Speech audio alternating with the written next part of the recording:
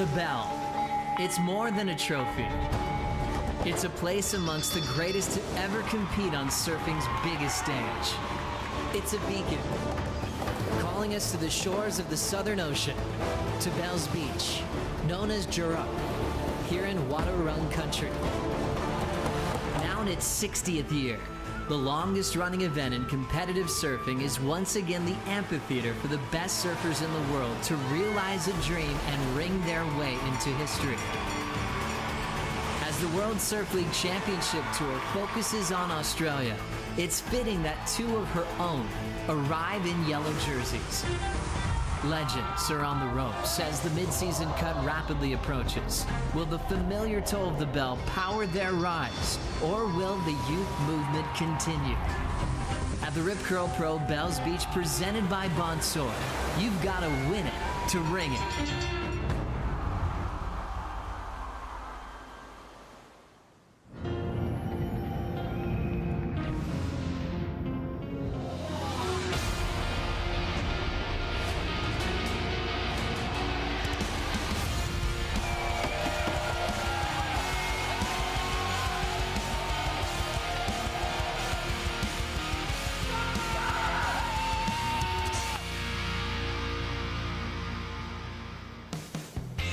Welcome to the Rip Curl Pro Bells Beach, presented by Bonsoy. Taking a look at the rivals this morning, the surfers that are in the elimination round. It is going to be a tense morning for Connor O'Leary. He's got to make it through this round.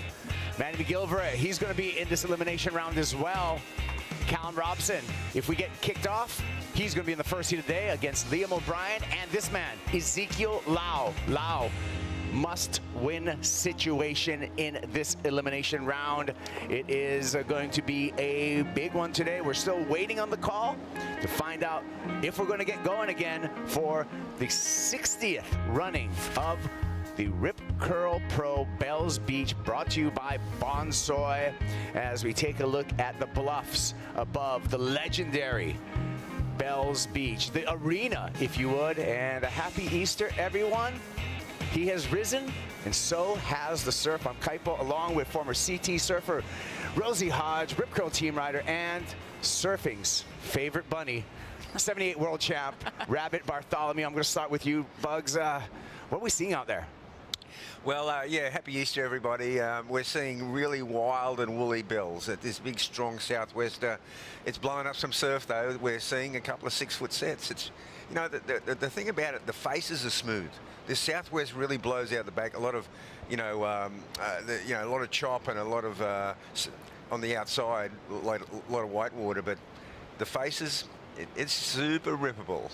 Yeah, Ro.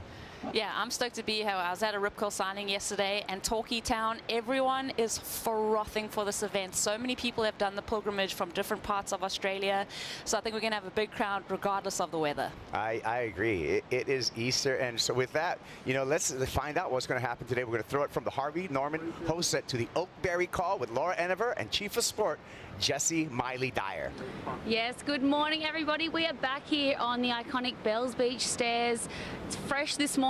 Bring your gloves down, everyone. I forgot mine. Jessie, what's the call? Yeah, it is cold down here today because we always get a bit of weather with swell. So we're going to be on for today. We've got fairly sizey waves in the bowl. A little bit of wind, like as everyone can see. So we're going to be starting with the men, going into women's round 2, the elimination round, and then we're actually going into men's round of 32. We also are considering if we're going to go overlapping for that round, but we'll make a decision closer to that. But there's actually a lot of opportunity out here today, even though there is a lot of swell and there's a tiny bit of weather with it, a lot of waves. So that's what we're going for.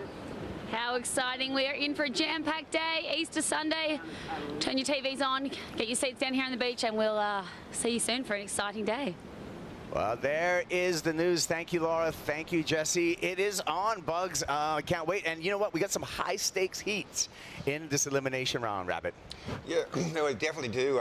Starting out with the first one, Callum Robson, Liam O'Brien, Ezekiel Lau.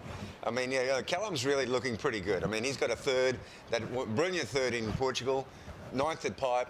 He's looking pretty sweet for the cut. But Liam and Zeke, they are surfing for survival out here.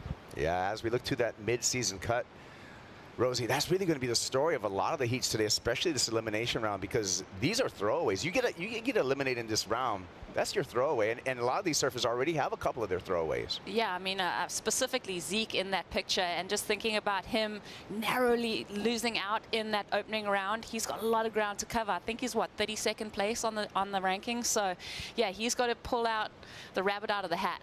Yeah, so like we said, must-win situation for Ezekiel Lau. Bugs, as we take a look at the conditions right now, I'm seeing the wind, but a lot of consistency in this shorter interval swell.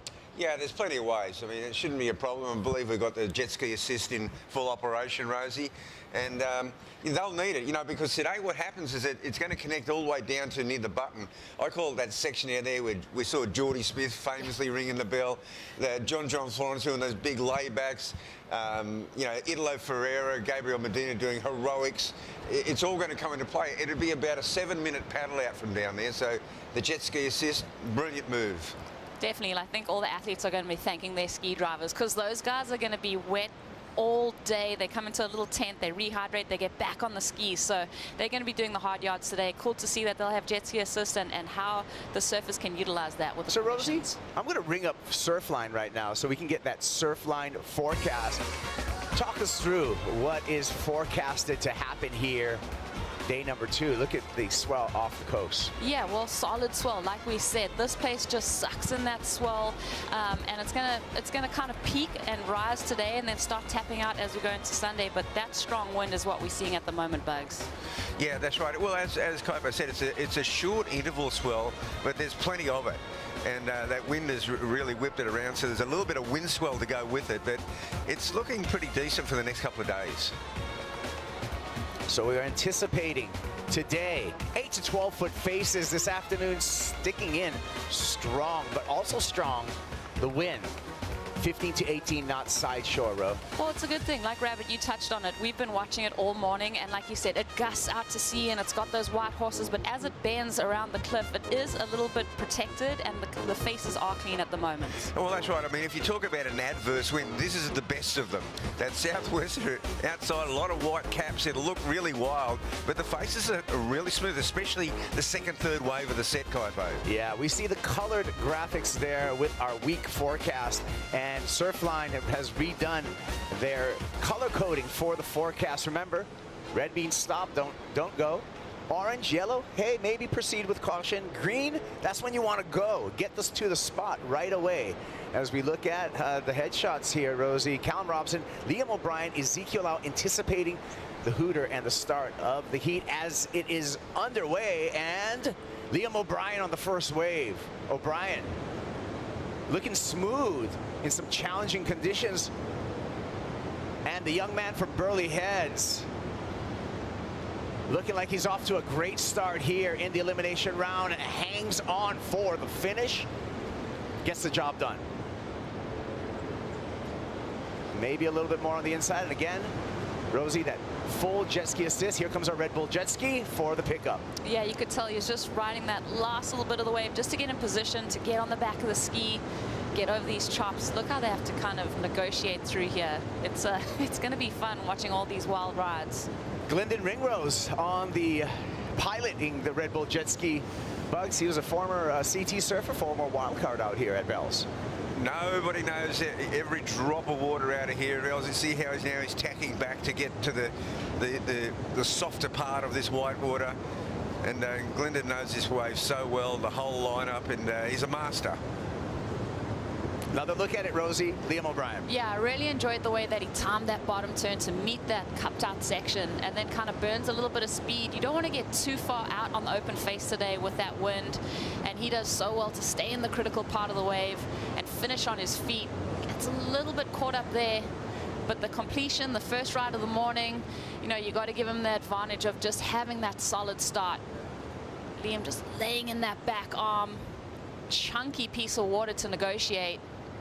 And he's able to stay on his feet. He's like an elastic band. You can tell he's got a lot of flexibility. I mean, he's come back from injury, but he's looking 100%.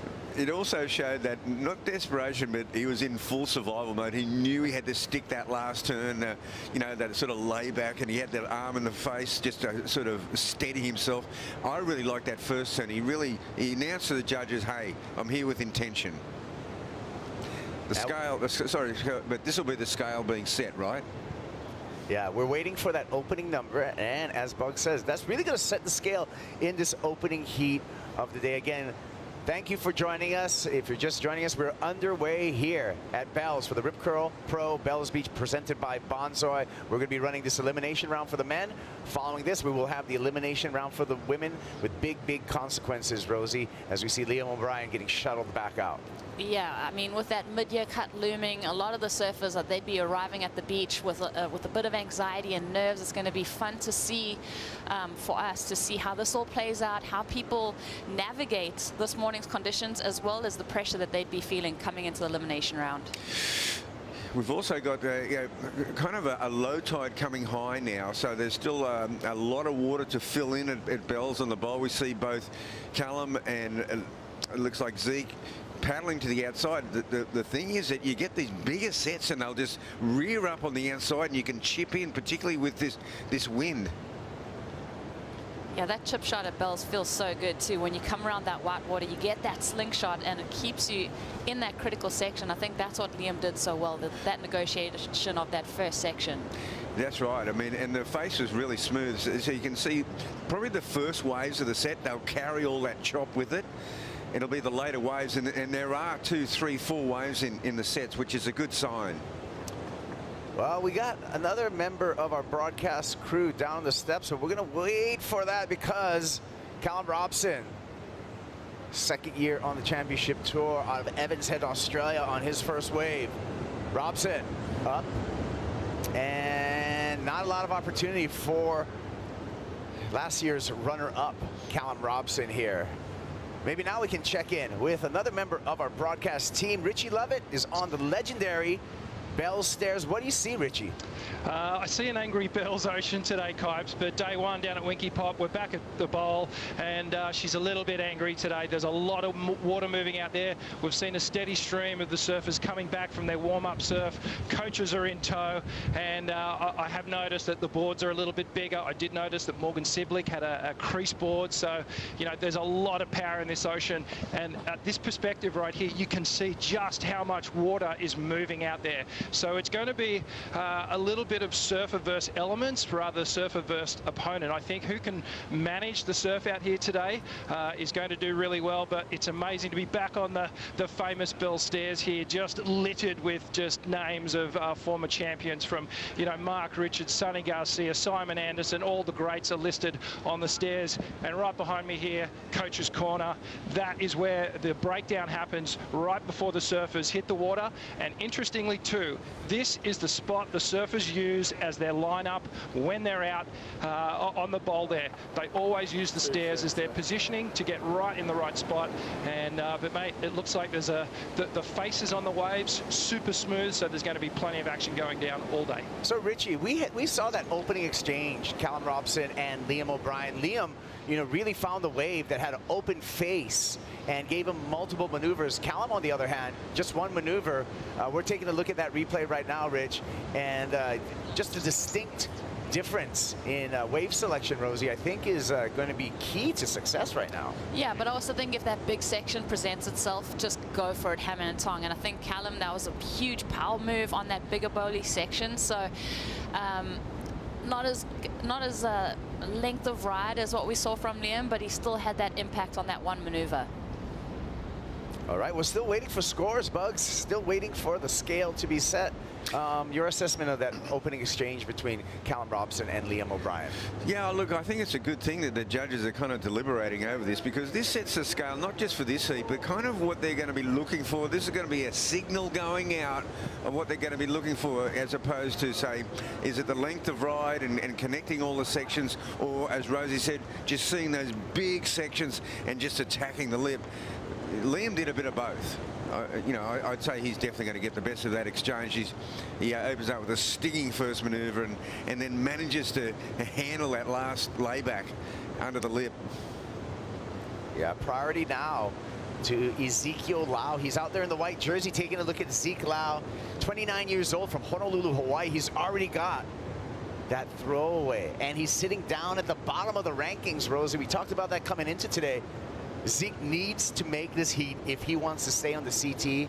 He's going to have another chance on Challenger Series if he doesn't make that mid-season cut, but he wants the easy road. Oh, definitely. And I think for Zeke, when he reflects on these last few events that he's had, you know, he's had those unfortunate interference calls and just a few bumps on the road, and he's really going to get to reflect, learn from all of this. But hey, he's still got 2 events. He's still in it. He's got to start making his move, though, Carps. Like you said, a must-win situation. So that can almost alleviate some of the pressure, because you're like, I know what I need to do. I got to go all out. Yeah, look, we didn't quite get it on screen because I were watching away, but something did happen there, because Zeke's got second priority here. So priority is with Liam O'Brien. We're not waiting for a score for Zeke, so perhaps, you know, priority error. He paddled for a wave. I would take it, Bugs. Yeah, there's something's going on there. We'll get a bit of a heads up on that in a minute, but still waiting for those opening scores. And with priority today, you're going to have your head on a swivel, because it's so easy to lose track of your competitors, not see the priority rotation. And let's go. Zeke's going to have a go at this. Roll in for Lau. Needs to clear some white water. He's on his toes right there. Jumbled water is not going to give him any opportunity. He's going to ride this wave in just to position himself at this point for a pickup from the Red Bull jet ski. So, I mean, what we're seeing there, it's kind of like a throwaway in the rotation. Yeah. You know, you know, that wave, it had a smooth face, but that second wave, this is the other thing about the Bells Bowl and low tide particularly, is that it just, this cascading, big looping sections just drop on you. Giving himself a second chance, goes for the big layback. Slash and incomplete, so now Ezekiel Lau, we're going to see, Rosie, how he's going to respond to the pressure that is mounting. 25 minutes counting down. Zeke needs to get a score. He does, and I think that was all repositioning to get on that ski. Like you said, he's out of the rotation, and even that, like when he went for that turn, you can tell he's got like a little bit of frustration. I think he's going to take some deep breaths on the ski, recalibrate his thinking, and maybe even start out more towards Rincon and work his way back towards the bowl. Yeah, I mean, he's sort of going, where's my ride? But, you know, 35-minute heats, so there is time to recover from a situation. You know, mistakes will be made at Bells today, and they're not really mistakes. It's just you can so easily miscalculate these big cascading sections just dropping out of the sky. Yeah.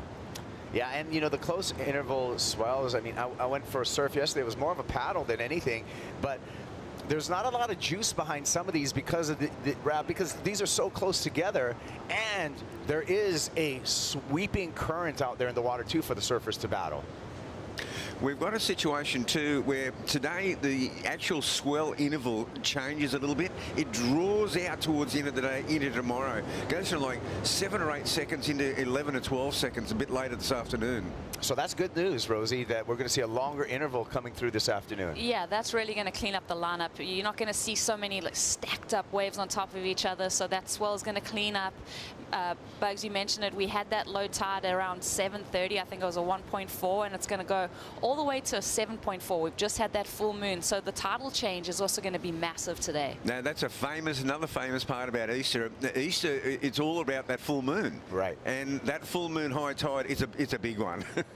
And how will that affect the lineup, you feel, Bugs, as far as this big high tide we'll see in the afternoon? You know, the bowl will still remain in operation. It won't be a Rincon situation. It'll be the bowl. You know, it'll get a part of the tide where it'll actually be optimum. You know, even now it's a little bit. You know, we're just only past the low tide. That first hour you get very little movement, but when that tide starts coming in over the reef, the lineup will be more defined. It's going to be interesting because look how much beach we're seeing this morning. By this afternoon, it's going to be coming all the way up to the cliffs. There's going to be nothing left of the sand on the beach there. All right, with 23 minutes and 21 seconds, we're looking for those opening scores to come through.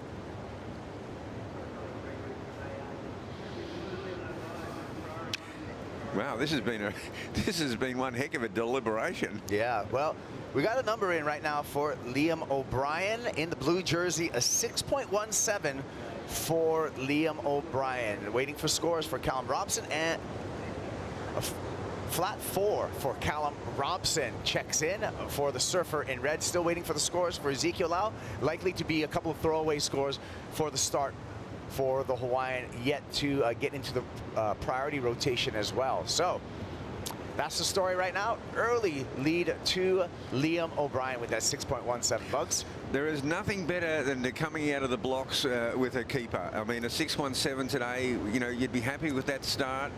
Here we see again Liam using his priority now in wave number 2. O'Brien, after opening up with a 6.17, which is going to be a handy score right now, finding some more open face. Easy on the rails here. Loads up, oncoming section, snaps it with authority. A little bit of jumbled water to deal with and gets the finish. So it's going to be a commanding lead at this point for Liam O'Brien in this matchup, Rosie. That first turn was so impressive from Liam. Just the way that he's able to distribute his weight and release the rail. He's got, you know, you can look at some surfers, Bugs, and you just can tell that they're in tune. They're tapping into some of the energy that's going on here. I'm sure as an Australian, he surfed a lot of junior events here. He's probably been really looking forward to his first start at the Rip Curl Pro Bells. But that was a cool look. You know, Rosie, there's no doubt about it. Wave choice will be paramount here today at Bells Beach. And Liam has got it on tap. He started with that with 6.17, as you said.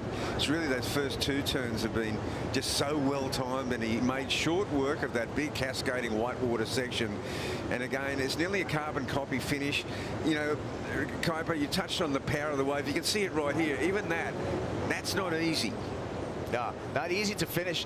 Take a look at it in slow motion. You can see the technique and meeting this oncoming section, Rosie, but the real challenge is riding out of it. It is. I mean, you can tell how it's refracting up at him. So Liam does so well at that part right there. Super tricky as that water draws off the reef on that inside section. That water's coming at you at a lot of different angles.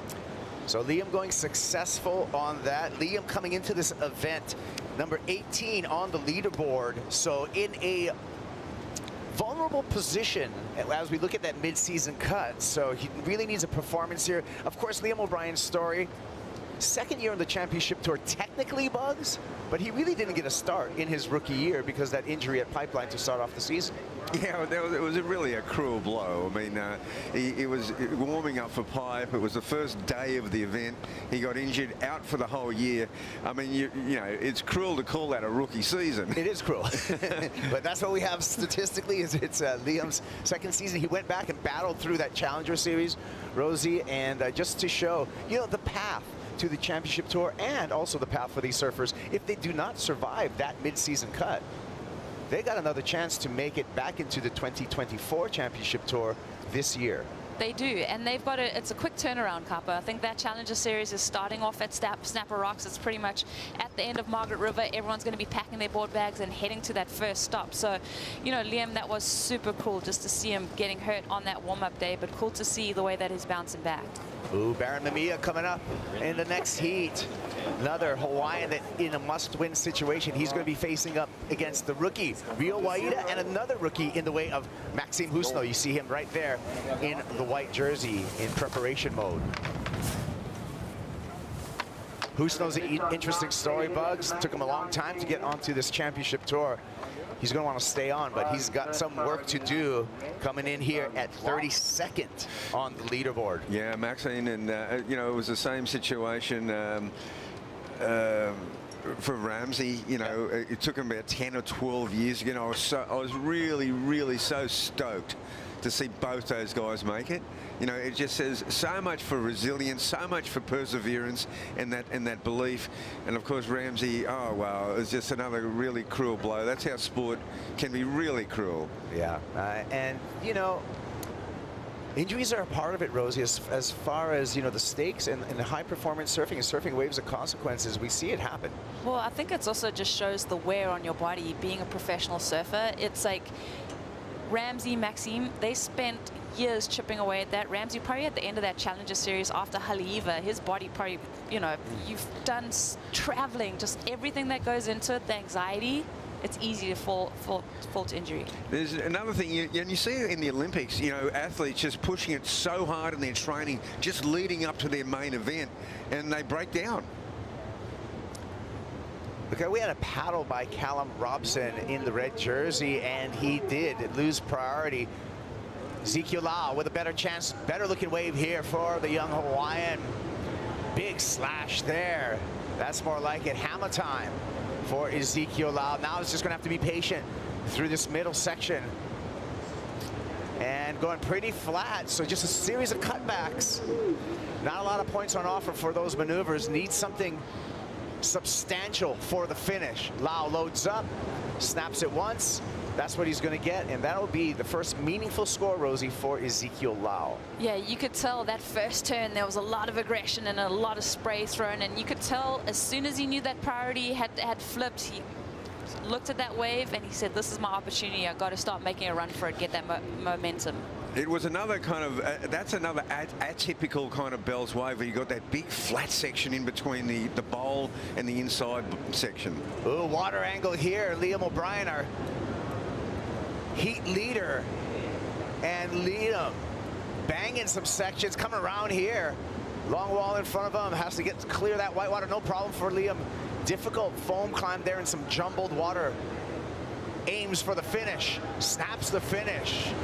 Needs to hang on, sure-footed, and goes complete. Liam O'Brien looking good, Bugs. Yeah, well, the contrast between those two waves, all three of Liam's waves have had that extra body through the middle part of the wave, where it hasn't gone to that flat section where you're just doing those really, small cutbacks where they're non-scoring and you're trying to set up for the inside. He's had a lot of body through that whole midsection. Yeah, I mean, look at the way that he's just able to attack that first section. He wants to keep his speed up and stay out in front of it. Hits that lip line right there, gets a little bit hung up. I'm sure he would have wanted to hit that more critical section, but the way that he's able to really transition onto the rail here, works to his white water, you can see he's kind of burnt off the speed. Now he starts to really crouch down and anticipate that closing section. That, for me, is one of the best turns of the heat. Just look at the way he attacks that lip line. It's a much more, vertical attack on that wave. The bowl was thick, it was powerful. I'm calling that's going in the excellent range. And now, in contrast, Bugs, this is a look of Ezekiel Lau's wave. He had a big first turn, but then, like you said, went pretty flat after that. Yeah, it went pretty flat after that, but, it was a clever ride in that he capitalized on that great first turn by sticking with this. And this is Bells is so typical to go flat on some of these waves. You've got to stay with them, because that last finishing maneuver, it's basically an extra point, maybe a point and a half. And Zeke just makes clean work of it. It was a kind of a safe move, but he needed to get a score on the board. Callum Robson really didn't do too much damage on his 4-point ride. There was a priority shift there. It went in Zeke's favour. Here we go. Ezekiel Lau. Foamy wave here for Lau. And maybe just a repositioning, or maybe he sees something down the line. Not a lot going on so far. Clean water in front of him now. Throws it with authority, and there you go for Ezekiel Lau, number 86. Milks it all the way to the inside, and we're going to give you an update on scores. I do want to apologize for viewers in our scoring computer system, our scoring display right now. We are having a bug in it, so we're going to try to fix that. We are doing some of these scores manually that we will relay to you as these scores come in. Rosie, this is a replay of Ezekiel. I feel like Zeke went straight off the ski, found that piece of white water, paddled his heart out, and then really was hoping for this wave to stand up and offer him a little bit more. This maneuver, insane. Like, I love that attack of the lip. He does get a little bit hung up, but I think Zeke's really trying to surf into rhythm at the moment. He's throwing everything at it. The surfing is right there. I just want to see him on a better wave with a bit more quality to it. But really cool watching his technique on that layback. Yeah. Ezekiel Lau will be waiting for that score. He's on the ride back out. It's a perfect time for a Bonsoy brew break this morning. We're going to be back with more from Elimination Round Run here at the Rip Curl Pro Bells Beach, presented by Bonsoy. That's exactly what had to happen. Email.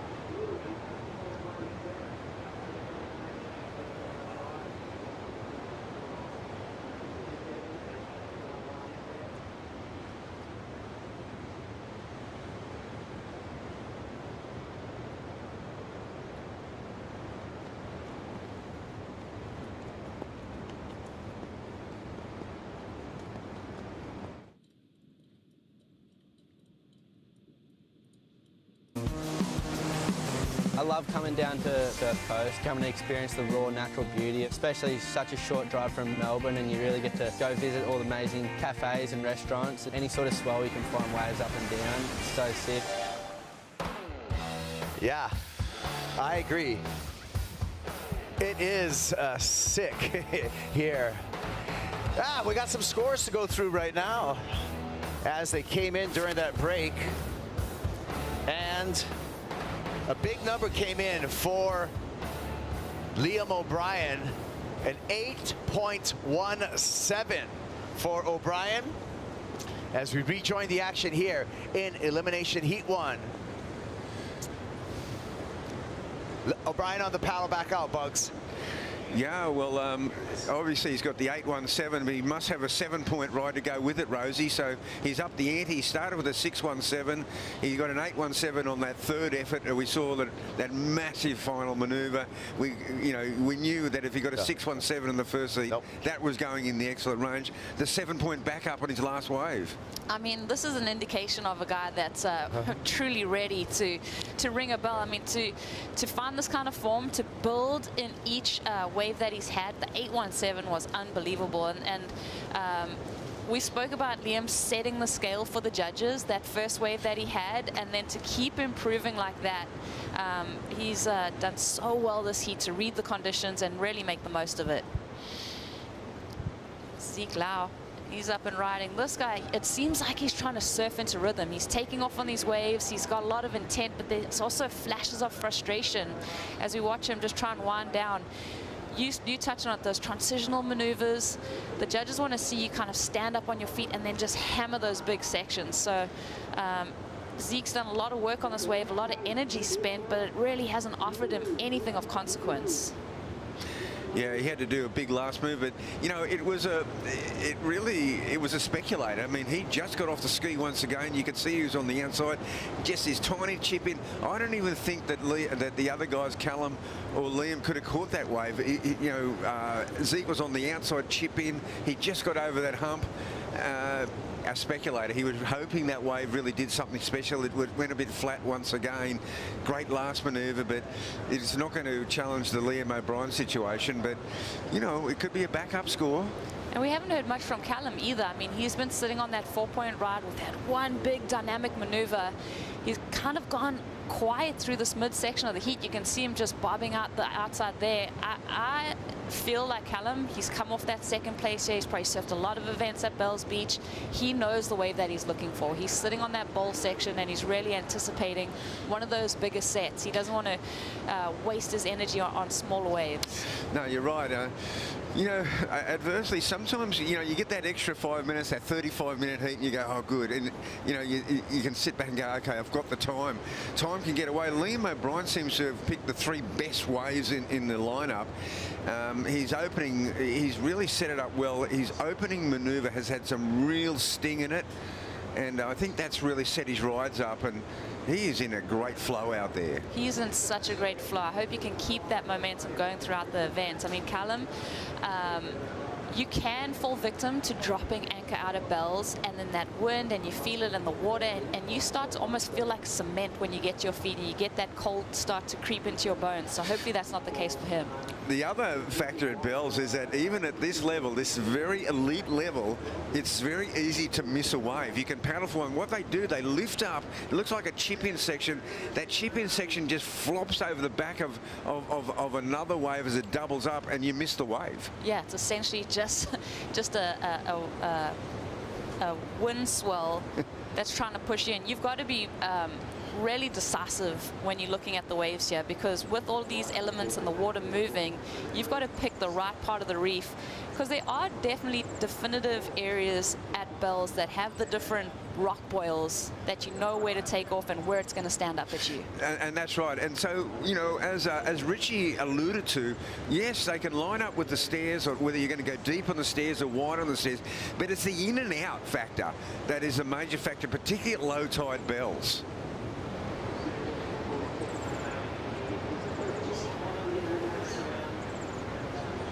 Yeah, rocking up this morning, watching all the guys getting ready to go free surf and warm up for this event. We've definitely seen the conditions improve. Oh, here comes something, Bugs. Looks like Liam again. Yeah, Callum not interested. He's not interested in that one. Liam once again, this time probably well left by Callum on that occasion. He's been very, very selective. But it's also interesting with Callum, he's been sitting, but in that third priority. So Zeke now has priority. I think that's obviously, Liam's going to switch to third, but it's interesting watching the dynamics of this heat and how the guys are going to play these last under 6 minutes. Guys, at this moment, Callum needing a 5.16 to avoid elimination. The scores, Liam O'Brien with an 8.17 and a 7-point ride. Ezekiel Lau with a 4.83 and a 4.33. And Callum needs that 5.16, Bugs. Yeah, this is a really different kind of heat. I mean, Liam O'Brien is just sort of he opened up the gauntlet by getting that 6.17. He just built on that one. He's, you know, he's safely breezing through this round. But the other two different. We've seen Zeke Lau just sort of paddling. We just saw him paddling for a wave there and missed it. It's not going to affect things because he was still in the lineup and Liam was paddling out. I think he'll still maintain second priority. We'll see. But Callum has been super selective, and you know, is it going to play into his benefit because he doesn't need a big score? But Zeke will pick up on anything that Callum doesn't go for. Zeke will have a look at. I think to Zeke's credit is he's been able to turn subpar waves into something that's given him more points than what the wave really had on offer. Zeke Lau, looks like he's taking a look at this. Up and riding. Just a little check turn, some foamy face there for Lau. Negotiates on the rail through a lot of foam on the face. Hoping for a double up on the inside here. Really anticipating some type of finish, and it looks like just having a swing at it. I don't know if this is going to really improve upon Ezekiel's score line by the look of this wave. And he would have to do better than a 4.33, Bugs. What do you think? No, well, I mean, he could tell the body English was there. I mean, you know, in that midsection when the wave goes super flat, you may as well just stand there because you're not going to score any points. But what you can do is keep generating speed for the inside. But there was no inside section. Here's our Harvey Norman recap, Rosie. Liam O'Brien came out firing with this 7-point ride. Yeah, insane surfing from Liam, just tapping into some great wave knowledge. Every single wave that he's taken off on, he's improved upon. Beautiful ending maneuvers and just such a powerhouse. Found a way to go. Excellent. 8.17 Bugs for this effort from Liam O'Brien. And this wave here, all the other competitors will be having a real close look at this one. This was a brilliantly chosen wave. It had that full body through that. There was no flat section. This last section here, wow, this is a mean looking section for the young burly head surfer. And he did so well. Ezekiel Lau getting the job done, Rosie, and really having to force the issue. He's forcing the issue. The surfing's, you know, so on point. Just want to see him on a better wave. It almost looks like Liam and Zeke are surfing a different part of the reef or a different wave completely when you look at the quality that Liam's been able to find. Well, the interesting situation here, here's Zeke Lau doing about, I'd say about the 5th go round in the rotation. The last one just came up, really nothing to show for it, but it's the Callum Robson situation. We are down to 2 minutes, 20 seconds. It's one way for Callum. So he's got to get it done. It's not a big score he's after, but we've got Zeke Lau. He's in the lineup as well. So it's kind of equal. The only differentiating point is that Callum Robson's got priority. And he's only had one wave in 33 minutes. Yeah, great to point that out, Bugs. And how difficult it is here. Again, Rosie, the need for Callum Robson, a 5.16. Given the conditions, Not an easy number. Not an easy number, but he can take confidence from the fact that he did one big maneuver and got the 4 points. So really just add anything to that sort of combination and he'll be right there for it. And now we've got a situation where we had one of those big rolling whitewater waves on the outside, and they're battling in this, in the, you know, there's lots of whitewater. That's another element that, you know, you kind of nearly got to get rid of that. But Zeke Lau, once again, just as we were saying before, that speculator on the outside, he chipped in. Callum wasn't in position to get this one, Rosie. Yeah, I don't even think this would offer up the 5 that Callum would need. When I looked at this wave, you saw all of those sets come through. You knew this was going to have a milky face to it start to finish. So again, Zeke, like you said, he's rolling the dice. He's going on anything. But should he be wasting his energy on that type of wave? It could improve. I don't know if that's going to improve his situation. Well, he got an outside maneuver. He's, you know what? He's looking for an incremental improve to try to get, even if he could get Callum Robson up to needing a 5.5, that would help Zeke's cause. But I don't think, like, his laybacks that he's been doing on a bigger section, I don't think the judges are going to really reward that tapping of the lip. Well, Robson did get to his feet, and it was just a fractional score.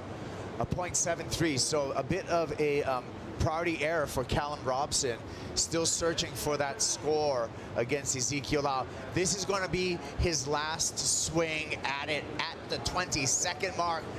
Rolls into this one. Good looking wave so far. Sharp on the rail for a roundhouse cutback. Nice little figure 8 for Callum Robson. One more time, easing through a cutback. Pretty tapered wall so far. Needs some work at the end. 5.16 is the mark that he needs to reach. Hooter's going to sound. Robson still on his feet. Robson needs a finish, needs a big finish. Has to tap dance through this flat section. Surfing way down the beach. It's a long wave.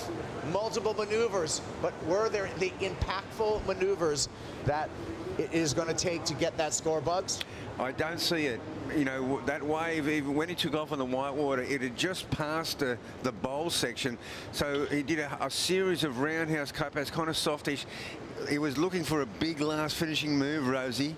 Yeah, I think Ezekiel Lau got very, very lucky. I just feel like, yeah, I think you mentioned that wave kind of slingshot Robson a little bit too lateral and went out to sea, didn't bend and give him any kind of critical section. Well, we'll see. As we see Liam O'Brien taking the froth in, we're going to go to a Bonsoy brew break, and we will be back with the official scores from Elimination Heat #1 here at the Rip Curl Pro Bells Beach.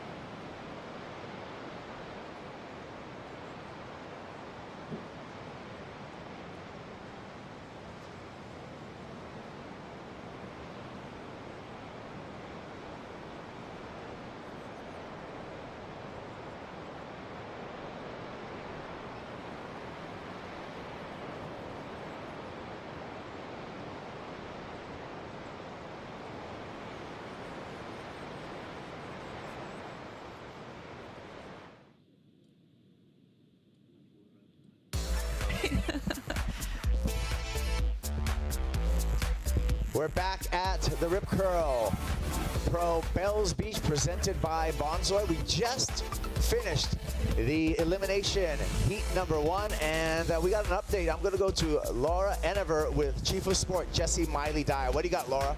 Yes, everyone, back down here on the stairs with Jessie for an update. Jessie, what have we got?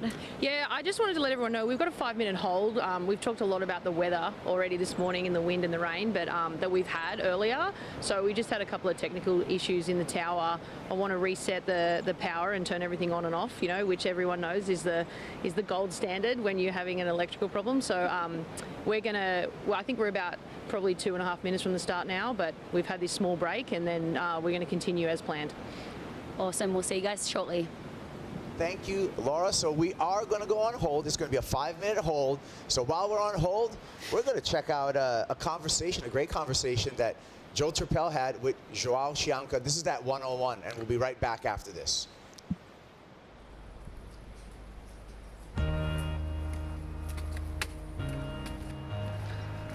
Hey Joe. Yeah, Joao. How you doing? Are you good? Beleza?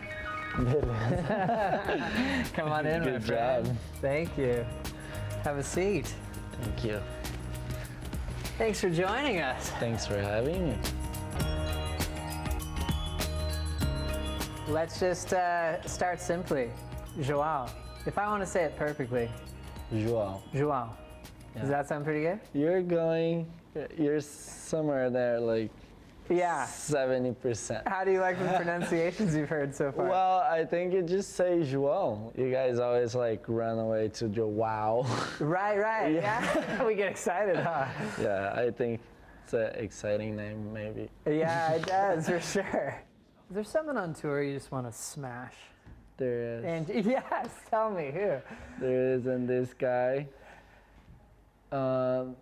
starts with J, and there is another J following. Let's get the rematch on the ball. Let's do it. It's gonna feel so good when I get the first win over him, but there's a lot of guys that I want to smash, actually. What a great motivating factor for you to have, to actually really crave a heat like that, to crave that rematch. I mean, I want to see it happen this event at Bells. Do you? Of course. It would be really cool. I really feel John brings the best out of me. Oh wow, Joao Chianca in the barrel on his backhand, and he's coming out. Was it just the most wildest dream come true when you officially qualified for the championship tour for 2022? It was just really relieving, I guess. Just like the feeling of I made it. And 2020 was so crazy, how pandemic hit everyone so hard. But actually, can I tell you, for me, felt like time stopped. And I had all the time in the world to do one thing, which was surfing. And I surfed, and I surfed, and I surfed. I surfed every single day of the pandemic. 2020 was a turning point for me, where by the end of the year, I was not even close to where I was in the beginning. That was huge. Qualifying in the end of the year for me, 2021, was amazing. Talking about the lead up to you qualifying, how it meant the world for you to be a rookie on tour. You're finally there. The best highlight out of 2022 on the championship. All right, and we are back here at the Rip Curl Pro Bells Beach, presented by Bonsoy. Elimination, heat number 2 out on the water. Maxime Housneau catching up with the French surfer. And Housneau attacks the lip, survives the explosion behind him. And we're going to be waiting for that score opening ride for Maxime Housneau. He's out in the water with Baron Mamiya and Real Waida. Third place takes home a 33rd, and that's about as bad as you can do. And that ultimately a throwaway out. Kaipo along with Rosie Hodge and 78 world champ Rabbit Bartholomew. And Bugs, what do you think about this matchup right here? You know, the amazing thing about this matchup, as far as the CT, Baron is actually the veteran. Yeah. You know, the other two guys, Maxine is one of the oldest rookies we've had. I mean, there has been older, but he's made it through, and now he's got to get through this heat to have any hope of making that mid-year cut. Yeah, Rosie, the 30-year-old rookie right here on the replay, Maxime Husno. Yeah, it seems like he's taken a leaf out of Liam O'Brien's playbook. Start early, start strong. Maxime, good to see him on some open water and banging this last section. Comes down very impactful. So Liam started early on the bigger waves. It looks like Maxime's doing that same thing. Great opening ride.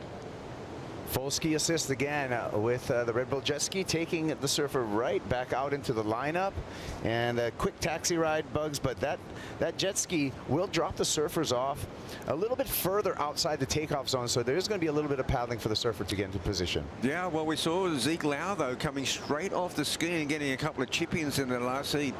They weren't incredibly good rides by his standards, but they got him through. Yeah.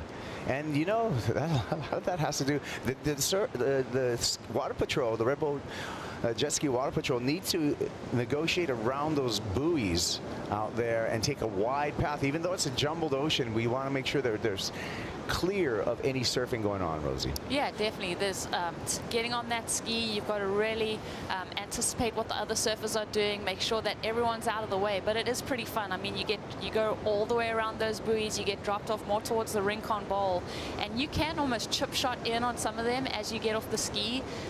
Wow, this could be an opportunity here for Maxime, as we're seeing the other surfers caught inside. Maxime's off the ski, and there are lumps on the horizon. And there's a great illustration of what we were talking about. Like these guys look like they're on the shore break. No, they're in the Bell's Bowl. Right.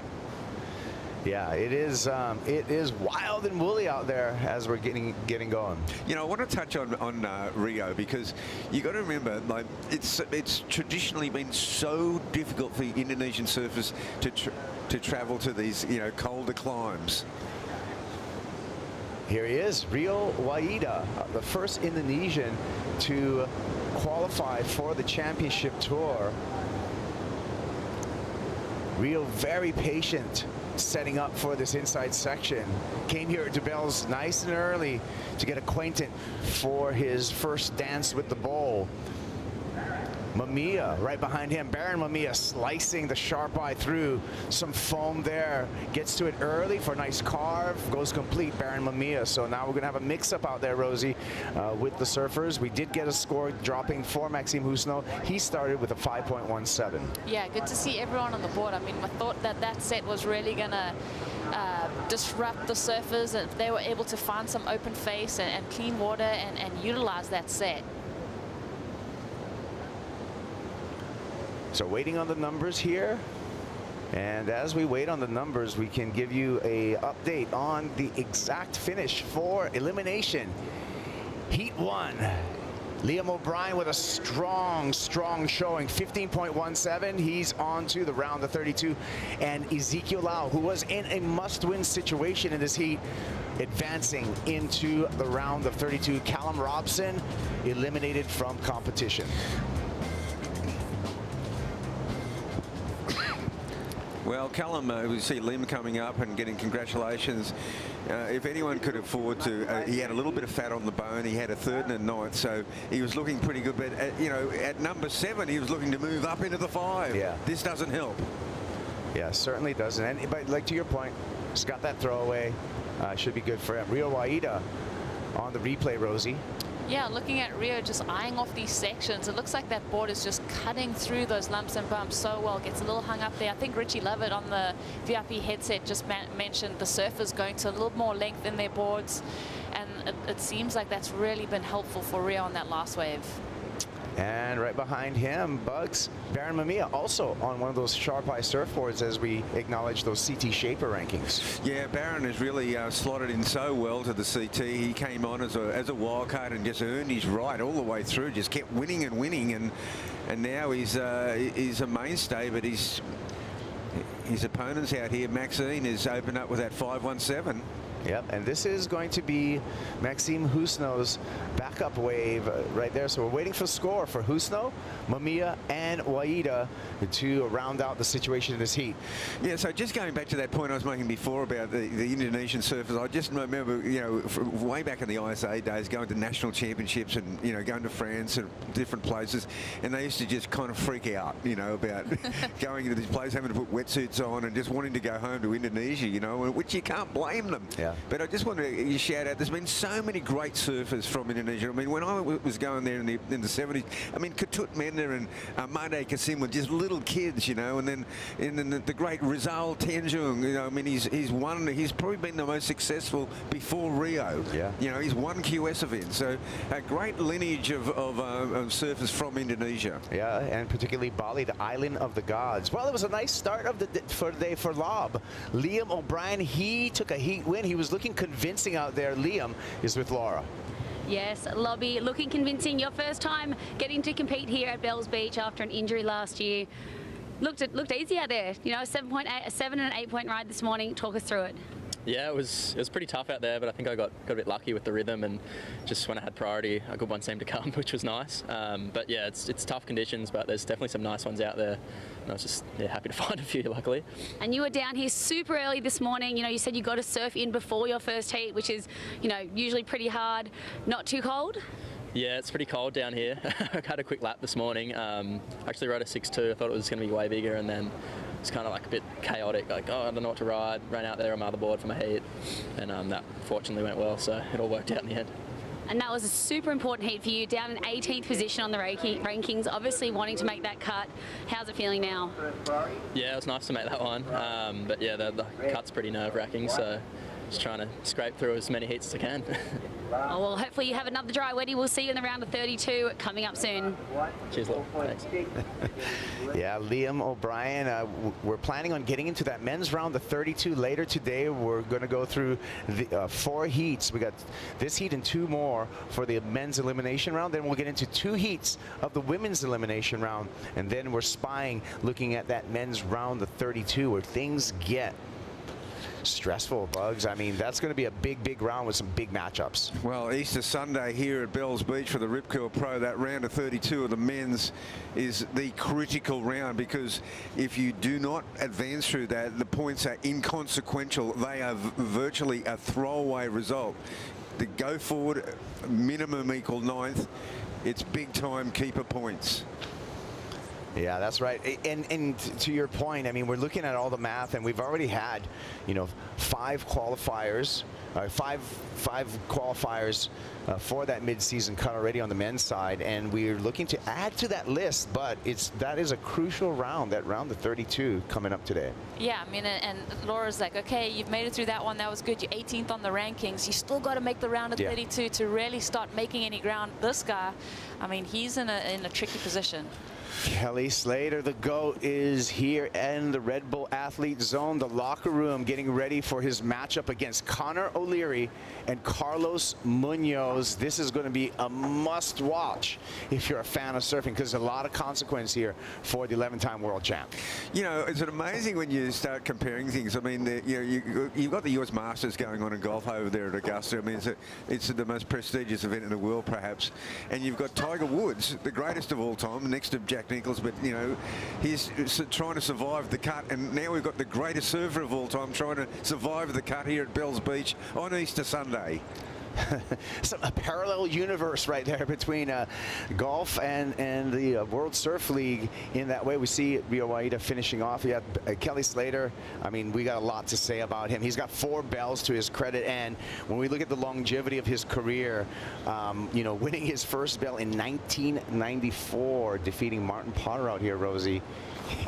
Think about just the legend and how long he's been doing it here. Well, his legacy, I mean, the decades that he's made an impact on, insane. I mean, his win at the Pop Masters last year, just before his 50th birthday.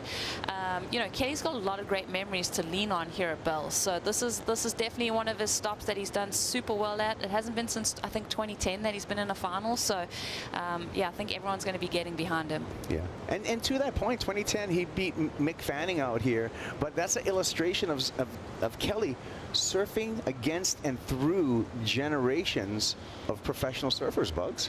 And look, it's a great precedent because that really is busting down the door as far as like showing that you can have a longevity. I always used to go, oh gosh, you know, wrong sport. The golfers seem to be able to play on to their 45, 50. Well, Kelly Slater's at 51, still right in the mix. Yeah. Yeah, Connor O'Leary and Kelly getting ready. Yeah, Bugs, there was a time that, you know, in professional surfing that you were washed up by the age of 28. Well, that's right. I mean, you know, Sean Thompson and I were going for the world title when we were 30 years of age. And I remember going down to Burleigh one day and they were calling me Wayne Fossil Bartholomew. That's pretty good. But that was when we were 30. I mean, and kind of like when I came into the ASP, I said, you know what, I'm going to get rid of that mindset. Completely should. And I mean, that opened the door, I mean, for Occy to make his comeback. Sonny Garcia surfed well into, they had their world titles way later. You know, when we were like 22, 23, that's when we were, you know, our world title years. You know, when I first came on, Nat Young and Midget Farrelly won their world titles as teenagers, and it was like swimming, you know, it was like you're old at 25. Baron Mamiya currently with a 4-point ride in his scoreline, sitting in third. It's tight heat so far. Mamiya needed to finish that one. Maxime Husno behind him. Nothing going on there. And it looks pretty challenging out there in the water. You know what, with that, I'm going to ring our Boost Stay Connected call. We got a former head judge and rules and analyst expert, Richie Porta, on the line. Are you there, Richie? Morning, Kaipo, Bugs, Rosie, how are we going? Good. Yeah, Rich. We're staying warm, Richie, and I just want to talk to you about you know, the positioning out here, the scoring potential. What are you seeing today in some challenging conditions here at Bells Beach? Yeah, it's interesting, isn't it? Because we've just seen the guys in this heat adjust completely to what Callum did in the previous heat, and that's sit. And on days like this out at Bells, you can sit and wait and wait and wait, and yet, as we just saw in the last heat, you don't get the results you're chasing because it's quite easy to get lost out there. You see the guys constantly paddling, and Bugs, you're alluding to the sweep, and that sweep, even though you don't really see it on the vision, and here we go with Rio, it's interesting to see him challenging out in these sort of conditions. Nothing like what he gets at Indo, that's for sure. Yeah, Rio Waida with a couple carves. You can talk us through this. What are you seeing, Rich? Yeah, and what the judges are looking for here is they're chasing that last section, and we saw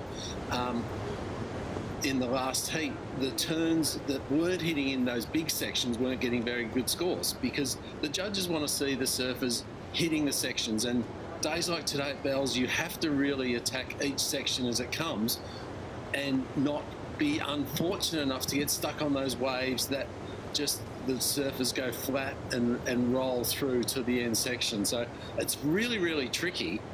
But the key for me is you just have to keep moving. You have to keep chasing waves because when you take off on these waves, you can't tell what's going to happen 100 metres down the line. So ideally, your wave stands up. And this wave's not too bad. It's not going to be a great score, but it's not going to be a really bad score either because he gets a few turns in.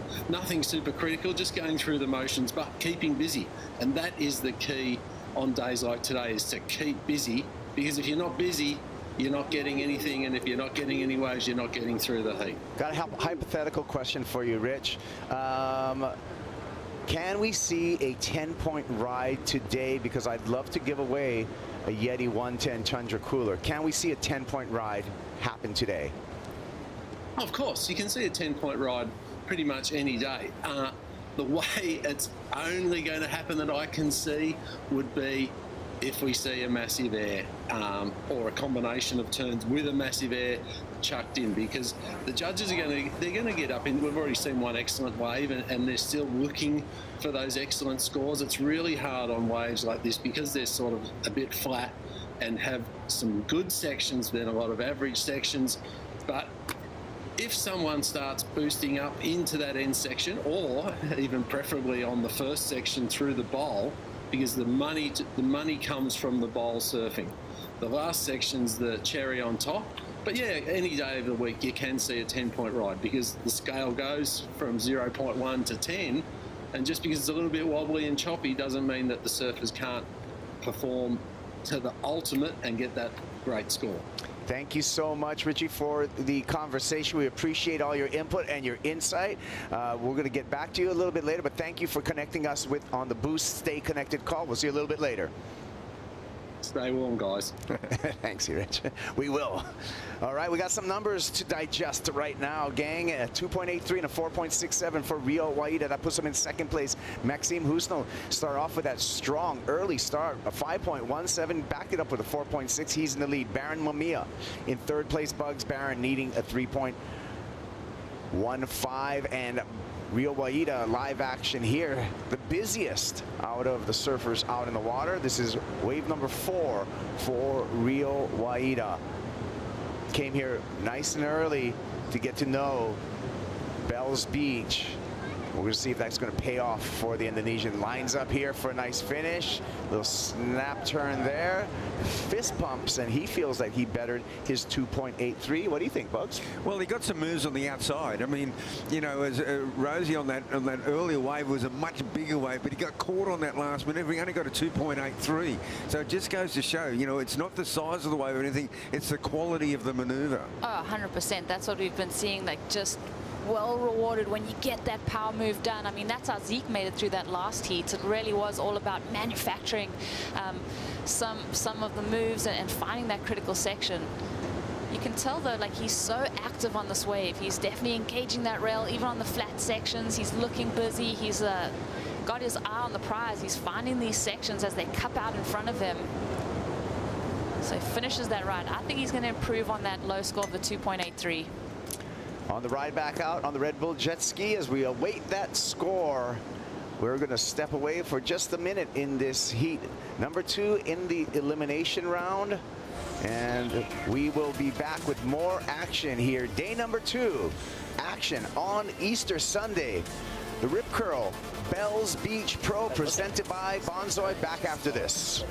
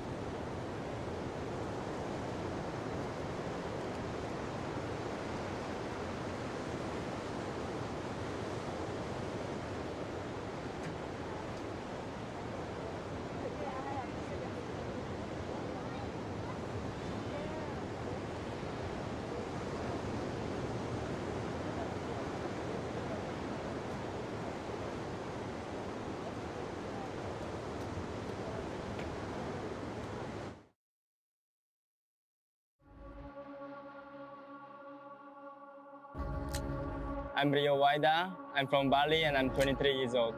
I got into surfing, I think, from my parents. I'm really grateful for my mom and my dad. When I make to the tour, they just cry and they're just happy and they just say congrats and you did amazing. I'm proud of myself that I work hard and then reaching my goals. I hope I inspire more kids and then I hope just more Indonesians make to the tour.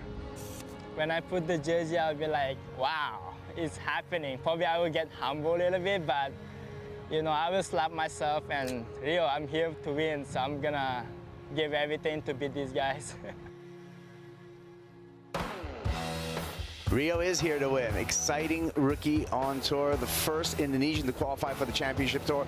Wearing number 45 on his jersey, a salute to 1945, the independence of Indonesia. Replay here. This is what happened during the break, Rosie, with Maxime Husno. Yeah, Maxime flexing his priority. So Baron had to get out of the way as we see him trying to find those little bit of walled out section. Lays into that one. So first hit a little soft, and then that second hit is where he got a little bit of work done. Then this wave goes a bit sleepy through that midsection. It's all about this end ball connection. Yeah.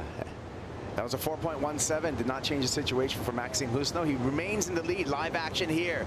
Baron Mamiya. A lot of white water to contend with. Mamiya hanging on. The surfer from the north shore of Oahu. He's used to some power. Finds a finish. Needs a 4.48 to go into second place and advancing position at the 12-minute mark. And a broad view of our playing field today, Rabbit. This is a little bit of a messy bowl this morning. Yeah, it's a bit of a messy bowl. We've had a very strong wind overnight. I mean, it's been rain affected. There's just been a huge front came through Victoria yesterday, well known for, you know, different, what do you say, 4 seasons in a day. 4 seasons in a day. So take a look at the replay here. Baron Mamiya on his effort again. He needs a 4.48, Rosie. Yeah, I mean, those sections were frothy and a little bit dirty, but Baron did some good work on the outside, and then ending off with that turn. I'm going to put myself out there. I think he got the score. I think we're going to see Baron change positions. This move right here gets critical in that top third, which is so cool to see. I mean, that's going to, for me, my favorite wave of the heat. So I think Baron's definitely going to slingshot himself in potentially the lead. It was a bigger wave too. You know, I'm totally with you on that. I think that last move was a killer blow. Yeah. It's a sporting Sunday here. Happy Easter to everyone, and you must visit Victoria. We talk about 4 seasons a day. We also talk about some of the wonderful stuff that you can do here in Victoria. Plentiful with waves, great action, a sporting state of Australia. Congratulations to the Torquay Tigers for their dominant performance just the other evening here at the local footy match. I enjoyed that, Rosie, and I'm getting exposed to all kinds of great new sports here. Oh, I love it. I mean, just so fun to be back at Bells Beach. So good to just be amongst it. I mean, the energy in town, there are so many people about, the buzz of being at the Rip Curl Pro Bells Beach. This all feels so good. And when I look at the conditions and I think back to every event that I've ever been to, this is just part of this event. I mean, these wild conditions, the cold weather, it's what it's all about. Thank you to also our Melbourne flight cam for giving us these bird's eye views of the lineup and the action. Bugs, the number came in, and as you anticipated, a 5.83 for Baron Mamiya. Baron takes the lead. It's the high point of the heat so far, and I guess one feature of this particular heat is that nobody has really broken free.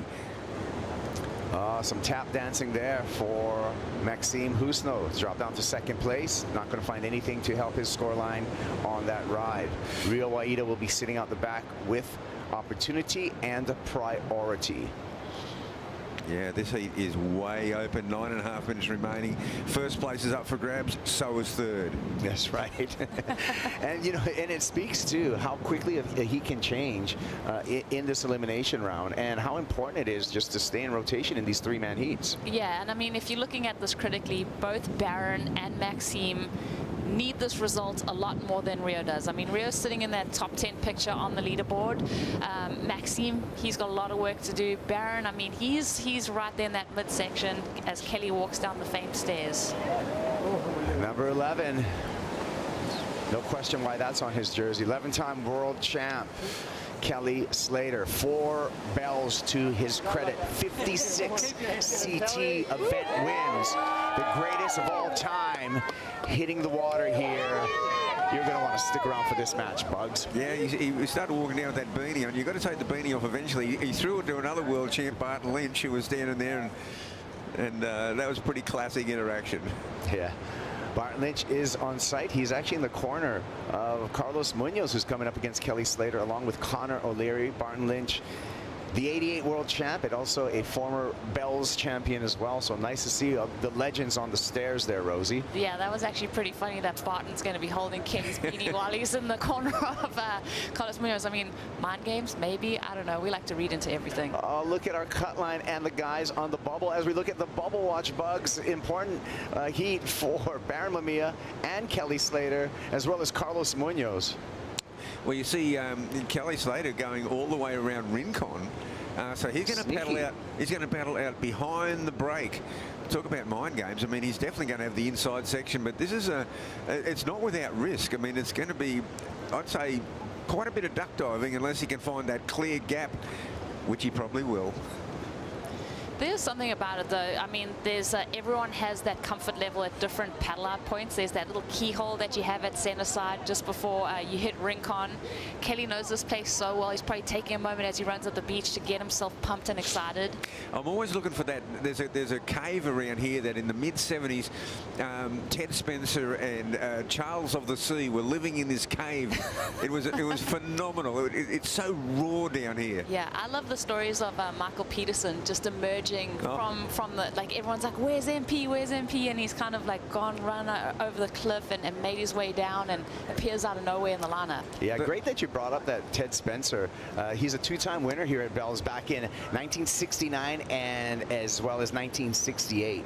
Oh yeah, Ted was an incredibly good surfer.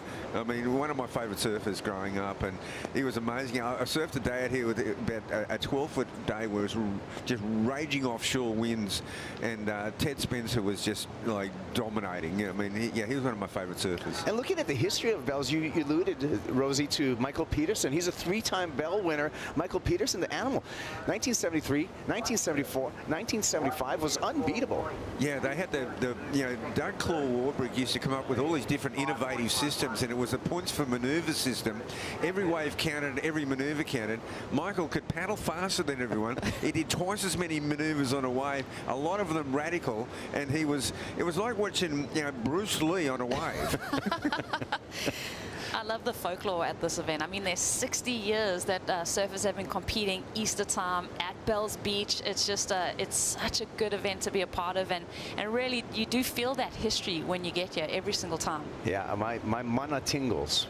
You know, like just the power of it. I feel it, and it's real. It's quantifiable. But the Hawaiians do so well here, Cops, as you see Rio. Got a long history of a great Hawaiian surfers taking out Bells. Here we go, Rio Waida. He wants to take out one for Indonesia. He needs to get through this heat first. In third place, he needs a 5.11 on this wave. Nice busy work here. Double up section on the inside is going to present itself in front of Waida. Snap, bouncy, bounce, and the finish. So Rio answering the call. 5.11's the number. Right behind him, Baron Mamiya on the answer back. This is our heat leader. Little check turn from Mamiya. Another just lip glide. Not much going on so far. Kicks out in front of Rio Waida, and a paddle battle will ensue to the Jersey, to the jet ski pickup. Yeah, it'll be more like an Uber, an Uber challenge here. But it looks like Rio is going to get the break. He's got the first pickup. We're still waiting for Baron to get on board. Baron waves off the ski. Okay. It is an interesting scenario right now. The Red Bull jet ski with Rio Waida in the back. Baron Mamiya waves off the ski. I don't know, Rosie, what do you think about that move? Yeah, that was interesting because the guy was right there for the pickup. Oh, maybe he's... Yeah, interesting. So he got on a different ski. Okay, Baron's in the lead. I do think, if that was happening to Rio, I'd be a little bit more stressed. Yeah. But I also think Rio, he's looking for that 5.11 and thinking back to his last ride. It's really difficult to manufacture a 5-point ride. So it's going to be, when you get the replay and really break it down, I don't know. Well, I think Rio, what's holding him back is that finishing turn. I don't think he's just putting enough into it. It's not quite radical enough. Let's see what he gets on the outside, Rosie. Yeah, it's just a shame that he didn't get that first opening maneuver. That wave shut down in front of him before he could get anything done. And then he starts to utilize that rail. But this is a lot of lateral movement through this dead section here at Bells as it starts to double up over here. This is where he has to get more critical. He's very engaged in what the wave is doing, but then almost kind of in two minds as he meets that oncoming section. Yeah, doesn't get it. That was a 4.27 for Rio Waida. He remains in 3rd place. There's a replay bugs of Baron Mamiya. This will not change the scoreline this wave, but Mamiya will remain in the lead here at the 3-minute mark. Yeah, well, Barron was looking to improve on that low point, that 4-point ride. He just scored the high point, the 5.83. This one back and forward, and then he's looking for a great finish here. And it's just looking pretty ordinary. But yeah. And then he pulls through. Maybe he pulled through there going, well, I'll try and get the ski back out. Waves it off, as you said. He may have not wanted to get on the back and just handle a couple of duck dives to be in clear water. Yeah. Is what I'm thinking. I can't get into his brain, but... I would have been like on the back of that ski, safe zone, hugging the ski driver, using him as a shield. Yeah, well, these ski riders, the drivers, they're really tuned into Bells Beach. They know what to do out here. Yeah, time for a Harvey Norman recap as we see what happened in this heat number 2 of the elimination round. Quick start for Maxime Husno. Rosie, this was a 5.17. Yeah, Maxime has been very active throughout this heat. Very engaged. Obviously, he's trying to save his spot on tour. Baron Mamiya in a similar kind of position, looking to make it through these rounds in order to keep his dream alive on the championship tour. Start off with a 4-point ride, Mamiya. Then got this one, Bugs. Yeah, there's a bigger wave for Barron, and it's proven the difference so far. And it's really come down to the last moves. That move there just got him the 5.83 on the biggest wave of the heat so far. Maxine also going large on his final maneuver. Switching back to live action, Mamiya, the heat leader, keeping it clean on rail on that opening carve. Winds up off the bottom, hacks it off the top. A little bit of a layback action there. One more time, quick feet to get back into that section. Comes across the crease here, oncoming section. Bangs it with authority, but goes down. It does not get the finish. Anything over a 4-point ride will help Mamiya's cause, however. Yeah, lots of lumps and bumps on that wave there. It just was not a connecting wave through the bowl at all, but he was really capitalizing on it. If he'd made that final maneuver, I think it would have gone in. It would have improved on the 4. Yeah, he shuts the door, Rosie, if he finished that one off. Meanwhile, he's just going to choose to come back in. Let's take another look at it, Rosie. Yeah, he kind of bides his time on the bottom there, links in through that carve maneuver. I like this 2-turn combo that he does in the midsection of the wave. I thought this was really cool, the way that he was able to kind of mix it up, finds this section, lays that back arm, so a little bit of a point of difference on a wave that could have just gone lateral, and then karate chops that section. But it's all about this finishing move. I mean, that was going to be the meatiest section. That was where the meat and potatoes of the score was going to come from. It was definitely going to go into the 6s, I feel. You know, it still might improve on the 4, though. He did some handy work through that midsection. That was a different kind of wave for Bells.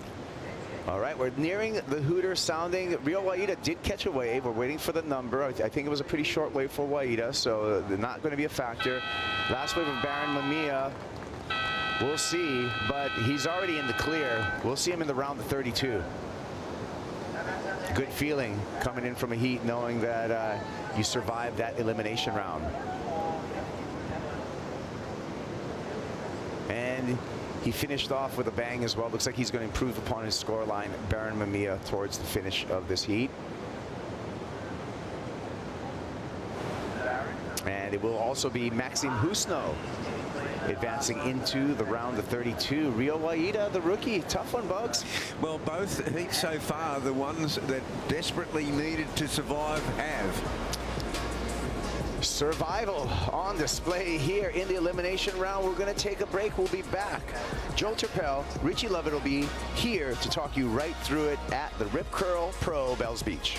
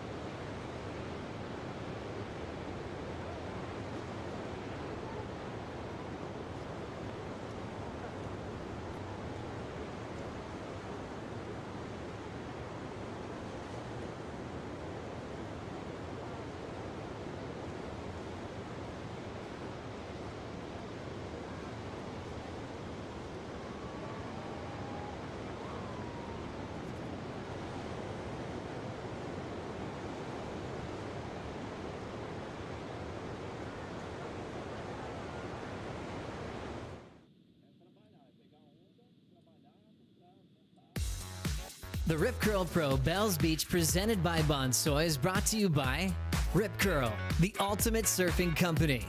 By Visit Melbourne, official event partner. Plan your trip to Melbourne. By Bonsoy, official milk of the WSL Australia. And by Surf Coast Shire, strategic partner of the Rip Curl Pro Bells Beach presented by Bonsoy. Baron Mamiya gets through a tough heat in the elimination round to keep his qualification hopes alive. Here at a cold morning at the Rip Curl Pro Bells Beach, presented by Bonsoy. Welcome back to the Harvey Norman host set. Joe Turpel with longtime CT standout Richie Lovett. Richie, you had a feeling things would be on today, and it's looking really fun and rippable. Yeah, it was always going to be a 50-50 with the wind, but it's actually not as severe and onshore as we originally thought it was going to be. Plenty of swell in the water, which is fantastic. And yeah, like all the surfers came down. I think everyone had this feeling like it was going to run, and there was a lot of crew out there this morning getting the warm-up in because these are new conditions. We haven't seen this yet, and well, they are adapting incredibly well. So we lost Rio Waida, and we also lost Callum Robson early this morning.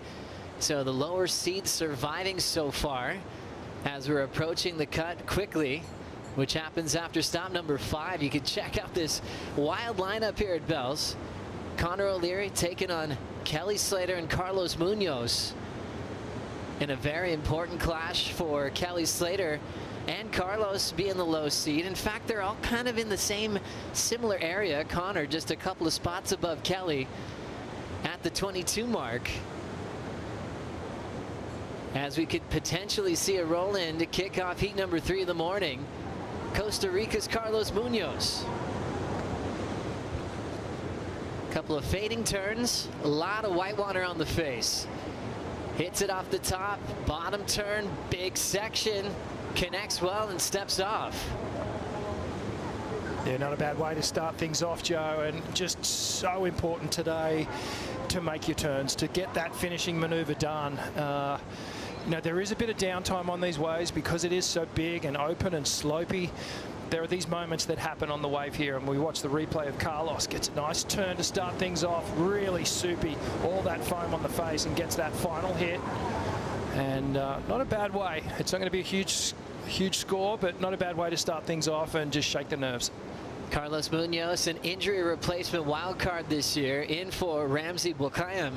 Ramsey hurt himself right before the start of the season. As we see Connor O'Leary getting his first turn out of the way. Stretches out the bottom turn. Not a ton to work with on this one so far. Slaps it vertically and will get a completion there.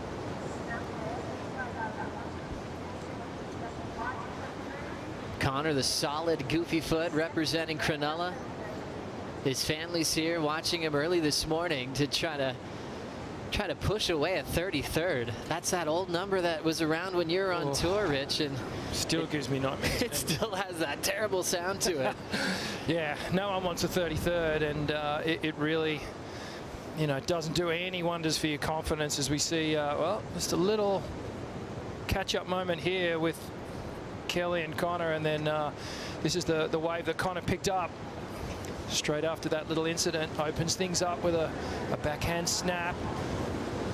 And then he eyes off this end section, just gets it right up there. It's about 11 o'clock. Connor looking very solid on his feet. And, well, Kelly really yet to open up just yet, but early stages. 51 years of age, Kelly Slater competing once again at the Rip Curl Pro Bells Beach, presented by Bonsoy. Started off back in '92 out here competing, where he didn't get the best result, but that was his world title year at just 20 years of age. Was able to pick up his first of 4 Bells trophies back in '94, when this event was actually the season opener.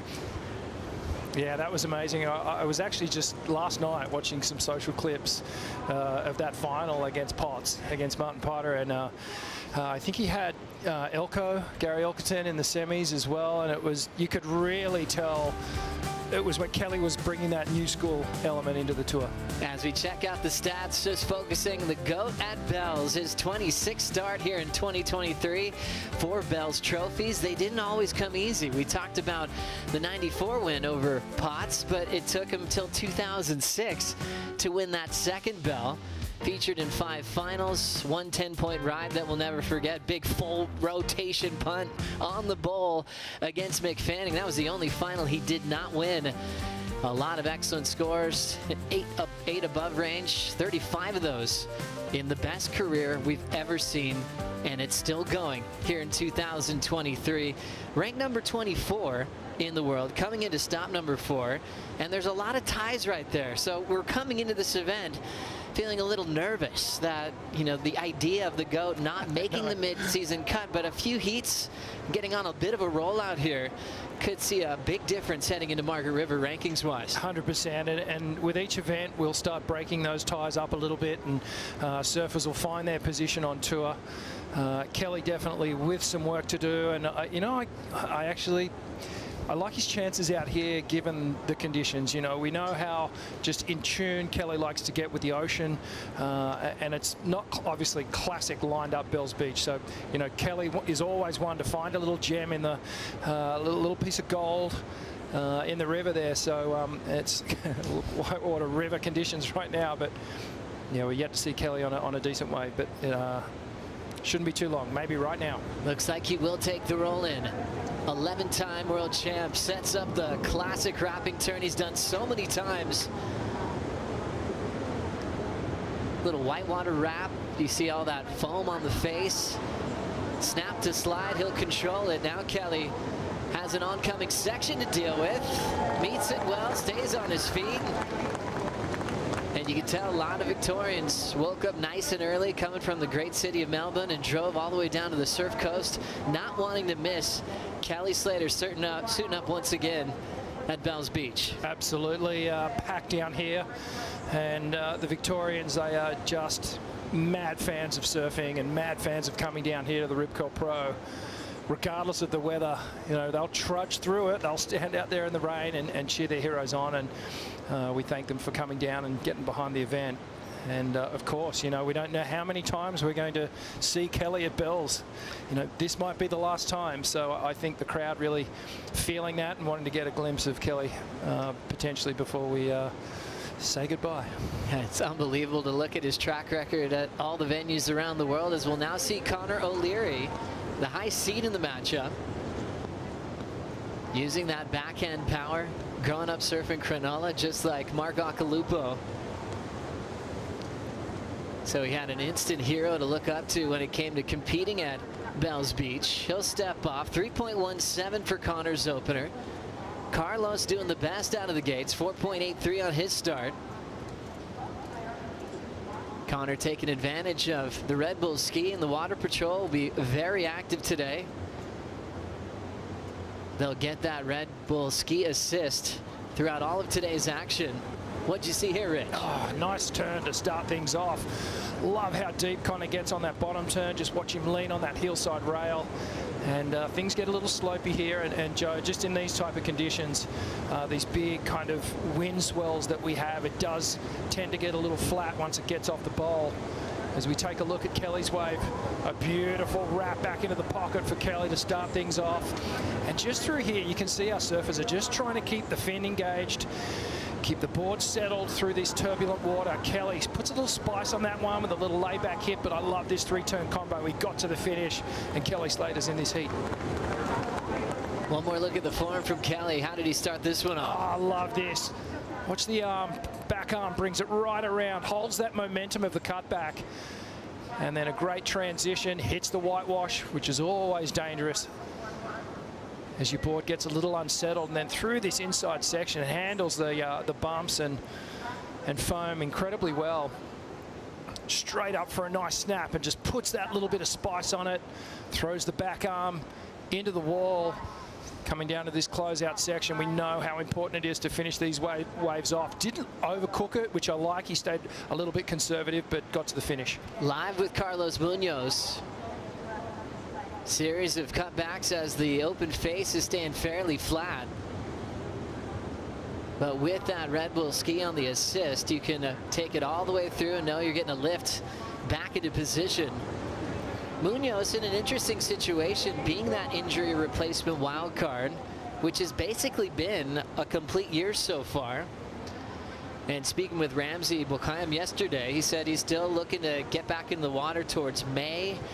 You know, Carlos is probably in gear to know that he's surfing this first 5 events of the season, keeping his points.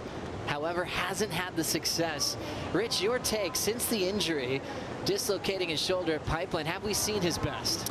I don't think so. I still feel like we're going to see more from him as we watch the replay here.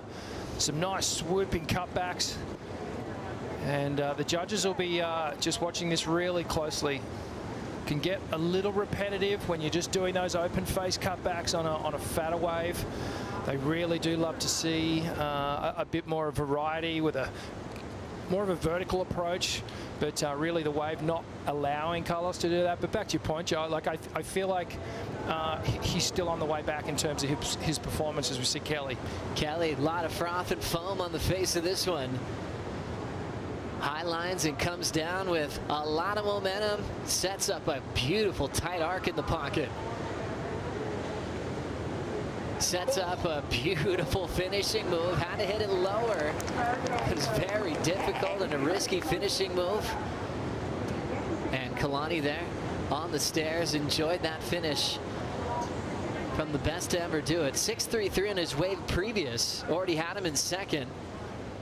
So we'll see a shift for Kelly potentially taking the lead on that last exchange. Yeah, and that's going to be good, you know, mental stuff for Kelly, just seeing that 6.33 drop in and just knowing, you know, what he'll be thinking. Okay, that's what I did on that first wave, get the 6.33. He'll start going, okay, I know how to get my scores in this heat. Sizable wave for Connor O'Leary. Whoa. Meets the first turn. Did well there, but then fell in the second. Got a bit lost in where to put his surfboard there. What the TV doesn't really translate, Joe, is just how much energy and push and power these big whitewashes have. You know, they roll over you, and they, you know, even trying to duck dive these sections, you're wrestling alligators under there. Oftentimes you actually have to hug your board so that you don't get it ripped out of your hands. Very, very tough conditions today, but you know, Kelly's he's picked up a bit of a gem inside here. He obviously saw something down the line, and it's these waves today that have more face and more wall down the line that give you this opportunity down here towards the end section of the bowl. That's a great turn for Kelly, up high in the lip. He gets a little late on that final hit. You could see, you know, he just really had to hang on. Did well to keep the board under his feet. So well done. Hit it with so much speed, came down with control. Kelly improving on his situation. What a great start, especially compared to what we saw in the opening round at Winky Pop. Definitely felt lost out there. We're kind of trying to critique his form. He had a couple of days off to reassess, and he's definitely loving the size of the bowl today. Yeah, you know, I think Kelly wouldn't have been too pleased with that first round performance. Live action, Carlos. Just a chip shot into this one. A lot of speed already for Munoz, and really attacking that section. Big slide, but he'll get tangled up on his way back down to the bottom. Yeah, shame he didn't pull that off, because that was one of the maneuvers of this heat that's really been pushed a little harder. You can see our surfers operating at about 70% really in terms of the output of energy and what they can potentially do on these waves. But I like the approach, you know, get the scores down and then start to build. Last score in for Kelly, 5.67. He goes to first. Second scoring wave for Munoz in the 3 range as we take another look. Yeah, this thing stood up right in front of him. He did everything right to this point, and you can see the back foot just came off the tail pad. Couldn't get it placed back down in time, and the whitewash just, well, taking him for dinner. Been a bit of a roller coaster ride for Carlos Munoz. Since finally qualifying, one of those stories where it's about a decade, maybe a little bit longer, for him to make the Dream Tour. He qualified in that condensed Challenger Series 4-event season, and then dislocated his shoulder at Pipeline in the middle of competition, just starting his rookie debut. And he had some great rides at Backdoor that morning, getting through some early heats. Sidelined for a while, came back at El Salvador, didn't have the best success there. Didn't have a ton of success on the Challenger Series to follow, and you could kind of tell that he was just still regrouping. But there's a lot of moving parts there. You know, his family's growing. He had a baby last week. Congrats to the Munoz family. As we look at the backhand arc from Connor O'Leary. Nice section here for him to go straight up. Coming out with a lot of speed. Little downtime. The rest of the wave will shut down. Great read from O'Leary. Yeah, it was. It was an awesome wave, and this is live action.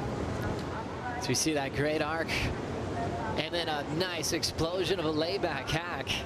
Loving the consistency today, coupled with the Red Bull skis on the assist. We're going to see a lot of action throughout the day. There's no shortage of waves, that's for sure. And that's obviously Jesse Maidara was doing the calculations this morning. More than enough waves for everyone to have an equal opportunity. A couple of great rides there, in particular Connor O'Leary's wave standing up right through that section, offering 2 incredible hits on the backhand. That's going to be a decent score. 17:35 on the clock. Kelly with a 12-point combined total, which says a lot these days. As we know, the scoring scale has been condensed in the last few years, so it's hard to make comparisons from the big numbers from back in the day. So having a 6.33 in these conditions is really solid. It's like the old 7s of the day, the old, just under an 8. They just condense the scale to keep those excellent numbers for really special moments. Well, the surfers are so good these days, Joe. You just never know what they're going to pull out. You have to leave a little bit of room. As we get caught up here, whitewater takeoff for O'Leary. Yeah, watch how this wave just stands up. Beautiful turn to get things going, and look how steep this wave is compared to some of the others. Connor throws it right up there on the backhand. I actually liked that he didn't try and force the last turn here and get the fall, and was just satisfied with those 2 turns. But this thing here, possibly the turn of the heat so far, that's more like what we're used to seeing from Carlos. Super explosive, this guy, when he gets the right section. Carlos Munoz, high single score this season, came back at Sunset Beach in his loss against Jack Robinson. That was a 6.93. So talking about that scale condensed, it was a great wave, but I'm sure he's just dying to get something in that 8+ range. And it probably took some surfers that have been on tour a while a little time to adapt mentally when they're not hearing 8s being sounded off anymore, and they've got to adjust to the brand new scale. Numbers coming through for last of Munoz, 4.67. That was 1 turn, Joe, a 4.67. So if he gets 2 of those on a wave, then things are going to be looking up for Carlos. Kelly 5.67 on his low score. Last of O'Leary, his best so far, 6.17. Connor in 3rd, but only needs a 3.33 to take 2nd off Munoz. As we see a little stretch work. A little love to the bicep for Matthew McGillivray as he'll take on Gentile and Jake Marshall coming up next here at the Rip Curl Pro Bells Beach.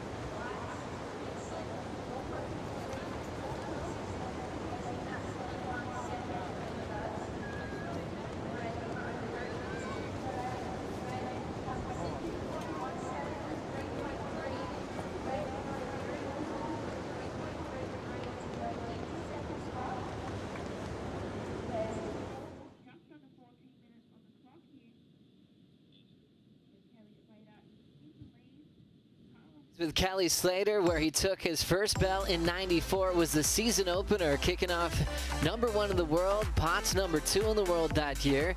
He had just moved on from Baywatch, and he kind of wanted to remove himself from that show and show that he was as core as it gets. So many great stories over the years. He was 22 in his first bell, 34 in his second bell over Parco in '06. And then he turned 36, beat Durbridge at the Bull, and then the famous win over Fanning when he was 38 years of age, doing alley-oops and recovering and still leading the sport in high performance. Just unbelievable stuff, and I think it's okay for us to use the word vintage when we look at this footage of Kelly. I mean, when you talk about someone in his prime, we're talking about someone who spanned over 25, 30 years of being in a prime. And it's just incredible, inspiring to see him still here doing it today. Where does he fit in for you when we go to GOAT talk, as far as his athleticism, comparing what he's done to all the legends in all the other sports? I honestly think he is the greatest sportsman of all time. I don't think there's anyone in any sport who's been able to keep themselves at the pinnacle of that sport for such a long time and dominate. Obviously, you know, his resume, he's more decorated than any surfer will ever be. And yeah, for me, he's the best. Back to Carlos Munoz on this one. Wow, good hit to start things off for Carlos. Just manages that second foam hit. Oh, and just comes unstuck. Unfortunate, because that was a great looking wave. And here we go, Kelly, just up and out. But you've got to do these reps today, live action. Kelly Slater looking to improve on his total out front, which happens to be his best combined heat total of the season. Couple of fading cutbacks there. Whitewater, he coils up and drills it. Well-timed maneuver for the 11-time world champion. And he'll fade his way out on the inside corner. He also has the tie for 4 bells as the best ever with Mark Richards and Mick Fanning. So he's the one man that could break that if he takes out the bell this season. Well, that'd be pretty special, and that would also get him out of trouble with a win here at Bells.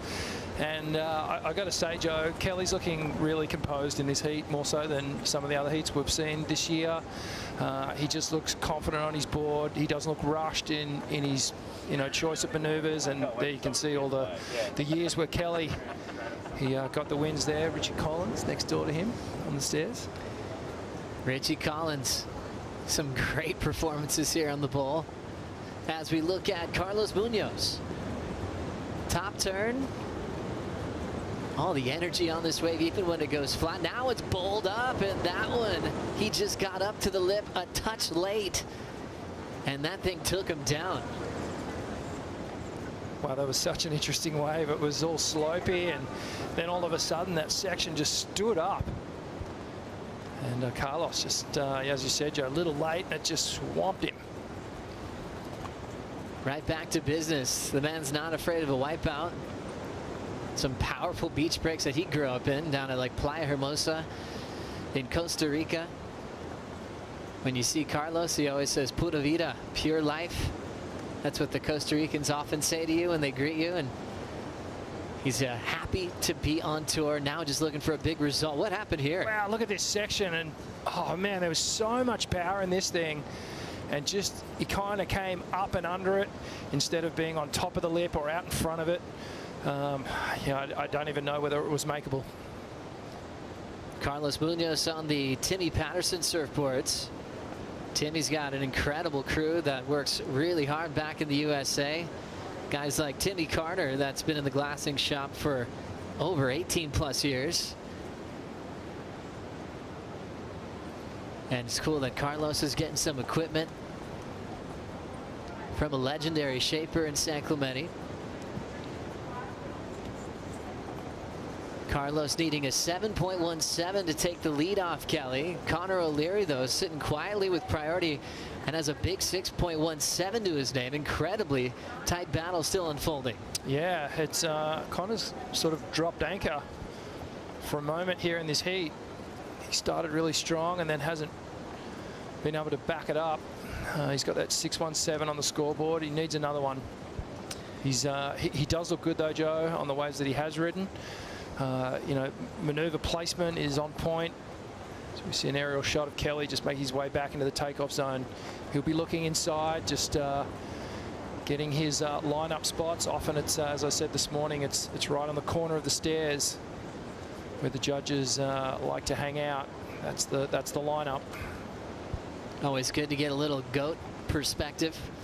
Back in 1993, when Kelly was 21 years of age, he came off a win at the Marui Pro. That was a solid win for him in Japan. Then about 10 days later, Conor O'Leary was born. Oh, wow. As we check out the staircase that you were standing on this morning.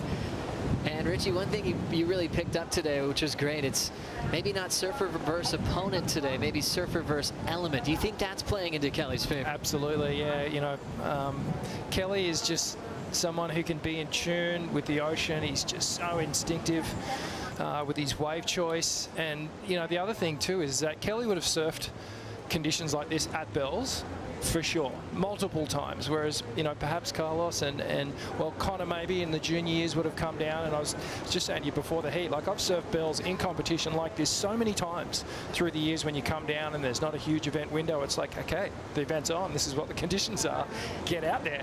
No skis either, so you know, kind of manage the energy levels. But yeah, I think today it's, you know, when it's classic and lined up and clean and everyone's on, you know, a beautiful canvas, it sort of comes down to competitor versus competitor. But today, you know, if you can find that magic little wave with a nice smooth face, you know, you can run away with the heat. And I suppose if you walk it down here without the trained eye, you might be going, oh, maybe late A, just by looking at the ocean. However, Bells is delivering. Great call to max out the day today. Just a quick update on the elimination round. If you are in third, that's where you get the 33rd.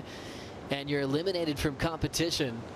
We just said goodbye to rookie Rio Waida in the last heat, and also last year's runner-up in the event, Callum Robson. Richie, how often do we see that? Someone with great success in an event, they're all over our morning show, and then they're out in the first round of competition. Yeah, there's nothing like surfing competition to just dish out a little bit of humility, and it's because we're dealing with Mother Nature. You know, this is something that is just forever changing, minute to minute, second to second. And well, here goes Conor O'Leary. Conor, nice pace off the bottom, just waiting for a solid section to bowl up. There it is, backhand float. And there's that top turn redirect. Sweeping off the bottom, fits in the carve.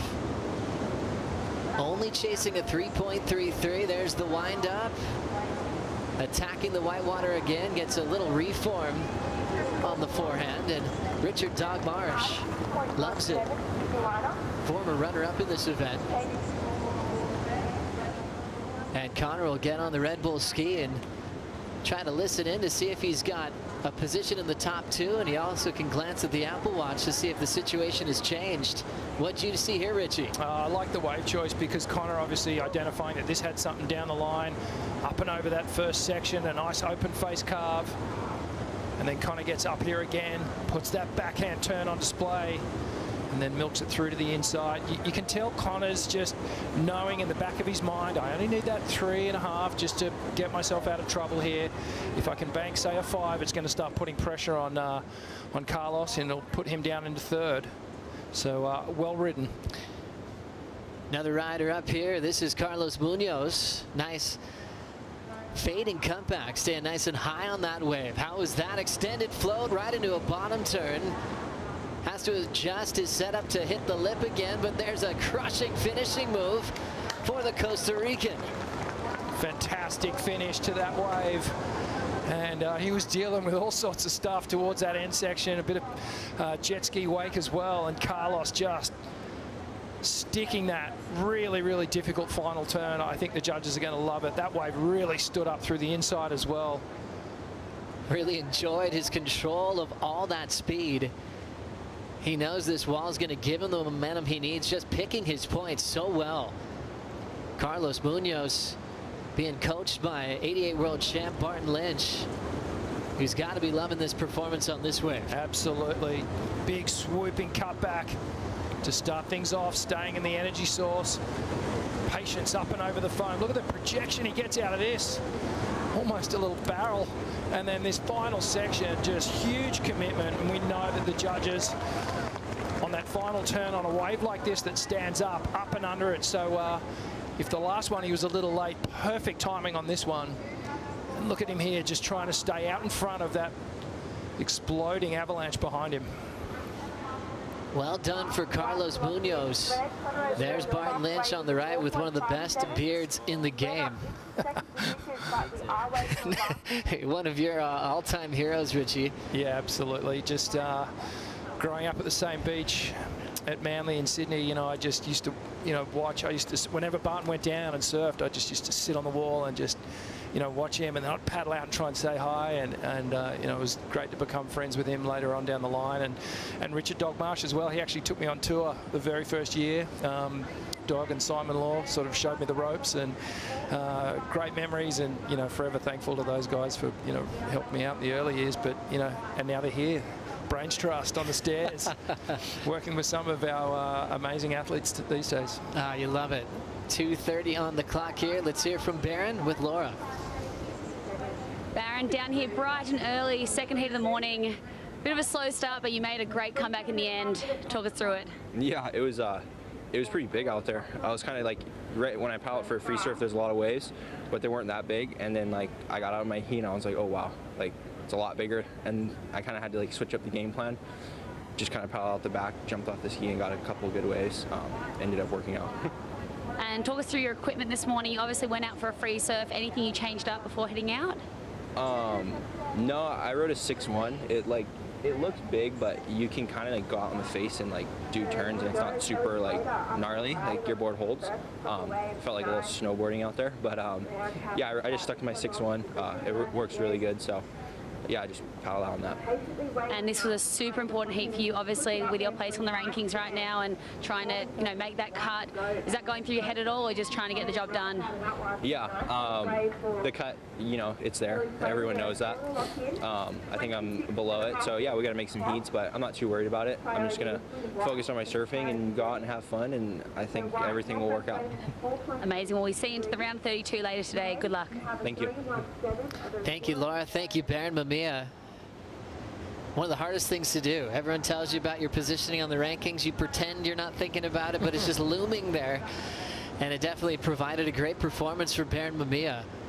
Riding a 6-1, that sounds like a big board for what he typically rides, you know, especially even a backdoor pipe.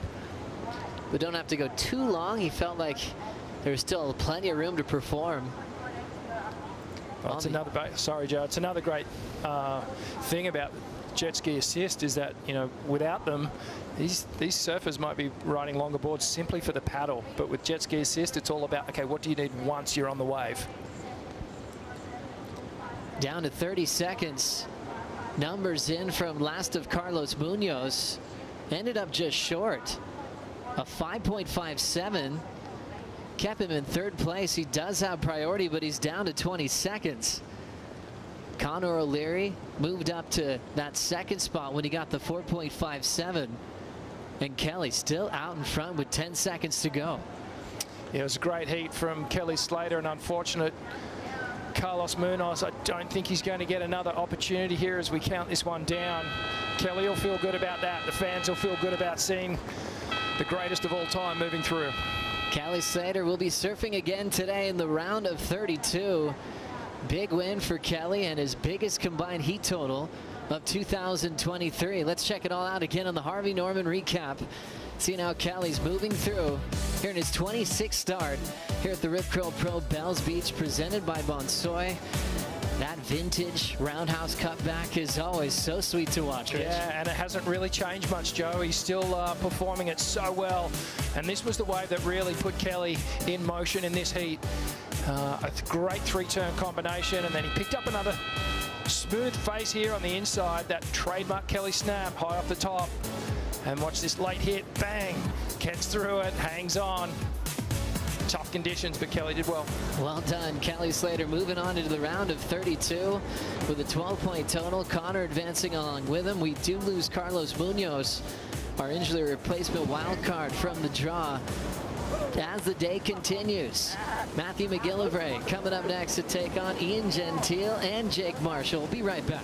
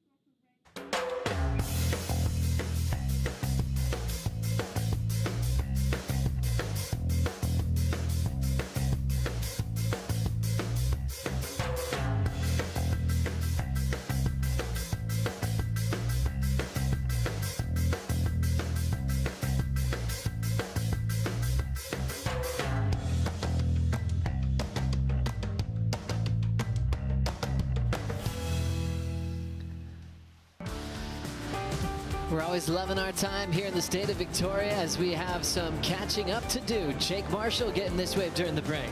Yeah, Jake, look at this thing stretching out down the line. The tall natural footer from the USA just cutting back into the whitewash, looking to finish off strong through the inside. The wave stands up. Jake gets the foam hit and gets to the completion. Not too bad. This was Matty McGillivray. So just a soft little cut back to start things off, and another. Obviously, Matty saw something down the line here. That's a better swoop on the third.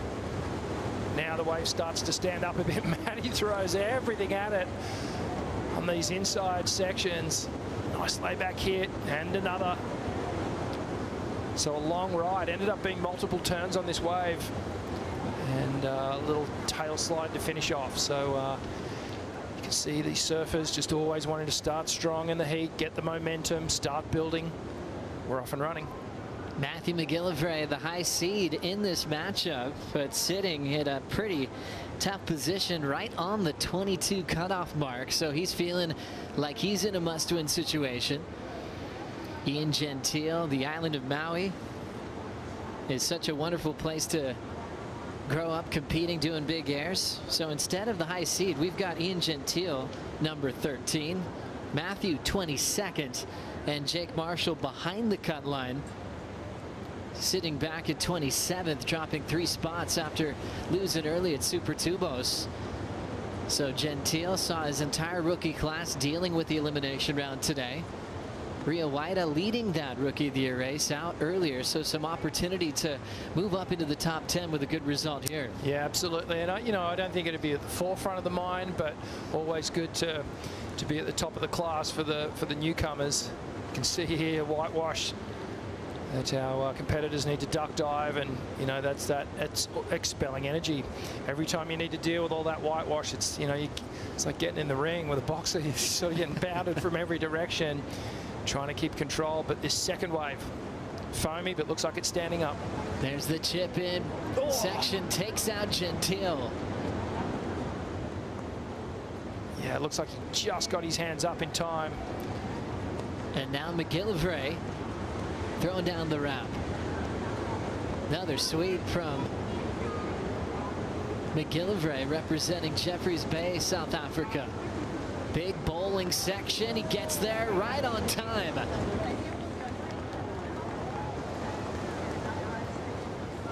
And now on the hunt for another big move. McGillivray shuts it down. Jake Marshall will begin his S-turn through the foamy part of the flats here, but it's already starting to move quickly. Gets his board on top of the whitewater and rides away. 4.17 on Jake's opener. McGillivray throwing down a 5-point ride as we stand by for more scores. Let's hear from somebody in a moment, special guest, one of the most famous humans on the planet when it comes to competing on the World Tour. Great performance from Kelly Slater, hanging out with Laura Enever. Yes, Kelly's just asking me why I'm not out in the ski. Yeah, maybe later. But Kelly, you are fast approaching 100 heats here at Bells Beach. Wow. Yes, you're in the 90s. So you've seen many faces of Bells Beach, but how did today compare? It reminded me a lot of the beginning rounds of 2008. The final, somebody's asked me about the final with Bede, which was similar wind but much smaller. But the first rounds I had a heat with Adriano that was real similar to this. I don't remember if we had jet skis to help us or not, but I was thinking back to a heat I had with Beshin out here in the mid-late 90s, around 96 or 7, and it was like 6 to 8 foot. It was glassy, but the waves were going all the way down, and I remember getting cleaned up by about an 8-foot wave right by the button over there at Winky and getting washed around towards Winky. But we're just thankful we got the skis. I was just thanking the ski riders, just going, man, good job. You guys are working hard today, a lot harder than us. And amazing memory. There's so many stories here. You didn't go out there, before your heat. Talk us through your equipment and how you prepared. I took the day off yesterday and just relaxed. It was real messy and there wasn't much interval or energy in the swell, so I didn't think it was going to really be much like today as far as size and energy. And I actually thought there was a chance we wouldn't run today. But yeah, I had to get the board I rode. I had to get it fixed yesterday. I had a couple dings in it. I almost ripped a leash plug out. And, yeah, I just didn't really stress on it too much. I kind of got up early this morning as the sun rose, and Robo said we're probably on. And like you said, it's been almost 100 heats, so there's a lot of memories here for me. And you know, there's the job at hand. I got to win some heats to keep myself on the tour, obviously. But I just spending the day kind of being appreciative, you know, the kids caddying for us and everyone down here working hard, and you know, it's a big effort to have these events on, and you know, the ASP and WSL has been my stage my whole career, so it's fun to be amongst it still and see all the faces and just appreciate all of it. Amazing. Well, we'll see you into the next round. Nice kickoff for the day. Happy Easter. Thank you. Kelly Slater, great win there. As you can tell that he's just soaking it all in, enjoying every part of this. You know, every tour event for himself would be like another home. He's got friends that are like family. He can remember heats like from the 90s to what he sees today, and it's always great to tap into the great mind of Kelly Slater, what he's going through. And even with that looming mid-season cut, he seems like he's in a great place. Yeah, he does. He seemed really composed, and certainly that translated into his performance in that last heat. And how's the sort of hard drive recall that he has? He just sort of punches in the numbers, and yeah, that's right, I've got that heat on from 94, and this is how the temperature was in the water. And it's pretty amazing. But yeah, great to see Kelly get through, and yeah, you know, there's a first little tick on the road to, you know, making the cut. It's a flashback here. Jake Marshall getting underway quickly here. Oh, man, that was a huge turn on the outside. The judges are going to be loving that. Big swooping cut back into the whitewash for Jake. Just biding his time here.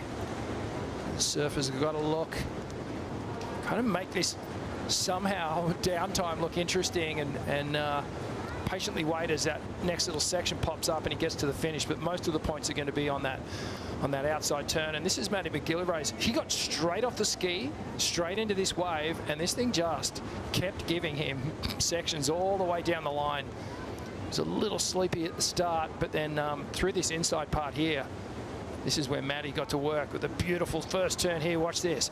Bang! Great timing. And then you thought, man, that wave might be over, but no, it produced some more down the line. He stuck with it, gets another hit, throws the tail out, a little bit of progression there. That wave comes through at a 6.83. Love that turn.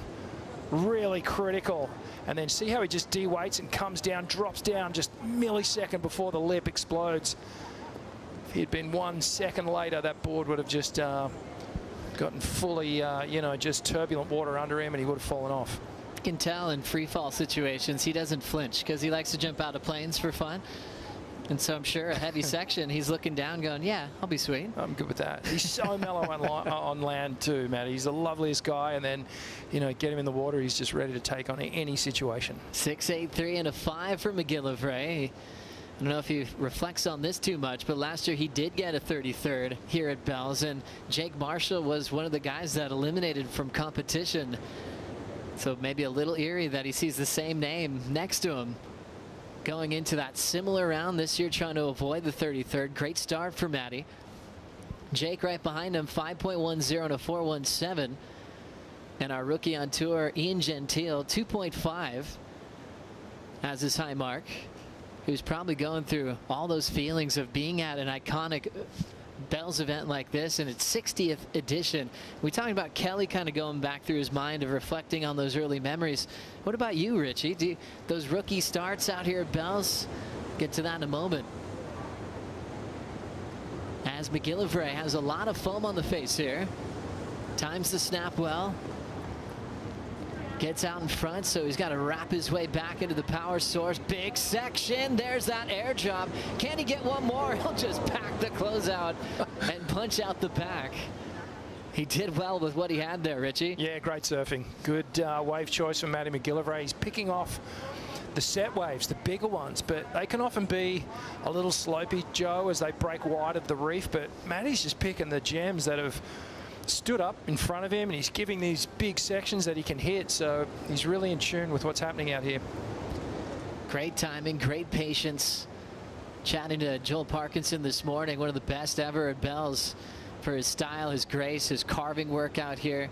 He said a lot of time you get to ride the wave at Bells. Day like today, it's taking you for a ride, managing all that speed well, and Matty really picking his points well to really hit it off the lip. Yeah, watch this. Bang, slams it off the lip here. Keep saying it's so difficult with all this froth and foam on the face.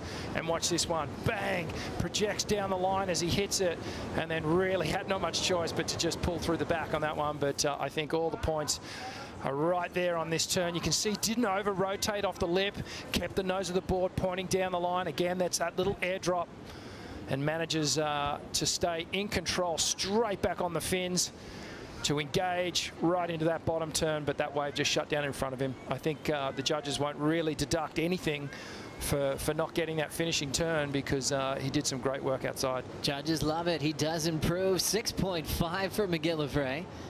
His total moves to a 13.33 combined total. Jake Marshall second, but needs something in the 8 range to take the lead. Gentile now needs a 6.77 to avoid elimination. Thinking about those early feelings of coming down here to compete. Richie, do you remember that first debut you had on the CT at Bells like it was yesterday? Yeah, I do actually. I won the trials and I got a wild card via the trials into the main event, and I came up against Shane Herring on the bowl, and I was so starry-eyed and awestruck about what was going on, and I really wasn't ready.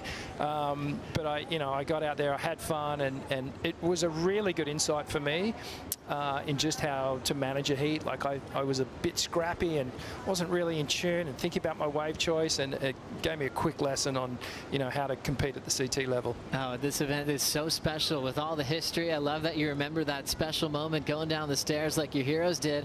Rosie Hodge is in the Red Bull Athlete Zone. Rosie, do you remember your debut here at this event? I do, Joey. It's so funny. I don't think you ever forget. As a rookie on tour, you're so starstruck about being here at Bells, at feeling all of that history and the energy and hearing all the stories and the folklore. Definitely a special moment for me competing as a rookie out at the Bells Bowl. And yeah, it's just something that I'm always going to have burnt into my memory. But I have ducked into the the Red Bull Athlete Zone, excuse me. I think today a key factor is staying out of the elements. We're competing back at Bells, so we have all the luxuries on deck for the athletes. I'm in the locker room at the moment. The other athlete zone, the Red Bull Athlete Zone, is like a fishbowl. It overlooks, it has a bird's eye view of the bowl and the conditions. We have a hot tub out there. We have all sorts of gym equipment so the guys can get warmed up and ready for their heat. So Red Bull really laying on all the goods for these athletes so they can stay warm. Connor, you feeling toasty?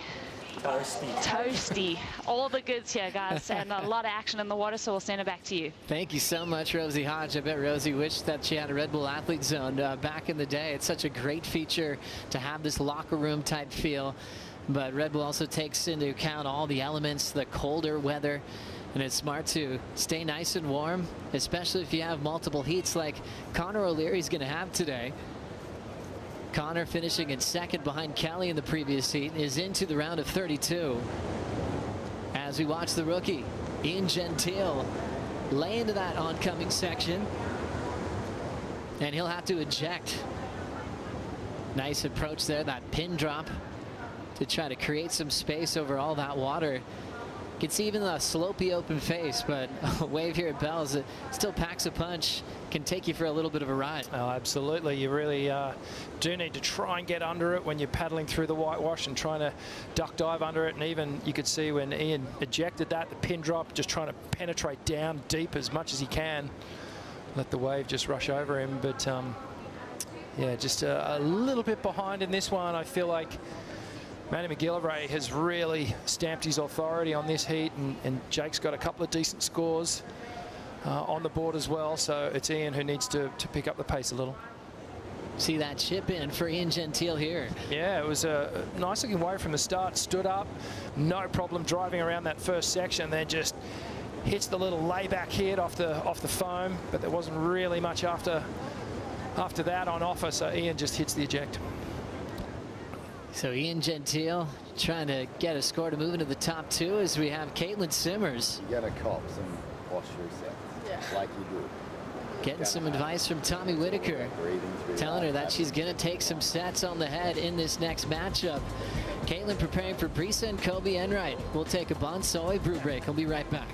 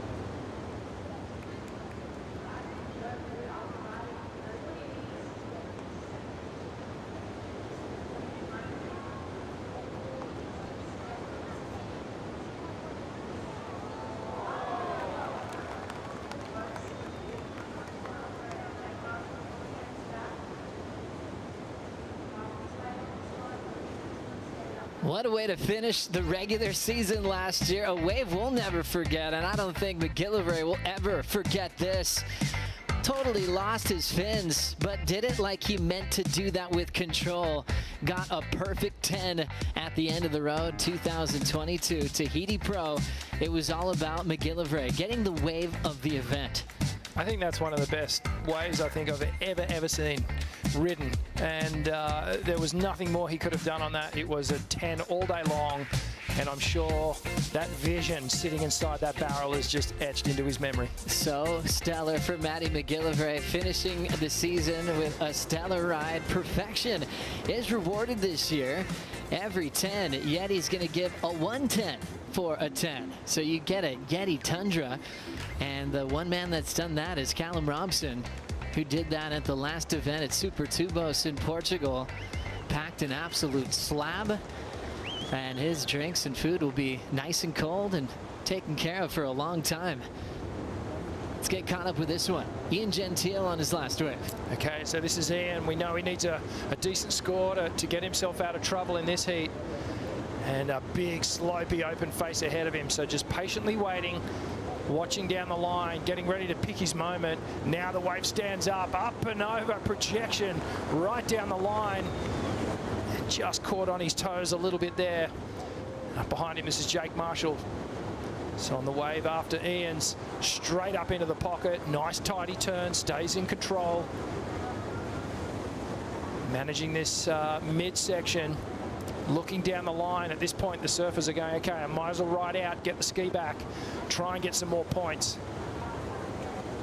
And here we go. Jake attacking this section. Gets the layback hammer as a finish. Good wave. Right into a wrapping turn. Live action. Matty McGillivray, heat leader. And the South African just fades down to the bottom of the wave, quickly throws up the vertical. And that wave's going to shut down. Low score is a 6.5 for Matty. So his situation will probably stay the same. Jake Marshall looking for an 8.23 to take the lead. Chris Gallagher, longtime CT competitor, longtime coach of Jake Marshall, said he's riding a standard shortboard, but he did put in bigger fins. What do you think the theory is there, Rich? Yeah, just a little bit more hold, just wanting to be able to attack those sections when they come. Sometimes a longer board on these slopier waves can get a little stuck at times. So Jake obviously throwing a bigger fin in to give him more anchorage into the wave face when he does lay into a turn. And we see a lot of the pros doing that now. Instead of actually going to a different board, they're just switching their fins out. And, you know, I'm a as you know, a huge advocate of just adapting your board and adapting your equipment to suit the conditions. Fins, changing your fins is the best way to do it. Huge part of your job is understanding equipment, asking the right questions. Some will even take some time actually mowing some foam themselves to feel it. But that understanding can be the difference of making a heat and not in conditions that change so drastically while you're on tour. Yeah, absolutely. You know, the surfboard design has magic in it, and it's the fins, I think, that helps bring out that magic. And, you know, often just a fin change can turn an ordinary board into a magic board. You've just got to find that combination that works. Let's get caught up with the last of Matty McGillivray. Oh, great swooping carve to start things off. Matty, I love how he's transitioning and keeping his speed from one maneuver into the next. So watch this, just bouncing off the foam, straight onto that toe side rail again, working to keep all that speed up and just keeping the flow there. Times that snap really well. Joe, in the conditions today, you actually have to manage your approach on the wave. And, you know, normally when you think of a down the line wave at Winky, it's action all the time. You're on the accelerator all the time. Bells today, because of the size and how slopey it is, you have to hold back at times. You have to just manage that speed and fight that urge to want to be turning and weaving and attacking the lip. You know, you've got to just have that moment ready to go in your mind when that section pops up. So it'll be interesting to watch throughout the day how the surfers manage that. So cool to see how quickly they can adapt and surf what's in front of them, especially when a wave starts off real slopey and they wait for a big bowling section. McGillivray has been doing that so well in this heat. His last wave's a throwaway, 5-1-3. His lead stays the same. Jake still second. Gentile's last, his best so far. Coming in at a 4.0. Gentile needs a 5.7 to move into the top two. Remember, the women are coming up next. Brisa Hennessy gets a little pat on the back from world #1 Molly Picklum. Kobe Enright, 3-time trials champ, back in the main event once again.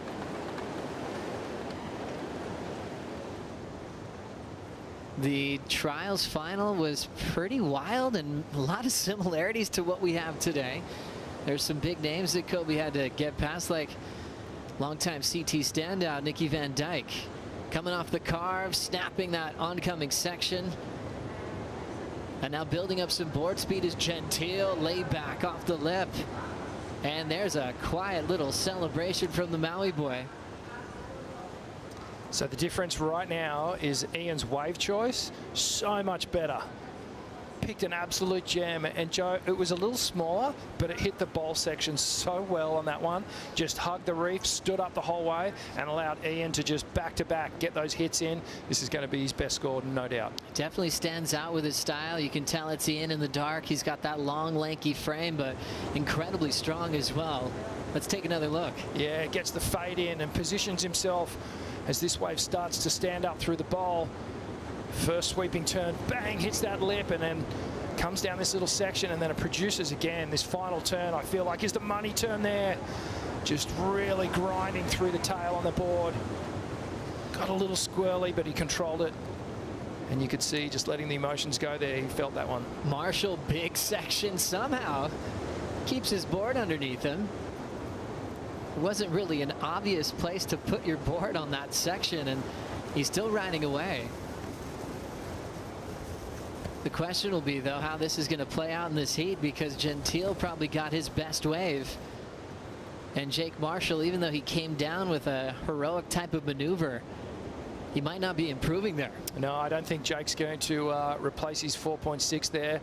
But this number for Ian Gentile is super important in the scheme of this heat, and also in terms of his position on tour. Just, you know, everybody wanting to get through this round. Gentile 13th in the world, equal with Ryan Callanan, Seth Moniz, Miguel Pupo, and Italo Ferreira. A lot of those ties will be broken as we go round to round, and we'll give you updates on the final 5 on the midseason cut. We've already had some qualifications made. Everyone's sitting in that final 5 picture at the moment. Have already officially qualified, which also means there's less spots left. Remember, taking the top 22 past Margaret River over to the central part of California for the Surf Ranch as we focus on that bubble watch. McGillivray in that must-win situation, tied with Connor O'Leary. Remember, Connor got through in the previous heat. Liam O'Brien was incredibly sharp. Nat Young looked great over at Winky Pop. So all those guys ahead of him already into the round of 32. Kelly got through his matchup as well. Cano had a blazing performance with Gabriel Medina the other day at Winky Pop as well. So as everyone improves right around that cut line, you know you're definitely in a must-win situation. Meanwhile, numbers are starting to lock in. 7.07 for Gentile. That takes him to second. Marshall to third. Jake needs a 5.98 now. As we saw Liam O'Brien staying nice and cozy there on the stairs. Really enjoyed how he took on Bells this morning. Yeah, absolutely. He really set the standard from the opening heat. And great performance from him. Big stormy onshore burly heads, if you except cold. Except cold, yeah, he was just channeling great lines, big sections, he was hammering them. And when you're leaning against Mick Fanning's name on the stairs, you're probably just channeling all that good energy that came with 4 Bells titles throughout a stellar career. Priority with McGillivray as we go into the Harvey Norman recap. 6.83 and a 6.5. He's taken 4 waves in this heat, but he's managed his lead basically since the start of the matchup. Big vertical surfing, not afraid of an air drop, and fitting in those beautiful stylish wraps in between. Yeah, absolutely. Great surfing, but for me, just really good wave choice for Matty McGillivray. And, well, Ian Gentile, the surfing was there. He was getting the moves in, and it was this wave that he found through the inside. Watch this finishing turn, just lays everything into it. And you can see there the fist pump, obviously feeling good, and got himself right out of trouble there. And the man now in trouble, Jake Marshall, got some work to do with 5 minutes to go. Jake, the one that needs it the most, sitting number 27th on the rankings. He's still waiting for his last score to come through, but he's going to need more. Comes up about a point short, 4.87. And now hitting the 5-minute mark. Opportunity setting up right out front. Gentile rolling in. Can see the whole slope of this wave. Almost like you're snowboarding to kick it off. Then going off the oncoming section is Gentile. Just filling in the gaps. Swinging off the bottom. Nice arcing turn for Ian. Now he's starting to just run after a potential finish. Weightless on the connection, controls it well, and Gentile's feeling it. That was a really good decision, Ian, mate, to take that wave. Obviously knowing that he's got that 4-point ride in his scoreline. This will take that out of the equation. I feel like he's going to better that and some. And it's really going to be pressure onto Jake Marshall now. He's going to need a big score. So we see the replay here. Ian just hanging on through that carve to open things up. Did well to get up on top of the lip on that one. Drives down the line. He could see all this opportunity towards the end of the wave as it starts to stand up again. Gets another smooth carve off the lip. All the way to the inside. He knew at this point he just needed to finish the wave. And a great finish. Been some great surfers from Maui on tour. Dusty Payne was so exciting to watch at every venue around the world. Last year, Imai Kalani-Duvall eliminated Kelly Slater with some big power surfing last year and came really close to getting his spot back on tour. And Ian Gentile coming out of a very competitive sparring crew that he grew up with, and trying to make sure that he's got plenty of room and maybe even move into the top 10 picture after this event. 6.17 for last of Gentile. So Marshall now needs excellence to move on. Jake needs an 8.14. Yeah, tough times here in the final few minutes for Jake Marshall, and really Ian Gentile's put this heat together in the last 6 minutes. You know, he caught a bunch of waves at the start, nothing was really happening, and then he's gone, okay, I've got to tidy up my wave choice here, and he's picked 2 gems and performed well on them. Have a look at the score line up the top, first and second. Less than a hundredth of a point separating these guys. Jake Marshall with work to do. This is the big one for Jake. An 8.14 last season was his rookie debut. And he had a big quarterfinal appearance at Sunset last season, getting past John Florence. And that result really was able to carry him with some momentum to qualify for this season. Surfed the entire year last year. He had some very scrappy heats. He's really intelligent when it comes to adapting to situations. And he's got a fire. This man does not like to lose. I remember seeing him when he was about 10 years old in Ventura, California after an NSSA event. And it took him some time to move on. And you could tell he had the fire to go all the way. Losing never felt good for Jake. And he always wanted to do his best in every single matchup, even when he was just a little kid. So right now he's definitely going through it in his mind, taking the deep breaths, and believing that he can get an 8.14 if the ocean gives it to him. Well, it definitely gives you a pretty clear scenario when you're a surfer sitting there waiting for a big score. You know, 1, you need to find a really good wave that's going to give you that scoring opportunity, and then 2, you cannot hold back. Any sort of hesitation in terms of your approach to the maneuvers, the judges are going to pick up on it, and it would be one of the better scores of the whole day if he gets that chance. And sometimes that scenario helps out competitors, just releasing maybe safety surfing for a smaller number. They know they need to let go, which sometimes can provide the rhythm that you need to perform. Let's see if Jake gets the chance. It's up to Matty McGillivray with first priority. This gives you a good indication of just how much ocean is moving around. Big line up here. Jake, he's going to get a chance. He'll choose this wave. Is it going to help him out at all? It's staying a little bit slow at the moment, but now it's starting to show itself. Nice patience for Marshall. Bigger section growing in front of him. Goes for the float. Needs an 8.14, and that one is not going to help him out. It shuts down, and Jake Marshall is eliminated here in heat number 4. And will take a 33rd and a whole lot of pressure into Margaret River to survive the cut. Ian Gentile will go down swinging, but a job well done. A 7.07, 6.17 to battle back. Matty McGillivray and Gentile moving on into the round of 32 to compete again later on today on Easter Sunday. We're going to take a quick break.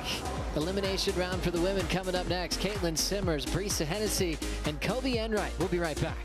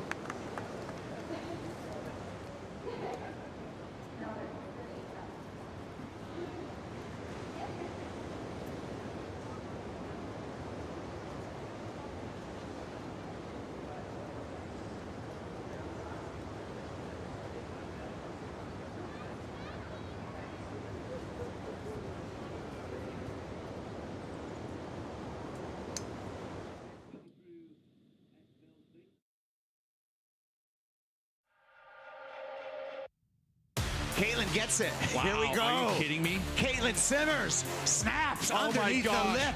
Caitlin Simmers turns it in the final 10 seconds. What kind of confidence do you have going into that next round? I don't know. I hope that we get super tuned. 17-year-old Katie Simmers wins the male Rip Curl Pro Portugal presented by Corona. Insane! It is the Rip Curl Bells Beach Pro presented by Bonsoy, and the gathering is happening here Easter Sunday at Bells. Hi, I'm Keipel, along with former C-tier Rosie Hodge, 78 world champ Rabbit Bartholomew on the Harvey Norman host set. Staying really warm in my Rip Curl Anti-Series puffy right now, Rosie. It's a blustery day out there. We have a lot of at stake here in the elimination round. Now we're switching gears to the women with a lot at stake. Number 2 on the leaderboard, Katie Simmers is out there in heat number 1. Yeah, this is an important heat for the women. I mean, Breesa's on that cut line. Kobe's obviously a dangerous wild card. And then Katie Simmers off the win in Portugal. You know, she's still looking to stay in that top 5 picture. So all of these women have their intentions and their goals for the season. But yeah, I think staying out of the elements is so important, Kappa. It takes so much out of you just standing in that wind and getting battered around. So going to be fun to watch all of these heats unfold and see who handles it the best. Yeah, Bugs, what do you think about the elements? I know your first surf out in Bells was actually just in a spring suit. No legs, no arms. Yes, a sleeveless spring suit, I might add, with a t-shirt underneath. And yeah, certainly coming from Queensland, I felt a bit, felt a little chilly when I came in. Well, I mean, didn't they wear rugby jerseys before, you know, Rip Curl so kindly invented the wetsuits? Yeah, I mean, the other thing, you got to remember, wetsuits before Rip Curl were like these dive suits that were like, seriously, you know, you couldn't even move in them. Come a long way. We sure have, and we're celebrating 60 years here at the Bells Bowl. Again, Katie Simmers, Breesa Hennessy, and the Trials winner, Rip Curl team rider Kobe Enright out in the water. What's at stake? Well, 3rd in this heat, you get equal 17th. That's a throwaway when you look at your results, Rosie. Yeah, no one wants to be in that hot seat. I think, you know, this round is so daunting. I mean, you know, we've had a couple of lay days, probably the pressure and the nerves and the sleepless nights all come down to this, and everyone's prepared to compete. Everyone's got their equipment dialed, everyone's got their warm wetsuits, everyone's rugged up, so they know what to expect when they come to Bells, but it's about how you handle it on the day. So you're going to have to adjust so well. We've seen conditions change, we've seen squalls, we've seen the sun come out, so there's so much happening. A lot going on today, a lot at stake. Very young heat, Bugs, as we look at Katie Simmers. She's a 17 years old. Breesa Hennessy and Kobe Enright, just 23 years old. Yeah, no, this is a really young heat, and you know, Caitlin finds herself in an unusual position of being in the elimination round straight up. Here she goes, Katie Simmers. Just has to check through that first section, and a little bit too deep for the surfer from the Oceanside, coming off her first CT win. And that first CT win coming in just 3 starts as a rookie on the championship tour, Rosie. That's a spectacular start for just a young rookie. Yeah, but not even surprised, right? We knew that Katie Simmers had big things in the pipeline for us. Winning that first event, I mean, she even qualified in 2021 and turned down the spot because she felt like she wanted more experience and to have a bit more fun before she committed. Continue to surf here. This is wave number 2 for Katie Simmers. And just to carve such a casual style.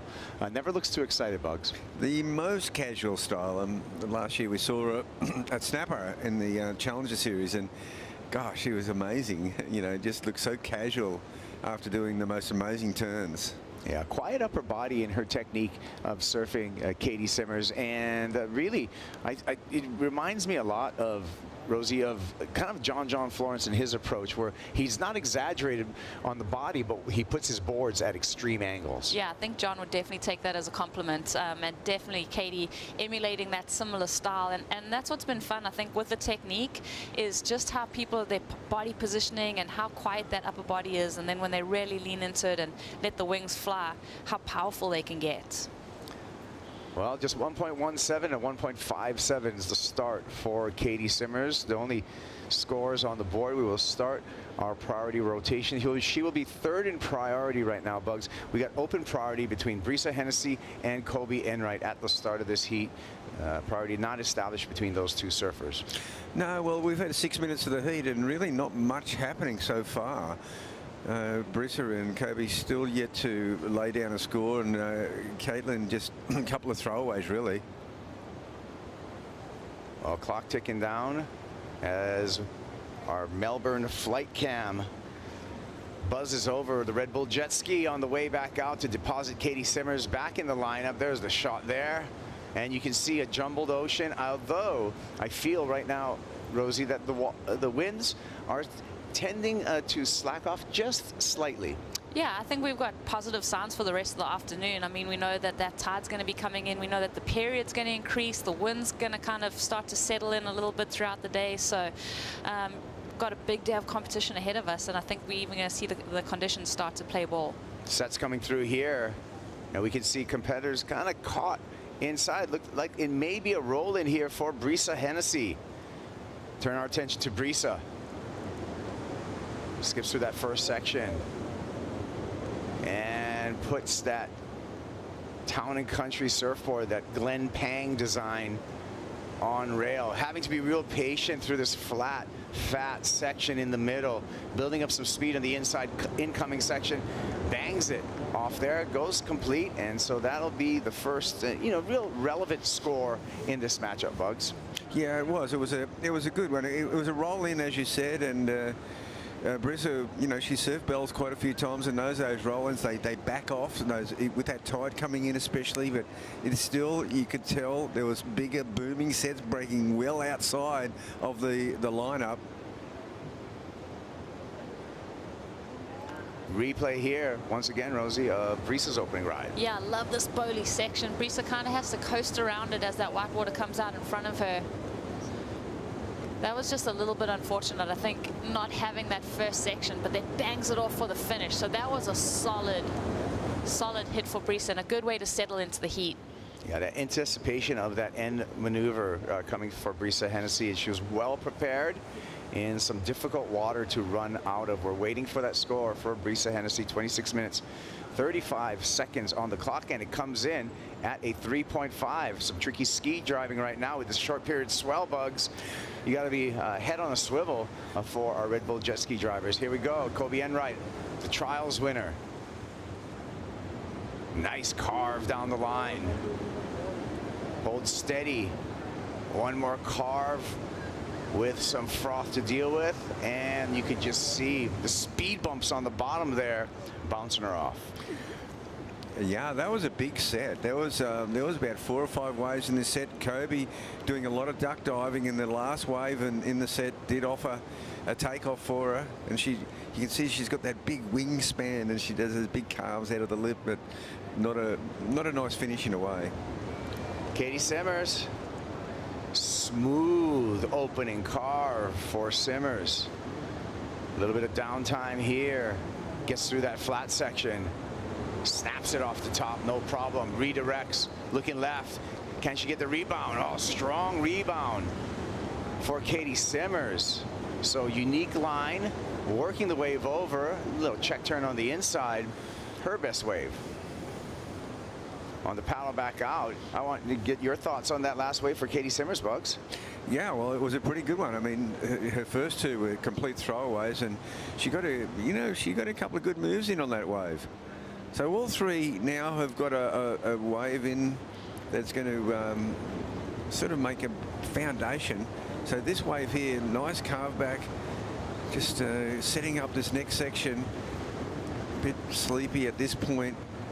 This last turn, though, it's a keeper. Rosie, I mean, both Brisa and Caitlin both getting a great finishing turn in, and a little bit of a bonus there.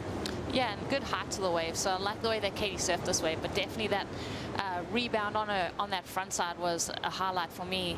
Unfortunately, this wave for Kobe just had a lot of froth up the face. She couldn't really engage that rail until she got to about that section.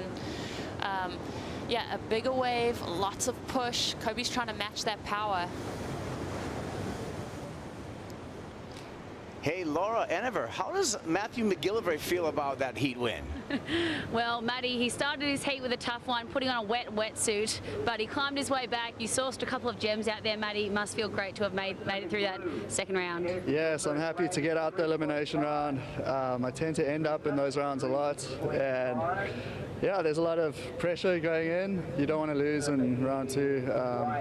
But yeah, I was happy the swell picked up today. It's wild and woolly out there, very messy, but kind of victory at sea conditions. So I was happy to find 1 or 2 waves, which gave me sections and gave me scores.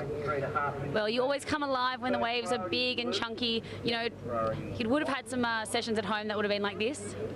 Yeah, I guess so. It's kind of the conditions where if you go surfing, you're going to be the only one out there. And yeah, I like it when the swell's big and it's kind of like crazy. So no, it was fun, kind of a fun session. Lots of exercise, but it's nice to have the jet skis giving us a lift back out. So it was a fun surf. And that was a crucial heat for you, sitting right below the cut line. You know, was that in the back of your head at all, or you just had to wipe that away?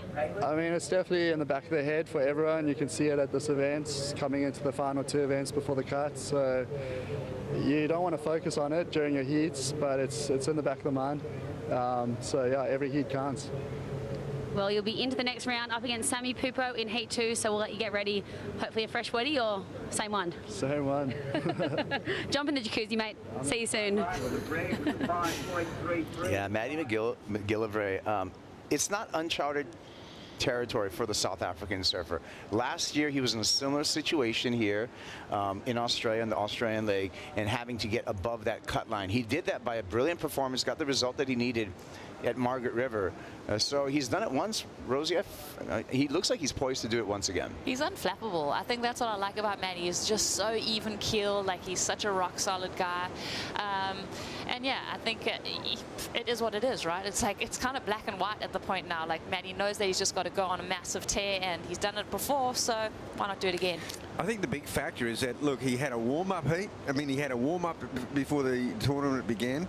Then he was in, like, the second heat of the day. Now he's in the second heat of round 3. It's all back-to-back. He really doesn't even get time to get out of his wetsuit. So that's a telling factor.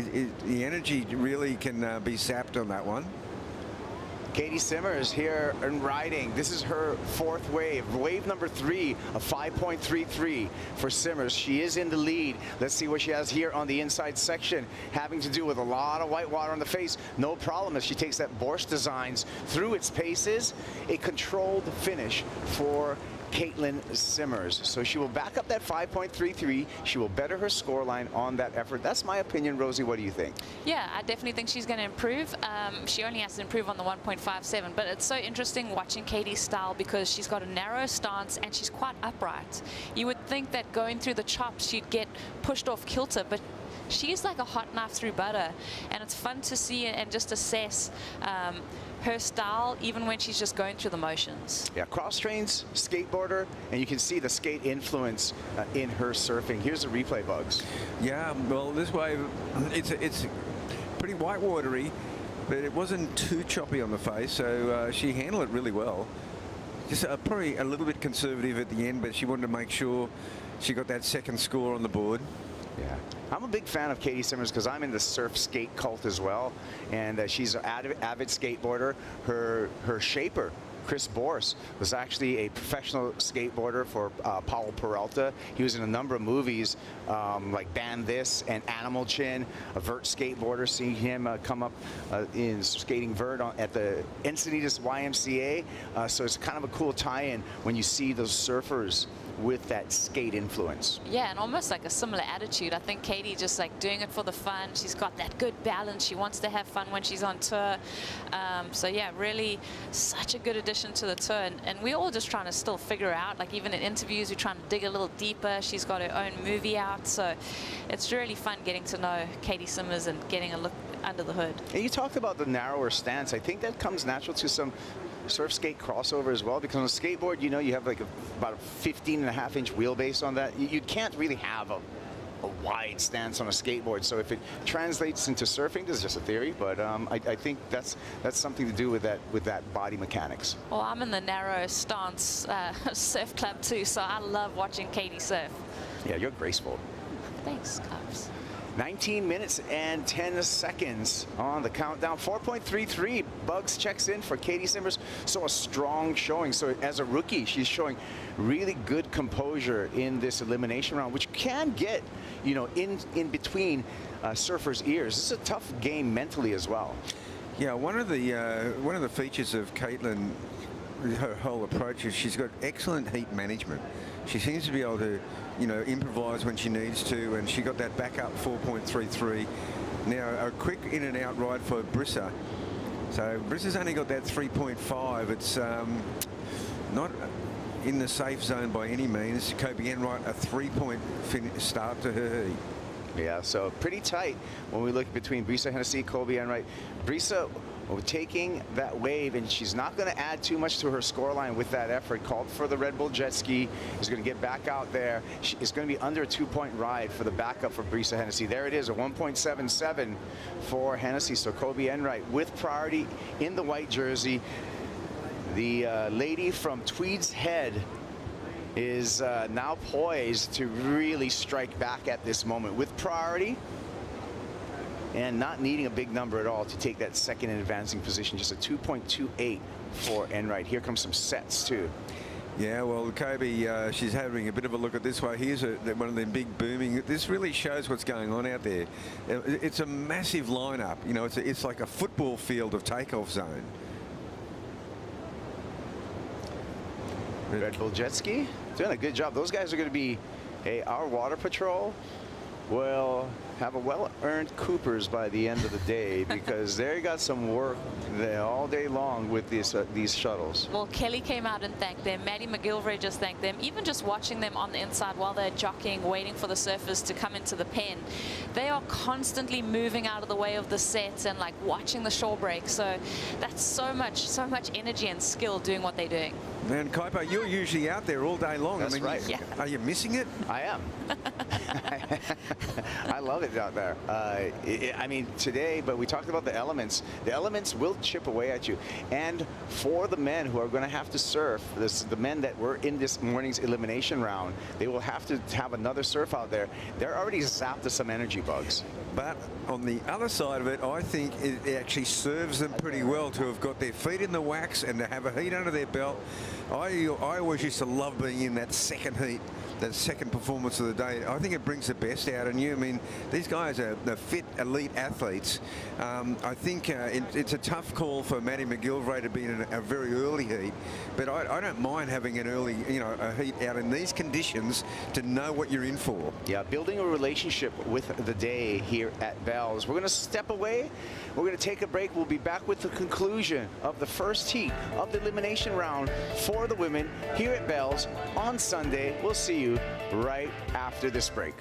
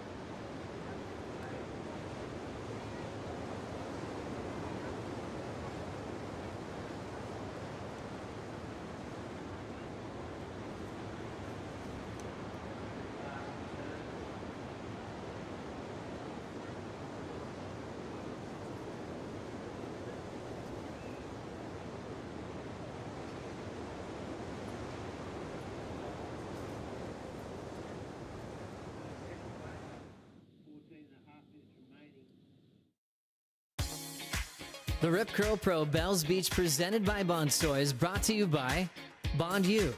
Not for profit and not to conform. Bond University exists for you. Oakberry. Fuel yourself with the official acai of the World Surf League Australia. By GWM. Exclusive category partner of the WSL Australia. By Bailey Ladders. Official ladder partner of the WSL Australia. And by Hydrolite. Official oral rehydration partner of the WSL Australia. Welcome back to the Rip Curl Bells Beach Pro presented by Bonsoy. Time to go to an Oakberry call with Laura Enever and Chief of Sport, Jesse Miley-Dyer. Yes, guys, I've just dragged Jesse away from handing out Easter eggs. Jesse, we've got some important information. What is it? Yeah, I just wanted to let everyone know that we're going to do overlapping heats for this men's round. So overlapping heats, 40 minutes. I did have a lot of Easter eggs. I've still got more in the tower. I'll bring you another one. Maybe a little crunchy one. Seemed to be your favourite. They are. I'm having all of them. Thank you. And we'll see you guys into the exciting round of 32. Well, there we go. So we're going to be overlapping heats, men's round of 32. That means, you know, we're going to get through a lot of heats in a short amount of time, but we will be giving the surfers, you know, more of a clock bugs in that overlapping situation. Yeah, I think it's a great call. I think the Bells Arena can handle that call. You know, even with the jet ski assist, there's still quite a lot of lag time. We've got, you know, reasonable consistency. Certainly good from a commentary point of view, Rosie. Keeps the action. So much action, so many skis in the water. There's going to be so many waves surfed. Yeah, it's going to keep us on our toes, and yeah, looking forward to it. And you know, but when we look forward to the men in that round of 32, and we look at a 40-minute overlapping heat, there's going to be some tense times because you only really have 20 minutes in that priority part of your heat, and that is really, I feel, looking forward, Bugs, that's going to come into play because you're going to have to make some fast action out there. No, good call, Kaipo. And obviously, look, a lot of the folks at home are very, you know, they know about the system. But if you don't, it's a 40-minute heat. The first 20 minutes, you don't have priority. The surfers in the previous heat have first and second priority. You've still got priority again with your opponent. But it's only when you get into the second that you can really take full command of the lineup, right, Rose? Yeah. Well, we're going to see this man, Rosie, celebrating the career of Owen Wright and his legacy in professional surfing. This is his swan song. This is his last event before retirement. It was so cool. Owen was at the Rip Curl signing yesterday, and there were so many groms, so many people down here just like, hey, I hope you win. Oh, like there's a lot of support. I mean, we even heard it there. Just in the ambient noise of all the groms giving his best. So it's going to be fun. I mean, his opening round was really impressive. What a career, Bugs, with Owen Wright. A perfect heat in a final in Fiji. A comeback out of not knowing if he was ever going to surf again on the Gold Coast to take a win at Snapper. And that victory in Tahiti in the last moment over there at Taupo over Gabe Medina. Incredible. Those are just some of the highlights of the career of Owen Wright. Look, all four of Owen Wright's victories have been dramatic. Yeah. For various reasons. You know, the New York, Kelly Slater, those three finals they had. You know, the comeback was absolutely amazing. You know, I mean, really, we didn't even know if he'd come back. And, yes. And to win at Snapper on his back end, against a great mate of his, it was just an awesome story. Yeah, Rosie, I mean, we worked that event, and that event at Snapper was really not just a surfing point, an outstanding part in surfing sport, but in sport as a whole. A guy coming back, not knowing if he would surf again, and then comes back and wins over the entire field of the best in the world. Well, Owen Wright, in his recovery, was actually in the surface area when Tyler Wright, the previous year, went and won at Snapper. And he was sitting in this little enclosed area, and he could barely, like, he would watch the heat and leave the beach and have to, like, do his recovery. And he was, like, still very much injured. That very next year, to come back and win, I was in tears. Yeah. Like, some of my most emotional moments of commentary have been thanks to Owen Wright. Like, the win in Tahiti was amazing. The perfect heats that he's had, yeah, just shows his resilience, and just his character. We'll always have that mark with that man right there, Owen Wright, in professional surfing and what he's done here at the World Surf League. So we celebrate. That's one of the many things that we're celebrating here. Of course, today we're celebrating Easter, a tradition here at the Rip Curl Pro Bells Beach, presented by Bonsoy. It's had a lot of different titles to it, but it's all been the same, a gathering here at Easter, right, Bugs? Yeah, it's definitely been the pilgrimage for the last 60 years. Not just for, it began as Australian surfers, but it's been international for many years as well. And then in 1970, hosted the World Championship, which was the first time I saw it on TV. My first vision of Bells was watching the great Hawaiian surfer Ben Iper. Oh my goodness. Doing these 360 spinners in the bowl at Bells Beach on this little pivot fin back in those days, and it was incredible. And then they went down to Joanna, and it was all our heroes were in it. I mean, it's just a fabled event. Yeah, so much history here, and again, a gathering every single year. And speaking of gathering, there's a lot of gathering happening over there in the VIP section.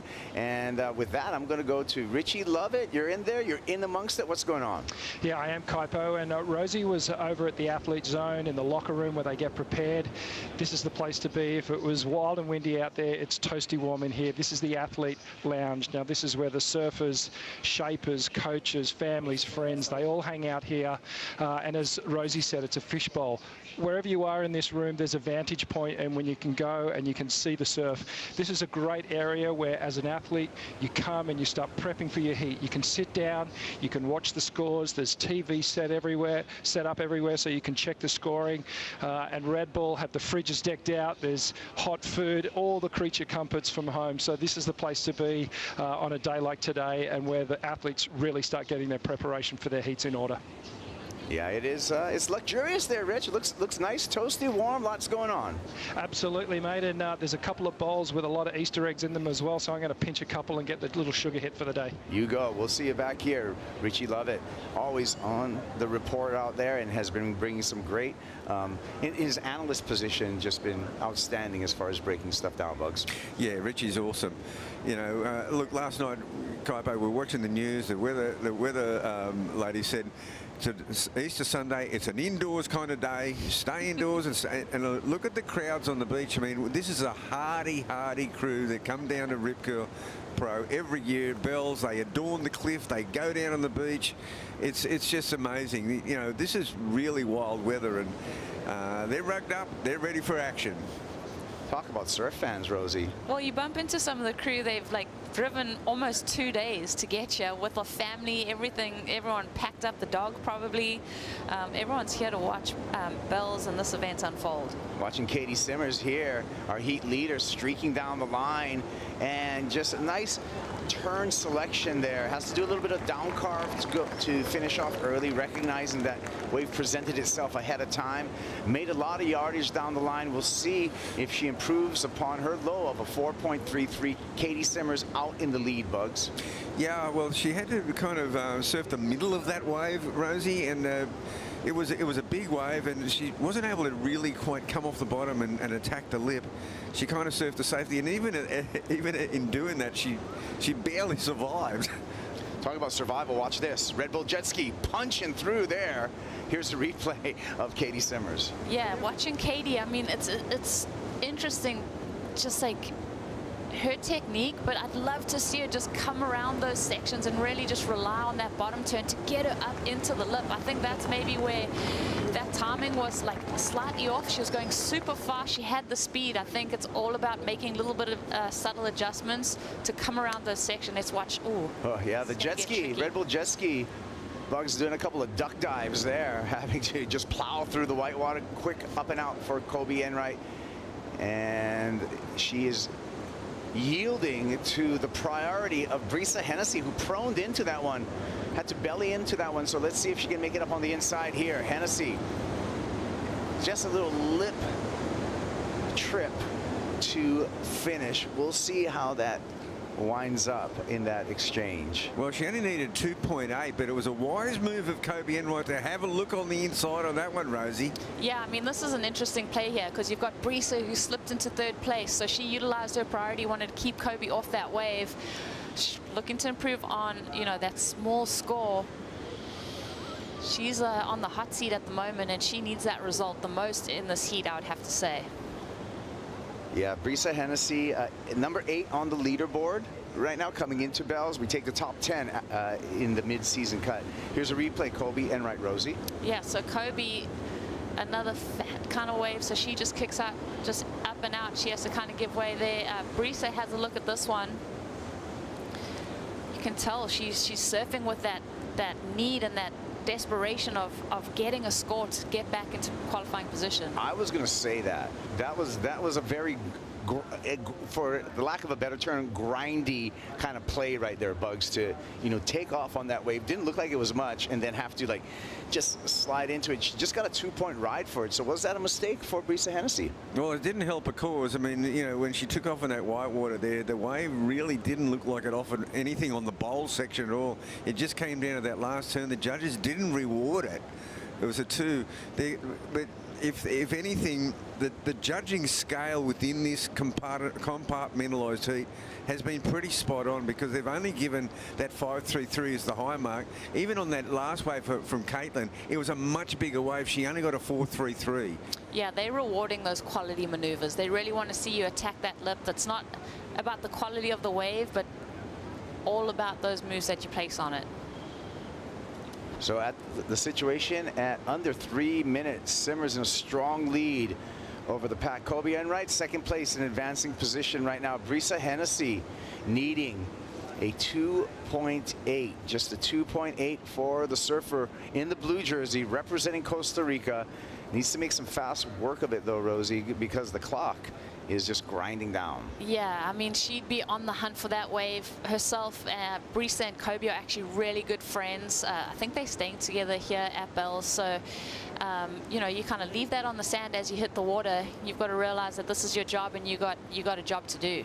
Yeah, both Brisa and Kobe surfers for Rip Curl. So, like you said, sharing accommodations and the same sponsor, Bugs. Well, Kobe, you know, she's actually won the trials to get in this event 3 times. So even though she hasn't got the experience on the CT on tour, she does have the experience of having been in the main event in the Rip Curl Pro 3 times. Yeah, Kobe Enright beating Alyssa Spencer in that trials here at the Rip Curl Pro Bells Beach to get that spot as a wild card. Let's take a look at our Harvey Norman recap of this heat. Bugs. Yeah, well, this is the 5.33 for Caitlin, and she came out of the blocks with a pretty decent wave. In the middle of this wave, she can tell she's just trying to set up to get that finishing turn in. She nails it. And this wave here, she gets a bonus on the backhand, Rosie. Yeah, that was so fun just watching Katie rail-to-rail surfing. She's really been the woman that's kind of built those scores. This is the 4.33, so Katie's been the one that's impressed the judges enough. We haven't seen anyone really run away with it, but Katie's doing some solid surfing. Kobe and Brisa, they got ground to cover and they've got work to do. Here we go, live action. Kobe Enright currently in second place. Yeah, it's a pretty ordinary looking wave. Oh, was that a mistake? Only if Brisa gets another wave, but that wave, you could tell it had no body to it. Yeah, I think anytime that you're not improving your score, it is like, that's a waste of energy to me. Now this wave here might be, it's a white watery wave, but it looks like it's lifting up on the bank. Is it going to... We saw Brisa paddle for it, Bugs, and looks like she wasn't able to get into it. Now she's going to just be duck diving as the clock winds down. She's on a tricky part of the reef too. She's like just other side of that Bell's Bowl, and that where that water kind of converges on that shallow part of the reef, it's really tricky to get out of that and find cleaner water and get across to find a wave. Let's see if she can maybe have a sniff at this wave. Decides not to go. Now we're down to just 7 seconds. She will not get another chance. 5, and it will be the Hooter blows, and we will lose Brisa Hennessy with an equal 17th here at Bells. Well, and she only just got pipped the other day at Winky Pop to relegate her back into that round. So that's yeah, that's a real shame for Brisa. But you know, good luck to Kobe and Caitlin moving on. World number 2 moves on into the next round, the round of 16 for the women, and the wild card continues to move on. We'll be back. Elimination round for the women. Heat number 2 in the water when we return.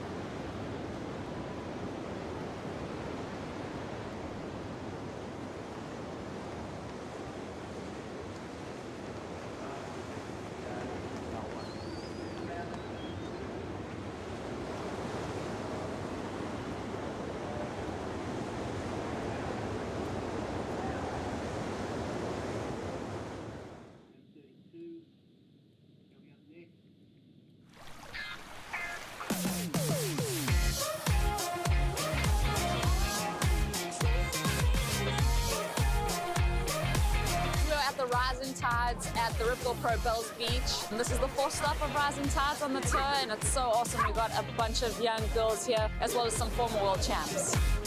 Sharing that stoke of surfing, you know, I really love that. I get a lot out of it. So yeah, this is like next level. Pretty excited. I reckon it'll be so cool. I'm Estella and I'm 10 years old. My favourite surfer is Jackson Andre and Carissa Moore.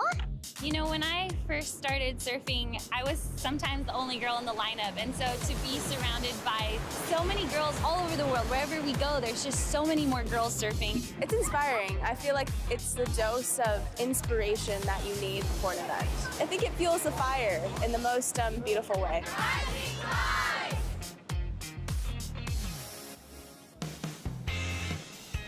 Another great Rising Tides activation, inspiring young women. And there's a young woman right there that just took a heat win, moving on into the round of 16. Number 2 on the Championship Tour leaderboard right now, the teenager Katie Simmers was victorious in her elimination round heat. Look at this one, elimination round heat number 2. Rosie, what a heat. Tatiana Weston-Webb, Tyler Wright, Joanne DeFay. This is going to be fun. I mean, you've got world number 4 and 5, Tyler 4, with Tatiana coming in at 5th, but Joanne, we haven't seen her. Like, this is a return from injury. Yeah, Joanne DeFay with a foot injury, just returning to stop number 4 here on the Championship Tour. Bugs, this is what happened during the break. Replay, Tatiana Weston-Webb. Yeah, well, Tatiana, she's got that awesome backhand. We've seen her at Big Margaret's, and when it gets wild and woolly, absolutely, she's got this unbelievable snap under the lip on the bigger waves, and that's a patented move by Tatiana. Everything about that to me was so critical. I mean, from the bottom turn to where she placed that maneuver to the free fall, I think she's going to be really well rewarded for that single maneuver. Yeah, Weston-Webb, a runner-up in 2018 here at Bells. She made the semifinals 2016, so she's had some success out here. We know about her vicious backhand, and that backhand just earned her a 5.33 start. That's a nice start, Bugs. Yeah, it is a nice start, and look, this is an amazing heat. Such experience. Obviously, with Joanne coming back from injury, perhaps that's where the seeding put her, and this can happen because this heat, you know, compared to the last heat, this is full experience, world champions in the heat, and winners, you know, multiple winners on the CT. This isn't a elimination round matchup that you expect to see. These 3 women are usually spring-loaded into that round number 3. So this heat on paper is pretty meaningful. I mean, we talk about Tyler Wright, defending champ. It is surprising to see Tyler in this elimination round. So that makes a lot of interest in this particular heat, Rosie. Yeah, you know, she had a really tricky heat against Sally Fitzgibbons, who ran away with the heat at Winky Pop, and then I think Gabriella Bryan was also in that heat. Yeah. All the women in this heat, tour veterans with CT wins to their credit. Let's take a look at this heat and looks how it's on paper. 12 years on tour for Tyler Wright, 15 CT wins, 9 years on tour for Joanne DeFay, 5 CT wins, and 8 years on tour for Tatiana Weston-Webb, 4 CT wins. Look at those numbers, Bugs. That's unbelievable. Like, you know, they could meet in their quarterfinals or semifinals of a CT, but they're in the elimination round. This is gnarly. We already lost someone who was in the final 5 last year. That's right, with the exit of Brisa Hennessy in that opening heat of the elimination round. Well, you think about Tyler, she's got the 2 world titles, but in recent competitive history, Tatiana and Joanne DeFay have both been at the WSL Final 5 for the last 2 years. So they've been more consistent on that leaderboard for the last 2 years. Yeah, very consistent. And it's good to see Joanne DeFay back in the jersey after having to sit out the first 3 events on the Championship Tour this year. Joanne DeFay finishing number 4 in the world in 2021, number 3 in the world in 2022. Like you said, she's been very consistent, making that final 5. Yeah, she's unbelievable, and there's a lot on the line. I mean, in these 2 events, she's got to make up the ground to get into that cut line, that top 10 of the women. Otherwise, obviously, going to appeal with an injury wild card, but then there's also Olympic qualification. There's so much at stake for her career. So Jan's trying to make up a lot of ground that she missed. Here she is, DeFay. And that section gets away from her, and that was unfortunate, Bugs. You know what I think we're also seeing? We're seeing, you know, I mentioned earlier today, we're going from early this morning 7 and 8 second intervals to 11 and 12 second intervals. That's going to thicken up and make the sets more powerful. And I really think we're starting to see that in the last couple of heats. Good call out, Bugs, in that was a sizable wave right there, and it looked like it had a ton of power behind it. Little rattled right there. Joanne DeFay now looking to the Red Bull jet ski for the pickup and just get her out of that zone, Rosie. Here's a replay.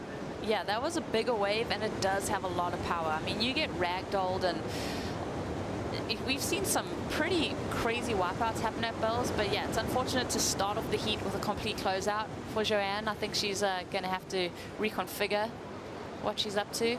I mean, Tati's start was so solid now, reflecting on the last couple of minutes in this heat with the 5.33. Yeah, I mean, in the context of today, that 5.33 truly is a keeper score. And Tatiana Weston-Webb, Bugs, already has that number in the bank. So that's got to give her some confidence as we see her on the paddle. Yeah, well, she's back in the lineup, that's for sure. And look at this wave here. Just I've seen Tyler have to duck dive about 4 or 5 waves that just capped outside of her. She seems like, to me, in the right spot. But this is the gnarly thing about Bells. And look, there's more sets coming. This can easily handle the overlapping heats today. Look at the size of this wave coming. Swell on the rise, Rosie, and it's super evident. Look at the bomb behind here that Tyler Wright's going to have to deal with.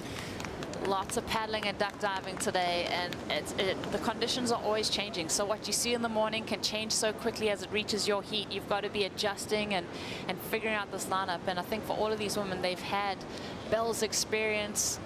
We've got past winners, we've got finalists. So let's see how they can utilize that advantage.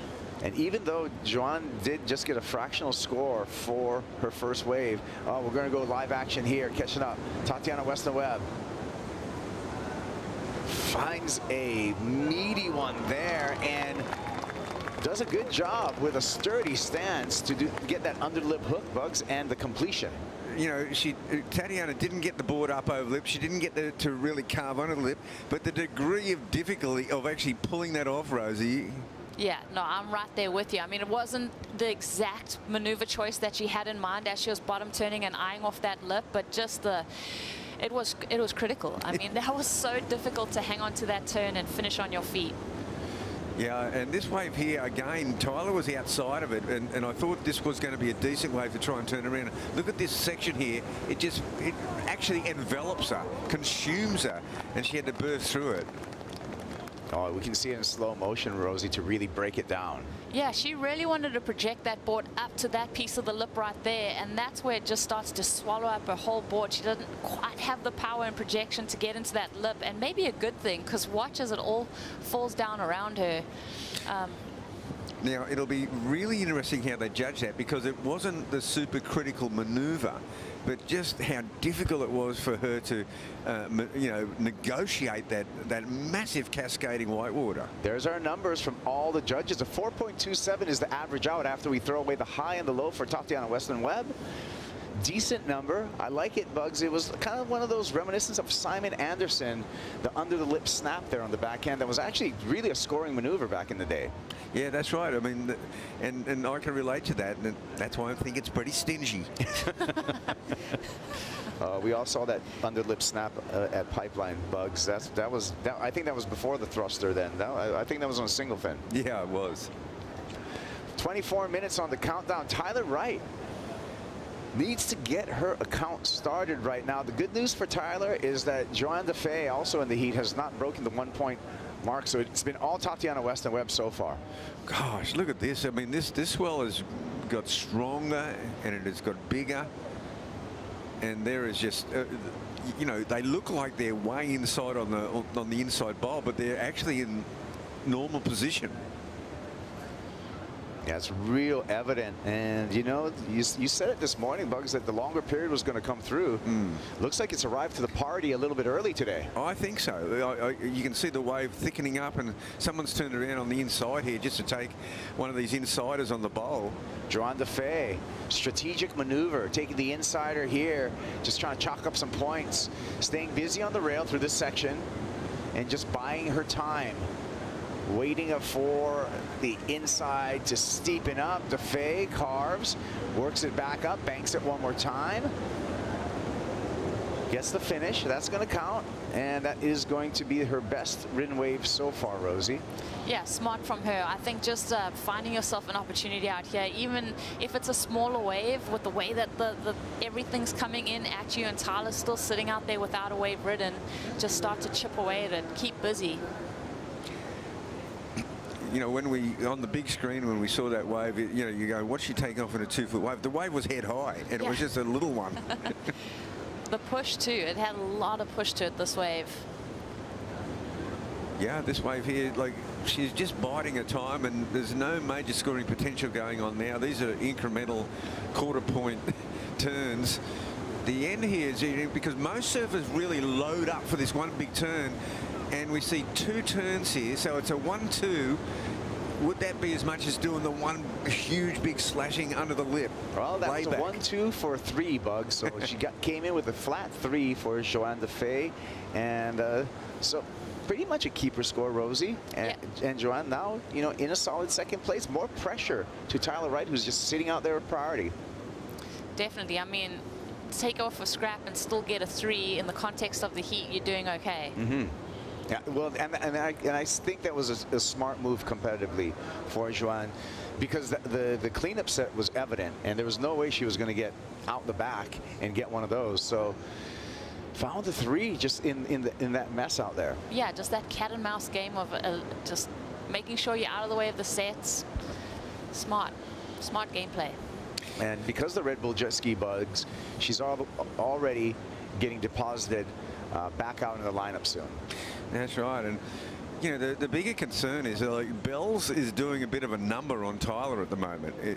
She's just had to do so much stuff. She's so far out to sea. She's out in the boonies right now, and she's she's reasonably unflappable as a competitor though, but she's had to do a lot of hard work just to stay in position. She's got a lot of trust in her game plan right now. I think she's looking over her shoulder, just looking at the positioning, just looking at priority, just making sure that she's in the right place, because that sweep, I think it's that treadmill effect. You've got to keep moving in this lineup.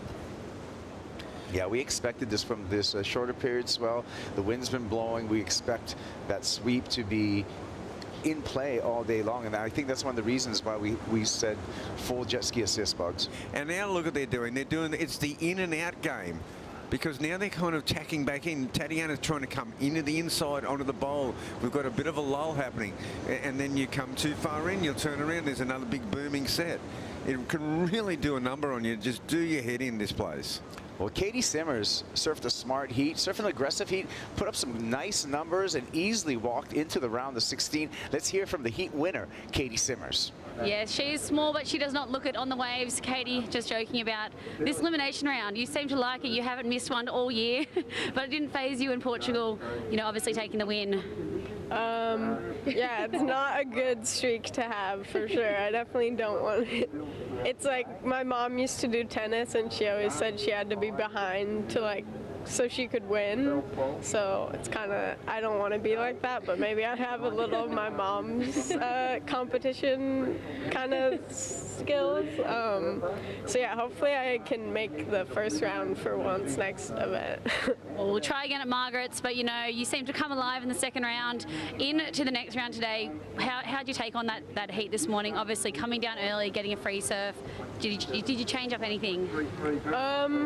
Yeah, I like woke up early, saw the trees outside bending in half, and it was pretty crazy, and I was like, no way they're gonna run it. And then it's just like they texted that it's on, and then I don't know, I came out here, I had like 20 minutes to get out, to free surf, and I would not have made it out in time, but then the jet ski, luckily, like, I got some jet ski assist on my free surf, so shout out to the guy who picked me up. But yeah, I only got one. I almost got sucked into Winky, the rock.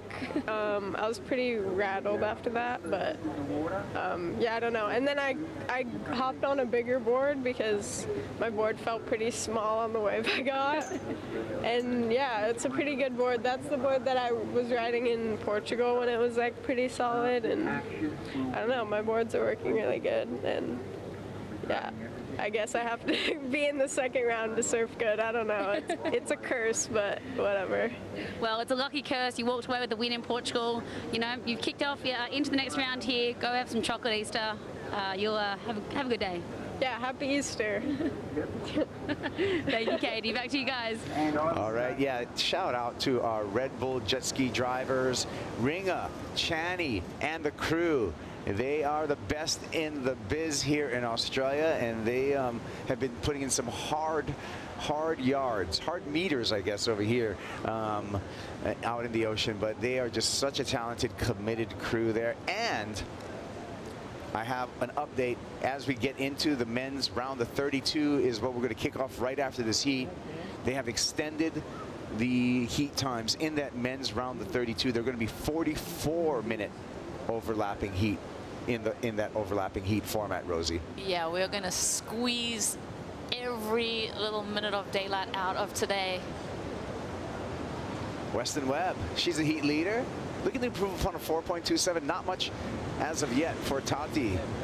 Always quick on the backhand. Couple of turns there. Gets caught up. No harm, no foul. That will not change the situation out in the water.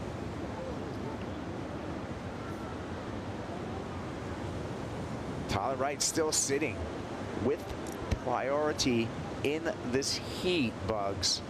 And we're down to 16 minutes and 35 seconds. Okay, now she's having a bit of a look at this one. Looking good.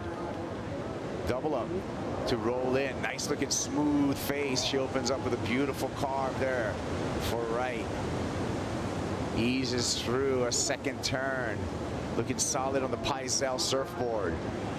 Nice hook with a little extra release on the end. She likes it. Nice start. Yeah. Took a while to get warmed up, but now she's got a number. Yeah, and Tyler, this wave suits Tyler so much. I mean, she looks so good on the Bells Bowl. You know, the wilder, the woollier, the better for Tyler. Yes, she's on. It's on now. I think for Tyler, she puts this win, her maiden Bells victory, right up there with her world title. So this means a lot to her. Probably sitting out there, she was starting to feel agitated, and she channels all that aggression onto this wave without looking flustered, though. It's so cool to see her kind of keep that composure and just really put the emphasis on her turns, especially that last one. All right, well, time to get an almond latte. I'm going to take a Bonsoy brew break. We'll be back with the conclusion of Heat 2 of the women's elimination round.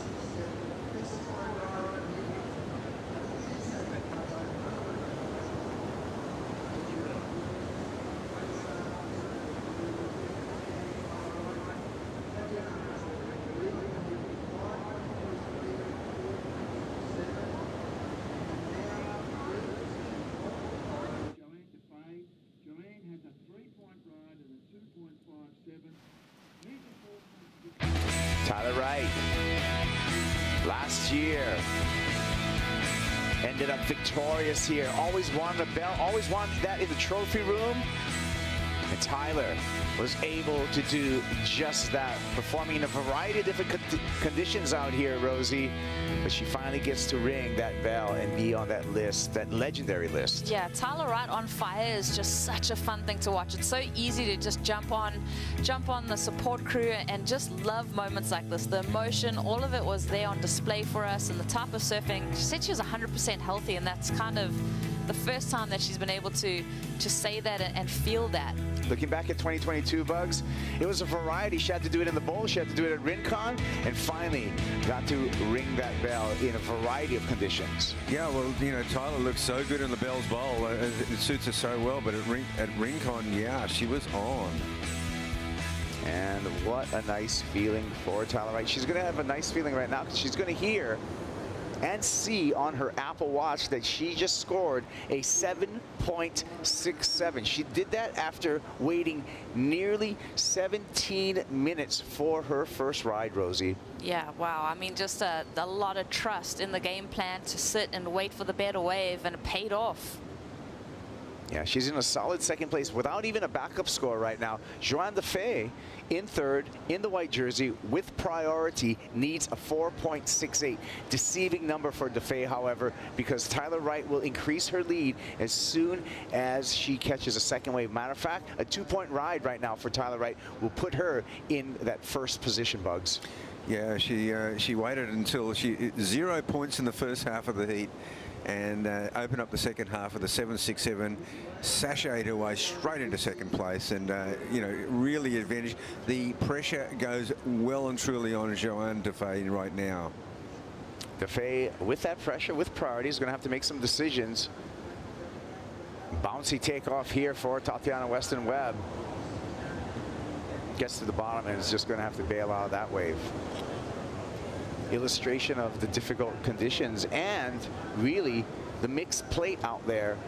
I mean, we saw Tyler Wright, she waited, and that was an absolute gem. She had to roll in, it doubled up, a nice face, but that wave just did not want to be ridden at all. It didn't, but it looked like a blessing because that wave kind of just did not much down the corner. Well, her hands didn't leave the rail. Yeah. So I'm not seeing a score going on at all. This is a great observation. Her hand's not leaving the rail. The judges will not assign a number to that because that's officially not a ride for Tatiana Weston Webb. Well, maybe I'm going to eat my words right now because I guess the judges saw something in that and they are going to give us a fractional score for that. Okay. Interesting play, Rabbit Bartholomew. Yeah, well, she got to her feet for a little bit, but okay. the hands didn't leave the rail, so I guess there's the technical point, but throw her a little crumb. It's not going to change the situation out in any way, yeah. So Tatiana in the lead, Tyler Wright in second. Joanne DeFay with that priority, needing just under a 5-point ride. How do you identify the good ones, Rosie? I mean, we saw that wave for Tatiana Weston Webb just looked like it had some potential, but then turned into nothing. How do you identify which ones are going to be the keeper? I think it's positioning. I think it's like knowing which part of the beach you're on. There's those different rock boils that are there, but you're definitely hitting and hoping on a lot of these waves as you take them chip shot in from the outside and ride them in and hope that they get that little double up line.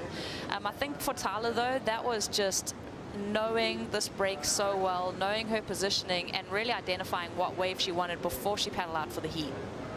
Yeah, Tyler Wright on that Peisel. She's on a 5'10".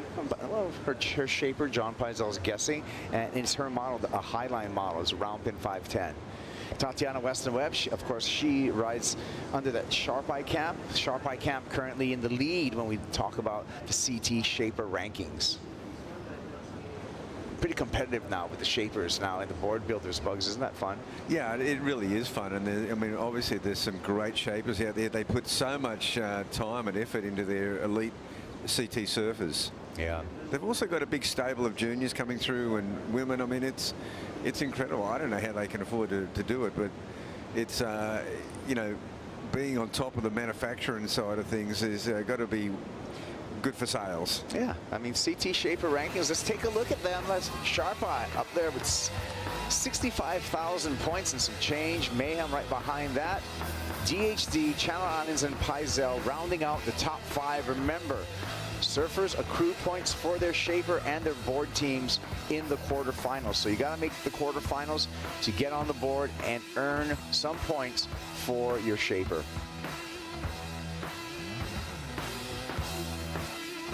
I think DHD is going to have a little bit of a comeback, and Paizel too when we come through this Australian leg. Well, DHD historically has won a lot of bills. You think about Mick Fanning, Steph Gilmore, Matty Wilco was probably on the DHDs. He's had a lot of success here. Yeah, I don't know who his board Gabriel Medina's surfing for, but so far he's had 3 ninths. So no points at all for the manufacturer. Yeah, that would be Cabianca Designs for Gabe Medina. But, you know, we've seen historically with Medina, gets hot at the back end of the season. So I think for Medina, it's just like making that mid-season cut. And then usually we see the machine, you know, take over in the back end. And if enough people remind him that he hasn't won a bill yet, he's probably going to come and prove us all wrong. So true. Yeah, I think he's hungry for it. Yeah. But you're right about that. I mean, Medina has owned the second half of the tour. I mean, I used to say that about Mick Fanning too. Yeah. He just owns the second half of the tour. Different story now, though. Different story. You got to make that final 5 to give yourself even a chance. Right now in the format at the World Surf League, an applauded format. That is the Rip Curl WSL Finals. That's happening in September, and that is pro surfing's biggest day, where we will crown both a men's and a women's champ. That's the end of the road. We're not even into the midway of the road right now. We are past the midway of this heat, however. 6 minutes 40 seconds, and Tatiana Westenwerd's still in the lead. Let's take a look at our Harvey Norman recap of this heat. Bugs, Tatiana coming up with a 5.33. One huge move by Tatiana, gets a 5.33. She backs it up with this 4.27, and a super difficult maneuver. And here's the leading ride so far. Rosie, this is a bit of a gem by Tyler Wright. Well, she sat for over 17 minutes before her hands left the rails, and it was for this ride right here. Well worth the wait. The 7.67 for Tyler Wright. She's in second at the moment. Tyler Wright at second, merely for the moment, in that it looks like Joanne DeFay in third priority. Tyler now with first priority. She looks like she's interested in this one. Right on the paddle. Nice little whitewater roll in. Looking down the line on the high line, Paizel. Smooth cut back there for Tyler Wright. One more time, engaging the rail through the whole turn. Make it a series of 3, hoping for this wave to stand up on the inside. Has to get through this curve, this hump, does so, connects to the inside. And a little forced effort on the inside here for Tyler Wright, but she will take the lead with 5 minutes remaining. Smooth cutback, steps off on the sand. That's a great backup for that 7.67, Rosie. She really had to work her way through that wave, however. Yeah, it's funny because I think Bells, she winded herself on the inside section there. Watch as Tyler catches her breath.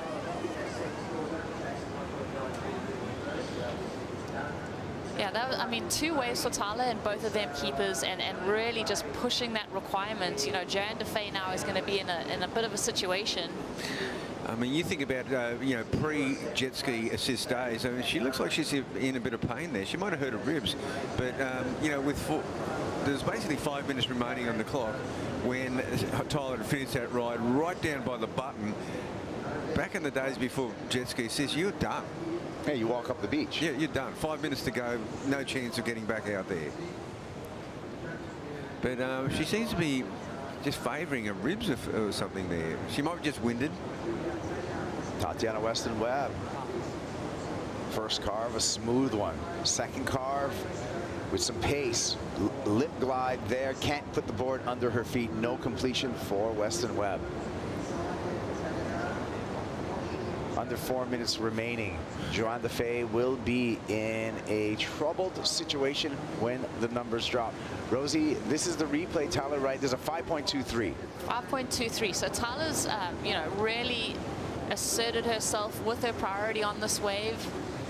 Couple of series of kind of lateral cutbacks, but still like really engaged in what's happening on this wave. This is where it gets a little bit tricky. I mean, you have to do that kind of Huntington hop here at Bells Beach. Here she finishes off with that round out cutback right on the sand. So that's where we kind of saw her trying to catch her breath. But this, as the tide starts to come in, I think we got about 7 foot of tide coming. Finishing right on the sand here, Bugs, let's just watch and see what happens. So she definitely takes the brunt of that as her body impacts with the sand. That's a good angle to show the power of the wave right on the beach there. It really slaps you. And she either lost wind or she's just holding her ribs there. And yeah, that was a little nasty at the end. Usually it's just a nice little crumb sausage up on the sand and crumb sausage. This is Joanne Defay on this replay, and unfortunately, this was just a 1.8, so did not help her cause at all, Rosie. Yeah, she's going to need that mid-range 6.666 to overcome Tatiana Westweb. You can tell she's just out of sorts there, and this for Tatiana was looking like a beautiful ride the way it was shaping up. I love that bottom turn, and then just right there she kind of loses that footing and momentum as she's trying to hit that lip line. Even without going complete, Tatiana Westweb did improve upon her score line. That was a 4.33, Bugs. For every 500th of a point counts. Yeah. So situation, Tyler Wright in the lead, Tatiana Westweb in a strong second place. Joanne Defay needing that 6.66, 2 minutes remaining in this heat. Yeah, Joanne is really not settled into this heat at all, Rosie, and yeah, she's been out of the water for quite a while. Yeah, I mean, it's so tricky as the tour evolves and you kind of have to sit back and watch. You got that injury. Everyone's kind of keeping pace. You warmed up, you're ready to go. So Joanne is essentially coming into this event cold. Now, it would be a very rare occurrence that 2 of last year's top 5 go out, straight out. In fact, they're the only 2 that go out. That would. Well, again, 3rd place in this heat equals 17th. That is definitely a throwaway. That is not what you want for your leaderboard rankings. Tatiana Westweb, Tyler Wright looking strong right now, down to a minute. So it would have to take some heroics from Joanne Defay, Rosie, because she's last in line priority-wise. I would imagine the other 2 competitors will be all over that. Oh, yeah, for sure. As we see this one wind down under a minute, man, you got to give credit to Tyler Wright in the way that she played this heat, riding those 2 waves, sitting for that long, just really sticking to her game plan. Yeah, talk about efficiency. Tyler Wright, 2 waves ridden, 2 waves counting, and it looking like the heat win with 30 seconds remaining. And Tatiana Westweb, as we fly by our Melbourne flight cam here, is not going to give Joanne Defay any chance right now. She's got priority above Defay, and you can see the red jersey in front of the white jersey, and that's just going to stop play right there. Here comes Tyler.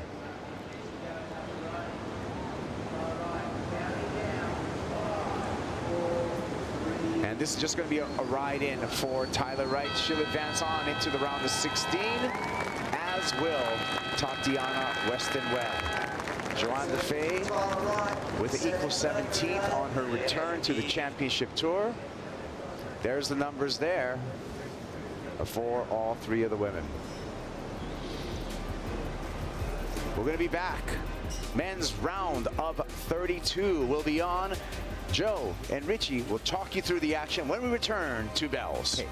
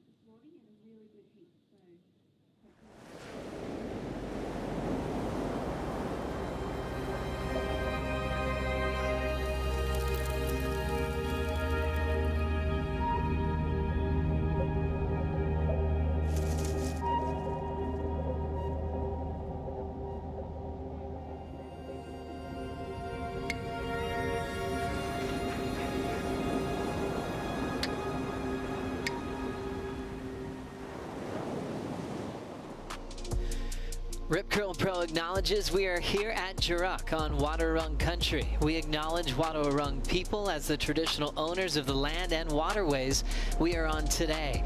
We pay our respects to Wadawurrung people, their elders past, present, and emerging, and extend this acknowledgement to First Nation peoples here today. Thanks for being with us. What a day for competition here on Easter Sunday. Getting through the elimination round for the men and the women, and now the men right back on call here for the round of 32, which will be in the overlapping format, 44-minute heats.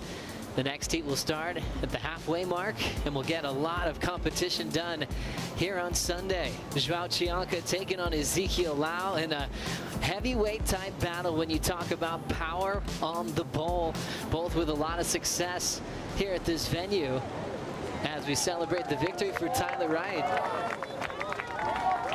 She had a pretty wild finish onto the sand where she was kind of holding her ribs. The side looked like she might have been in a little bit of pain that you can still see on her face. Joe Chappelle with Richie Lovett here for the call. Good news for Tyler, she got the win, but hopefully she's managing that pain. Yeah, we're not too sure what happened to Tyler just yet. We're just sort of listening in here. We can see if we can catch what actually happened, but definitely was in that shore break section where she had to eject in the last second. But yeah, we keep coming back to the power of the ocean today. There's so much energy. And well, unfortunately, Tyler just dealing with a little injury. Hopefully she's okay. We'll keep you posted on Tyler's situation. She does look like she's stoked with the win, though. She had a 12.9 total. Tatiana moving on in second, losing Joanne DeFay as things getting started here in the round of 32. World number 2 getting the opener. Chianca, big blast off the top. Even the fins flying out the back. Coils up for the solid cutback. Hard off the bottom. There's that vertical climb once again. And Chianca almost thought he was going to fling himself on his board. He was just pushing so hard to even attack the whitewater section. Chianca is so fired up. What a season it's been for the Brazilian. Coming into this event number 2 in the world. What a difference from the story from last year. Yeah, unbelievable from not making the tour to working his way back on the Challenger Series, and now he's right up at the top of the ratings. So an amazing turnaround for Joao. His performances last year were incredible. You know, he had some big heat scores, although he wasn't actually getting the wins, and he's picked up an absolute gem here to start his heat off with Ezekiel Lau. Watch this thing. He just patiently waits and then starts to open up here. Joe, that first turn was just so dynamic. In waves of this size, really hard to add that little flare and tail release, but Joao, no problem. And gets the big foam hit right up and handles that last tricky little section just to show the judges that he was in control. Let's look at the slow-mo here. So what Joao does is hinges really well through the waist, and you can see there just so compressed as he comes down now. Just puts all the weight on the tail pad, re-engages the rail and the fins, gets right on that toe side as he drives through it, and then a great distribution of weight shifting from heel side to toe side. Again, gets that deep bottom turn and then springs out of the lip.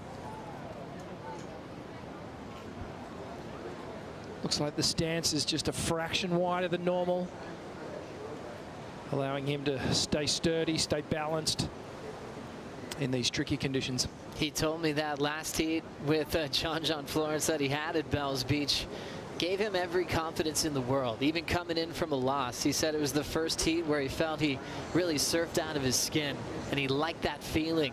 He knew that he was ready to take on the world's best because he felt just weightless and not worried about pressure, even though he was under it last season. The tough part came for digesting falling off the tour. And even when he had the wild card on his home break later on in the year at Saquarema, he said he still hadn't recovered from not being there full time. Yeah, it's a gnarly thing, you know, dropping off the tour, but sometimes we see this happen, you know. Surfers drop off, they really go back to the drawing board and figure out just how bad they want it, and they normally get back on straight away. Scrapping into this one, the Hawaiian, the new father, is setting up his first turn here on Easter Sunday. There's that whip, and he will end up incomplete. He was hoping to match Joao's energy to start. Chianca already has a 7.67. As we talk about the tale of two stories on the rankings here, Zeke having an extremely challenging season.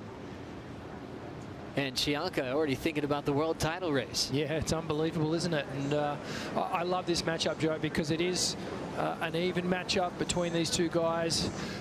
You know, they're both super capable in big ocean, open water swells. Let's watch the replay here of Zeke. Wave looked good from the takeoff. Comes right up and gets a nice swooping turn off the first section, and then just unfortunately got a little unsteady, just trying to ride out of the second turn. And you know, when you're in a man-on-man situation like this, and your opponent drops a score like that, a 7.67, that can kind of dampen your enthusiasm and really eat away at your confidence. Or the alternative is to go, you know what, I'm going to match him, and I'm going to match this score, and I'm really going to get into this heat. So, you know, hopefully we see Zeke just really dig in and make this a really good match. Defending Bells Beach champ Tyler Wright is with Laura. Yes, Tyler, defending champ in the elimination round. 2 waves is all you need, hey? So amazing heat there. Thank you. Yeah, it was obviously I kind of would have liked a few more, but I love Bells when it's like this. It's really challenging, brings out a lot of hard work. You have to put it in out there, and yeah, the first I think it was like 17 minutes I paddled for, and then I got the 7.6, so that really calmed us down. But I had no idea, so I think I needed a 1, and then I didn't know what the other girls had either, so I was kind of just trying to stay in my own process, stay in my own lane, just go, no, you know what you're doing, just catch another wave, and just keep moving forward in what you know. Yeah, well, you needed a 1.9 with about 4 minutes to go. You got that wave, you rode it into the shore break, slammed on the shore break, been holding your shoulder. Is there an update with that? Yeah, look, I don't know. I've got a lot of adrenaline right now, you know. So, yeah, it hurts, but that's just part of the job. I think it was one of those ones where I knew I didn't really do too much, so I kind of had to convert the end in, which was on the shore. So, yeah, it came down a little bit funky on it and a little bit of a rib thing, but I think Brett's here, so it's one of those ones where I'm not actually too worried about it because Brett's here and I'll get that all sorted and it should be fine. And obviously stoked to make it through this elimination round after your result in Portugal. How have you washed that off? Honestly, that was a bit of a funny one for me. I didn't bring my team, I didn't bring my wife there, and I was kind of, you know, when you have just, your values are in different directions, you know, you have performance values and you have life values, and at that particular time I just didn't want to be away from my wife and my family or my team, and so it was one of those ones where there's not too many comparisons according to my psychologist. So it was one of those ones where I had to really kind of dust off and realign with kind of what it means to me and get back into my own way of doing things and what I'm here for too. You know, I've been doing this a long time now, so it's really important to connect with why I'm showing up. Well, you've dusted it off into the next round and enjoy your day off. Happy Easter, Tyler. Thank you so much, Laura. Tyler Wright, defending event champ, dealing with that inside shore break. She'll go get checked out quickly, but said with all the adrenaline that she has in her body, she's not quite sure what that might look like, as she'll talk to her wonderful wife there and take a quick break before assessing the next round, where she's going to meet last year's Rookie of the Year, Gabriella Bryan, as this one continues. Yeah, that's going to be a tough matchup, and you know, sometimes in the moment, you know, things can happen. It was definitely a gnarly situation for Tyler there. She may have just copped the board in the ribs or something, you know, like getting a little uppercut, and it stings for a little bit, and as you go through, things start to soften and improve quickly. So seeing the replay here of Zeke, a really foamy looking face to deal with. Driving down the line, the big fella, no problem. Getting through these sections, just absolutely throws everything at that final section and unable to ride out of that one, unfortunately. Tough one there for Zeke Lau. And catching up with Zeke before the season started, he always picks Bells as one of his favorite events on the calendar. So coming to a place that he really enjoys, we often talk about that relationship that a lot of great Hawaiian surfers have with this venue. Going to Sonny Garcia, 3 Bells titles, from Bells to even Winky Pop, a final of John Shmulka which created one of the best careers at Bells Beach. Also, Andy Irons was able to go back-to-back. John winning here more recently. Sometimes you'll hear big comparisons to some of the open water waves on the North Shore when it gets really windy and messy, and guys like Zeke know how to translate that into a big performance. Yeah, absolutely. You know, looking at where Zeke's specialty lies, you know, I can understand why he sees Bells as one of his favourite waves. He's got that big frontside swoop that he goes to, and such a powerful surfer. You know, he's in that kind of realm with Geordie and those guys that throw a lot of water. And you can see here, currently ranked 32, and that's not where you want to be. What an awkward start to the season as well. That really awkward interference at Sunset Beach when it felt like he was trying to use his priority to help out a friend, Leonardo Fioravanti. That was a tough one to walk away from when he was clear through. And I guess you'd call that maybe getting distracted, worrying about someone you spent a lot of time with, when you definitely could be turning back at this point of the year, wishing you just rode that win out without touching that wave and getting that priority interference, which gave you a really bad result. Yeah, absolutely. You know, that could have, in hindsight, well, it did. It rewrote history for him. You know, if it just kind of stayed away from that situation and just taken the win in that heat, who knows what could have happened. He could have gone on to win the event. So, you know, you've just got to live with those things that you deal with, and the mistakes that you make, and process them and move on. You can't dwell on it. You know, surfing is very much a wave-to-wave sport. You've just got to really be in the moment. That's why we see our athletes so many times referring to that, you know, in post-heat interviews. I'm just taking it one wave at a time, and really you can't do much more than that.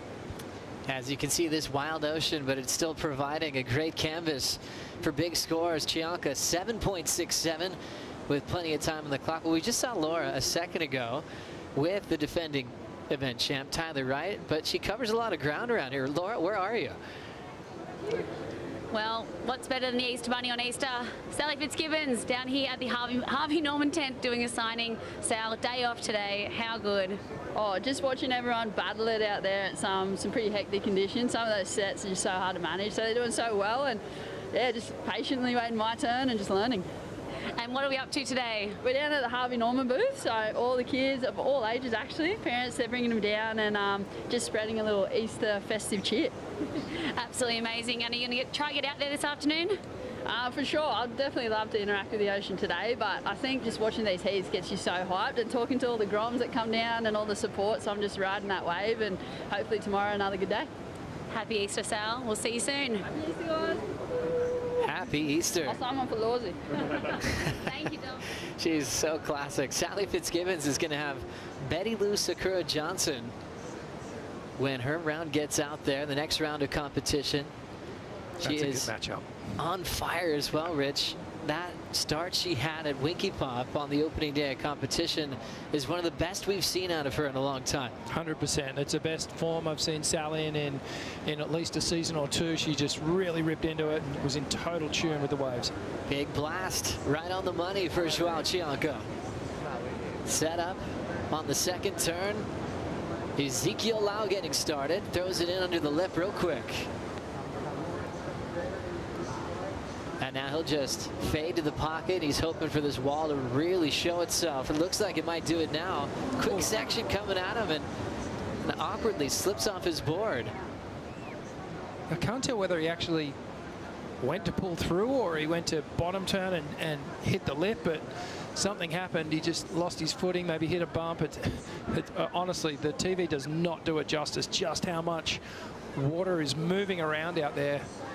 And these surfers doing incredibly well just to stay connected to the wave and perform these turns. So a tough fall for Zeke Lau, knowing that Chianca started off so strong. And even though Joao's second wave was a short one, doesn't need a whole lot to really put Zeke in a combination spot. Let's see what happened here. First with Ezekiel's wave. Okay, so Zeke got a really nice turn off at the top. Almost a little shampoo as he rode out of that one. And then does some cutback work under the inside section. So let's see what happened here. So we just went to bottom turn, hit a little bump, and skipped out. And really, with that opening maneuver, if he had completed this, it could have been a good score. Yeah, you can just see he kind of slipped off the back, I think he must have just hit a little ridge in the wave face. It shot his back foot off the pad. And this was Yurchenko. Watch this first turn. Just attacking, getting a real good line through that pivot. A nice pivoting turn off the top, really aggressive. But unfortunately, this wave didn't have anything on the inside. He's always going to be emotional. He's always going to show you what he thinks. He actually will have some claims that he's planned out with his good friend Samuel Pupo. But that's what makes him so fun to watch. You know how he's feeling at all times. The contrast of the post-heat interview emotion from last season to this season. Cianca coming off the first win of his career over in Portugal.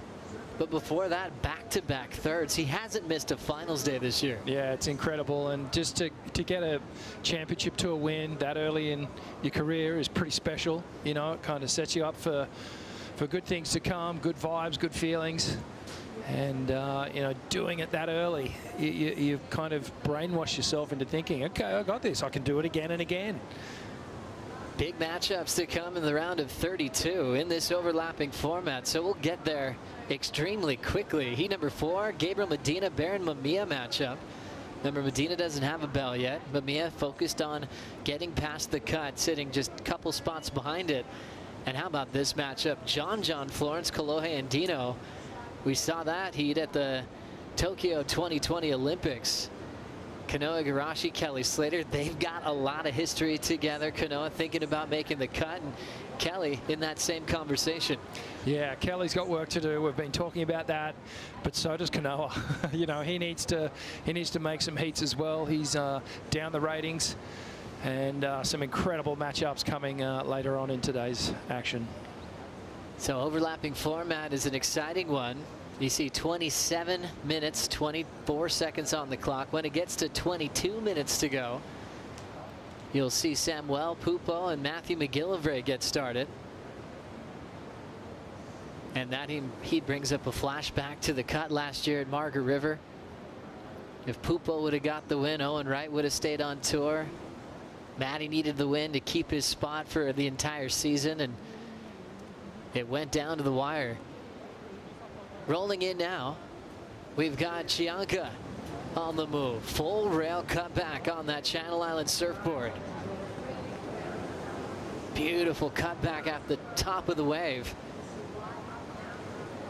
Just meets that whitewater again to keep that flow going down the line.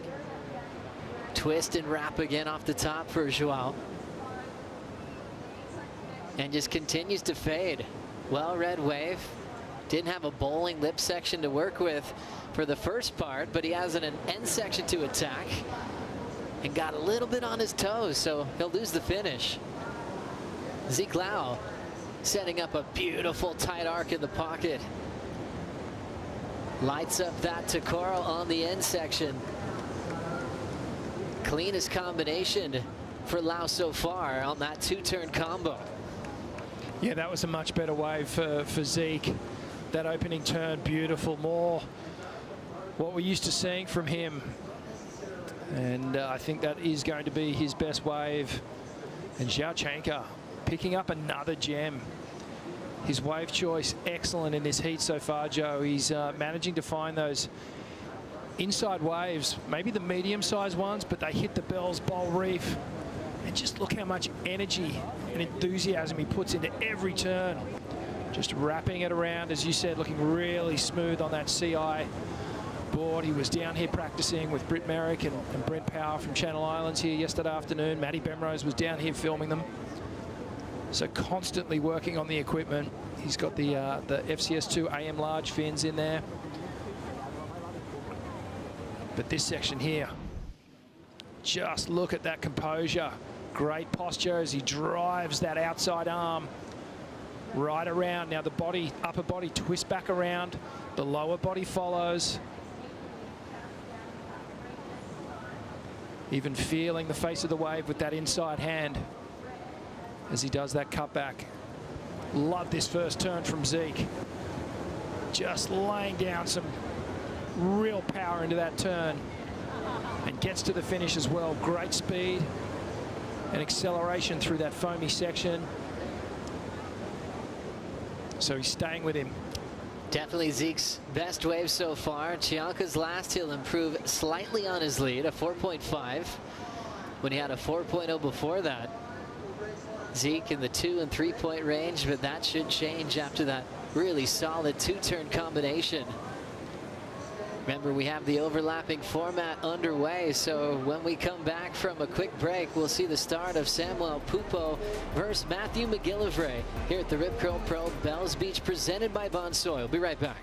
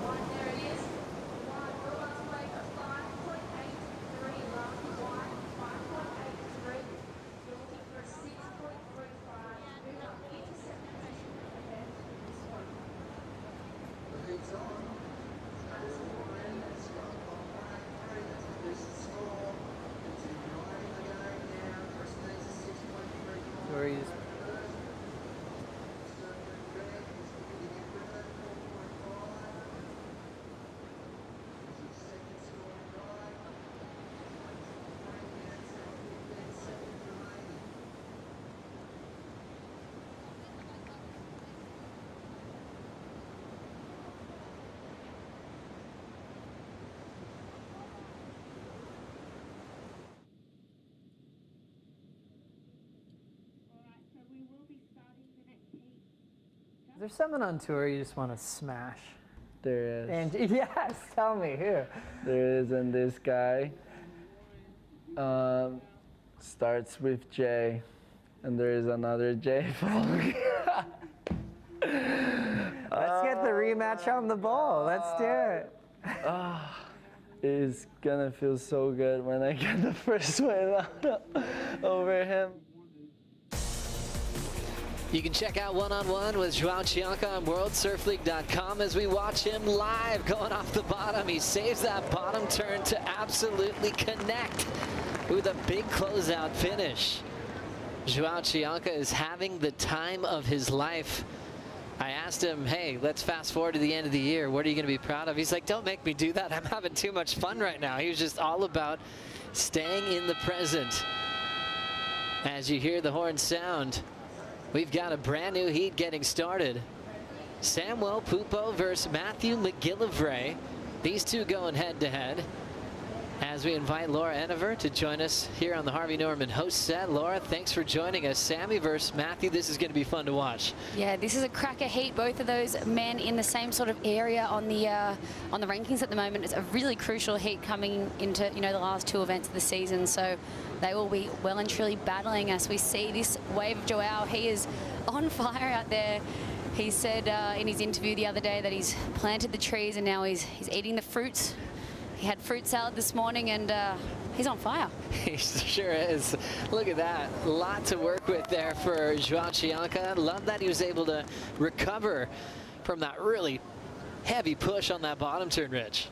Yeah, he actually nearly skipped out and did a really good job of just keeping the board engaged into the face, got him up to that final turn, and then have a look at that avalanche of whitewater just trying to chase him down, and Joao just completing these rides every time.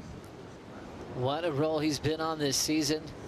Loves coming to Bells. This wave gives him a lot of great feelings from that incredible performance he had with John Florence last season. But it ended up looking like a 17th when you talk about results. This year, I asked him about leading the Brazilian Storm. He's number 2 in the world. So that means Toledo's behind him, Medina's behind him, Italo, all these greats. And he's like, I haven't even thought about that yet. But all of his peers that he looks up to, he's kind of pinching himself that he's actually setting the pace coming into stop number 4.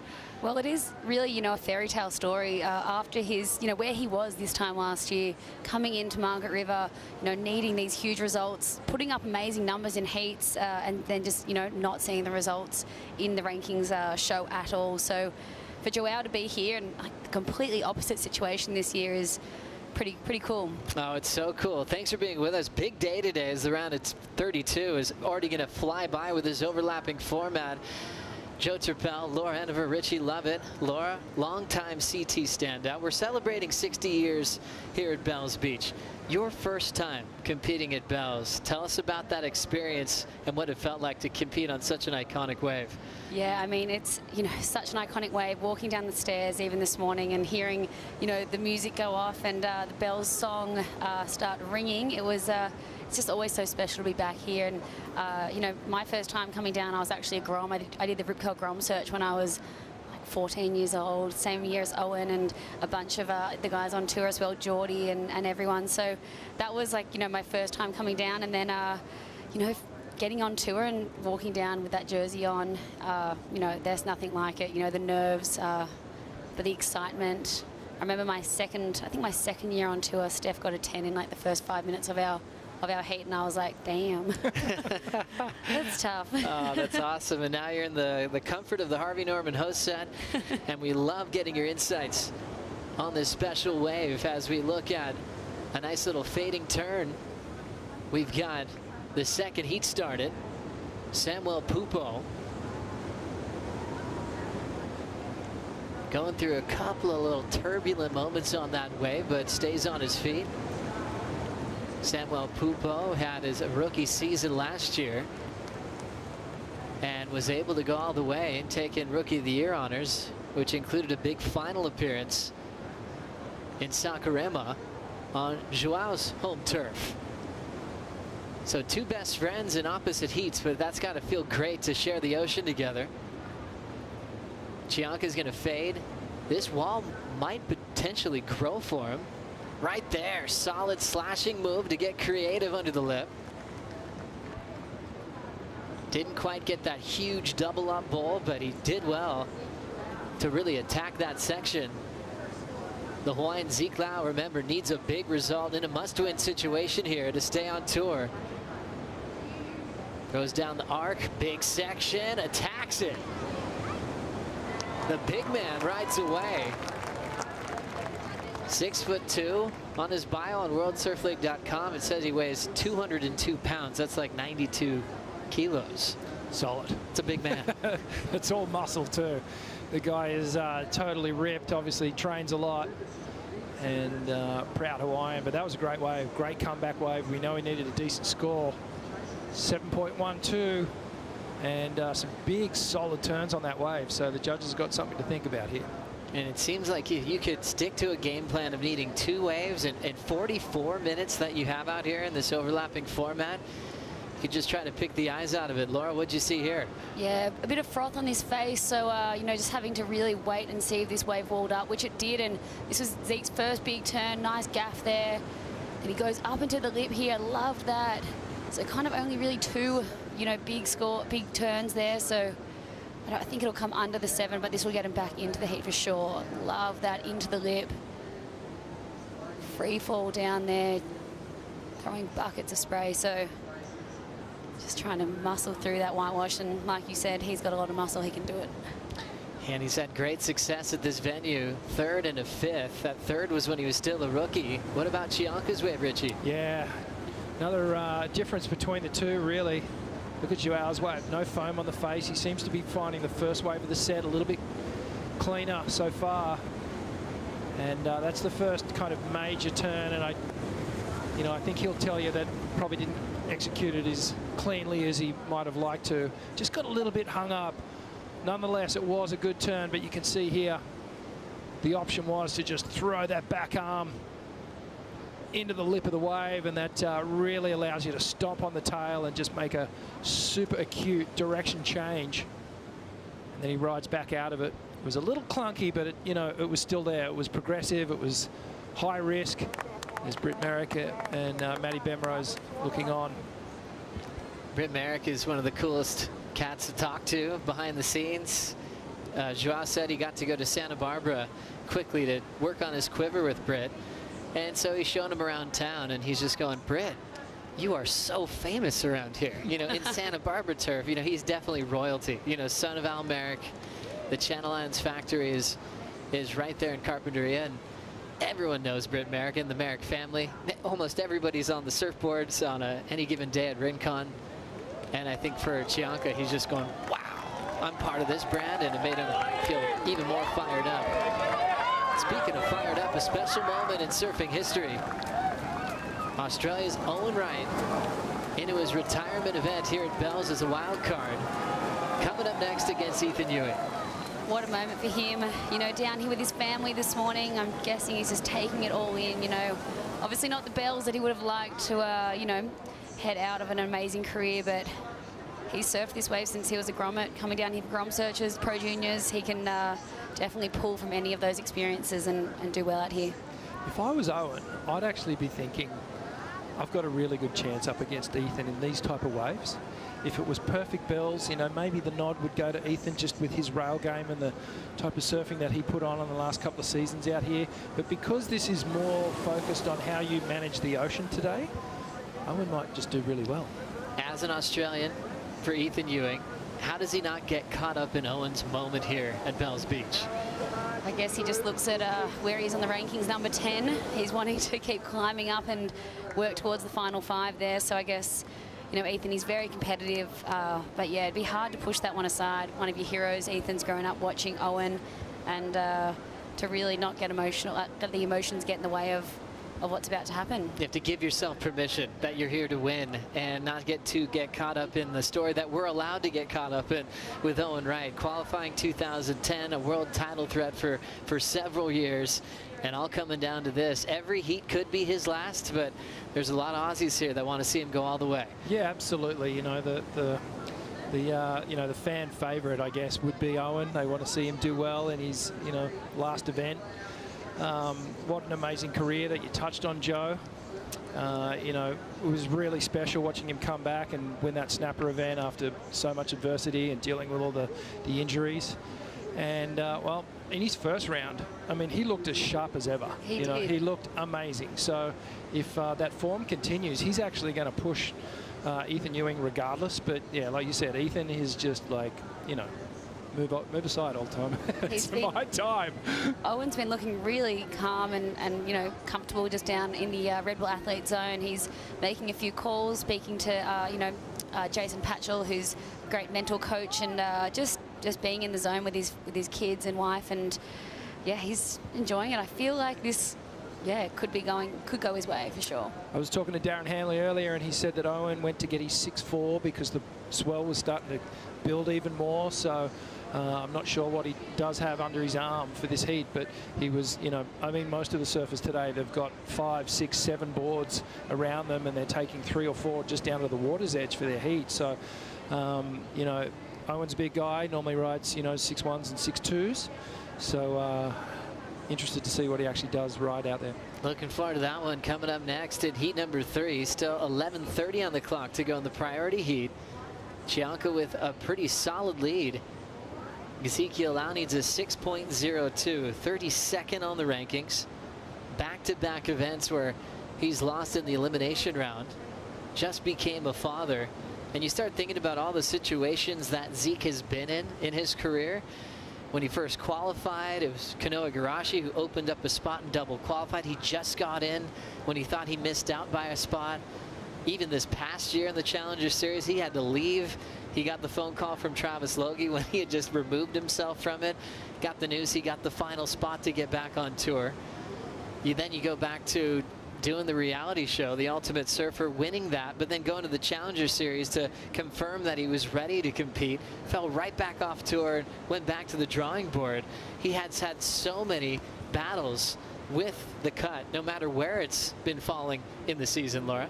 Yeah, he really has, and I mean, he does come back stronger and stronger. He, you know, just has such an incredible, powerful style, and Bells suits him to a T. So, I mean, he's got a 6.9 now. This is really crucial, this heat for him. But when I saw this heat on paper, Joao and Zeke, I felt like, you know what, 2 really powerful surfers that aren't afraid to throw it into the lip or just push really hard up against each other.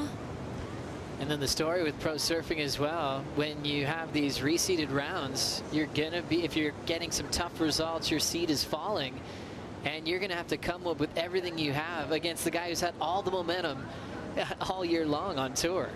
Yeah, but that also gives you an opportunity to take down some of the higher seeds and really, you know, start the comeback trail, basically. And I was just listening to your comments, Laura, and started to think about, you know, what is it with Zeke? that is stopping him with the consistency and being able to maintain that sort of top level and keep him on the tour. The surfing's definitely there. We've seen it. You know, he's an incredible guy, incredible surfer. No matter where we are, from small waves up to, you know, the biggest Hawaiian surf, he's a standout. So maybe it's a mental thing that he just needs to work on. Well, we think back to the you know, the 2 interferences at the start of this year that were, you know, pivotal in his start to the year. You know, something, you know, that he's going to have to fight back from and actually push aside and not have creep in at all. But, you know, coming into this event, he seems calm, confident, bringing his little baby girl over here for the first time. And he was saying, I was asking him the other day, how was it? He, you know, Luna was born and he had to leave that night that she was born. So got to spend the day with his new daughter and then head off to Portugal to get back to work and try to do everything he could to make the cut. So, you know, amazing sacrifices, but I'm sure he'll be pulling from all the energy around right now. Certainly. 8:35 on the clock. Zeke Loud chasing a 6.02, but he does not have priority. And Chianca is so smart with this roll, having a lead and priority. He knows what Zeke Loud can do on a wave like this. The good news for Zeke, it's very consistent today, so Chianca's already using his priority on this wave. Up and out. Well, there's a little opening right there. Yes. So let's see how Zeke manages his priority here. He's going to have to pick a really good wave here. The good thing is too, Joe, even though it's sort of big and messy, the sets are coming in rhythms of 4 and 5 at a time. So he should get some options here.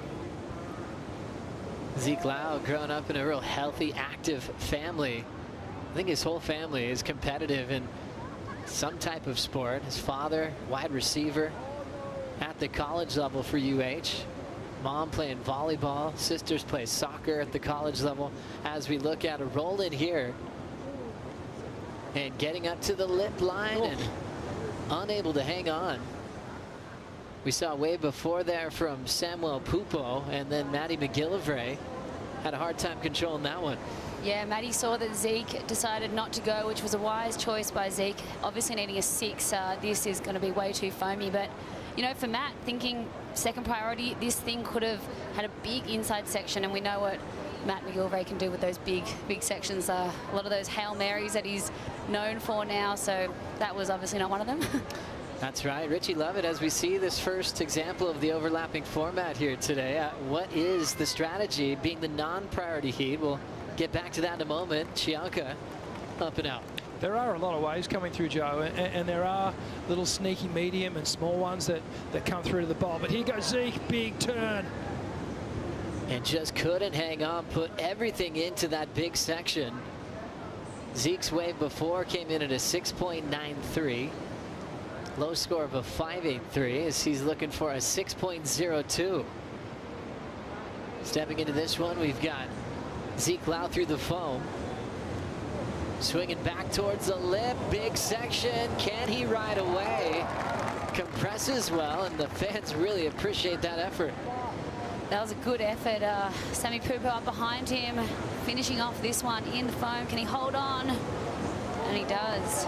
Next wave going to Joao Chianca. Could tell he had a lot of pace off the bottom there, and then things just completely slowed down.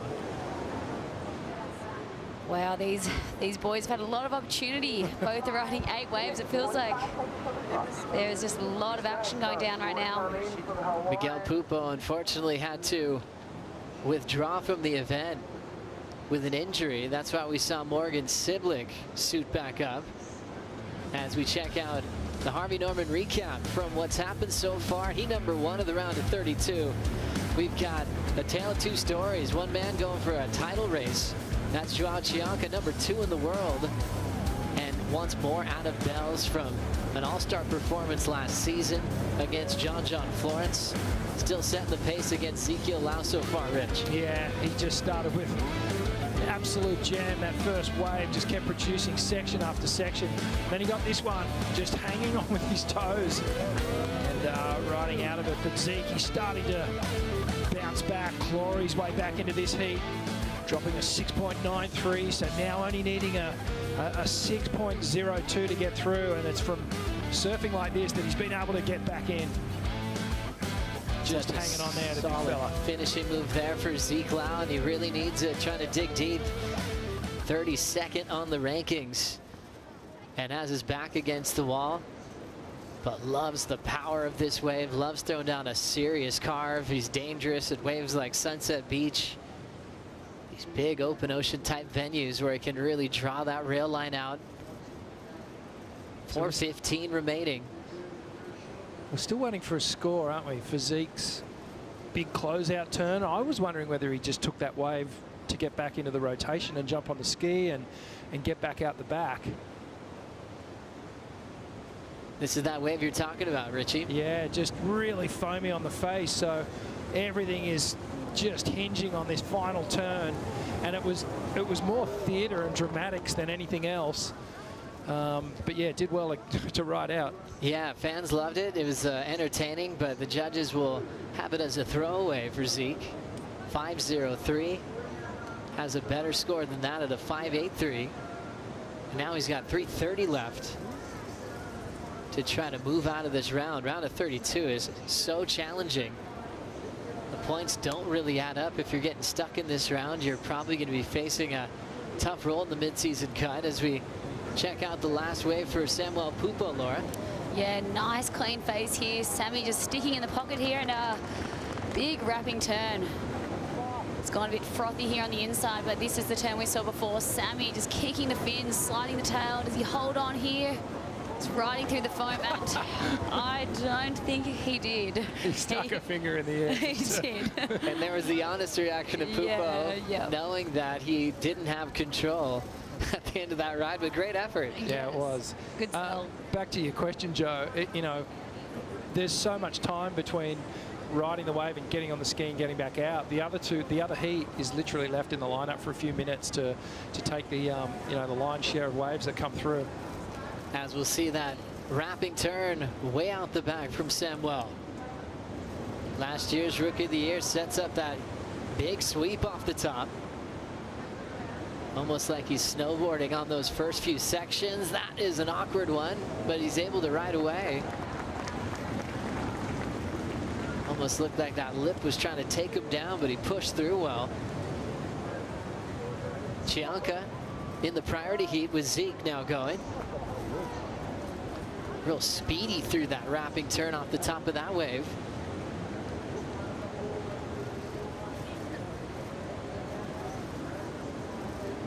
And with the Red Bull skis on the assist, it allows you to really commit to that finish.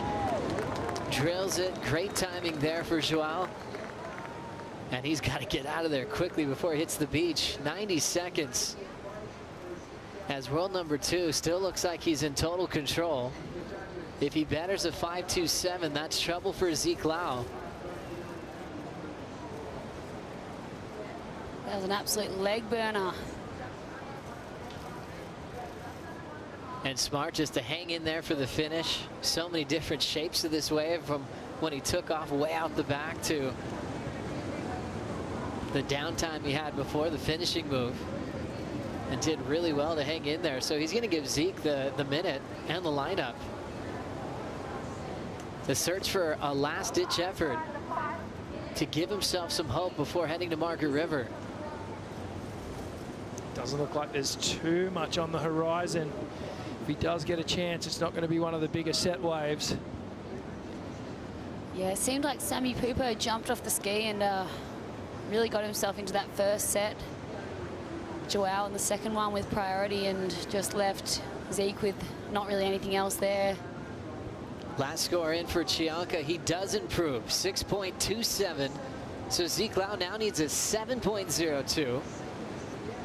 There's one little bump here. It'll be down to if he can get onto this wave, which I don't think he's going to. No, it's just passed under him, so. Zeke Lau starting to run out of time, and his hope to get through some heats to try to make the situation easier at Margaret River. They're into the countdown, and he goes over the falls. Ezekiel Lau eliminated by world number 2, Joao Chianca. Joao moves on to surf into the round of 16, and Zeke Lau will have all the pressure on his shoulders at Margaret River to try to survive the mid-season cut. Rip Curl Pro Bells Beach presented by Bonsoy continues. Sammy Pupo and Maddie McGillivray will be the priority heat as we start a classic Australian battle. Owen Wright versus Ethan Ewing.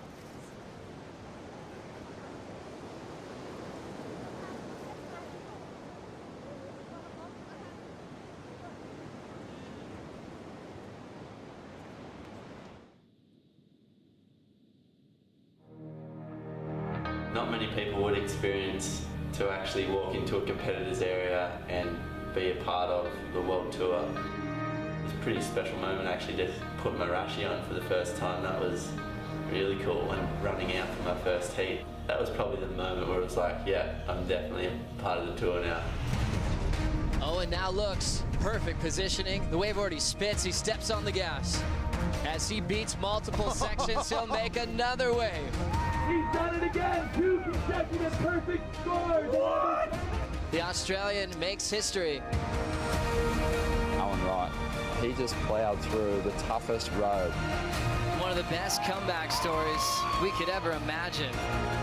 I've tried to win this event a lot of times, and it's been amazing to finally get that today.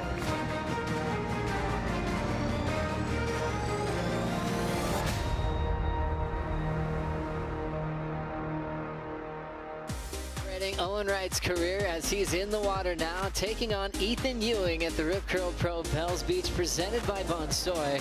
And Owen Wright's so happy to be able to thank everybody along the way and have this as a tribute to his career, accepting this wild card. And he was so happy to choose Bells as his retirement party. But he doesn't want it to end now. He wants to go all the way to the final for a chance at ringing the bell like his sister did last season. Owen going through a couple of great backhand turns to get things started in the non-priority heat against Ethan Ewing. Joe Turpel with Laura Enever and Richie Lovett, both proud Australians himself. Laura, first with you. When did you meet Owen Wright? And what's he like as a human being throughout his grommethood and turning into the superstar he is today? Yeah, well, we all know the whole Wright family. You know, Rip Curl Grom Searchers basically back in the day. The whole of the tribe would come in the van with the whole family, and you know, all of them served from Tim, Kirby, Tyler, Mikey, and they've just been running around surfing all day since they were in diapers, I think. It seems like that was a tradition for their family. It's like, don't fly here, drive here, yeah. And bring everything you got in that camper van. There's some classic images of the young Wright siblings trying to fight for space in that van and get ready to compete in those amateur events. Let's break this one down quickly, Rich. Yeah, it was a not a bad opening right here for Owen. It's that nice hook under the lip to start off, projected down the line really well. This is live action. And now seeing that whip off the top, sinking quickly, Sammy Pupo. Remember the priority heat, that's Pupo and McGillivray. If you look at your screen, just whichever heat has the least amount of time will have priority over the heat that just got started. 44 minutes to catch 2 waves. And once you get past that 22-minute mark in your heat, then you know you have priority over the heat that's just getting started. Great format to capitalize on a swell, to really move through the rounds. And Bells on a day like today with a lot of size and energy and consistency. It was a great call from the officials to really get this format out there, Laura. Yeah, I feel like the last few days all the athletes have been, you know, and organisers have been talking about Sunday. You know, yesterday was smaller than this, but had the same sort of wind. But, you know, as surfers, you'd rather almost surf when it's bigger, and with that, you know, wind onshore, obviously not ideal conditions out there, but it's contestable. Everyone's getting a lot of big scores and getting opportunity to hit some big sections. As we see a big effort there from McGillivray. How did he get there in time? And he'll just climb again. Seems really spring-loaded, solid stance. Great footwork from Matty. And now he's earned himself some open face. Styles his way through the roundhouse. And starts that turn early. That was a smart decision. Now he'll try to create something for himself on the back end. So using every bit of that one, McGillivray will be turning in his best wave so far. Oh, you never know what you're going to get when Matty McGillivray takes off, really. He is, as we see, Ethan Ewing, first blood for him. One of the most stylish surfers in the world with maybe the best rail game on tour. Ethan Ewing. A couple of S-turns to kick things off. Now pushing off the bottom, and he'll ride down with that one. Just looked like he's going through the paces. Board's looking great. He's had a ton of warm-up surfs. He only spent about 6 days at home in Stradbroke after Portugal, which was plenty of time. Got down here nice and early, whether it was 1 foot or windy and onshore. Ewing's been out there warming up, Rich. Yeah, and that's what it takes. We've talked about the different personalities of Bells Beach and Winky Pop, and you know, it does have so many different moods, and you've got to be able to adapt and surf to each one and just find your groove. And like we've said it before, you know, today it's more surfer against the elements rather than the competitor. So it's whether you can get in tune. First wave for Ethan. It's a pretty good one too. So Ethan just driving through that first hook. Nice wrapping cutback, rebound off the whitewash. Another couple of S-turns until he gets to this section here. Got a little bit hung up on that turn, but gets to the finish. Nice way to open up. He's got to match Owen's 5.33. Matty McGillivray, how about this one, Laura? That was a Hail Mary. I don't not know how he didn't catch a rail there, but just floating over that next section. That board looks like it's getting so much projection. He worked his way to the inside. It didn't really give him much through this flat section, but this was the turn. Up here, seemed so late, somehow got his nose above the lip, and just came down sideways, compressed, and rode out. That was wild. It's always that unpredictable factor that you kind of were speaking about earlier. Yeah. You kind of mind surf with a lot of these athletes, and McGillivray sometimes just gives you something different. I mean, that was a wild position he put himself in. Really hard to do that, Rich. Yeah, it was a totally unique maneuver that you couldn't actually practice for. All instinct. And Matty doing well to really stay on his feet. All of my favorite surfing moments of Matty has been when he's just done something so unbelievably late, where the wave is basically breaking over him, and he's somehow gone up that big turn at Margaret River he did, that 10 he got at Tahiti last year.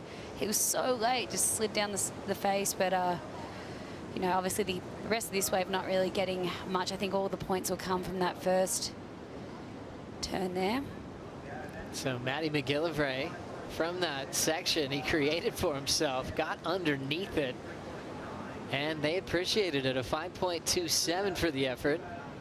Puts him right in the mix with Samuel Pupo. So now only looking for a 3.9 to take the lead in the priority heat. Numbers in for Owen Wright start, 5.33, and that was the reaction for the South African. One judge went as high as a 6. As we see some whitewater, potential wave setting up. Pupo does want it. Samuel setting that rail. Taps the whitewater. Let's see this wall really engage. Driving through that point. And kind of dancing back to the whitewater again.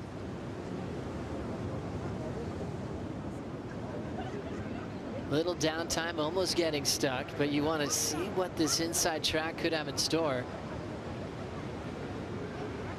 And he looks like he will have enough speed to go the distance. Will it be worth it? And just a long road in to kick out, as he's already calling for the Red Bull ski. Yeah, that wave, it looked like it was going to, you know, hit the reef well, and that when it came through, but then just went flattened out. Seemed like Owen actually went to paddle for it, so maybe Sammy was like, ooh, maybe Owen's saying something here that I'm not, but sold it to him. Yeah. Ran into Samuel Pupo at the Rip Curl store here in Torquay. Grabbed an Owen Wright tribute shirt right away. Pretty soon Ryan Fletcher from Rip Curl's getting calls from everybody on tour saying, I want one, where do I get mine? As we see this last one from Sam Welligan. Richie, what'd you see? Yeah, a lot of swooping cutback action on this wave, and it didn't really ever have that one moment where the wave stood up and he was able to kind of attack the lip a little bit more vertically, so the judges won't get overly excited about it. He only needs that 3.90, or Matty McGillivray needs that. So Samuel trying to better his 4.17. I just don't know. I don't think so. Yeah, I don't think so either. I think just seemed too small, that wave. Looked like it had the height there, but it just, you know, got small very quickly. Didn't cup out enough in the sections. And that's what you want, those big bowly sections to work with. Remember, celebrating 60 years of this event back in 1983. Ethan Ewing's mom won this event, Helen Lambert. A specialty event that season, but had the biggest names. Jody Cooper, Pam Burridge were all involved there, as we see Gabriel Medina passing Ethan's mom's name on the stairs. He's looking to put himself up there for the first time. Quick shout out to Joao as Medina prepares for Baron Mamiya. Any idea why Medina doesn't have a bell yet? No. Yeah, I was stumped on that question too. I was like, well, answer, you know, Richie. when you think about the way Gabriel Medina surfs, you think he's going to have a trophy from every single location on the tour. But Bells is that special little place that, you know, it's a riddle. I keep coming back to it. You've got to be able to figure this wave out. Your timing, you know, it has to be on when you're competing on the bowl here, and you're dealing with the elements. So perhaps this is the year for Medina, you know. Feels like his equipment's been good. You know, the performances have been great at times. Yeah. I like it. Let's see what's going to happen in this next heat as he has Baron Mamiya. And also, let's get caught up with Joao Chianca with Rosie Hodge. Yeah, so much fun to watch. Well, Joao, you were in complete control start to finish of that heat. Give us an assessment from your point of view. Yeah, waves, like, it's not the easiest out there, so I was pretty much just trying to focus on my game plan and get some waves under the belt. And yeah, pretty much that first wave put me in a good rhythm. I was struggling on the free surf sesh to find a good wave this morning, so I was pretty much just focusing and like find those little corners that get like embrace the reef like better and allows me to open up. And yeah. And coming up against Zeke, was there ever a moment where you felt a little bit sorry for him? Like he's in that position at looking at the cut. Yeah, totally. Actually, it's pretty hard to not think about the people that are gonna fall on the cut, and yeah, but you know, it's one of the hardest parts in the world, and I had to put my feelings aside to get the job done.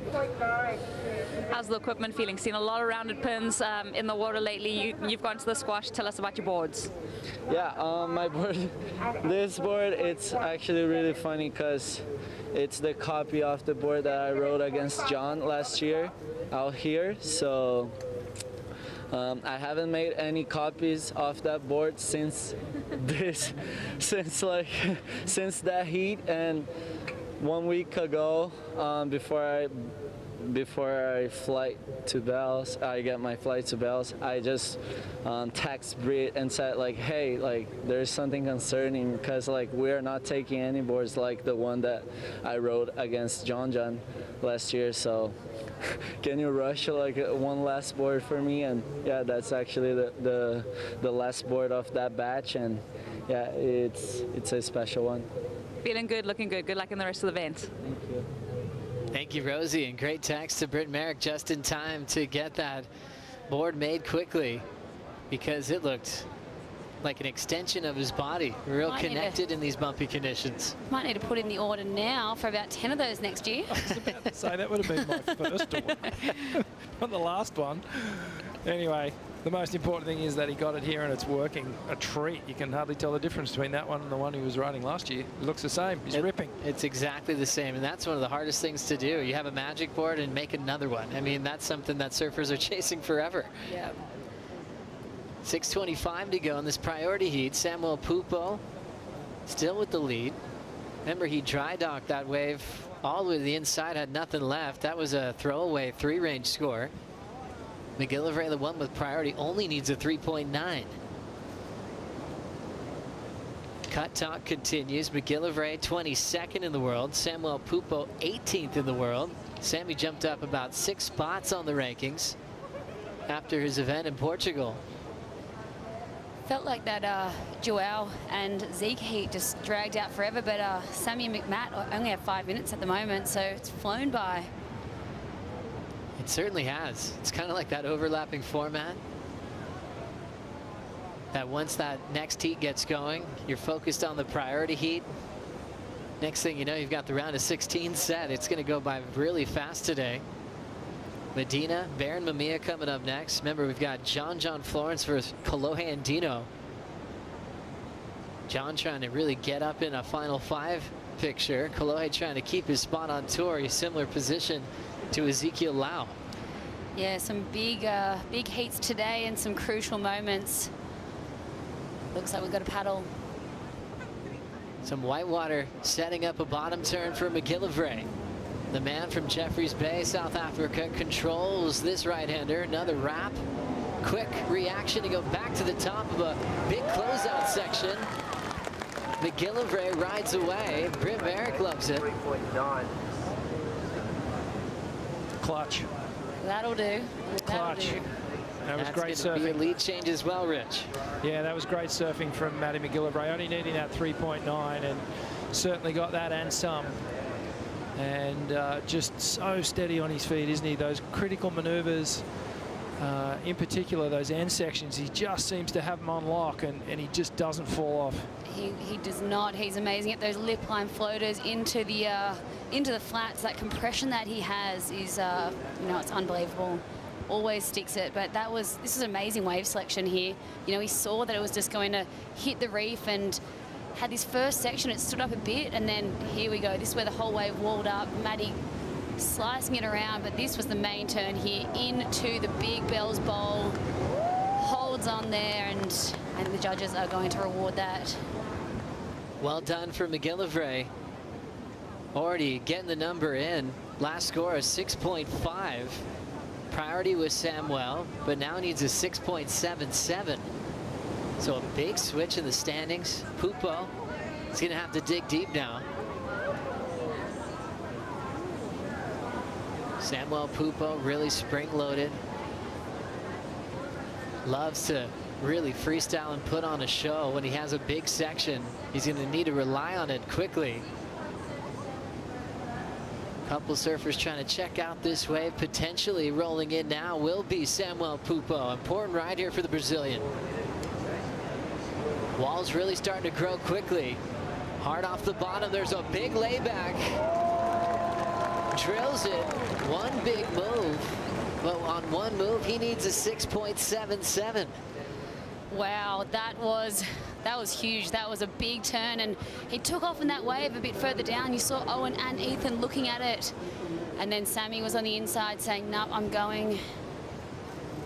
2.5 minutes remaining, and we'll see how big the judges can go for that one turn. 6.77 seems like a bit of a reach for a one maneuver moment, though. Richie, would you turn the heat on that?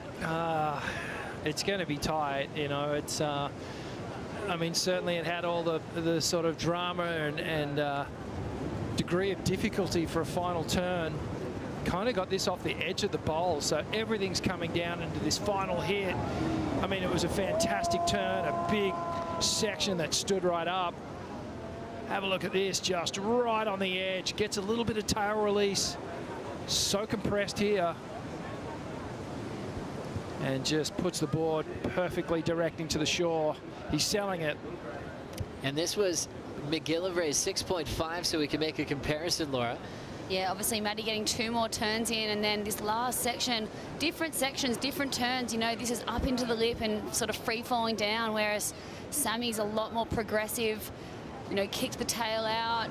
You know, that nose of his board almost dug in, and he was able to control it and bring it around. So just depends how much the judges are going to, you know, reward that progressive stuff today. And my initial thoughts are that it'll go under. Just if he got 1 more turn in, would have been a sell for sure. Yeah, I think I'm there with you. Like when I think about the isolate those final turns, you know, Maddie went with the wave and did everything he could on the wave, but Sam kind of the actual turn was more dynamic, and it had a bit more in it in terms of, you know, the creativity and the release that he got. So, but again, it's only the 1 turn, and Maddie got those 2 nice big swoops at the start. So I think it'll fall just under, but I've been wrong a lot of times so far in this event. And when it takes this long, sometimes that gets you feeling like maybe we've got a split decision. Maybe we've got different opinions from the panel, and they're taking a moment to look at all those replays and get their comparisons dialed, because this is a long time for 1 major move. I know. It's an important score though. And I do feel like at Bells, the judges love that when the wave gets bigger and heavier on the inside. Obviously those turns that Maddie did are what they love to see, but yeah, we haven't seen, you know, many tail, you know, laybacks, gouges today. So yeah, and remember, it's all about quality, not quantity anymore. They don't count turns. They used to back in the day here at Bells. So 1 big turn, if they deem it progressive on a meaty enough section. I won't be surprised either way, to be honest with you. If it gets there, I'll be like, oh, okay, I can see why. And if it doesn't, I'll be like, okay, I can see why. Yeah. And that's what makes a good close decision and a great battle. McGillivray and Pupo still yet to be complete with the numbers, but complete with time. Their job is done for performing here in the round of 32. McGillivray, remember, had the 6.5. Great finish, and judges taking their time here. Already on a wave here. We've got a turn off the top from Baron Mamiya as he's taking on Gabriel Medina in heat number 4 of the round of 32. Slopey open face. Mamiya now looking to light up that final section. He said he rode a 6.1 in his heat earlier today and felt really solid under his feet. But we are still trying to get the completion for McGillivray and Sammy Pupo, coming down to 1 turn from Pupo, but it was the biggest turn of the heat. They're thinking about it. Really, they've got to compare it to Matty McGillivray's 6.5, because that's the benchmark of that score that he's going after. Great heat management from Matty McGillivray, just only catching the 3 waves, 2 counting. So Sammy Pupo was the buzzer beater specialist in Portugal, en route to that quarterfinal finish that saw him move up 6 spots on the rankings at a critical time. This is that move again. Is it a 6.77 to turn the heat? Yeah, so just the cut back to start, and then into this section here, he bashes it. And Sammy Pupo's waiting for the panel. There's the decision. A 6.6, not enough. You can see that a couple of judges really felt that it was worthy enough to turn the heat. But on the average, throwing out the high and the low, McGillivray just barely survives and moves on into the round of 16. The action continues at the Rip Curl Pro Bells Beach, presented by Bonsoy, right after this.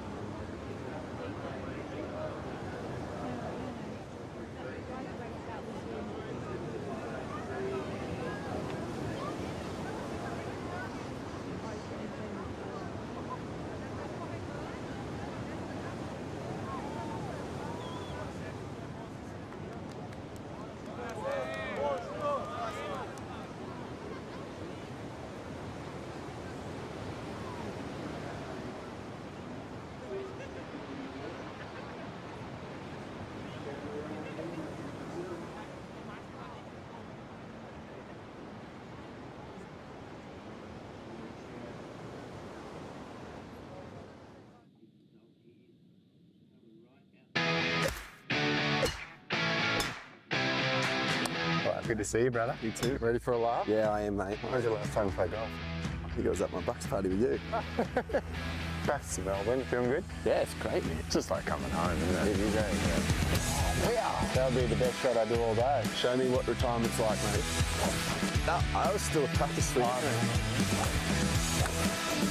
Whoa! Doesn't matter how you get there, as long as you get there. Perfect chip. Nice. Wow, look at this hole. Nice little short one. Just like the drive down from Melbourne, eh? Perfect. You've got epic waves, epic food, and some of the best golf courses in the world. Oh,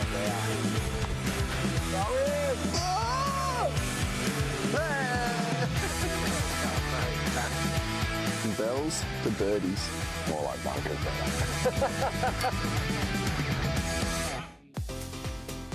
Welcome back to the Rip Curl Pro Bells Beach presented by Bonsoy. It is the round of 32 out on the water right now. Owen Wright, Ethan Ewing, and I just wanted, I'm Kaipo, by the way. This is the 78 world champ. Rabbit Bartholomew, surfing's favorite bunny. But Rabbit, we are celebrating this guy, Owen Wright. And this is the celebration T-shirt available at Rip Curl stores, ripcurl.com, celebrating the career of Owen Wright, and we're doing that right here at the 60th running of the Rip Curl Pro Bells Beach. Wonderful shirt. A beautiful shirt. What a great memento to take home.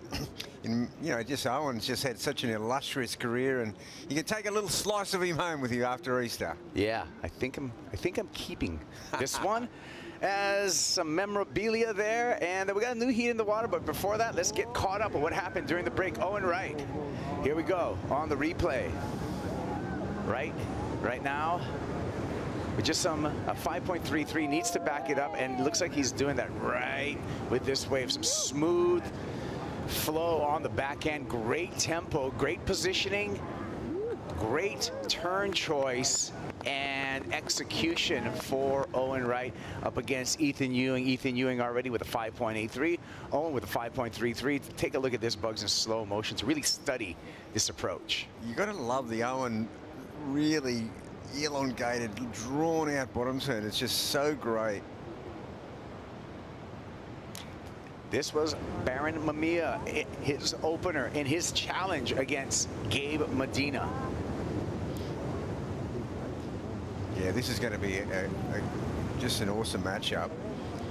Baron looked good this morning. He's already got through the elimination heat, and now he's out there against three-time world champion Gabriel Medina, and not a bad opener for Baron. A bit of chop on the face.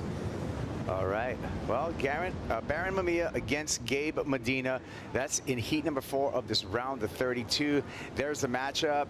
The second-year tour surfer Baron Mamiya against the 3-time world champ Gabe Medina. Quite a challenge happening out in the water, and a challenging start for Baron Mamiya in that I think he buckled his board on that first wave. I'm going to throw it down to the beach for more on that with Rosie House. Rosie, what do you have going on? Yeah, you nailed that, Capo. He did actually buckle his board right here between the fins, and then there's a second buckle just above the fins. So really did a number on this board, and on that first wave. He does have a challenge with Gabriel Medina. Chris Gallagher got his third backup board ready for him, so he does have fresh sticks on ice, and yeah, he's super prepared. So let's see how he can fight back. He's fighting back right now, Rose, and caught a wave, just testing that board out. Opening ride, we're still waiting for the actual score. It's going to come right about the 3-point range, right above the 3-point range for Baron Mamiya. Yeah, it'll come in as a 3-5, and I don't think that's going to be enough to hold out the 3-time world champ. In the priority heat, an important number just dropped. We saw that coming back from break. The replay of Owen Wright, that was a 6.33 for Owen Wright, and he takes the lead over Ethan Ewing. It was a solid ride, 6.33.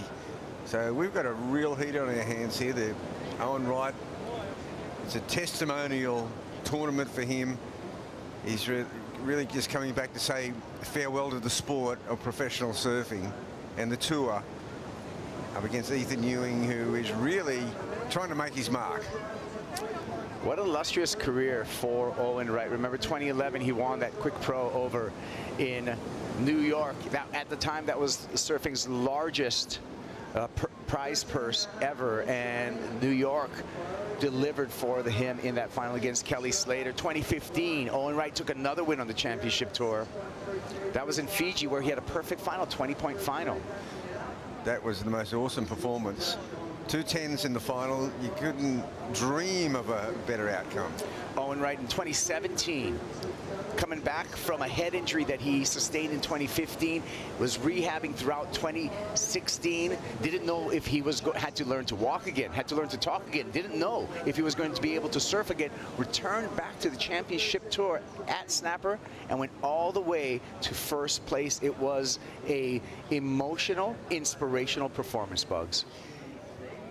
Just one of the most amazing performances ever, to be able to come back from, you know, the year before at Snapper, he was nearly incoherent. He couldn't handle noise. It comes with the turf of a head injury, and to come back 1 year later and actually win the tournament. These things are hard to win. Incredible. 2018 in Tahiti, lost in the final to Gabriel Medina. It was a buzzer beater for Medina to snatch that victory off of Owen Wright in 2018. 2019, Owen Wright came back, did the same thing back at Medina, snatched that final in Taupo, and took his 4th CT win. What a great career for Owen Wright. Once again, just everything was so dramatic. All 4 of his wins were full of drama. The Medina, the rivalry with Kelly Slater, then the rivalry with Medina. Looks like we got Baron Mamiya, non-priority heat. New sharp eye under his feet. Easing through a couple turns there. And Ethan Ewing, always with great form, great body mechanics, great technique from the surfer from North Stradbroke. Ewing clean on rail, and he is going to be a challenge to Owen Wright with this performance on this wave. Ewing, a 5.84 will give him the lead in that challenge. Another very solid effort by Ethan Ewing. Some solid turns in there, and then one scintillating, searing snap under the lip. Yeah, 1983. Ethan's mom, Helen Lambert, took out a bell, won a bell here. And part of all the legends that we have going here at Bells. Owen Wright, we're celebrating his career. Let's take a look at this replay right now for Ethan Ewing. Well, Ethan's really hung in there waiting with priority for the right kind of wave. And even his smaller turns are really solid. This roundhouse cut back into the whitewater. These whitewaters are powerful. He just comes out of that, and then he sets up this searing snap. Not a foot out of place. His balance is amazing. But this turn here, Kaipo, break it down. Just smooth, and the body mechanics that you see, the leverage, the pivot, a little bit of a nose poke there, no problem. The DHD just so smooth under the feet of Double E, Ethan Ewing, and he is just poetry in motion, if you would, especially when you slow down that vision. So 5.84, he's going to brush past that required score. Getting deposited back out in the lineup. We're talking a lot about Owen Wright and Ethan Ewing in this challenge, and talking about the celebration of Owen Wright and his accomplishments in the world of surfing. He's got the wild card into this event. Number 3, Owen Wright, representing the time that all 3 of the Wrights were on the championship tour. Let's take a look at Owen Wright and his accomplishments. 2010 CT Rookie of the Year, 4 career wins. We talked about the brilliant display in Tahiti. We talked about the incredible comeback on the Gold Coast. We talked about the perfect heat in Fiji, and Bugs, we talked about that big giant prize purse in New York, and put on top of all that an Olympic bronze medal too. The bronze medal was a very special moment for Owen. It was Australia's first medal in the Olympic Games in surfing. And he was just so thrilled. Obviously, you know, there was the gold by Italo Ferreira, silver by Kanoe Igarashi for Japan. Brazil won the gold, but Owen Wright was so proud to represent his country, and it really meant a lot to him. I interviewed him after the medal ceremony, and he was just so emotional. Yeah, he did the Irukandji proud, didn't he? Yeah, he sure did. So Owen Wright now is in a trailing position, however, because that number came in for Ethan Ewing. We saw it. We were marveling at the technique on that slow motion. That wave went excellent for Ethan Ewing, an 8-point ride, Bugs. That was the ride of the heat so far, for sure. Ethan was in such control, variety of maneuver, and here we see Gabriel Medina. And this is a backup, a replay here of his previous ride. So Medina, he is just been quietly in the draw so far. Smaller wave here, but offering him a couple of good sections, and now he has to get across the flats. This higher tide now, he'll be right on the shore break here. And Medina just finishes it off, puts a little bow on the end of that one. For him, not one of his greatest, most explosive rides, but it was 5 points. The best heat of the best wave of the heat so far. So Medina just workmanlike, isn't he? Just, you know, you can tell he's just kind of in the first gear, second gear, just pulling out of the parking lot right now. Not quite on the highway yet, or the freeway, but just feeling out the wave at the beginning in the non-priority section of this heat. His awareness is second to none. He would be so aware that his opponent, Barron, has had a couple of rides, got away to that quick one. He only got a 3.5. He backed it up with a 2.17. Medina would know this. Yeah, well, in the priority heat, we're down to just 6 minutes and under 35 seconds. Owen Wright is trailing Gabe Medina. He needs a 7.51. We have the will of the beach for Owen Wright, and it's an emotional moment. Down on the beach, we have Rosie Hodge with some of the Owen camp. What are you feeling, Rosie? Yeah, guys, we got to get behind Owen. This is his last event before he retires, and we're all here to support him. Guys, can we get a big go Owen? Go Owen! Yeah, we're so stoked to be here for this moment. He's created so many special emotional moments for us, guys. So we'll send it back to you, Carper, and we'll see what happens with the rest of the heat. Yeah, thank you, Rosie. And the Groms right on the fence side there, Rabbit. And they're cheering for a man that should be cheered for, Owen Wright.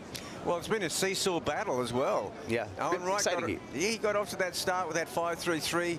Ethan Ewing followed up with a 5.83. Then Owen took it to the next level with that 6.33. Ethan Ewing comes out with an 8 to leapfrog Owen into the lead. So what you would call a battle royale occurring in this round of 32 heat. The winner goes on to a, well, pretty much a keeper result, a 9th. I mean, it doesn't matter to Owen, he's retiring, but every heat, he said in an earlier interview, it's a bonus. He'd like to, he got to the quarterfinals on quite a few occasions in the Rip Curl Pro Bells. Wasn't able to go beyond that. And he would love to in this last effort. But it's a respectable performance either way. He is leapfrogged back and forward with one of the greatest young Australian surfers in the new era. People speak of Jack Robinson and Ethan Ewing in the same breath, really. Jack, you know, #1 in the world at the moment. But Ethan, kind of like the surfer that everyone wants to surf like, worldwide. Yeah, and exactly, just because of that superior technique. As we take a look at all the crowd there, and now we fly over the break with our Melbourne flight cam, and tide been filling in throughout the day, throughout the competition day, Bugs as well. Yeah, the tide's filling in, so the beach is narrow, but this is historic. The yellow flag is up on Owen Wright's career.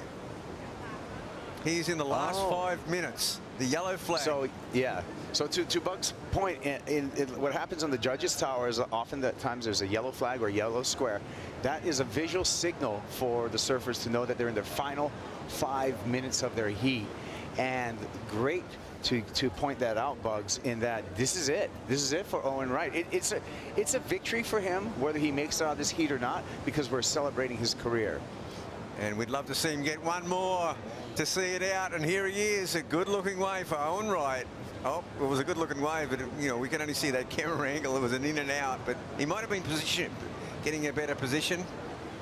Yeah, perhaps Owen trying to run away from Ethan Ewing. Ethan Ewing with that priority in the matchup, so Ethan can, you know, really play a little bit of defense in this final 3 minutes against Owen Wright. Owen getting some separation at the moment. Still some time on the clock for Wright. He needs a 7.51 to make it out of this heat.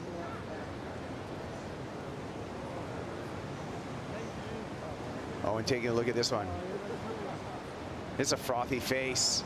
And I think he just did that last-minute bailout, realizing that there was no scoring opportunity in there. Still, under 3 minutes. But the classic is that he's still trying to hunt down a wave. He has definitely not thrown in the towel here by any means. He will fight to the last second. 2 minutes and 40 seconds remaining of Owen Wright's career as a professional surfer. And an illustrious career it has been. The highlights would be in the highlight reel of anyone's career, whether they be Owen Wright or Kelly Slater. I mean, he has had some amazing wins against the best in the world. And Owen's wife and daughter making their way down to greet Dad and celebrate his career. 6 times he's made it to the quarterfinals here at Bells. 6 times. That's an incredible record right there. It's not easy to make the quarterfinals at Bells. No, it is not. And again, celebrating the career of Owen Wright. It started here. He came in as a wild card. Sure did. Yep, let's look at the stats. 6 quarterfinals, excellent wave scores. He's got 18 here at Bells. The heat winning percentage over the halfway mark, average heat total 13.05. He's going to have to do better than his average right now if he wants to come out of this heat. Non-priority position for Owen Wright, 1 minute 25 seconds. Ethan Ewing with the lead and priority. Heat control to Ewing. We have a number of sets happening, though, and are about to hit the bowl, Bugs. That's right. And don't forget, there'll be a lot of goodwill going his way from his peers. Yeah. Yeah, there's hey, I mean, we talked about all of his victories, and we've talked about his contributions. We've talked about the challenges that he's overcome. Maybe an Owen Wright book or doc sometime, just that we can reflect on all of that. Well, it's an amazing story. It's a story, it's a human story of struggle, of adversity, of triumph. Mamiya, non-priority heat. He's got 3.5, 2.17, throws the tail, gets caught up in the white water, goes down, incomplete. 30 seconds for Owen Wright, Ethan Ewing. Couple of waves on offer, looking pretty split up at the peak right now, pretty split up at the bowl. Ewing holding on to his pole position and priority, playing a smart final 15 seconds of this heat, Bugs. Well, Ethan's got to ice the heat too. You know, he needs a result too. He wants to be in that final 5 conversation. Yeah, that's right. Ethan Ewing currently number 10 on the CT rankings coming into this. So he wants to jump up that and put himself in a position for qualifying for the end of the year and that final 5. There are the Wright family. Owen Wright, what a career. Congratulations to Ethan Ewing. Congratulations for an illustrious, inspirational career for Owen Wright. We're going to take a Bonsoy brew break right now. We'll be back with more action here from the 60th running of the Rip Curl Pro Bells Beach, presented by Bonsoy.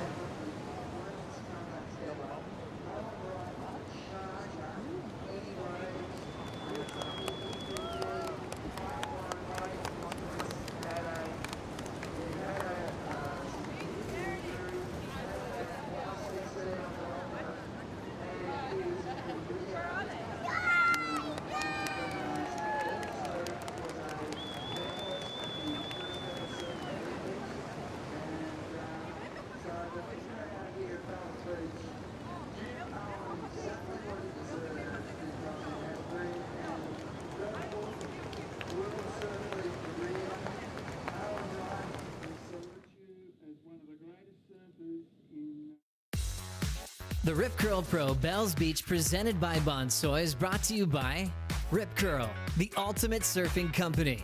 By Visit Melbourne, official event partner. Plan your trip to Melbourne. By Bonsoy, official milk of the WSL Australia. And by Surf Coast Shire, strategic partner of the Rip Curl Pro Bells Beach presented by Bonsoy. Rip Curl Pro, Bells Beach, presented by Bonsoy. Round the 32 for the men out in the water, overlapping heat format. Owen Wright on his last lap on the championship tour, celebrating the career, the inspirational career of number 3. Owen Wright, 12 seasons on the championship tour, 4 inspirational CT wins, countless excellent performances. 6 times a quarterfinalist here at the Rip Curl Pro Bells, and he has walked up these stairs many times, and now he's going to get cheered up. A standing ovation, lots of goodwill, just a great vibe on the beach here, and a momentous occasion in one man's life as he transitions what I call, after living in the bubble of being in the on the Pro Tour, back to civilian life. But it's a wonderful life, and he's got so many years of fun surfing ahead, and he's got his young family, and it's emotional. Of course, you know, he's been a long time sponsor by Rip Curl, and he's, you know, he's really one of their main guys. There's Fletch down there to see him off. Yeah, that's a big thanks from the company. He was a loyal, very loyal to Rip Curl.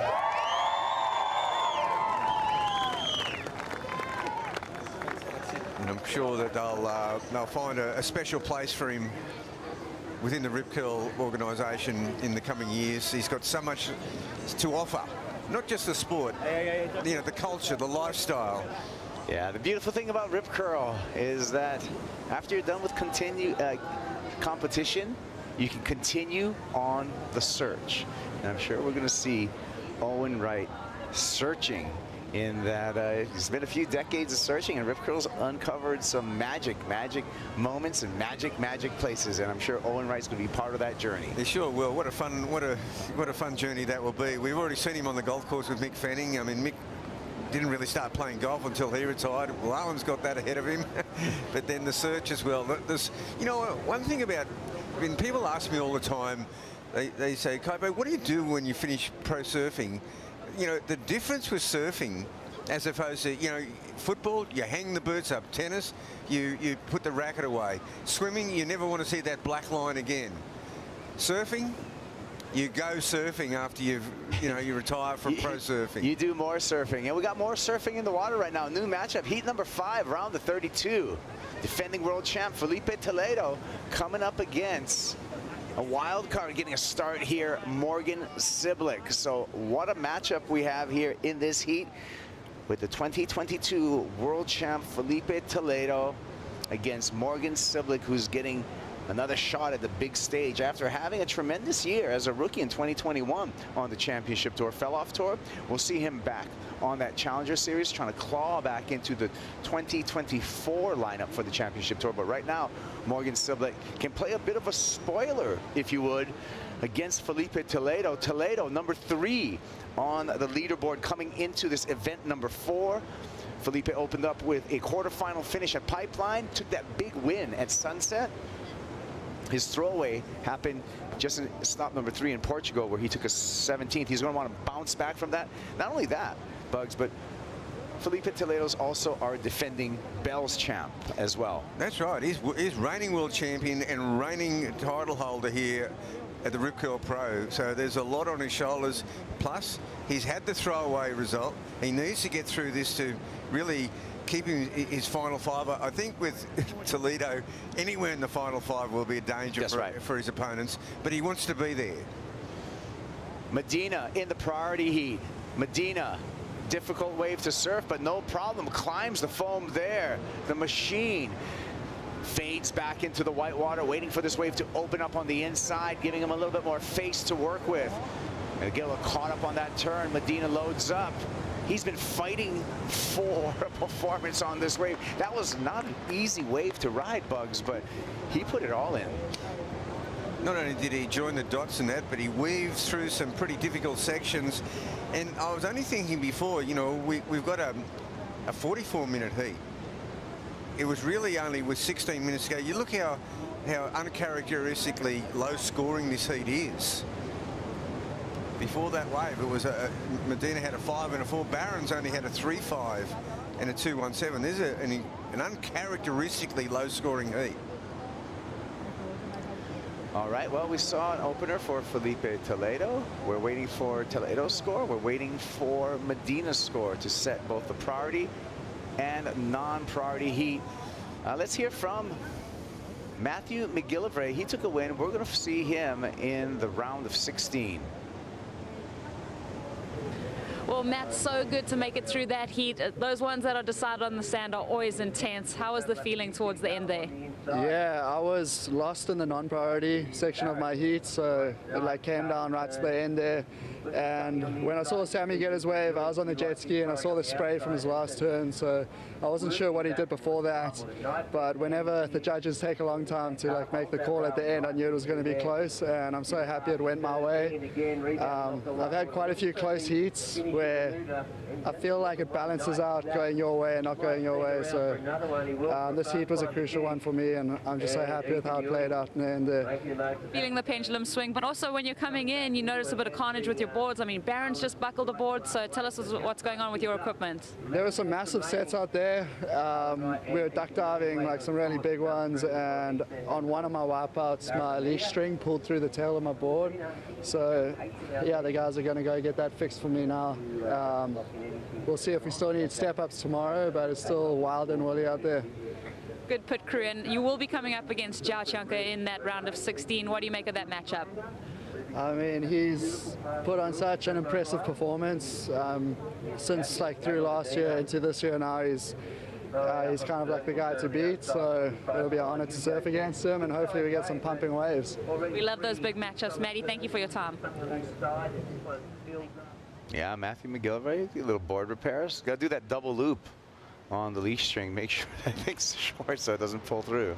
Yeah, well, Matty, you know, Australia has been a really happy hunting ground for Matt McGillivray, because you think about not just last year, but the year before at Margaret River, he got 3rd place. That helped him qualify in the old system, as we see Medina's replay of his previous ride. And as you said, a difficult wave to negotiate.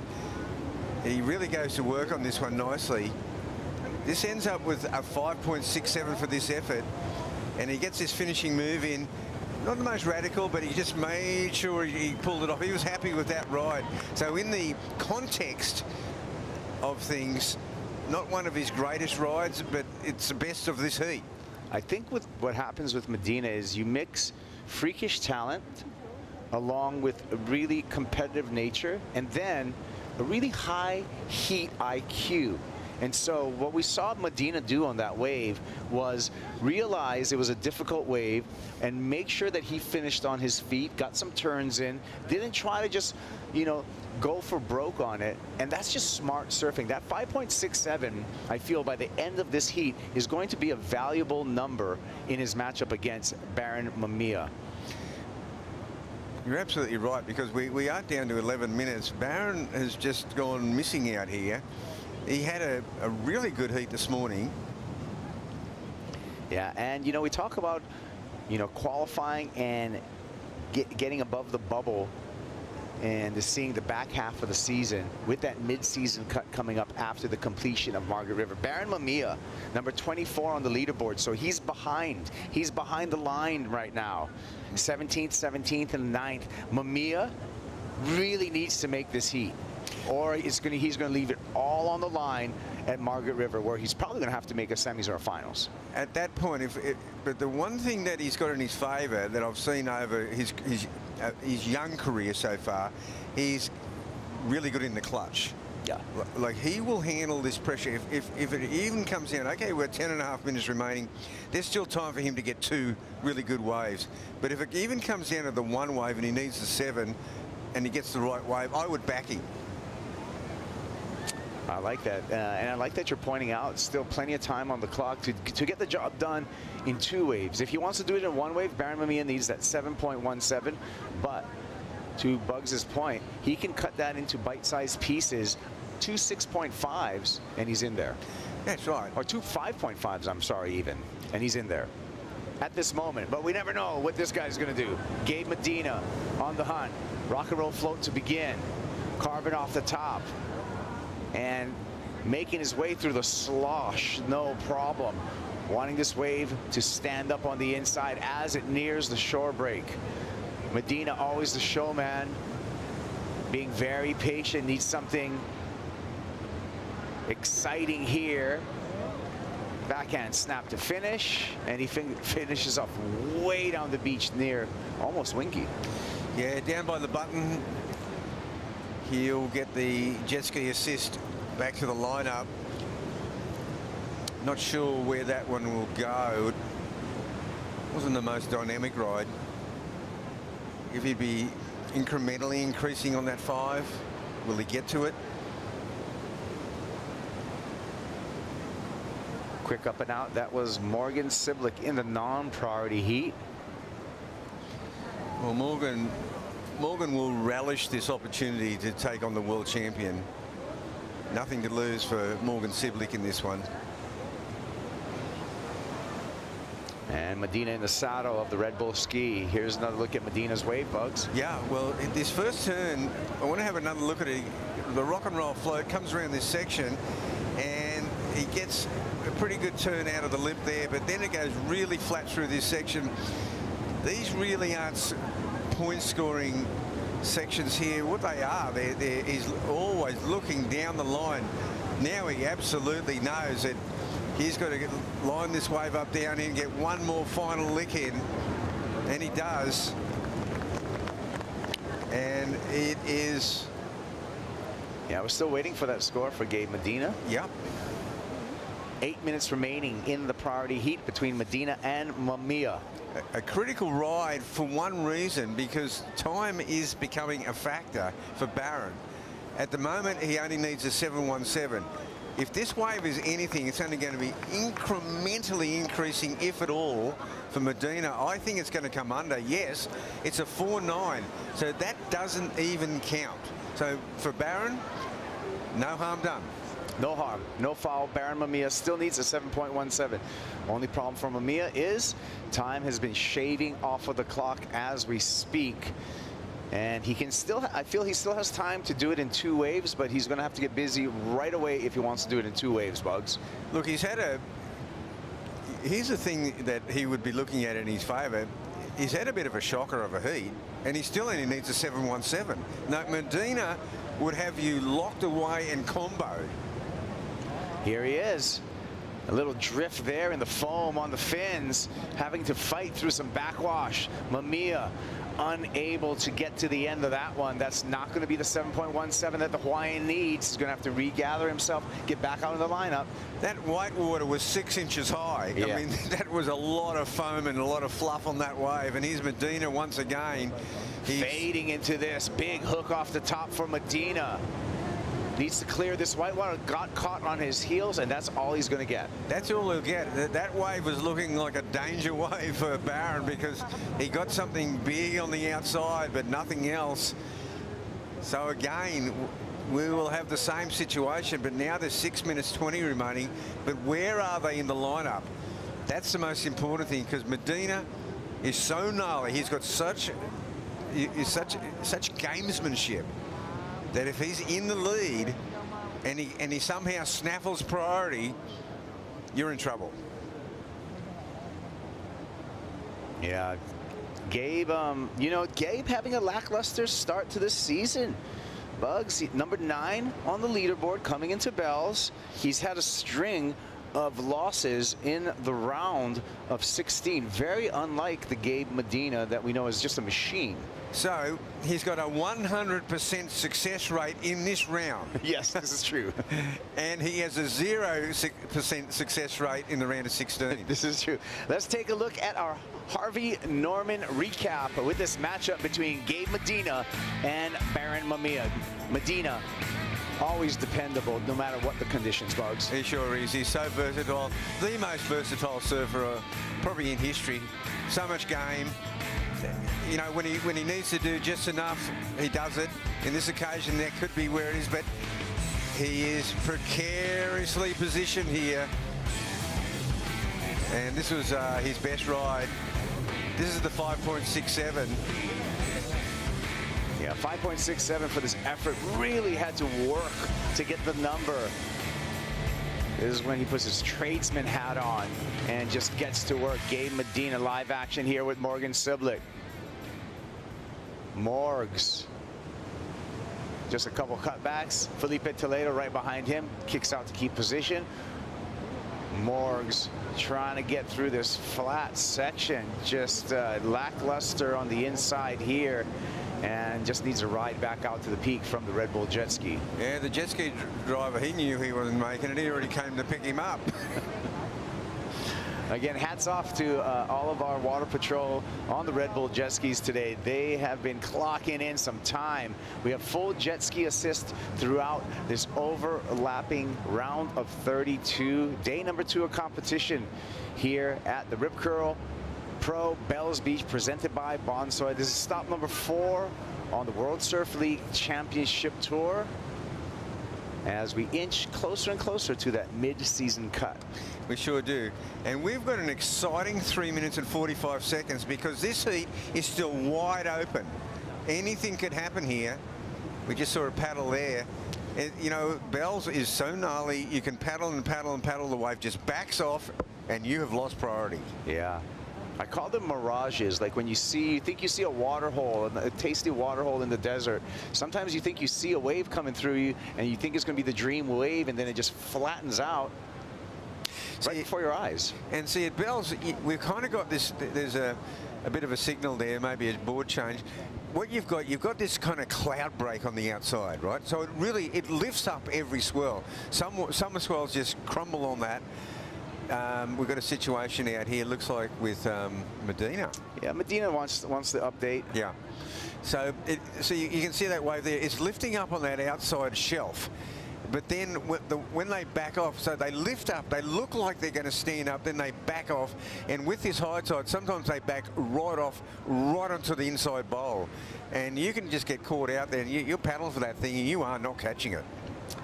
Yeah, good take, Bugs. Well, we're under 3 minutes, 2.5 minutes. Medina in the lead. Medina does have priority over Baron Mamiya. I feel this is when Gabe Medina kind of turns into the jail warden, where he wants to just lock you up at the end of the heat. Throw away the key. We'll see. There's that foamy breakout there. We'll see if it's going to give an opportunity for Baron. No. So Medina did get priority. Uh-oh. Amazing, right? Okay. Here we go. He's playing the game now. Oh, he's a wave. I'd go this one. So we'll see if Gabe's going to do the block. He does have priority. 100% he can do it, and he will.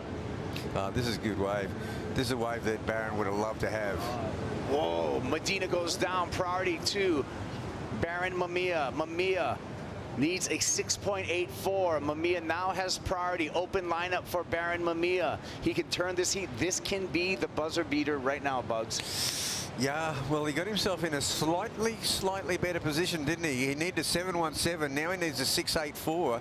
That's a very gettable score. Needs a wave. He's got 90 seconds. Yeah, he's got priority. Things are working in his favor right now. Just needs Bells to give him a gift. Bells is the Easter Bunny going to give him something? It can be such a stingy beast of a wave. What's in the basket for Baron Mamiya?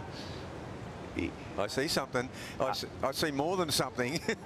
Look at this set coming. Obviously, you know, we can call the sets from here. The beach commentators can't, but we can. So we see some sets.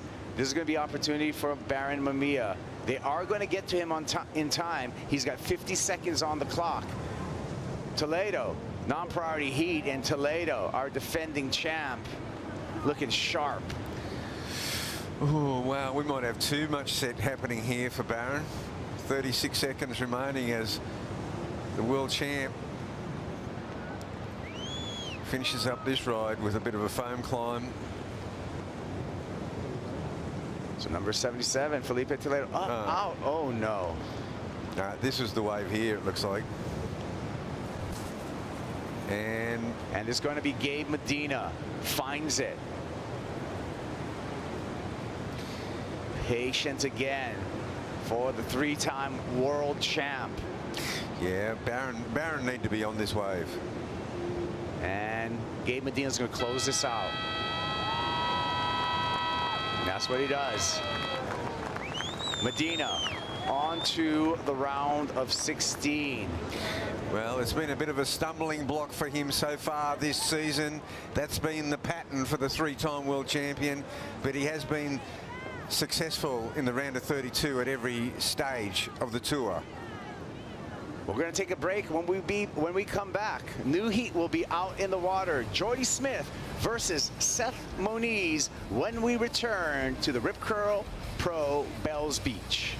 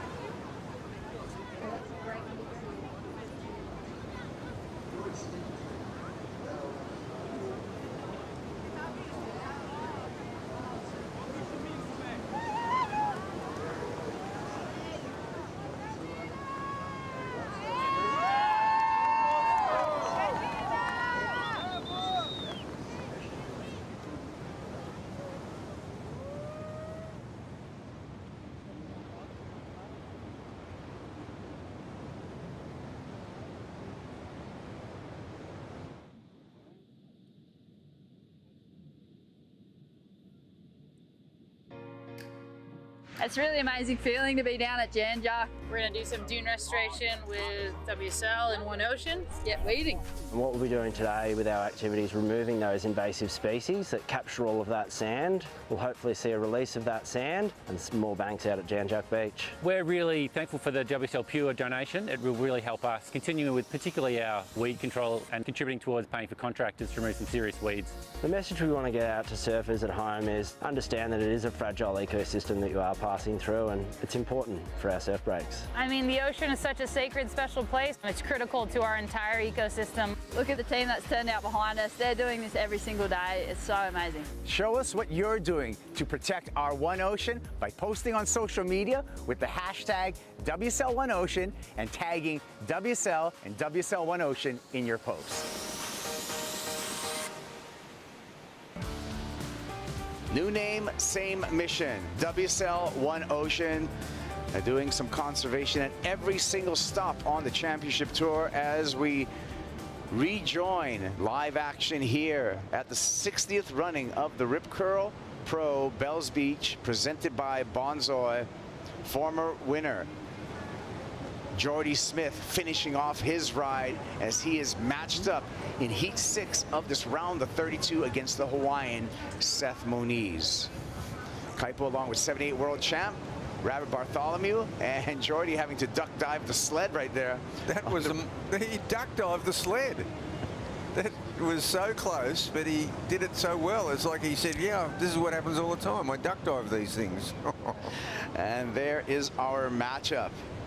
Jordy Smith coming into this, number 18 on the leaderboard, coming into stop number 4. Seth Moniz, number 13 on the leaderboard. So both these surfers looking to break away as we look at that qualification for the mid-season cut. Here's a replay. Jordy Smith opening ride.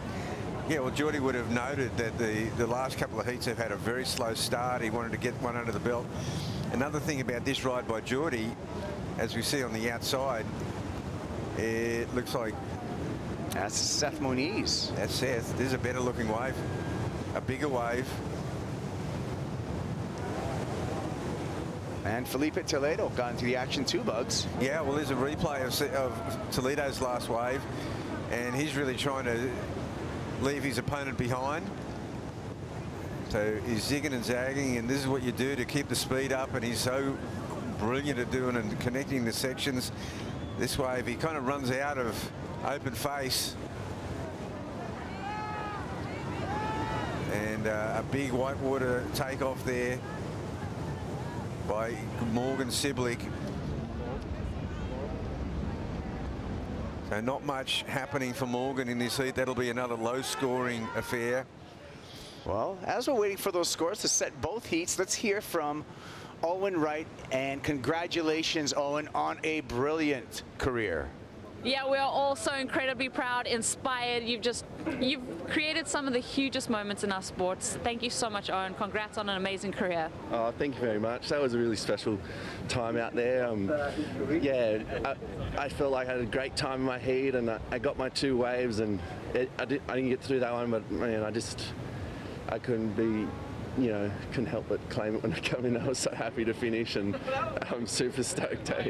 And coming into friends, family, sponsors, fans, how good was that? Everyone appreciating your performance and your career. Yeah, it feels great. Like, you know, this feels like home to me down here, and my friends came down, and my family's here, and yeah, like I just couldn't think of a better way to, you know, finish this chapter. I've had a wild career, and I've been just like extremely grateful for it, and the tough times and the celebrations and the journey. So to finish it here, walking up the steps and high-fiving my buddies that I surfed with, and also my 2 mates that I grew up with, so they cheered me up the beach, which was super rad. So yeah, I just, yeah, super grateful for this moment. And just, you know, if I look back, I just felt like I blinked, that I feel like I just made the tour, and then, you know, but so much time's passed, so, you know, 12 years or something, so it's yeah, just a blur, this tour, so I'm just loved it. And in that blur, any one moment that sticks out more than the rest?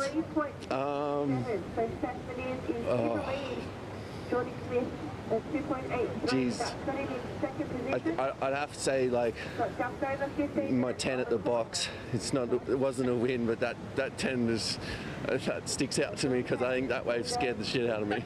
It instantly came to my mind in that memory, and I played it through the Rolodex. Owen, congratulations on an amazing career. Yeah. Kick your feet up. You deserve it. Well done. Yeah, and I sit back and watch the boys, and yeah, hopefully someone's ringing the bells in the next couple of days, and yeah, watch Tyler too. So yeah, pretty exciting next few days. So good luck to everyone, and I was so stoked to share this stage with you, and an opportunity to finish here in a Rash shirt, and I'll keep this one and put it on the wall and say that's the last one.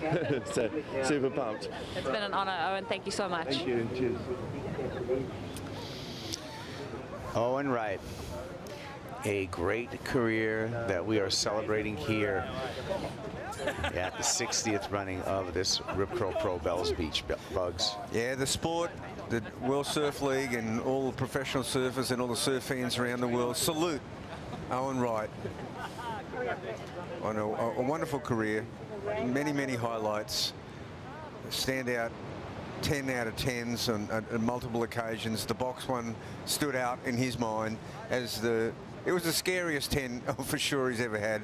But the 10s he got in Cloudbreak, he's surfing at Chopu, was just next level. And his peer group that he beat for those events were the best of the best. Yeah, this is true. Well, let's get caught up with the action right now in the priority heat. 13 minutes, 35 seconds counting down, but Felipe Toledo with the lead over Morgan Siblick. Morgs, however, does have priority. None, you know, really no big numbers in that matchup as of yet. A 4.67 is the largest single wave score. That goes to Felipe Toledo in that matchup. Morgan just needs a 4.34. Rabbit. So, you know, that battle right there is going to be a battle in this final 13 minutes, because it's anyone's game. Well, we thought the Medina heat was a low-scoring affair. This one is ridiculously low. We haven't even had a 5-point ride. The world champ is struggling, but his opponent, Morgan Siblick, is yet to fire off a shot. Yeah, Morgan yet to break a 3 right now, 2.67 and 2.03. And it seems like this incoming tide may be affecting the break just a bit. Here goes Siblick using priority. Morgs down carve there, wants to time it back up into the lip. Has to cut that one short to stay with this wave. And he is hoping that this one will give him a ticket to the inside shore break. Well, he'll have a chance at redeeming more points. Morgan, forced snap, and because of that forced snap, finds some sticky rails and goes down. Yeah, that was he'd be unhappy with that finish. That would have got him well and truly back in the heat. It really should be his best score. But one of the other factors out here on this high tide, Kai, is that the biggest sets still crumble down on that outside shelf, the cloud breaks. We see Geordie up and riding here in his second wave. Michael Jordan Smith, number 23, with a big snap there. Big man from South Africa cannot survive that second turn, and the white water, the jumbled water, just eats him up and takes him out. So he's just going to lean on one turn for his score. Opened up with a 2.83. We'll wait for that score. Now that 2.83 was from the outside, from the bowl all the way to the button. This is true. So the judging is pretty tough. You know, you've got to do something pretty serious, either above the lip line or a big layback. I mean, Geordie has, I understood why Geordie stuck with that wave, because that's been a money turn for him down there in the button near the short break on many occasions, including the year he won bells. Yeah, looking back to 2017, where Geordie Smith took a win here and got to ring the bell, defeating Kyle Ibelli in that final. He actually had a bell claim in that final where his winning wave, he rang an imaginary bell as he was coming into the short break area. It goes on the all-time highlight reel, that one. It's a standout. Ethan Ewing's on to the round of 16. Let's hear from Ethan. Ethan, we're back at the Bells Bowl. Yet the other day at Winky Pop, you put on such a great performance. That 8-point ride out here, though, was special. Talk us through that heat. Yeah, I started pretty well. We both started pretty similar scores. And then it kind of, I don't know, it was really hard to find one. We had a few big wash-through sets, and I kind of waited a bit longer than what I wanted to, but yeah, finally paid off in the end, and yeah, I got a pretty good wave. And fellow countryman Owen Wright, that was his retiring heat. What was it like sharing the water with him in that special moment? Yeah, it was really special. He's had a great career, and we've had a lot of heats together on tour. My first heat on tour, he smashed me, and then yeah, the last few years we've had a few too. So yeah, really special to have his last heat with him, and yeah, I wish him a really good retirement, and yeah. Thank you for your time. Ethan Ewing using that polished surfing to make his way into the round of 16. On the bottom of your screen, you can see some of the other round of 32 matchups that we're looking forward to as we are planning to clear that round of 32 and set up that round of 16 for the men, Bugs. Yeah, well, Ethan really alluded to something I was just touching on before, because he was alluding to the fact that why it's difficult out there is because you still get the wash-throughs. Even on this high tide, the bigger sets still do the wash-throughs, but because of the high tide, you have to sit right on the shelf, right on the inside shelf.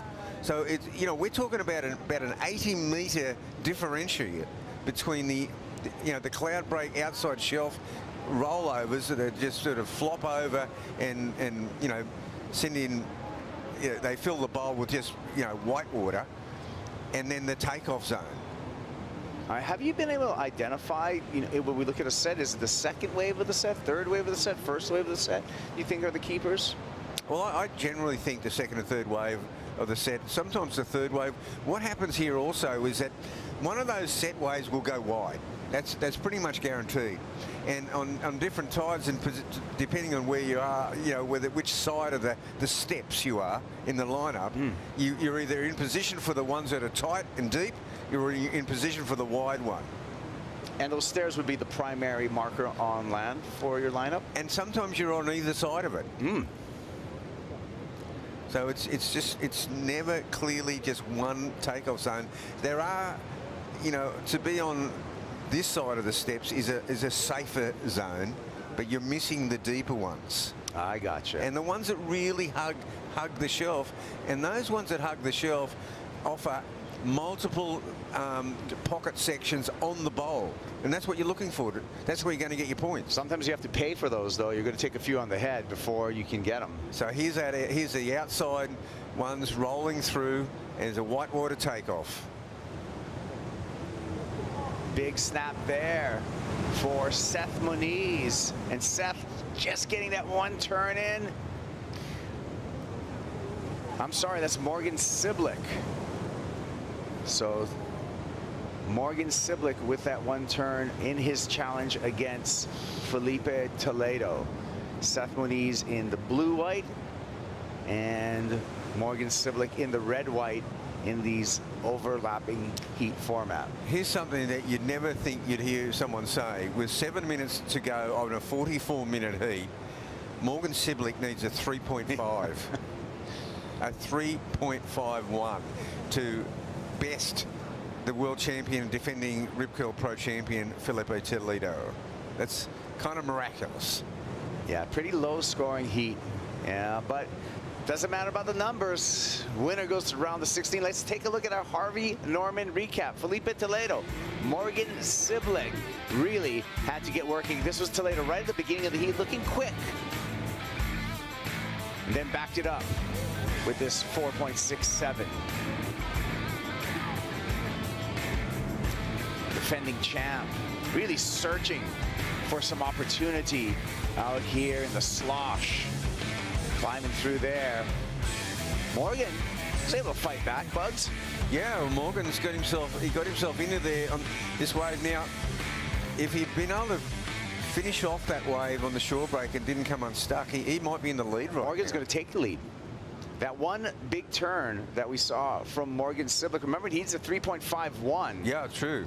And I think he got the job done. We need some judges to make it official. Again, Morgan Siblick needs a 3.51. He gets a 4.93. Siblick goes to the lead. Felipe Toledo, priority, drops to second place. Toledo needs a 3.77. 5.5 minutes on the clock in the priority heat. Oh, an amazing turnaround.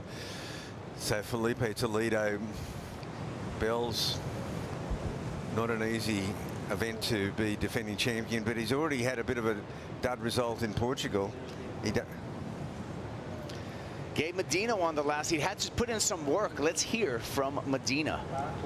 Yeah, well, Gabby, Bells is that event where you have to be ready for anything. Today, challenging conditions. What did you make of it? Yeah, the conditions are really hard.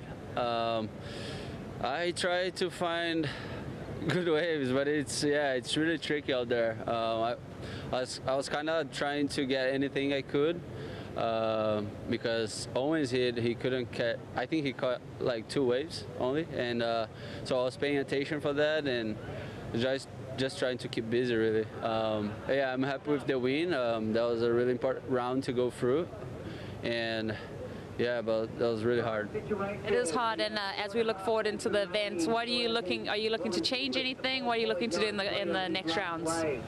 Oh, I just want to get like a true wall, you know, like I just want to hit it. It's been hard to find those ones, but yeah, hopefully next round we get a cleaner condition with more wall and we can go in the lip and hit a little better. But yeah, I just want to find that lucky one. And who's your goofy foot inspiration at Bells? I love to watch Owen. I thought we were gonna have a heat here, but yeah, the conditions are really hard out there, and yeah, unfortunately he couldn't make it through. But yeah, now it's time to go. You know, I feel ready. My birds are really good. Feel really good, and yeah, just won the wave really. And coming up against Ethan, what can we expect from that matchup? Ethan's a great surfer, especially here, and I know I gotta get the 2 best ones off the heat. So yeah, I'll pay attention for that. Gabby, thanks for your time. Gabe Medina, the download there. Morgan Siblick took the lead over Felipe Toledo. Siblick on yet another wave. That's going to be his 7th wave ridden. If he improves upon a 3.5, he'll further distance himself for Felipe Toledo and make it a little bit harder for the defending world champ and defending Bells champ to get out of this round of 32. Well, that wave made Morgan Siblick work for every decimal point. Toledo having to duck dive under the whitewater right now, caught out of position, hoping for a wave to offer itself to the defending world champ. Toledo back up against the wall right now. But that's the tricky thing, Kopo. Do you take the gamble and sit way outside and wait for one of those big combers to flop over and you know, or do you just stick to your guns and, you know, sit in your spot? He's going to have to make it happen. You can see him. He's in the red jersey on your screen on this pulled back shot. Felipe Toledo paddling up current. Toledo needs a 3.77. Last wave for Morgan Siblig will not factor into Morgan's top 2 waves. There's Toledo, 77 on the back of his jersey. It's a blessed number, and he needs a gift right now on Easter to come out of this heat. He's trying to listen to the update, waiting for some more information from our beach announcers. He wants time, hitting the wrists. Well, in frame right there, we've got 2 Bells champions, Geordie Smith, Felipe Toledo, and one of them is in a bit of strife in this heat. Morgan Siblig, he did not improve his position. He might have needed to, because this is one guy that you do not ever count out. But this high tide is such a factor right now, because you need the bigger waves. The smaller waves won't even lift up, but then you need the bigger waves not to flop over on the outside. So that's why there's really a shortage of quality waves right now. It's that funky tide.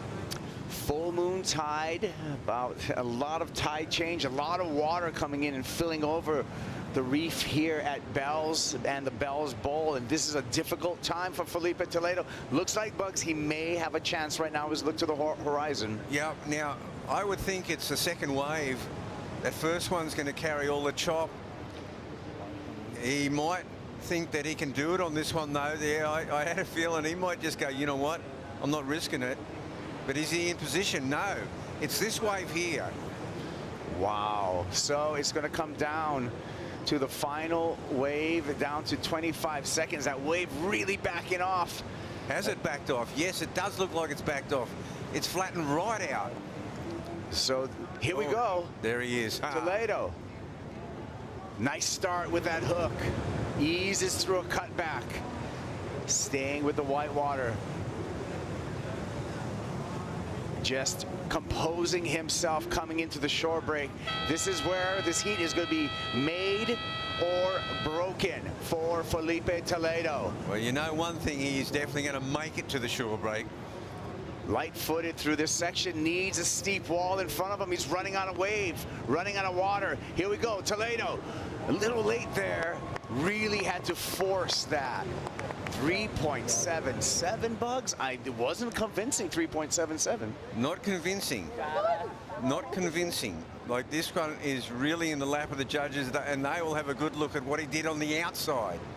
And then that finishing turn. It could be right on the button, though. It could be right on the money. That's right. We did catch up with that ride after he was already to his feet. So we'll see what happened at the very beginning. Did he get a big outside turn? We know he got a carve in there, and then a series of cutbacks, and then a little bit of a late kind of a lip glide to finish. Not spectacular finish at all in, you know, in the realm of what we know Felipe Toledo's capable of. Well, first of all, they're going to compare it against his 4.67 and Morgan Siblig's, you know, the 4.93, maybe even the 3.5. They're going to have a good look at this. They want to get it right. Judges contemplating, no doubt. They're looking at the replay. Let's take a replay look ourselves. Here it is, Bugs, Toledo. Yeah, well, it's a good-looking outside wall. Yeah, that was solid right there. You know, you got to be thinking that first turn set up at least a 4-point ride. Yeah, that rail turn out there, just slicing through, ultra sharp on the sharp eye, and that could have been it. We're still waiting to make it official. We have no indication as of yet from the judges, but you can see a lot of downtime here, and the finish, you know, he would have won a better finish than this. But gets there, goes complete. I mean, finished on his feet in the short break.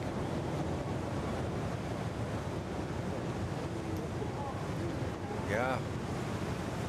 And that's just Morgan Siblig. That was an earlier ride. Yeah, but that was the... Here we go. Numbers coming through. Judges, they're all up right now. Yeah, they're He's a 3.77. He's going to get it. Yeah. Judge number 2's just got to put in his number. Yeah, that first turn just nailed it. There's no mystery. Let's go. 4.3, now it's official. Felipe Toledo on to the round of 16. Tight contest between him and Morgan Siblick. We're going to take a Bonsoy brew break. We'll be back with more right after this.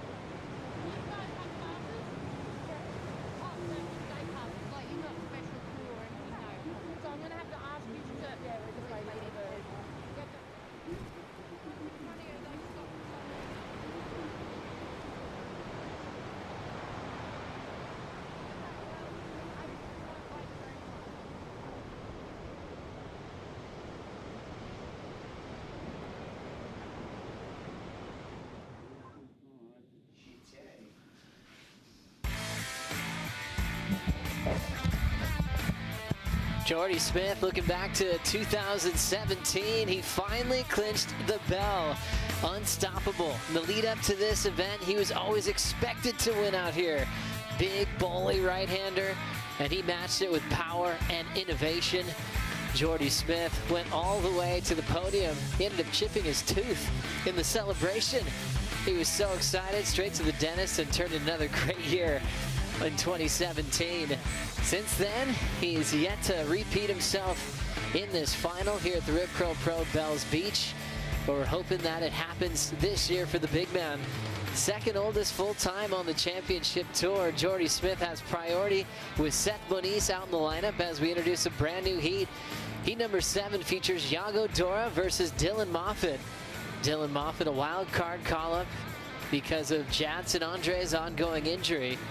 And Yago Dora, what a contender. Making the semifinals in Portugal and putting himself inside the top 10 coming into stop number 4. Joe Terpel, Richie Lovett here for the call. A classic on paper just getting started, and Dylan Moffitt's going to get another opportunity to surf on surfing's biggest stage. Yeah, and not just Bells Beach. Bells Beach on, Easter Sunday. Packed crowd, plenty of energy in the ocean, and these are the things that you dream of when you're a young, aspiring professional and you want to get in the game. You dream about these moments. During the break, Yago Dora got his first wave. Yeah, Yago Dora strong up on his backhand here. Just a little check turn there. Nice swooping carve. Back into the power source. Great time management on this one. Bring it all the way through to the inside. Be looking for the big finish here. And Yago Dora just streaking down the line. Foamy section. Bang, and there's the final hit. Rides out, great opener. Nice way to kick things off for Yago Dora, but what a close decision. All the fans in the car park here were wondering what was going to happen with Felipe in that last heat. He got the win, and he's hanging out with Rosie. He is hanging out with me, and he is ultra calm. Felipe, we were tense. It was a tense moment there, waiting for that score to drop in, waiting for that last wave for you to have an opportunity. What did you make of it? Just confidence, I guess. I felt great. I've been training a lot. Feels good. My boards are good, and I was just waiting for an opportunity out there. It's just honest. It's just really bad out there. It's I don't know if we don't have any waves coming, but I don't know what it's so desperate to put in the conditions like this. There's solid waves, but it's just really bad. You never know which wave's going to be good, if it's going to have a wall or. But yeah, I was just trusting my instincts, and as we were talking about before the interview, it's my 10th year on tour, so I guess I had plenty of time to figure that out. So yeah, I was just trusting myself and just receiving the blessing from God that last wave would come, and it did. So yeah, happy to make it true. And as you look forward to better days ahead, how do you prepare? Because Bells Rincon, Bells Bowl, Winky Pop, you've got to be prepared for anything. Yeah, for sure. Even though I love all three waves, you know, I feel confident in all of them and I feel ready for anything. So whatever comes next, it's just going to be better than this. So excited for the next few days ahead. And what do you think has changed for you this season from last season? I guess I'm just surfing with freedom now. You know, I just cruising, got my family here, my kids, wife, my friends been training a lot. And I don't know, just really cruising, you know, having fun, enjoying, showing around for the family, and yeah, making the most out of it. Enjoy the rest of Easter. Thanks for the time, Felipe. Thank you, Rosie. Felipe Toledo definitely looked pretty serious right there. I think he kind of felt how close that was for him to almost lose his defense of his bell against Morgan Siblick. A couple minutes on the clock, he was chasing a 3-range score, and he definitely was vocal about how the conditions felt to him in that last heat. So a rare post-heat interview where you don't see him crack a big smile and show a lot of energy. I think he knows that that was a little bit too close for comfort as he moves on to the round of 16. Yeah, that's like you said, it wasn't typical interview from Philippe. The mindset's normally a little different to that, but you know, maybe that, you know, a little scare right down to the wire, and you know, if he had lost, then I'm sure he would have had a lot more to say. But you know, it is difficult conditions, no doubt about it. But I mean, we've seen some huge scores today, and this is, again, we come back to it, this is all the different moods of Bells Beach that you got to deal with. As we know, things can change. We're surfing in the ocean, as we saw the conditions this morning. What are you noticing now that we have this really full high tide? Yeah, it's we're probably getting close to the peak of the swell, I think. It's supposed to taper down, so things will get a little bit more organized. You know, we've been seeing these big closeout sets, these big wash-through sets that our competitors have to deal with. As the afternoon goes on, I think we'll start to see the waves steepen up again as we get some of the water off the reef. And for my mind, I think it's going to be those mid-size ones and the surfers that sneak in and find those little gems. They'll be the big scorers. I think it's time to call a friend on the Boost Mobile Stay Connected call. We are very happy to have Jadson Andre joining us to talk story about his life. We've been missing him deeply. So great to have Jadson hanging out with us for the call here in the round of 32. We've got Yago Dora now finishing up this wave, as now we'll bring up the wonderful Jadson Andre. Jaddy, thanks for being with us. We miss you, my friend. I miss you guys so much. Come on, man.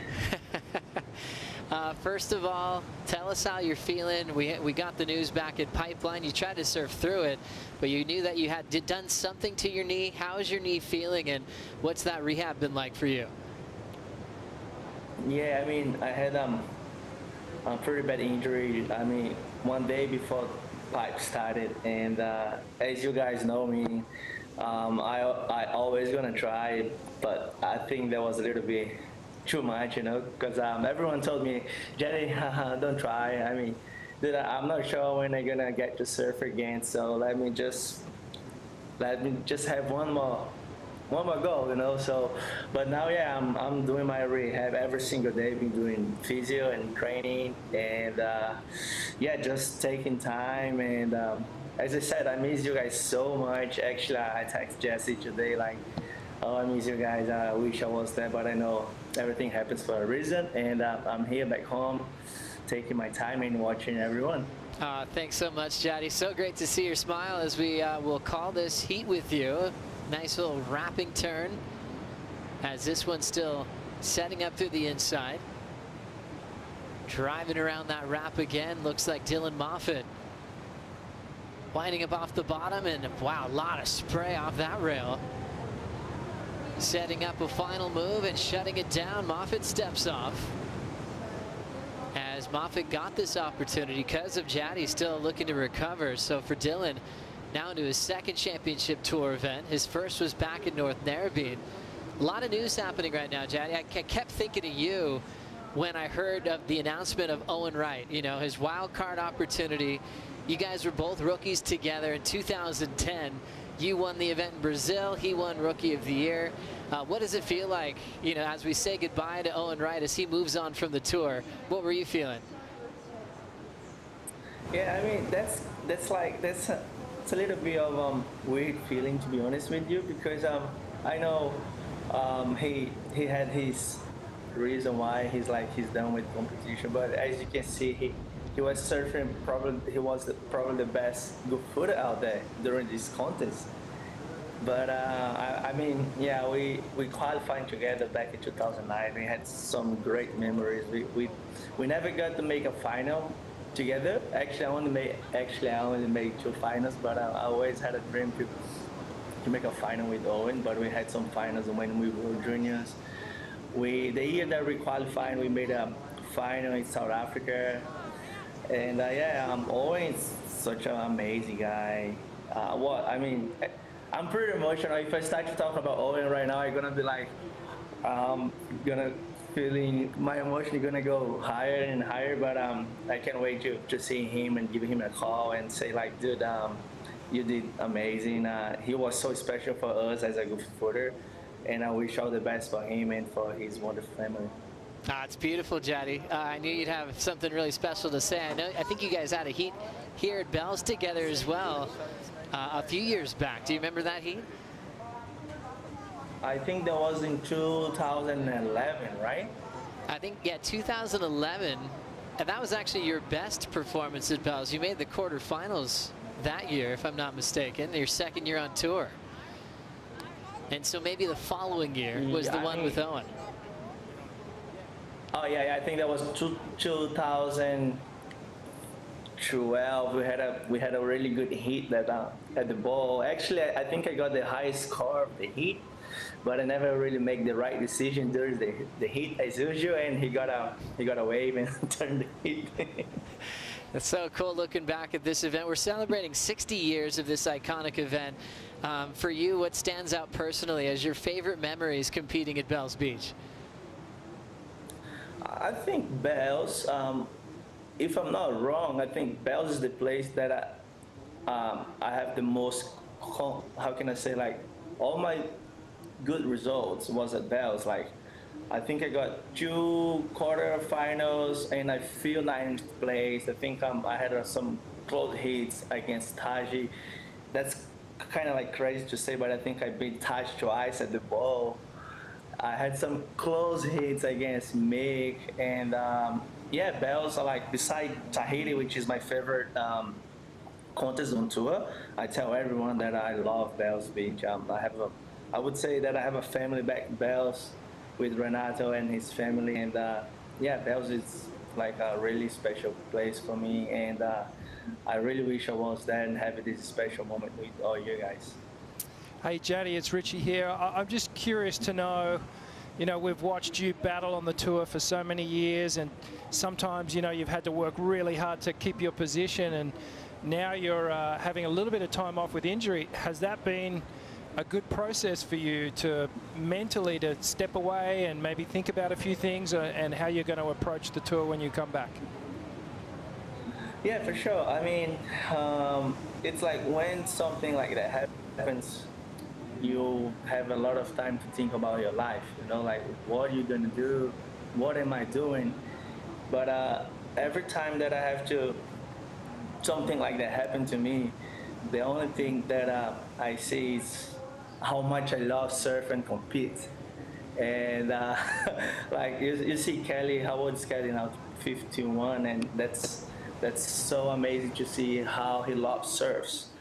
And actually, I texted him a few weeks ago saying like how much he's amazing and how like we all like appreciate what he's doing, what he's being like, for how much I love surfers. That's what I have to say. Like, and when I have times like these that I'm not competing and I'm just at home, and every time I just see how much I love this, and I want to keep doing this for as much as I can.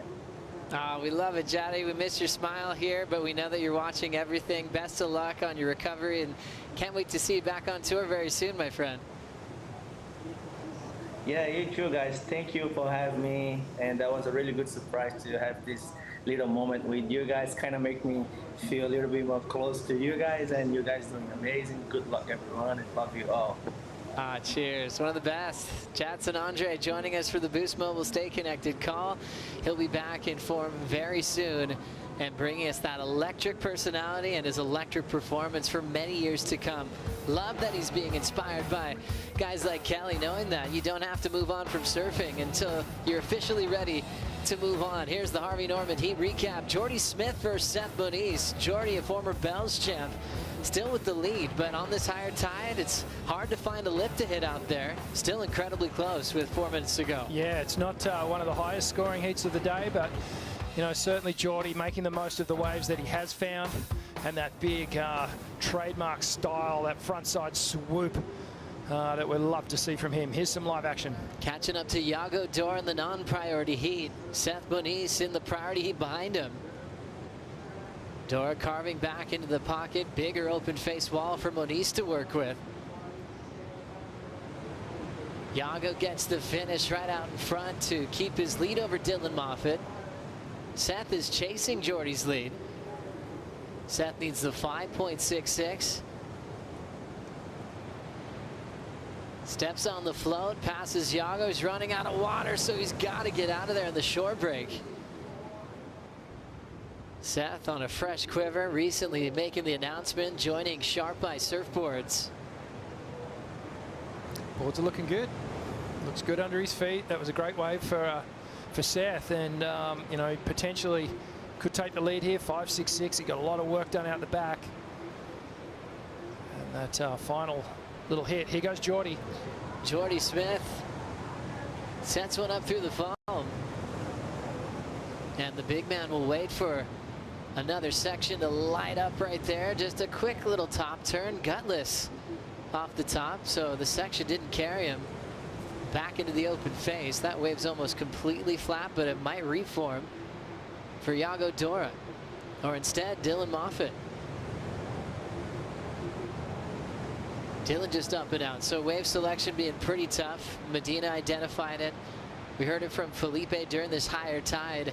Hard to find a big bowling section. We had quite a few of those early this morning, where we had a lot of big sevens, a lot of big scores from single maneuver opportunities when it would bowl out. So a little bit more tricky keeping these heats incredibly close. Yeah, just at the high tide, it takes away that steepness on the wave face, and as a surfer, it's hard to really, you know, draw an up and down line. It's more of a horizontal line that you need to draw, and yeah, man, it's hard. It's kind of, you're always looking for this one section to come in, and you can see here Iago Dora on his backhand gets a nice hook on the backhand again, a nice swoop. So he gets two sections here where he does get to open up, cut back into the whitewash, and just navigates through this bumpy inside section and gets right through to the finish. And you'll see a little bit of emotion come out of Iago. He knew that was a good ride. And this was Seth Moniz behind him. So bang, gets that first projection floater. And a big swooping turn, got the nose pointing right back at the foam. So a complete 180-degree direction change. And then through to the inside, Seth gets another hit here. So he's definitely asking the question.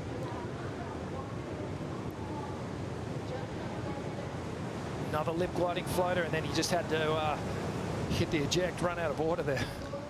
So last of Seth Moniz comes in at a 4.83, not enough for the lead. And Jordy's got a couple of waves to factor in that probably won't change his situation out in front. So Seth putting that whole wave together, but coming up short. 30 seconds, needs a 4.51 to get into the round of 16. Yeah, it's a tough one for Seth, unless he can find something on the inside, but just running out of time. Tough moment there for Seth Moniz. Jordy Smith, equal 18th coming in to stop number 4 of the season.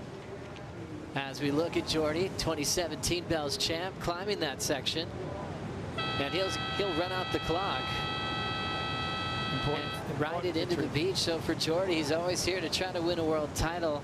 Coming in to stop number 4, 18th in the world. you know he's looking to pick up another bell to join that conversation once again. Oh yeah, and that would, you know, ringing that bell would obviously mean skyrocketing up the ratings. Seth Moniz exits out. Remember, he came into this event equal 13th. So we'll keep an eye on that spot heading into stop number 5 at Margaret River as Jordy Smith moves on. More action to come here at the Rip Curl Pro Bells Beach, presented by Bonsoy. We've got Leonardo Fioravanti and Jackson Baker coming up next.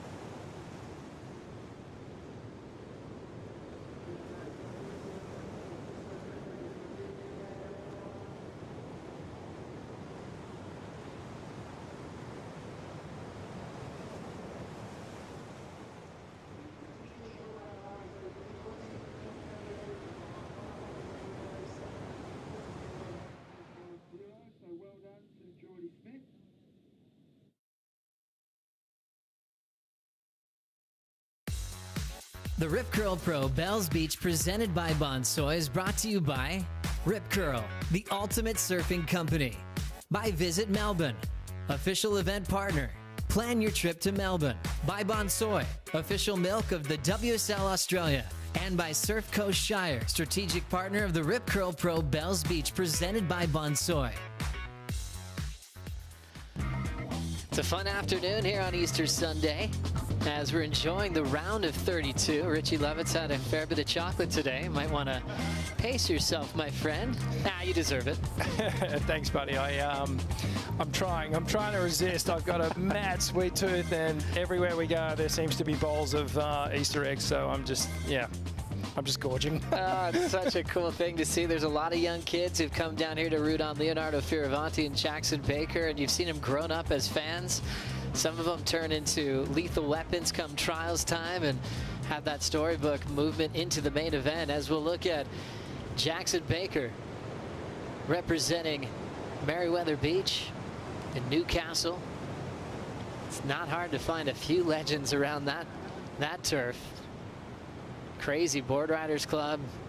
They've got world champions to look up to, like MR, who also has 4 bells in his time, as we see a wild wipeout from Dylan Moffitt. Wow, have a look at this thing. Just lip glide right up there, 6 foot in the air, and just could not get that board underneath him. Wow, that would have hurt. Also catching up with last of Iago Dora. So Iago, that was a beautiful driving backhand hook, and another one tied up in the pocket. Great timing so far. A little bit of dance work through the inside. Eyeing off this final section, driving down the line, patiently waiting. Here it is. Nice rebound off the foam. So Iago's really starting to build a scoreline here, and then outside, Jacko Baker. Oh, just a huge carve. Love the power in that one. Gets the foam hit. And he'll take this one all the way through. I think this is the wave that just ended up dying out, but a couple of really nice open face turns. And also Dylan Moffitt again. So this is Dill on a bit of a frothy monster. Goes up and into the foam. And unfortunately down again. Jackson Baker, his maneuvers just look so good at Bells Beach. So much wall to work with. He's got so much power. Can sit on his rail for a long time, and that's going to equate to a lot of spray flying off the other end. Yeah, he's one of those guys that does move a lot of water when he turns. You know, he's been training a lot in these style of conditions as well. Go and check his Instagram and you'll see just, 4 or 5 foot onshore up at Meriwether. He's been out there getting amongst it. He's got Mitchell Ross, coach to Kenora Garashi, and Carissa Moore in his corner. So a ton of experience. Mitchell, an absolute classic. Longtime pro surfer turned coach. I remember when he was in the water at Snapper Rocks years ago doing a water commentating position. His enthusiasm for surfing is incredible. He's got a quick wit. And he's really enjoying his time coaching some of the best in the world. As we look at a frothy one on the open face, but still able to provide a snap off the top, the Italian getting started in the non-priority heat. And Leonardo finds a messy end section. He's able to keep his board under his feet. Well done there.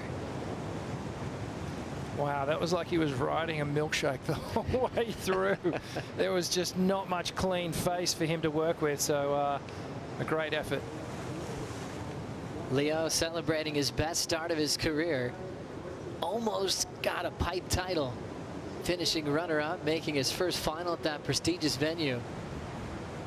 So sitting in a great spot to survive the mid-season cut. One more look here. Yeah, so that first jam was really nice, and then Leo up and into the foam on the second hit. You can see just wipes his eyes as well. Just so much water and spray flying around, and then this soupy section in here. Did well to just sort of complete the ride. You know, you get a feeling it's going to be around that 4-point mark. So great start there. That's the non-priority heat. Numbers in for the priority heat. Yago Dor 6.67 is his best. Dylan Moffat 5.5. And they're waiting for the last exchange to be added in. And you look at all the Bell's trophies. Damian Hardman has 2 of them, one in 88, one in 93. Dylan Moffat referenced being able to see Damian Hardman's Bell up at the surf shop in Narrabeen. And then to actually see that all of his life and as a Grom, and to be able to take that in and now compete here at Bell's, that really meant a lot to him. Yeah, absolutely. You know, Damien was one of the best to do it down here on his backhand, and such a dogmatic competitor, so steely. You know, he wasn't called the Iceman for nothing, and you know, he was one of the guys on the northern beaches that everyone looks up to, and even now, you know, the guys coming through like Dylan, coming from the same beach would have taken a lot of, you know, inspiration and knowledge from Damien and what he's done. The Iceman. The Iceman. What a great nickname for Damian Hardman. Well, we've got Jordy Smith after the win, hanging out with Rosie Hodge. Yeah, that was an important heat win for you, Jordy. 18th on the rankings. What did you make of that one? Geez, I was pretty much submerged under the water for most of the heat, but it's just from the beach it looks a lot easier to kind of stay in position. I'd wish I'd ridden a bigger board. I rode my kind of short board 6.2.5. I should have been on like a 6.3.5. It's just to maneuver around the lineup, and then when you do get on the waves, it's kind of flatter faces, and so you need that extra rail line or length to be able to kind of drive you up those long faces, especially with the tide coming in. But yeah, I'll take it. Win to win, eh?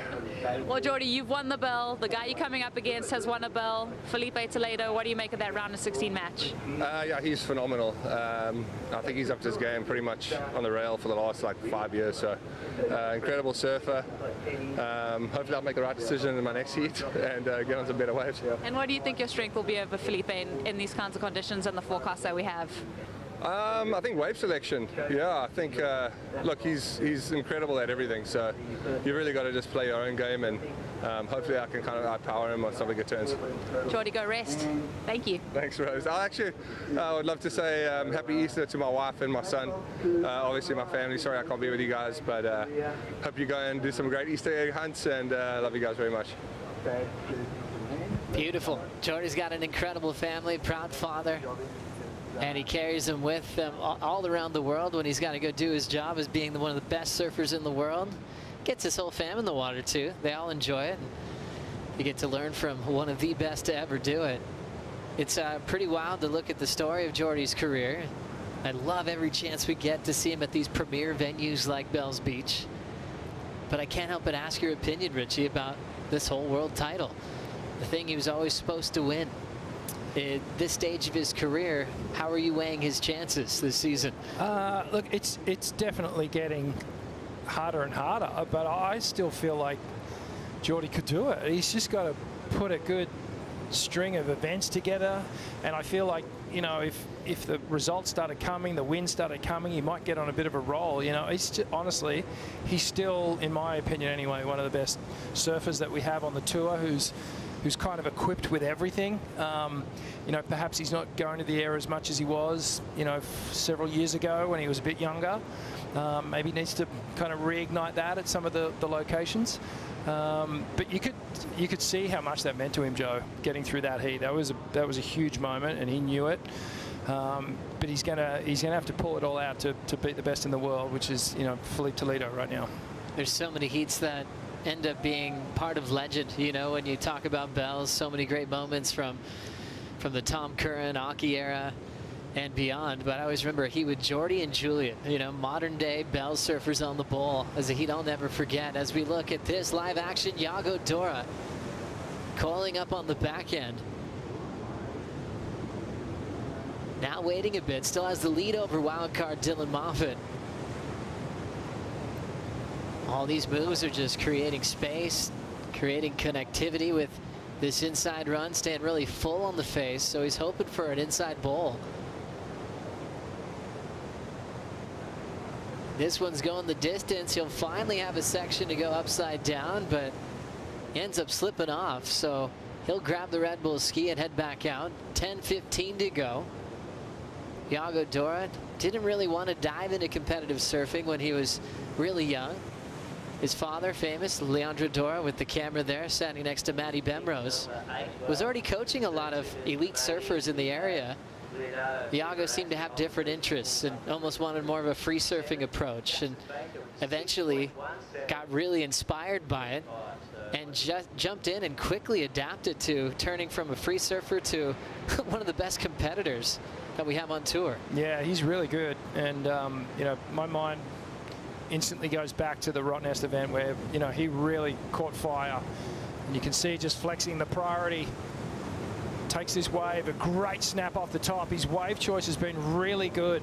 He's finding those little rare nuggets that have a pockety section, especially on your backhand, being able to just drive a little square off the bottom, generate that speed through the snap, just comes unstuck there. But Joe, high tide is in about 10 minutes time, so and it is a huge Easter tide, some of the biggest of the year right now. It's got 2.2 meter tide, and you know, that's why we're getting a little bit of that reverb, and you can see the slope of the beach there. There's almost hardly any beach left at the moment, so the waves come right up, they go back down into the ocean. It creates this backwash effect, which adds into the equation if there wasn't enough to deal with today.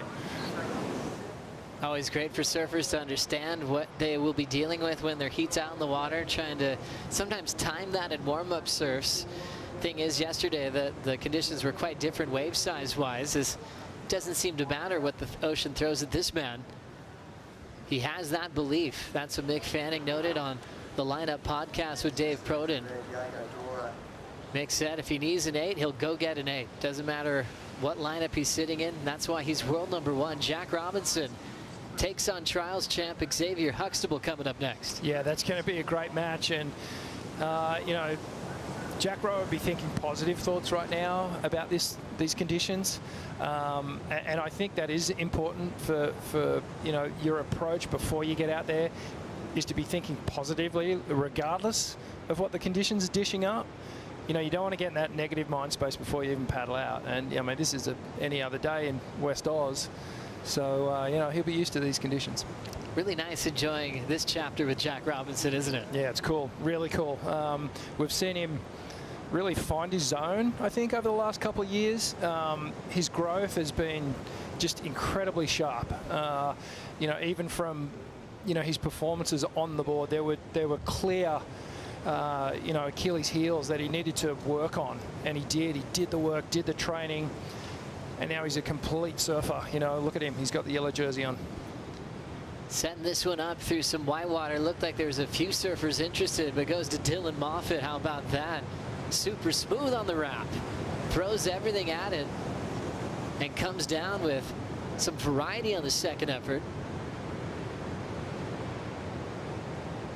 And now the dance through the flats. Looks like he will be able to get involved with a stretched out wall. picking his point straight up the top and rides away. 3 maneuvers for Dylan Moffat, representing North Narrabeen. The wild card needs a 7.01 to catch up to Dora. And was kind of groomed to be in this position, had super talent at a young age.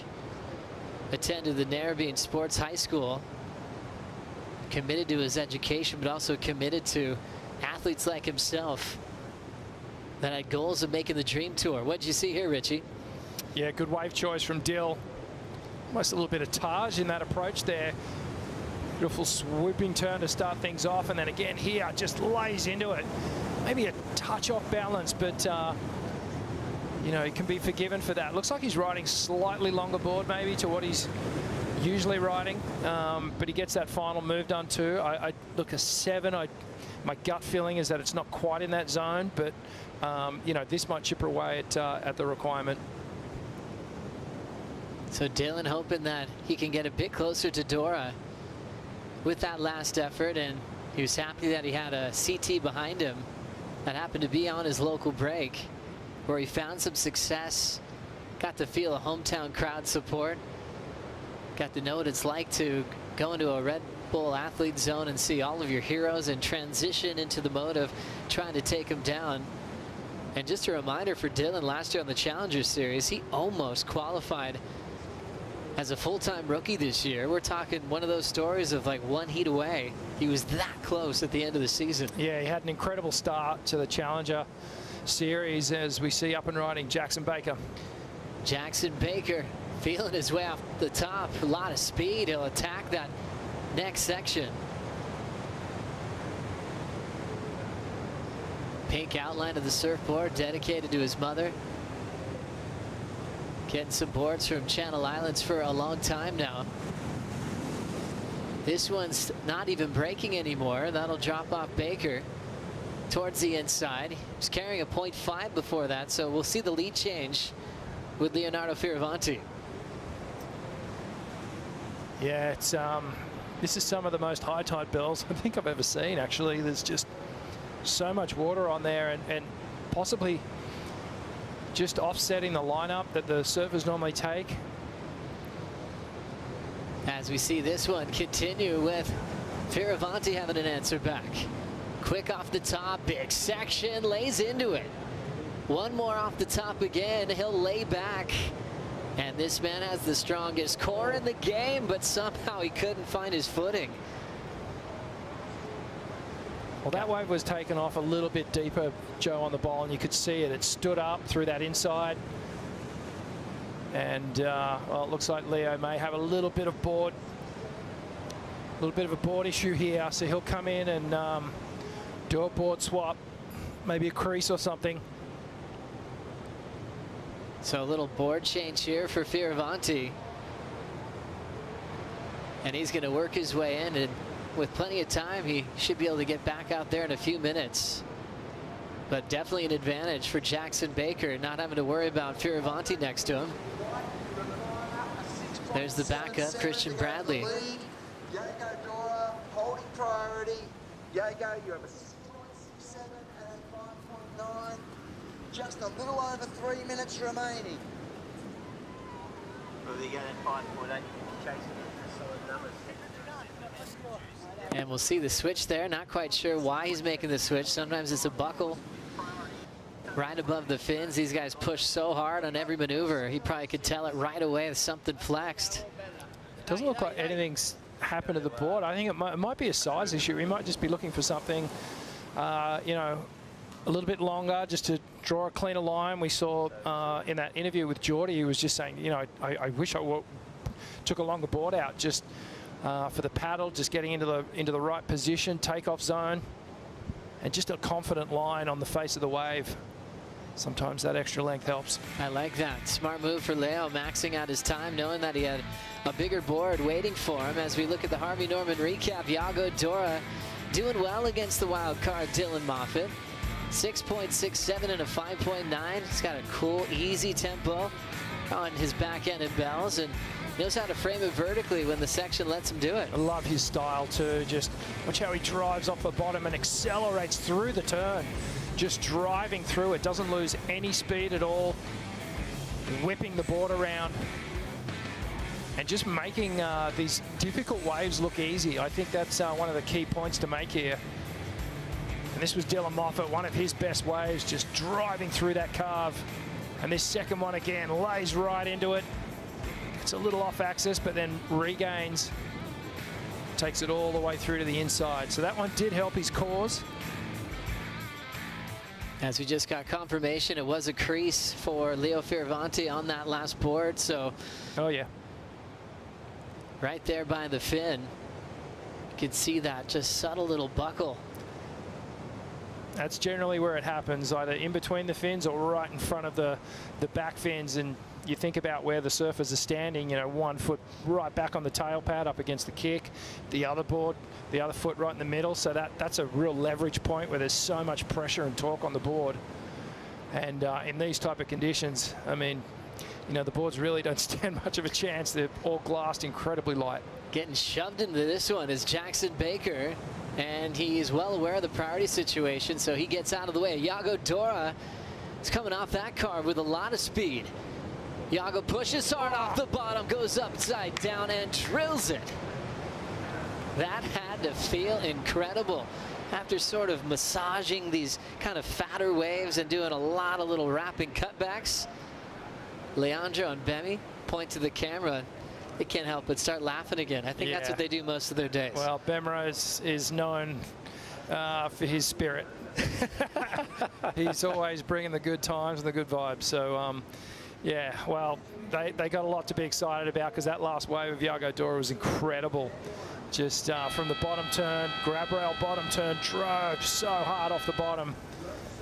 And that final turn, one of the biggest of the day. If you want to put Iago Dora on your fantasy team, sorry, it's too late. But if you did, well done. Dora is the man. Into the top 10, moving up the rankings big time after his semifinal in Portugal. This guy's ready for his first CT win. Maybe it'll happen here at Bells Beach. Judges really loving this big combo. Jackson got out of there. How about this, Richie? Did you see the grab rail bottom turn then? Just steadying himself, gets so low. Bang, hits it so hard, incredible. Unbelievable combination. That grab rail bottom turn was so stylish, just adds to his reputation. Not just what he does in the air, what he does in the barrel, but how about on this old school wave here at Bells? His low score before that was a 5.9. And he's waiting for the sound of that final score to move into the round of 16 with some serious confidence. Yeah, I think he knows he's got it in the bag. Great effort there. We got to give some props to young Dylan Moffat, getting another crack at the CT, and he should go home with his head held high. He put in a good performance, but another little, you know, education hit in the road to becoming a championship tour surfer. Iago Dora is about to hear a bit of information. Once that score locks in, it is going to be excellent surfing rewarded for Iago. And with his position on the rankings, moving into the round of 16, eliminating Dylan Moffat, Iago Dora has officially made the midseason cut. Wow, awesome. He's going to find out a lot soon, but what a great Easter Sunday. And I guess one judge still is trying to watch a replay here, just in case. Let's lock it in. We know it's up there in the excellent range. Just make one more look. Yeah, there you go. Let's see. There it is. It's official. 8.5 for Iago Dora, one of the best waves we've seen all day. And he will go flying into the round of 16 with a ton of momentum as this event continues. World number 1, Jack Robinson, coming up next to take on Xavier Huxtable. We're going to take a Bonsoy brew break. A lot more to look forward to here at Bells right after this.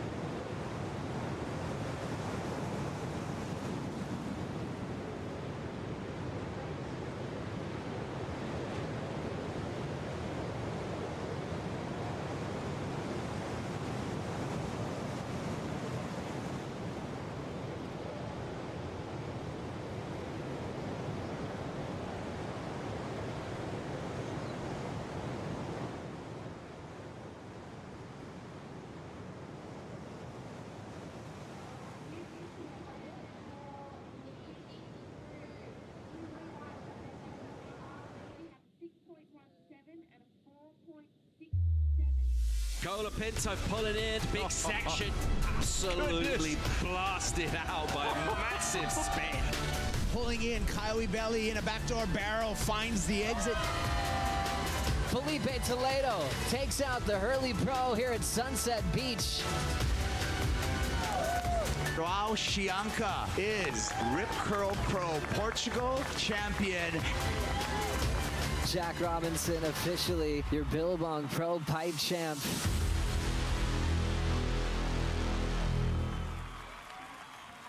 Let's check out the current Final Five. Jack Robinson sitting #1 in the world. Joao Chianca, after his win, moved up to 2nd. Toledo just got through his heat with Morgan Siblick. He remains #3. Kiowa Belly, what a turnaround in his life and his career. Back-to-back incredible starts, but even better this year, putting so much into his training. And also Griffin Colapinto officially making the cut, actually before this event got started. And now we're adding names like Yago Dora, who just made the cut moments ago. We're losing spots as we head towards Margaret River. As we have Jack Robinson hit the lineup, world #1, taking on Trials champ Xavier Huxtable. We love a good trial story. Richie, you told your personal one here at Bell's earlier today. But there's something about especially focusing on the Victorians and the locals that really fight for that spot each and every year in the trials. You probably can't go past the event with Adam Robertson almost taking the win off Joel Parkinson back in the day. As we look at a wave that was caught during the break, Xavier getting a quick start. Yeah, have a look at it. Well, you know, he knows this wave like the back of his hand. Plenty of crowd support down here. And he would have watched Dylan Moffat in that last heat and gone, wow, you nearly got there. You know, I'm going to try and take it one step further. Not a bad way to just settle the nerves. Mid-range score. And this is a replay of Leo Fioravanti on this backup board. Slams the lip, looks good under his feet. Doing some great work through here. Nice carve back into the white water. S-turns, arcing, weaving all the way through, and then putting the exclamation mark on it, and then just hits the eject button. It's kind of like the Sunset Beach short break today. It certainly is, and for spectators, it's really exciting. For the surfers, it's really challenging. How about a little stylish right away for Jackson Baker? So much room to lay that rail down. It was actually the follow-up to a previous maneuver, so a two-turn combination for Baker. We'll bring you that in just a moment. Jackson just makes so much sense in powerful conditions. I love him at Sunset Beach, love him at Bell's, and he needs a big result, Rich. Yeah, let's see what happened on the outside. So Jacko comes streaking around, just hangs onto that carve. He nearly lost it on his hillside rail, right up into the hook again, and then another third carve. So back-to-back, 3 turns, kept the speed on, kept the acceleration going, and I think that's why we saw a little hand jive. He was feeling it.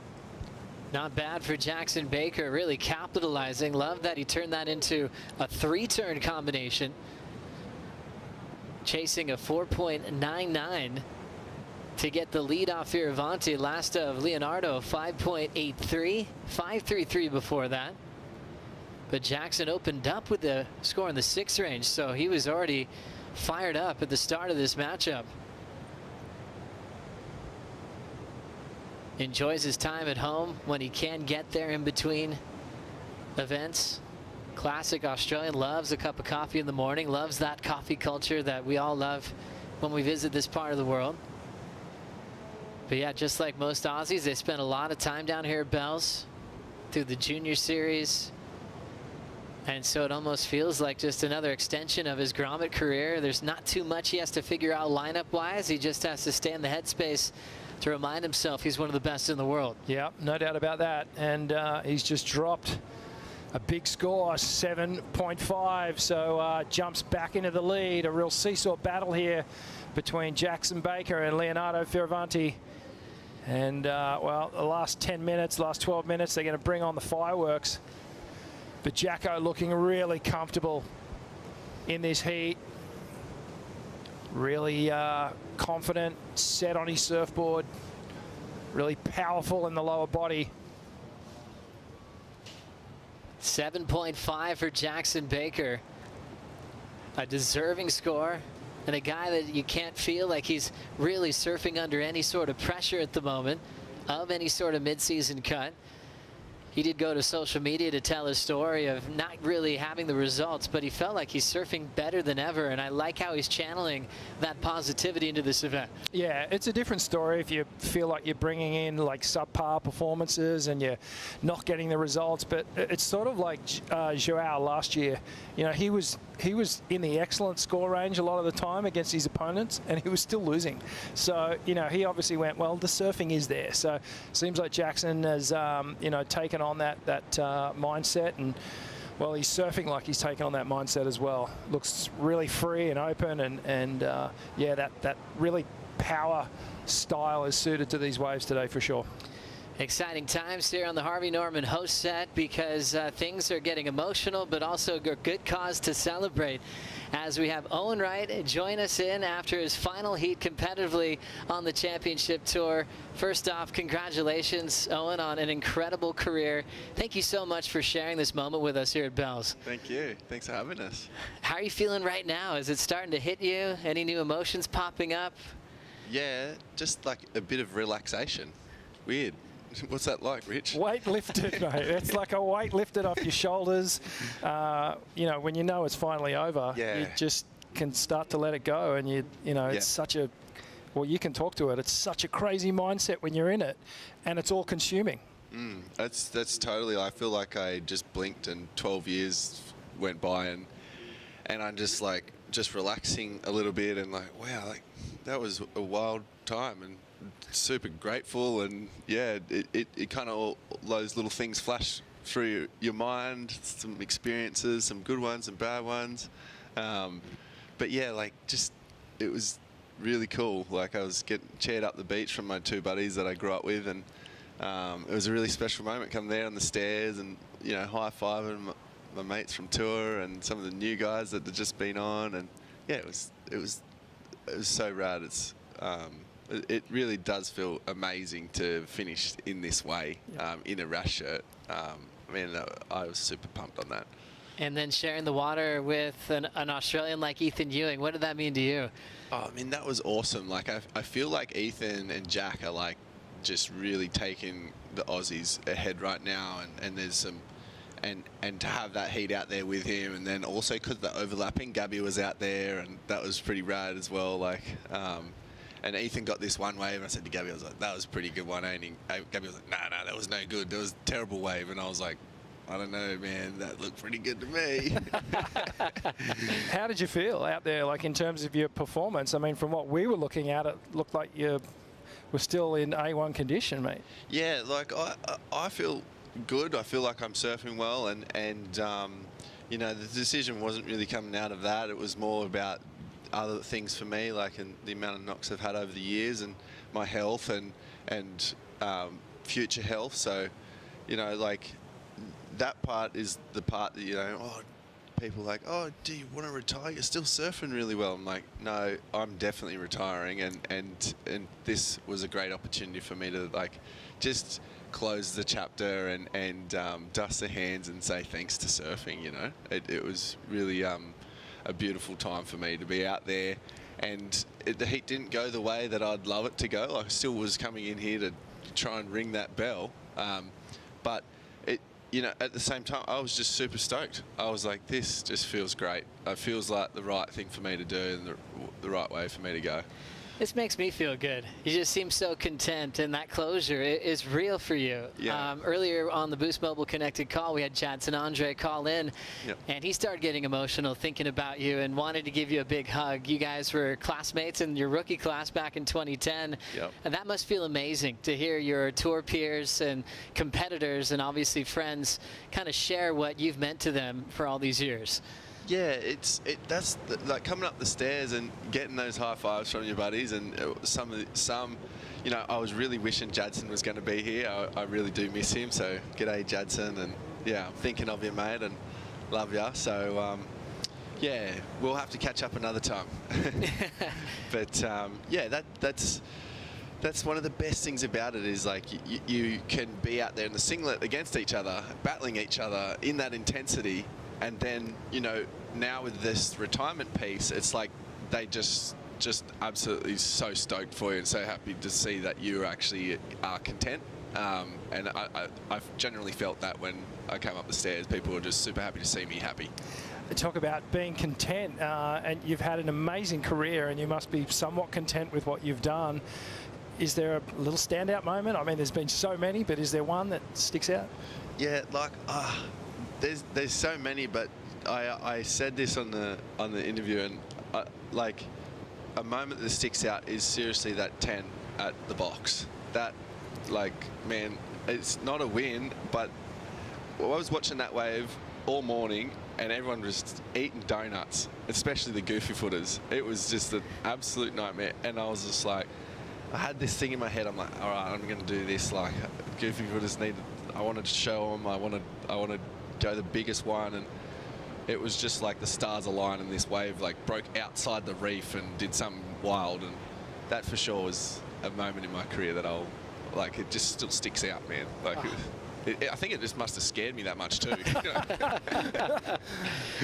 Just going, you know, with everything you had been through leading up to that point as well, made that moment so sensational, even for regular foots. Watching what you did was unbelievable. Owen, thinking about all those things, I guess, that we got to witness, you know, the perfect 10s in Fiji, all those CT wins. What about the things that maybe people don't know that you're the most proud of? Yeah, so just outside of my actual career, and then probably inside of my career too, like my life kind of got played out in front of the camera when I was using the World Tour as a recovery standpoint. Like, I was trying to recover from a head injury, and it was a long process, 12 months, and then the World Tour was to regain my life, and that was on camera in front of everyone. And coming back and winning Snapper was very just out of the blue. Wasn't planned. I was planned to you know, withdraw after maybe 1 or 2 heats, or get knocked out, basically, just not really make it through the heat. So that was just so out of the blue, and winning that moment, just as a bit of a triumph to kind of regain my life. But that took years, and I stuck at it for years after that, and I think that's kind of the big piece for me, is overcoming a head injury and regaining my life and regaining my sanity was really special, and really cherish that, and I don't want to lose that again. Special, sharing these moments.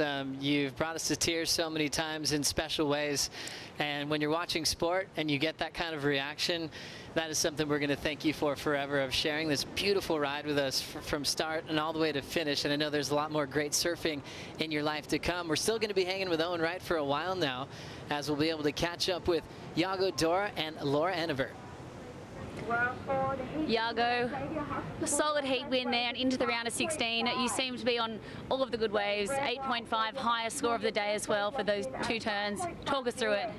Yeah, the time was going really fast out there, and so I started catching a lot of waves, and I just kept doing that the whole heat, and I knew at the end I had to hold priority a little bit to protect my position, and that really good wave came, and it was a short one but really steep, so I was just able to do 2 big turns and get a good score. And equipment today, did you change it up from the last few days? Yeah, for sure. It's been really small, and I've been riding a regular shortboard, and today it's also a 6.0, which is the size I usually ride, but it's a step driver, so it's supposed to hold a bit more water. Amazing. And with that result into the round of 16, you have officially made the cut. How does that feel? A big weight lifted off the shoulders? Yeah, for sure. Of course, when you start the season, I'm aiming higher than the cut, but to have that off my shoulders is amazing, and I just want to keep building on that and keep making hits now. Well, looking strong. We'll see you into the round of 16. Congratulations. Thanks.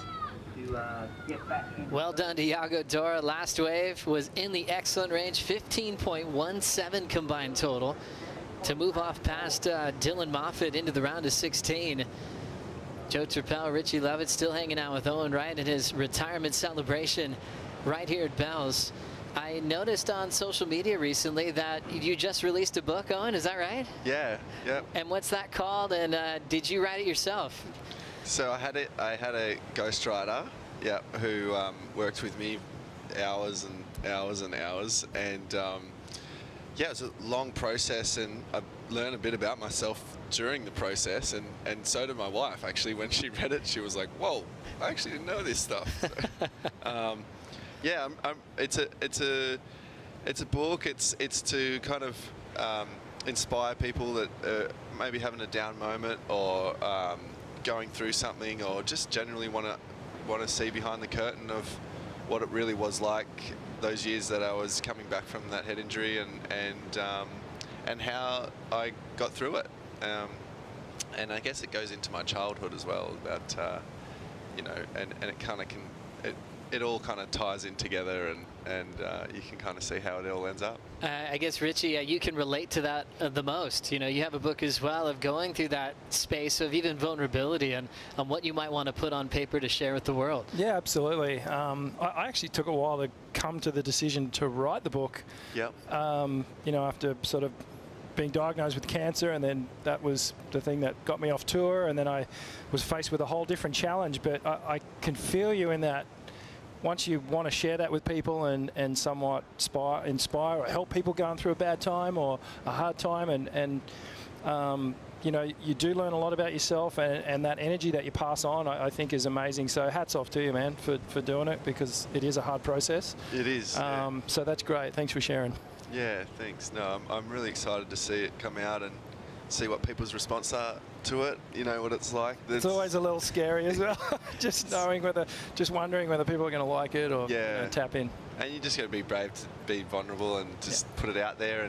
And you know, if some person comes up to you and says, "Mate, I really got a lot out of that," that's enough. Job done. Yeah. I love that. We're getting down to the final minute here in the lineup with Jackson Baker and Leonardo Fioravanti.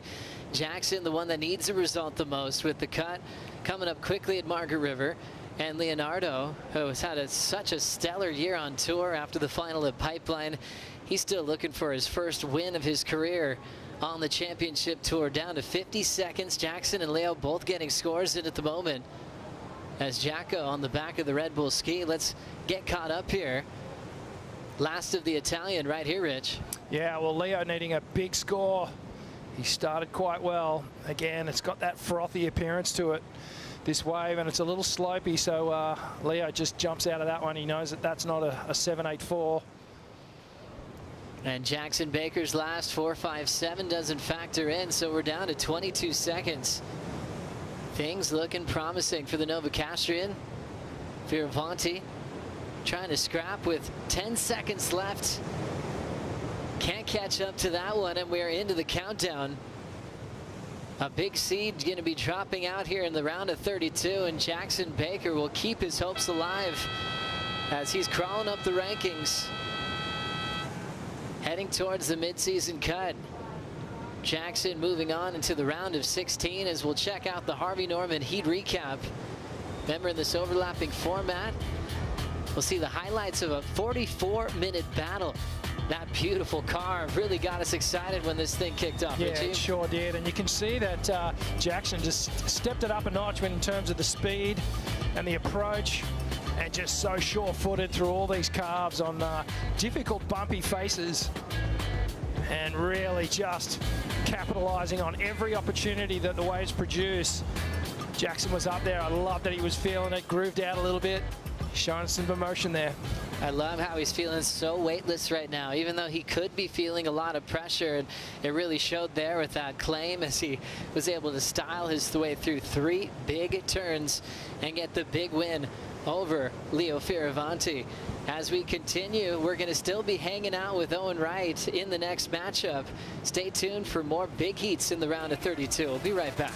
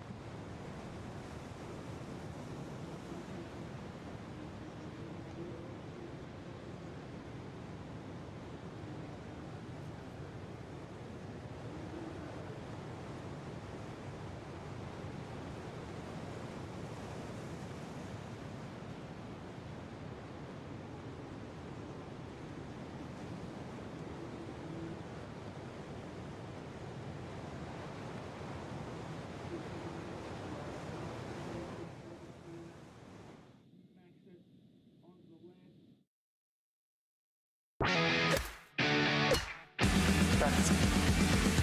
look at this hole. Nice little short one. Just like the drive down from Melbourne, eh? Perfect. Show me what retirement's like, mate. Whoa!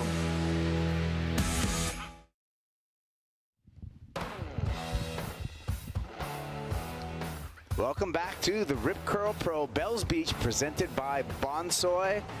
We're in the round of 32. We got a new heat out in the water. This guy, Connor O'Leary, is up against Nat Young in that goofy foot matchup, non-priority heat, and this is the opening ride for Connor O'Leary. Smooth, great tempo for Connor. Getting the flow through this one. Does not get the finish, but did some damage. I'm Kaipo, joined by surfing's favorite bunny, the 78 world champ, Rabbit Bartholomew, continuing our conversation and celebrating the career of Owen Wright as we're coming back into this heat and a new lineup. So, hey, happy Easter, everyone. Thanks for joining us for the 60th running of the Rip Curl Pro Bells Beach, presented by Bonsoy. There we are. I'm Kaipo, this is Rabbit, that's Owen. And we're celebrating Owen's career, and what a career it's been, Owen. Thank you for joining us for some time in the booth. We talked a little bit about in the last heat about that the 2017 comeback, you know, in which we didn't know, you know, you didn't know if you were going to surf again, and then sharing a final with good mate Maddie Wilkinson at Snapper. That was just incredible. I was so happy to be able to be a part of that experience, and it was really a touching experience. I think it was bigger than just surfing. It was like a life lesson. It was like a life victory, not just a surfing victory. Yeah, that victory, and even just what happened during the time that I took stepped out from surfing to recover, and then coming back to surfing, having that victory, but even the rest of the year, that it's given me something that, you know, you can't pay for. And I don't want anyone to go through what you had to go through to get that, but you really can find some great lessons in life when you go through hard times, and especially make it out the other side. I was just lucky enough to claim that victory fresh out of the gates, back into life, which I hadn't surfed for probably more than 30 minutes prior to that, you know, once a day, and I was all of a sudden doing 3 heats at the world stage, and yeah, that was. It just kind of ended up there. It was kind of miraculous, though, really, Owen, because I mean, exactly a year before that, at exactly the same contest, I saw you. We up in the, you're in a quiet area, and I remember looking at you. I said, "How are you going?" And you went, "I'm going great." And your wife was behind me, going, "Nah, you weren't going great." Yeah, I was in another planet, man. Yeah. That was a really scary time for my family and friends, and like you say, I was kind of just not really with it. Like, everyone around me knew how bad it was. I just thought you had like dad power. I saw you as a new dad in 2017 coming through. You had that family by you. It was like, it was such a great moment. And then, you know, well, we'll catch up on that because we got Jack Robinson. Here he goes. Up and riding in his challenge against the wild card. Yeah, bravo. It's taken Jack a long time to get going in this heat. He's only got a 4-point ride. So definitely, unless this is the 4-point ride. No, this is live action. We got we had a replay of the 4-point ride, so this is going to be the backup for Jack Robinson. He is in second right now, 5.5 with Xavier, but taking it all the way down to the button there, for Jack Robinson. Wow, did well to do that, didn't he? Yeah, well, that was a pretty good ride. So Jack's, you know, it's taken him a long time to get going in this heat, a 44-minute heat, and really he's only got his first proper scoring ride. But Xavier's, you know, started out super well in this heat. He got that 5.5, and he's gone a little bit quiet now too. So the tide, you know, Owen, we were talking before, on that high tide, you know, you still got those outside sort of cloud breaks happening, but then you've got to sit right on the shelf on the inside to really get the ones that peel, right? It's tricky. Yeah, it really is tricky like that, and the tide being so full, it really just takes a lot of the opportunities out of it. But, you know, Connor's just opened up with a great score, or is still coming through. But, yeah. Oh, wow, there's some good surfing going on right now. Yeah. And I wanted to, while we just watch this wave here, Oh, this is a great goofy foot battle. You must love this one. There's Nat and Connor. This is my favourite heat to watch this round. Oh, great. I bet it was. I bet it is. But, you know, I wanted to go all the way back to the Bells Bowl, to Bells Beach. At the very beginning for you, when you were in the juniors, you got a wild card. Yeah. Or did you win the trials? Wild card. Yeah, you got a wild card. Tell us about that experience. Yeah, so that experience, like, I got a wild card into this one, and it's back then I had the wild card, and you don't feel the stress of what these guys on tour are feeling. Like, you know, they're chasing the cut right now, and I didn't feel that here in this one. And then back when I was a Grom, I had the same thing. I was just there to show up and try and beat Kelly. That's all I had in my head. So. And maybe Xavier has the same thing going on right now, where he's got nothing to lose against Jack Robinson and everything to gain. For sure, like it's a dangerous position when these wild cards like Xavier are talented at these type of breaks, is that they've just got nothing to lose and they aren't scared to push it, and then more often than not they'll piece something amazing together, just like that. Yeah, well, Xavier, you know, again, he's one of the hot young juniors coming through Australian surfing, and you know, I mean, he's 20 years of age now, so he's really just on the cusp of trying to break in himself. Yeah, yeah. So he's just probably about to hit his straps, really. Yeah. He's been an amazing surfer for a little while, and he's surfed his way into this event a number of times now. Did it again in 2019, right? In 2019, yeah. And so he's there, he's solid, and if he surfed his way into this one again, and he's looking good. He is, but let's go back to that. Was that wild card, and was that your first CT wild card? I got my first CT wild card at Pipeline. Oh wow! Yeah, yeah, and I had CJ. No, I had Corey Lopez and Kelly. It was a really rad heat. Nat's just decimated this backside wave. Yeah, what a great challenge. Connor O'Leary, Nat Young in the non-priority heat. Oh, and Connor already opened with a 7.5. We're waiting for the backup score for Connor O'Leary. We're waiting for the opening score for Nat Young. Yeah. That's a great goofy foot matchup. But I want to relate that to a couple of great goofy foot matchups that I've seen with you. Yep. We had Snapper, right? Yep. But I think it was 2019 in Tahiti. Was it 2019? I'm going to say, yeah, 2019 Tahiti. Yep. Against Gabe Medina. He got you in 2018. And I called it poetic retribution in 2019 that you got Gabe. And you guys are good friends. It was an incredible final. What's it like to having these epic moments, you know, with good friends of yours in these epic finals? I mean, that's competing, right? Like, we travel around together years on end, and then we put the rash shirt on, and we become, you know, arch nemesis, really, and we're just trying to take each other down. And so Gabby and I had this epic battle where we were, you know, in the final one year, and I got out to this lead, not a great lead, but a lead nonetheless, and then he's pipped me in the last minute, and it was just like, I felt like I had this victory stolen right from underneath the rug, and it hurt, and it was all the things that, you know, you don't want to lose like that. Yeah, and in 2019 when you won, I called it poetic retribution. And it was like poetry, and it was retribution, because I felt in 2018 it was just taken from you. You came back, same two guys in the final, same place, same barreling wave, and you did it. I felt like it was this weird energy there. Like, I was watching Gabby, and I was like, I know he's going to be in the final, and I knew myself, and I was like, I know I just got to be in this final. Like, I want to be. I think we both felt like we were like, we want to do this again. Like, and like you say, it was like almost meant to happen. But like, I'm sure Gabby thought he was going to win again, but I was like just dead certain. I was like, that's not going to happen again. And I pipped him back in the last minute, and it really did feel exactly like what you said, Carpo. It just felt like that it was all happening in a circle, and you know. Well, you were able to draw on, like, with that rivalry. Mid-career, you had those 3 finals with Kelly Slater. Yeah. And that was the same kind of deal. You know, you were 1-all, right? Yeah. After New York? Yeah, 1-all after New York. Yeah. And you know what? What's funny is that the lesson I learnt from Kelly in Chopu in that battle that I had there, I did Chopu, I got second, and Kelly sat on the inside shelf. And the swell was really similar to the day that Gabby and I were in the final.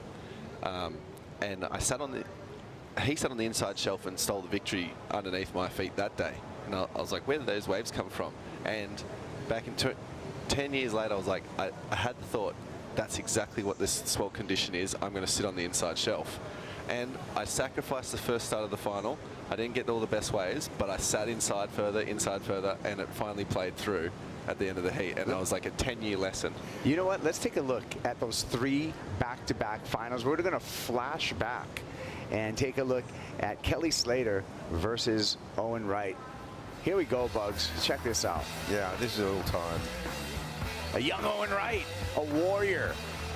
Oh, and just talk us through what was going on in these finals. Man, I just love tubes, man. Like, these are this event, we had some huge waves in. As you can see, Kelly was like doing Kelly amazing stuff.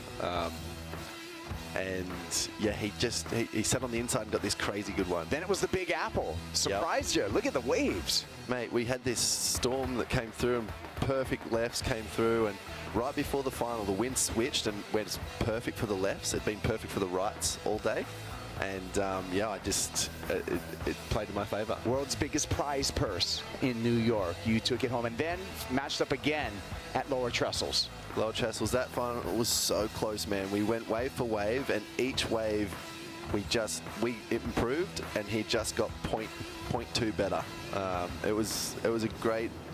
was just one of those great times in my life where we just were both on form. We kept meeting each other in the final. Ended up 3rd in the world that year. Yeah, it was a great time, man. It sure awesome. was. Yeah. Well, hey, you know what? Your Rip Curl teammate has done pretty good. We're going to finish this wave off first before we get to that interview, because Xavier Huxtable is putting it to the yellow leader jersey at the moment. He's in the lead against Jack Robinson, and he continues to hammer those inside sections. 5.5, 7-point ride for Xavier Huxtable, and he is putting us a pressure situation, Bugs, to the leaderboard, the top of the leaderboard, in the way of Jack Robinson.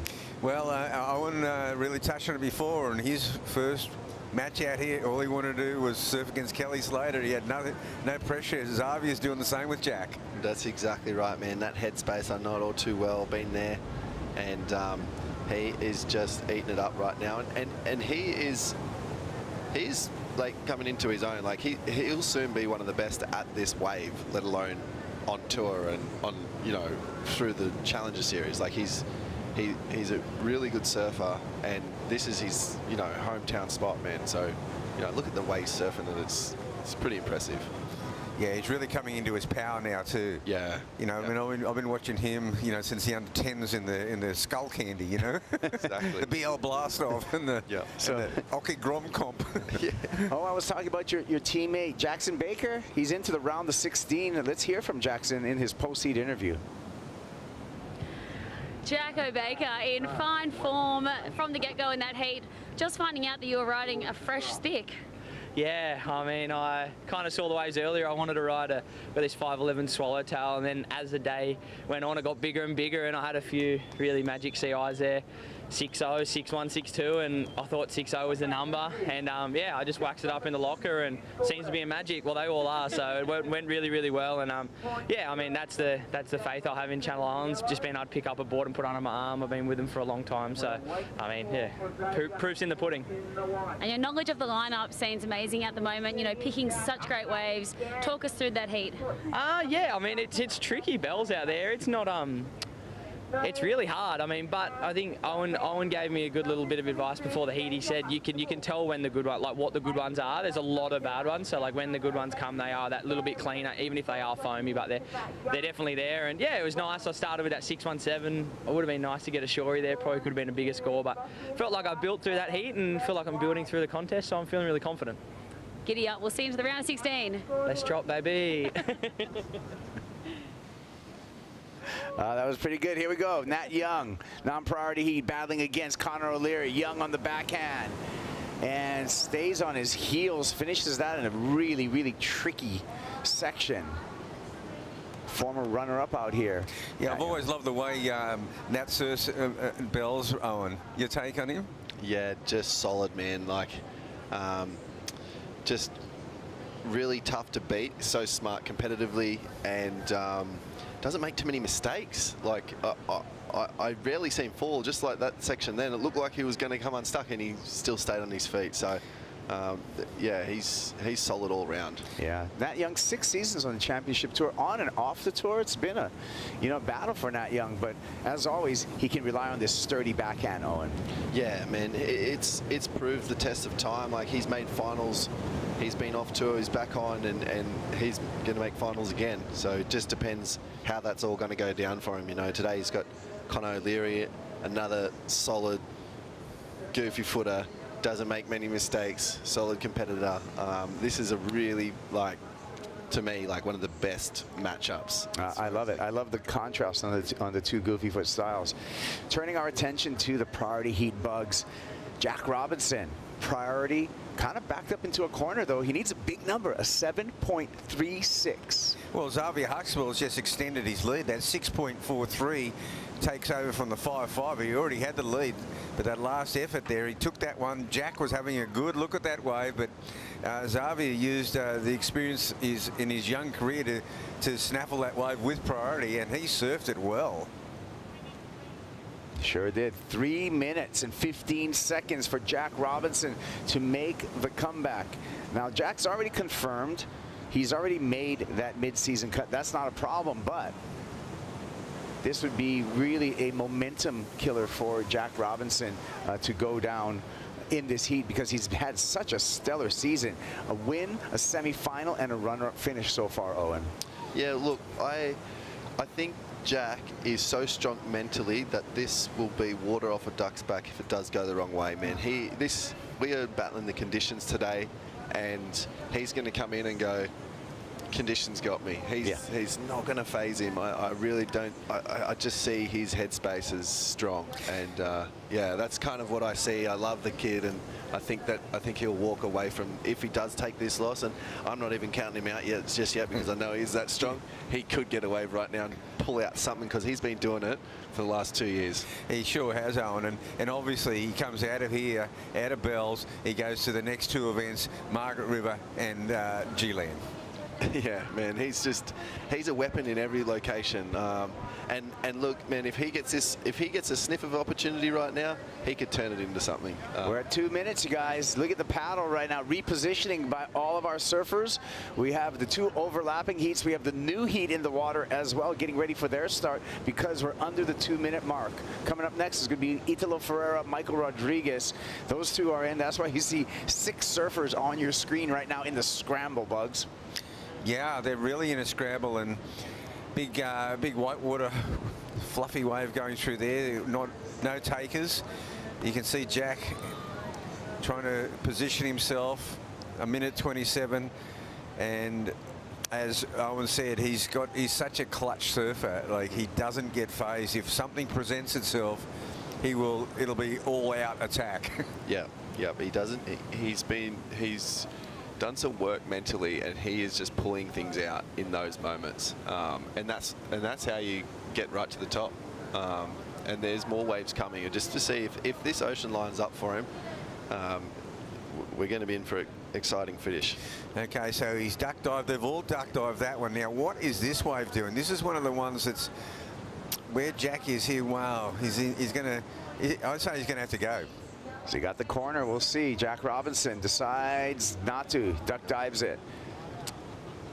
Doesn't look like there's a lot more presenting itself. 35 seconds left for Robinson. He's going to have to sprint. He's coming back into the pocket. More waves. Maybe a chance. Yeah. Jack on the positioning here.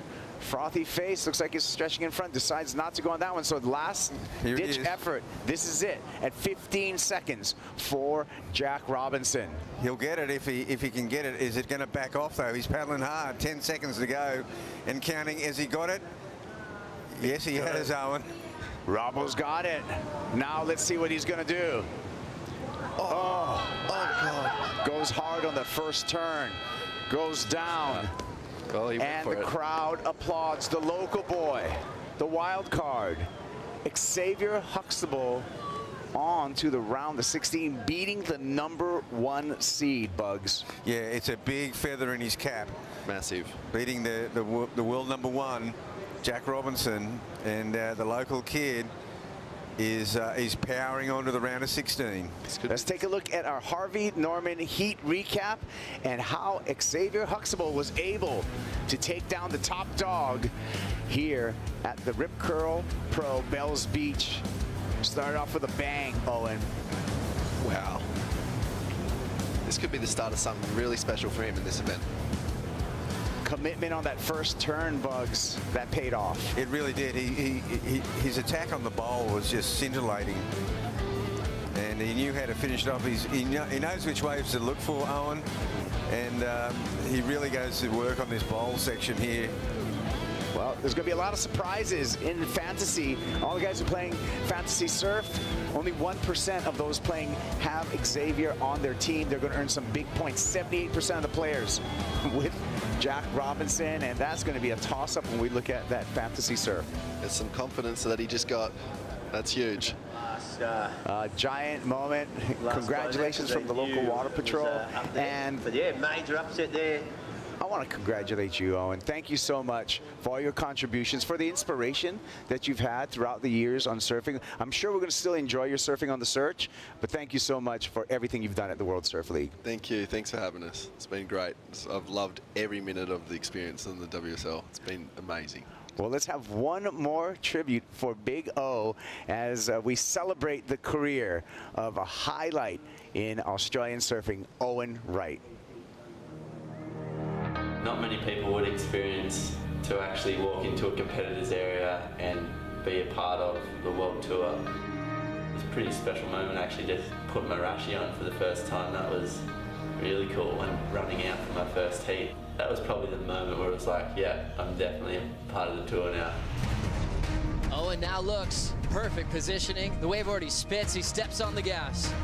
As he beats multiple sections, he'll make another wave. He's done it again. 2 consecutive perfect scores. What? The Australian makes history. Owen Wright, he just plowed through the toughest road. One of the best comeback stories we could ever imagine. I've tried to win this event a lot of times, and it's been amazing to finally get that today.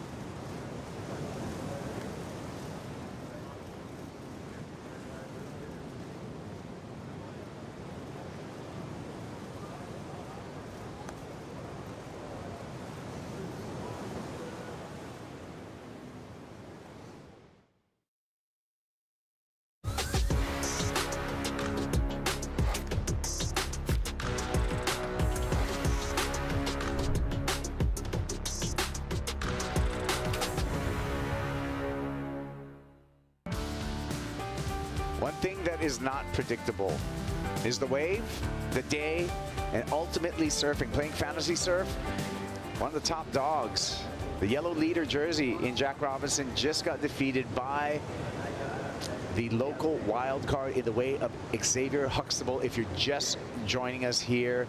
And that's going to shake up that fantasy that we had a little promo on. You can play fantasy, worldsurfleague.com, and on the WSL app. Yeah, well, you've still got to shake yourself off. It's still it's a long trudge back up the beach after defeat, and you still got to analyse it and go through it, and then shake it off and move on. New heat in the water, Bugs. We got Italo Ferreira against Michael Rodriguez, the Brazilian matchup in the round of 32. Only one can come through to the round of 16. Ferreira, a former champ out here at Bell's, against Michael Rodriguez, who's found his way, fought his way back onto the championship tour via the 2022 Challenger Series. So this is a great matchup. It is, and Michael Rodriguez was just exceptional the other day at Winky Pop. He left his run late and then came on so strong, one of the stronger performances of that first round. Speaking of Emrod, here he is. Opening ride for Michael Rodriguez. Not much on offer so far. Being very patient through the side here. He's going to count on the inside section for all the points.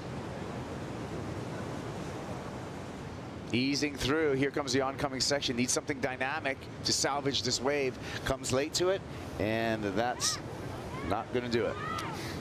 Now, I felt he'd, in the section before, I thought he'd just washed a bit too much speed off.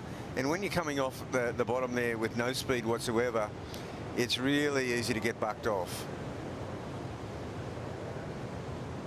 Meanwhile, in the priority heat, Nat Young versus Connor O'Leary. Connor needs a 4.26 at the moment.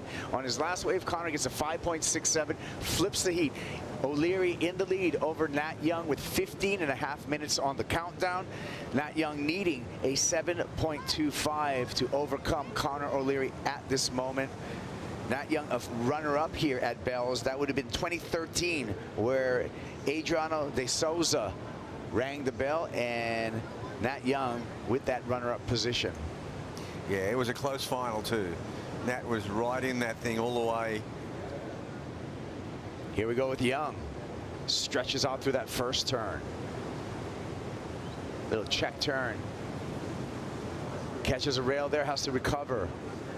Needs to make up for it on the finish. Does so, goes vert, bounces, and the bounce gets him. So that's not going to turn the heat for Nat Young. Connor O'Leary will remain in the lead in the priority heat. Well, at the moment, we've got three very strong goofy footers in the water. Michael Rodriguez, the lone regular footer. This is a replay. This is Connor O'Leary, and this is his 5.67, Bugs. Yep, 5.67 to back up the 7.5. This was a clever ride by Connor O'Leary. Came out of the gates blasting with that 7.5, and this wave here, just sort of stock standard solid surfing on this one. Nothing too outrageous, but looking for the wave to do something special. And it's just a crumbly finish. Kaipo gets one more section in here. That's his best turn. Connor O'Leary in 2021 had to battle to get back on the championship tour. Did so, and 2022 had his best year. Here's Michael Rodriguez utilizing priority. This is just going to be a 2-point ride for Emrod. Yeah, nothing too special on offer here for Emrod. He did utilise his priority. It's absolutely amazing that you can do all this and only get 2 points, Kaipo. But it's all this last section. He just mistimed it so badly in a way. The judges, they penalised him. He got docked. Yeah, so his challenge up against Italo Ferreira. Ferreira with a 3.5 opener. 13 minutes and 5 seconds. Let's hear from the local wild card he took down at #1. I want to hear from Xavier Huxtable with Laura. Yes, I am down here with a very happy Xavier. That is the first time Jack Robinson has been taken out in this round since Portugal last year. So you have well and truly taken him down while he is red hot. How are you feeling? Yeah, I can't really explain it. I'm feeling so stoked. I mean, I just went out there with nothing to kind of lose. I was get a big section. I'll just try and hit it as hard as I can. And I was lucky enough to find one early and then find another two when we're in the priority heat. And yeah, was able to tee off on a couple sections, yeah. And how good is it to be back here at Bells? You know, Winky the other day, but you have surfed these waves more than anyone in the draw. Does that give you the confidence to go out there on a day like today? Yeah, I mean, it's probably like this more often than it's good, just big, stormy. So, I mean, I surfed it a fair few times, but I was just coming into it just praying that I'd get to surf Bells in the comp this year. And lucky enough, got the opportunity and, yeah, found a couple, so stoked. Absolutely amazing. We'll let you go celebrate with all of your friends and fam up here. You're obviously the crowd favourite, so take it in, enjoy it, and we'll see you into the round of 16. Oh, thanks so much, Laura. Thank you. What a moment for the young wild card to come through and stepping up in front of a hometown crowd. Yeah, it's a big moment for him, and it's a massive, massive breakthrough to come out on top. So Jack walking back. This is post-heat with Jack walking back up the beach. It looked like he's saying that he, tweaked his knee just a little bit, maybe on that. He really forced that last, layback hack to try to get that score that he needed. Taking a look at it, we'll try to get an update on that. Oh, knees. They are a worry, and you're just hoping that it's just some sort of tweak, but you still got that stability. That's what it's all about in the knee. Yeah, sure it is. Michael Rodriguez way behind on the whitewater. He's going to get a chance to get some open face. Bouncy, challenging wave, however, going pretty flat. Little backwash as well for Emerald to contend with. Got the bounce into the shore break. And he's going to switch boards. Not liking what he's feeling right now. Calling for a board switch from his assistant on the beach. He's going to get a new mayhem. Okay. There's another point I wanted to touch on here. I kind of feel that Italo has really yet to find his mojo. He just seems like he's not quite the Italo. He was just such an animal. Like he would just be on everything that moves and just in attack mode. And yeah. Just haven't seen that. Yeah, the 2019 world champ Italo Ferreira, also a gold medalist, having a tough start in 2023. He's number 13th on the rankings, 17th at Pipe, a 9th and a 9th. A 9th at Sunset, and then another 9th in Portugal. And to your point, it has been a slow start for someone like Italo Ferreira. Well, if you consider Italo Ferreira and Gabriel Medina, between them both, they have not got past the round of 16. That is unthinkable.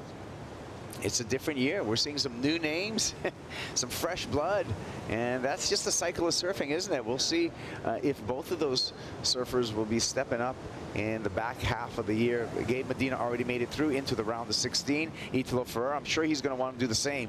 He's in the lead right now over Michael Rodriguez as we catch up with Jack Robinson making the long trip up the stairs. He's going to take a little bit of a breather right now, still feeling on that knee.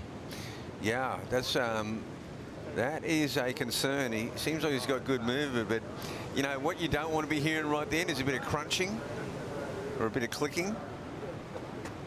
Yeah, I mean, as a guy personally that I've had multiple knee surgeries, a lot of times initially you're not aware of the damage. It's not until after the fact you get out of your wetsuit, you see if there's any swelling, and don't want to speculate on anything at the moment. Although Jack Robinson does feel like he does, have a tender knee, but it could just be a tweak. Yeah, I mean, look, it's obviously not like an ACL or something, but I mean, it could just be a tweak. But what you don't want is that to be a weak point. Mm-hmm. You've got a whole year ahead of you. You don't want to be carrying an unstable knee around. Yeah. Because we move in fast fashion, don't we, Bugs? Because we're starting off the next stop over at Margaret River right after this, so we're going to go back to back on this Australian leg, just a few days in between the two events. Yeah, so I mean, so Jack's got like Jack's got 10 days, and if it's not a serious situation, he should be right. 7 minutes 45 seconds between Connor O'Leary and Nat Young. Nat Young still looking for that score of a 7.25.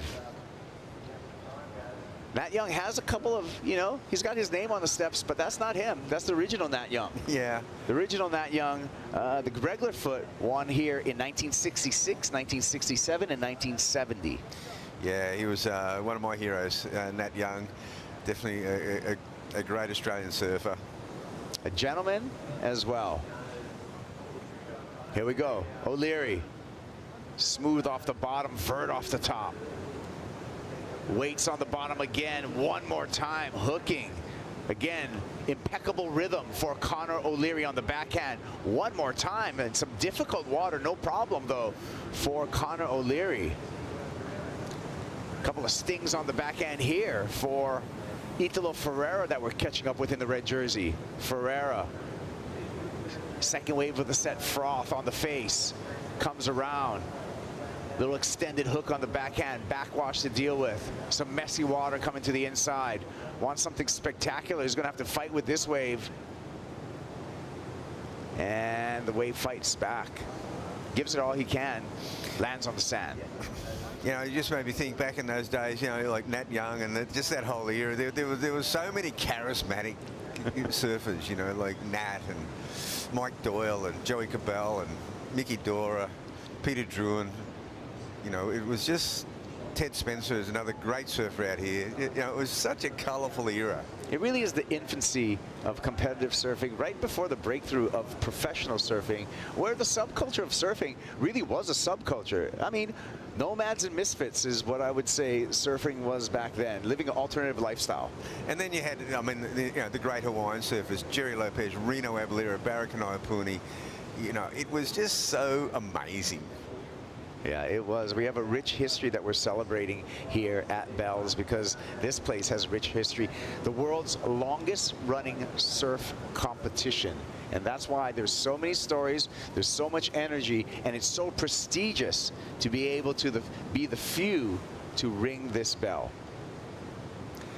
Yeah, and this year, well, will we have a new champion? There's a few names in the draw that have not finaled here yet. And a few champions that have kind of struggled a little bit. Could have a fairy tale story. This Xavier Huxtable's looking pretty good at the moment. He sure is, and he'd be pretty stoked. I mean, it's like the Grom beating the King. Yeah.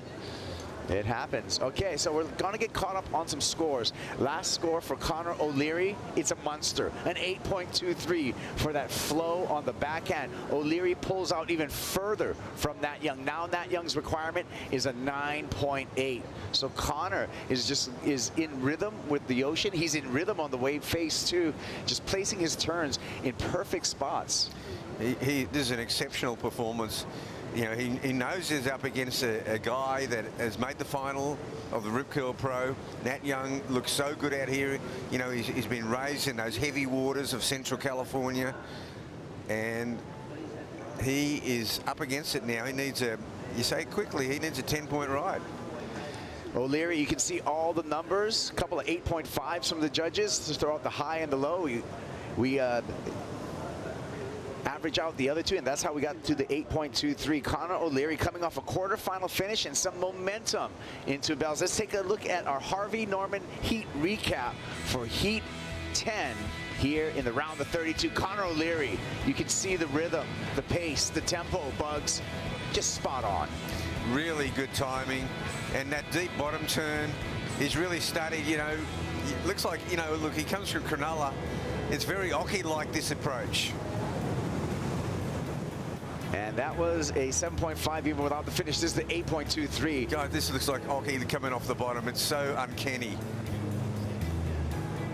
Just beautiful surfing, really sitting on that bottom turn before placing the board up in the lip. Timing it perfectly, and a big lead for the surfer from Cronulla, Connor O'Leary. There he goes again. This time without success, surfing under priority, no harm, no foul. He will remain in the lead. Nat Young with 3 minutes remaining and needs a near perfect score. Yeah, and amazing. And Nat's put on a pretty decent showing out here. Yeah, he probably hasn't been on the quality ways, but gosh, he looks good out at Bells, and looks like this time he might be up against it. Michael Rodriguez. A couple of setup turns here, carving, new board. Did the board switch at the beginning of his heat. Has to get through the soup here. Yeah, he's got a bit of a fluff burger in front of him. And that soupy section is not helping out Emrod.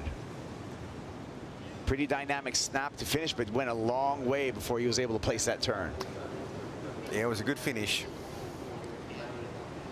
But Italo hasn't really set the world on fire in this heat either.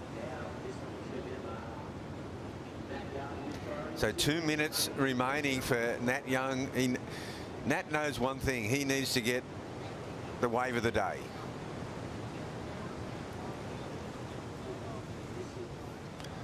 Connor O'Leary, 15.73, 2-wave total, and that is the highest heat total of the day so far, Bugs.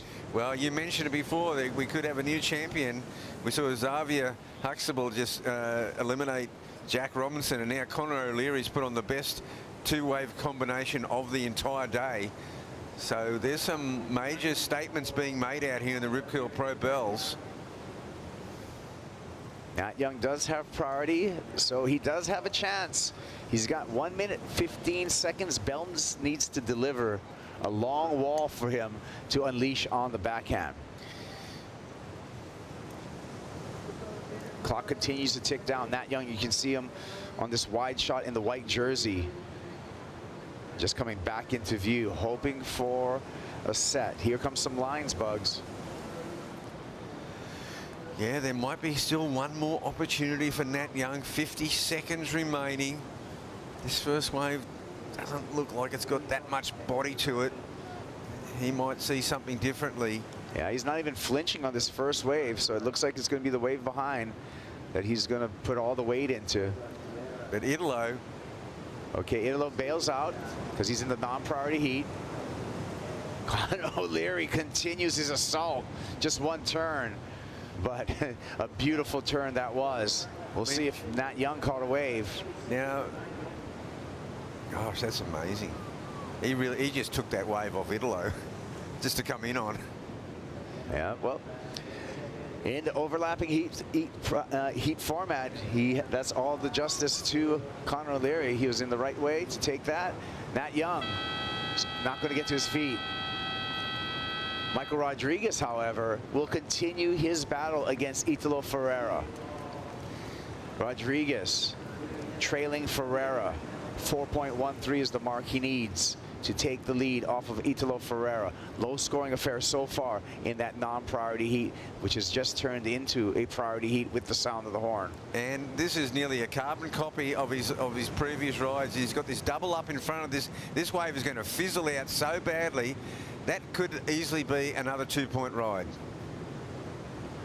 New heat in the water, just start up non-priority heat. We're looking at Kolohe Andino surfing right now. He's matched up against John Florence. Their heat has just started. They have 43 minutes on the clock. Andino kicks out of his first wave. Red Bull jet ski for the pickup for Kolohe Andino.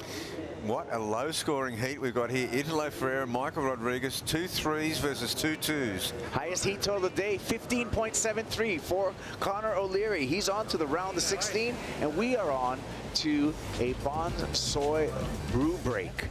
The frothing continues, however. We'll be right back. John Florence, Kolohe Andino, new heat in the water when we return.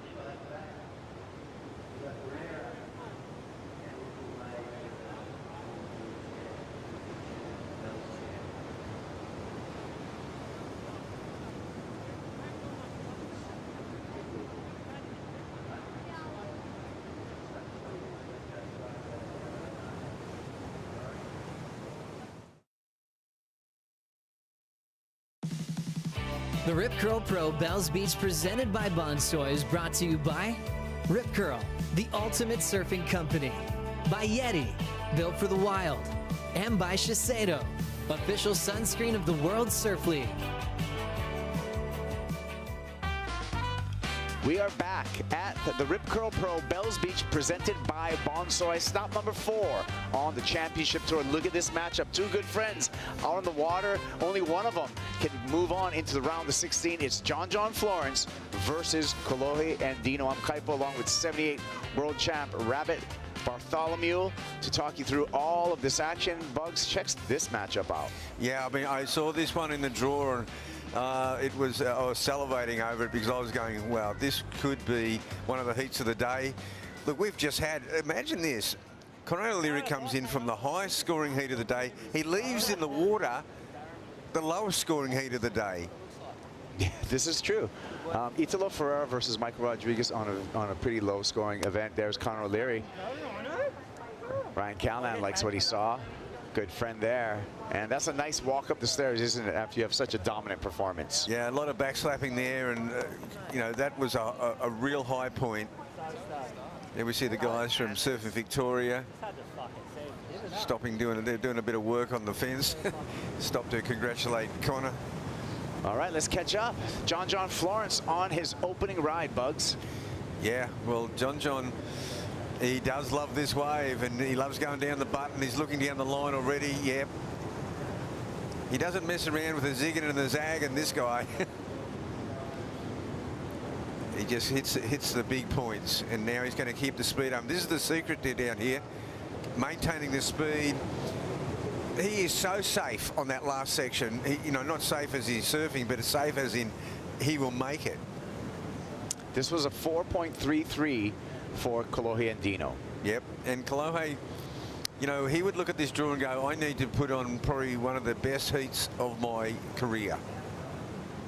He's up against a guy who loves a break. And here we see, are we going to see something special from Italo Ferreira? Can he break out of the threes? No, this is a 3.13 that we're seeing on the replay for Italo Ferreira. So he continues in that traffic jam of threes. He does have the lead over Emrod, Michael Rodriguez. Here we go. Kolohe and Dino fading into this one, Bugs. What a great fade. It just an awesome, it was like a Reno Abalera style fade, that one. And this is a much better way for Kolohe. He got right back onto the shelf, and he's really keeping in the power pocket with this one. This wave fades out a bit now, but he's maintaining the speed. That's it, really important. And now he knows one last section is vital. It's going to be right on the sand. Oh my gosh. Oh, well done. So a nice finish. We're waiting for that score for Kolohe and Dino. John Florence on his opening ride, gliding with that 6.0 Paizel Ghost to a 6.33. Kolohe and Dino already possesses a 4.33. We're waiting for the number for that last ride for Kolohe and Dino. And while we're waiting for that number, let's have a little of a update on the yellow leader's jersey. With Jack Robinson's defeat in the round of 32, Joao Chianca would be wearing the yellow leader's jersey right now. If Joao Chianca is to lose in the next round, the round of 16, Felipe Toledo would have to win bells, and he would be wearing that yellow leader's jersey into Margaret River. Yeah, well, that's a really interesting point. You know, but then we've got to take into account the adjusted situation where this is a complete throwaway for Jack Robinson. Yeah.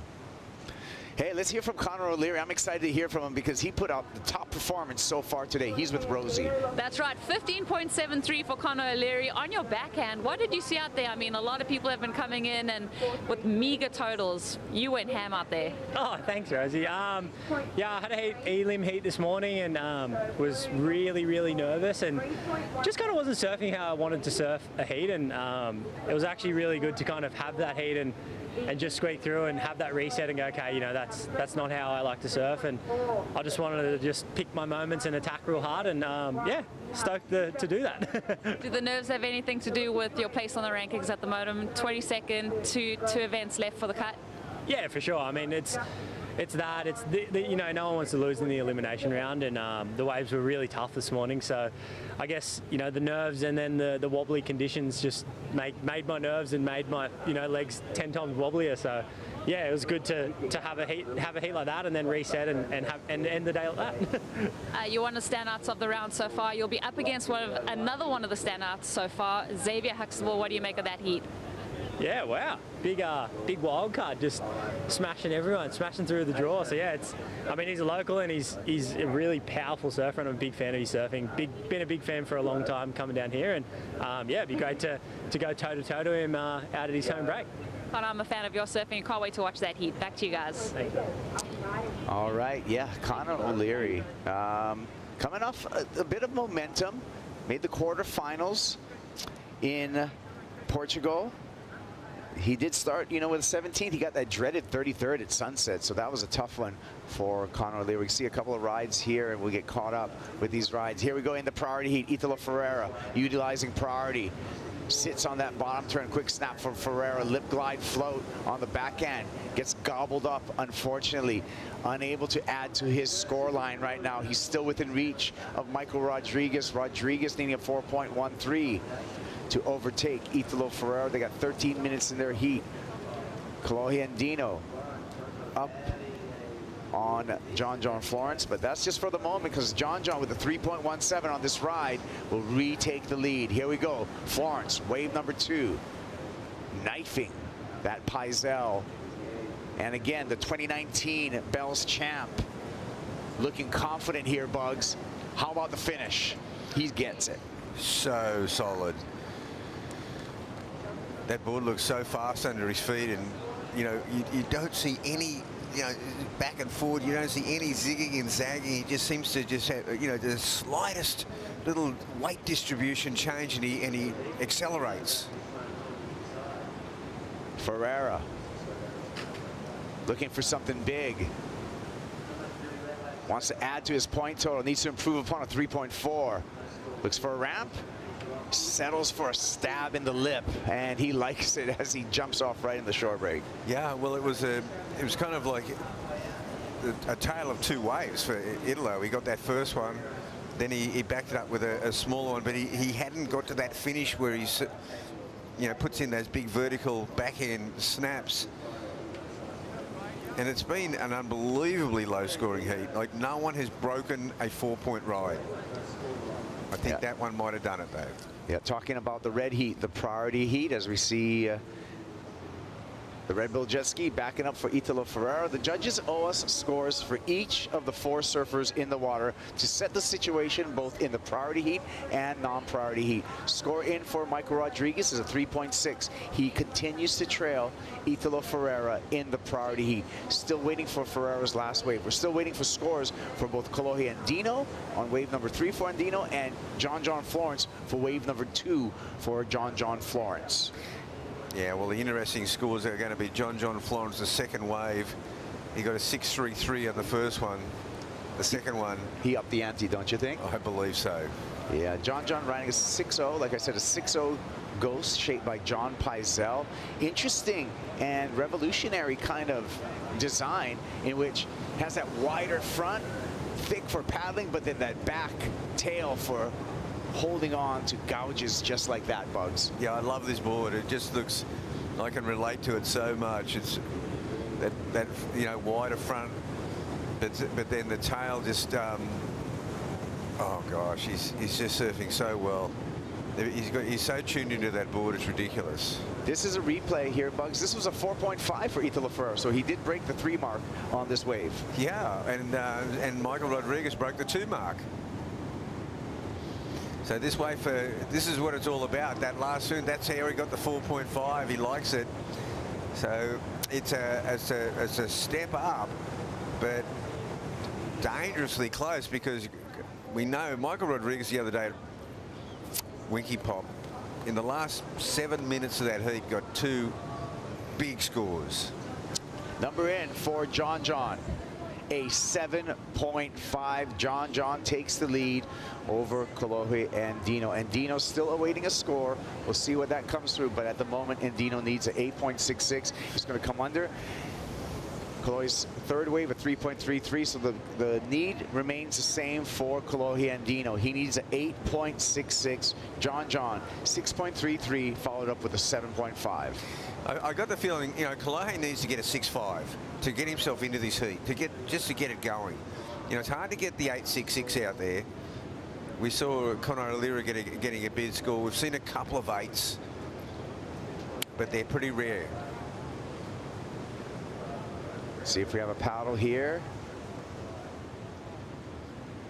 Ferreira has to yield to Emrod, Michael Rodriguez. Rodriguez, foam on the face, slashes there. Remember, Michael Rodriguez needs just a 4.41. Has a nice start, though. Wants to bookend it with a strong finish on the inside. Yeah, well, that's what's let him down so far. He hasn't really had that strong finish down the inside. That turn was just a bit of a check turn. He needs to finish with a flourish. Times it, glides through that section there. Was that enough, the 4.41? Yeah, it's debatable.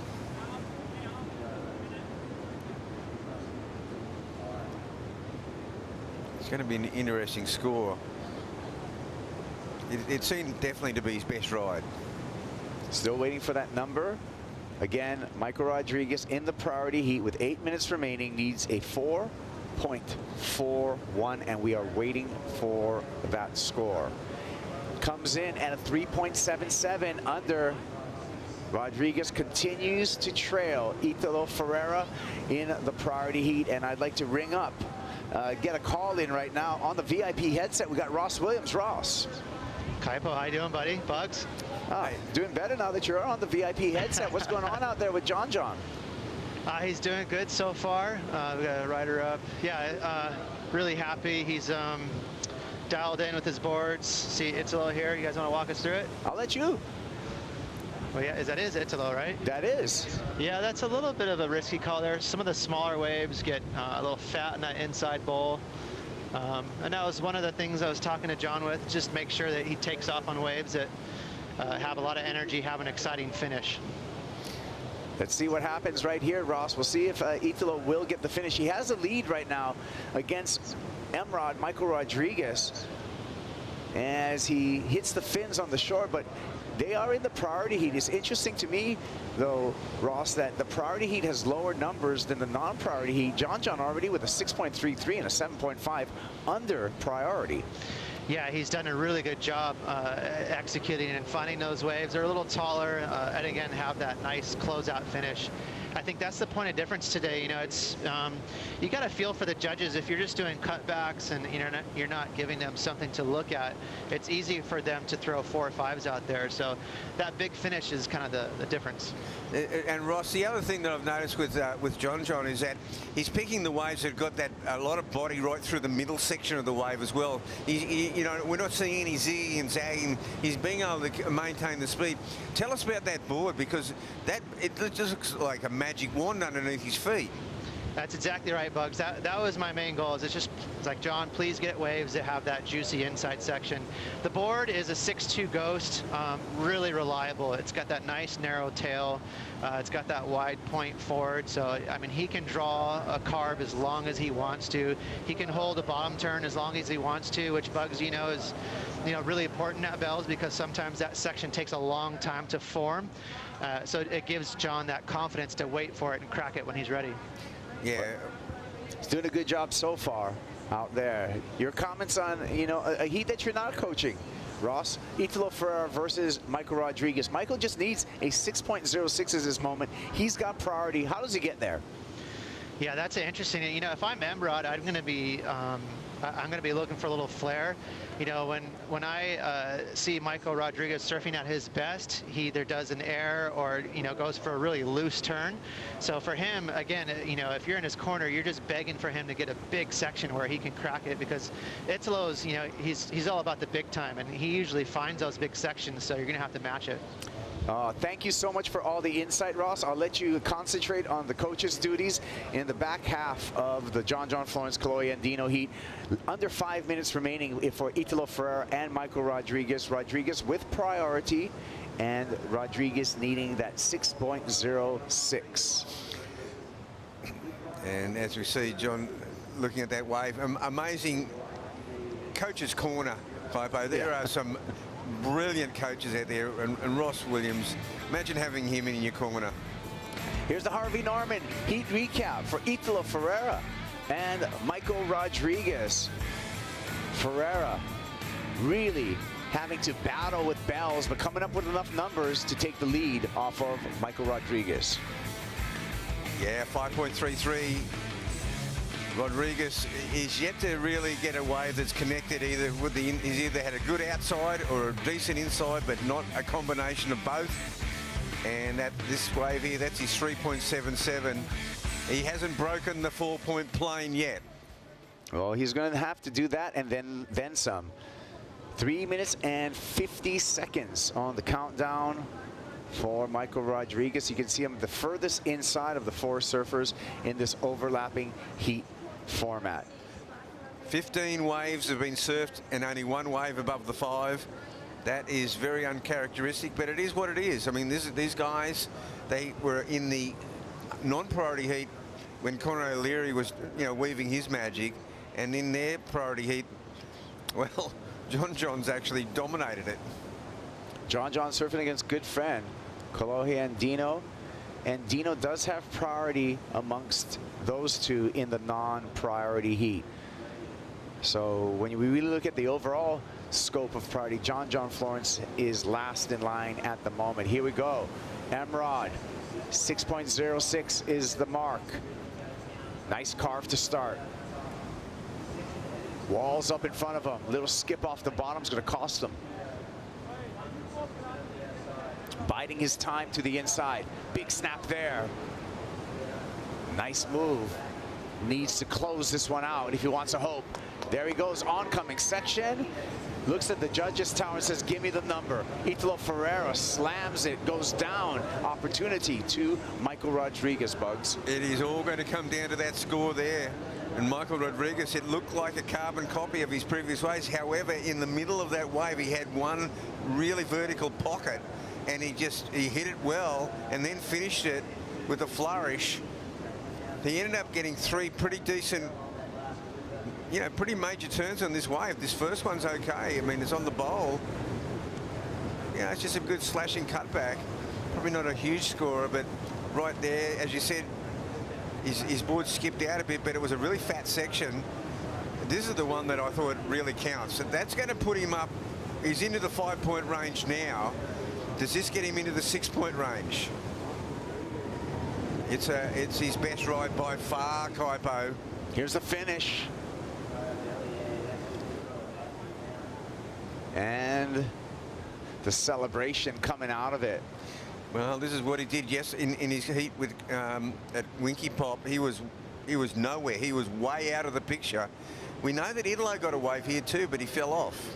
Kolohe and Dino going down the line, nothing doing, so he switches priority in the non-priority heat. Still waiting for the red heat, the priority heat, for the number to drop for Emrod, Michael Rodriguez. We're down to just a minute on the clock between those two. Yeah, that's a real disadvantage for Kolohe, because they're going to go into the priority heat. And he's not going to have priority, and he needs it.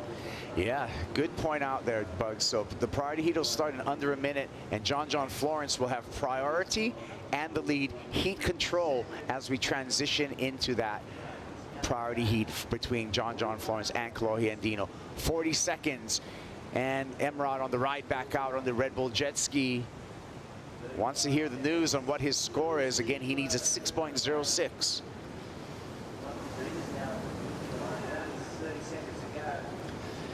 Early indications, really close. Here we go. It looks like he's going to get a 6.33. Michael Rodriguez turns the heat. Oh my gosh, that's unbelievable. It's exactly what he did at Winky Pop. He came from the clouds and just took the heat.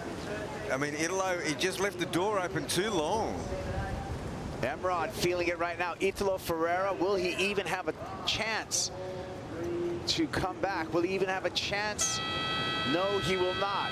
Buzzer goes, and again. Oh, we're finishing off with Ferreira. Catch up with that. Don't think it's going to matter in this heat, however. Yeah, I think that may have been after the horn. I don't see an indication of a score owed to us by the judges for Italo Ferreira. Well, I'm going to take that back. Why? Because he just finished that one off, and I realize there is no indicator because no.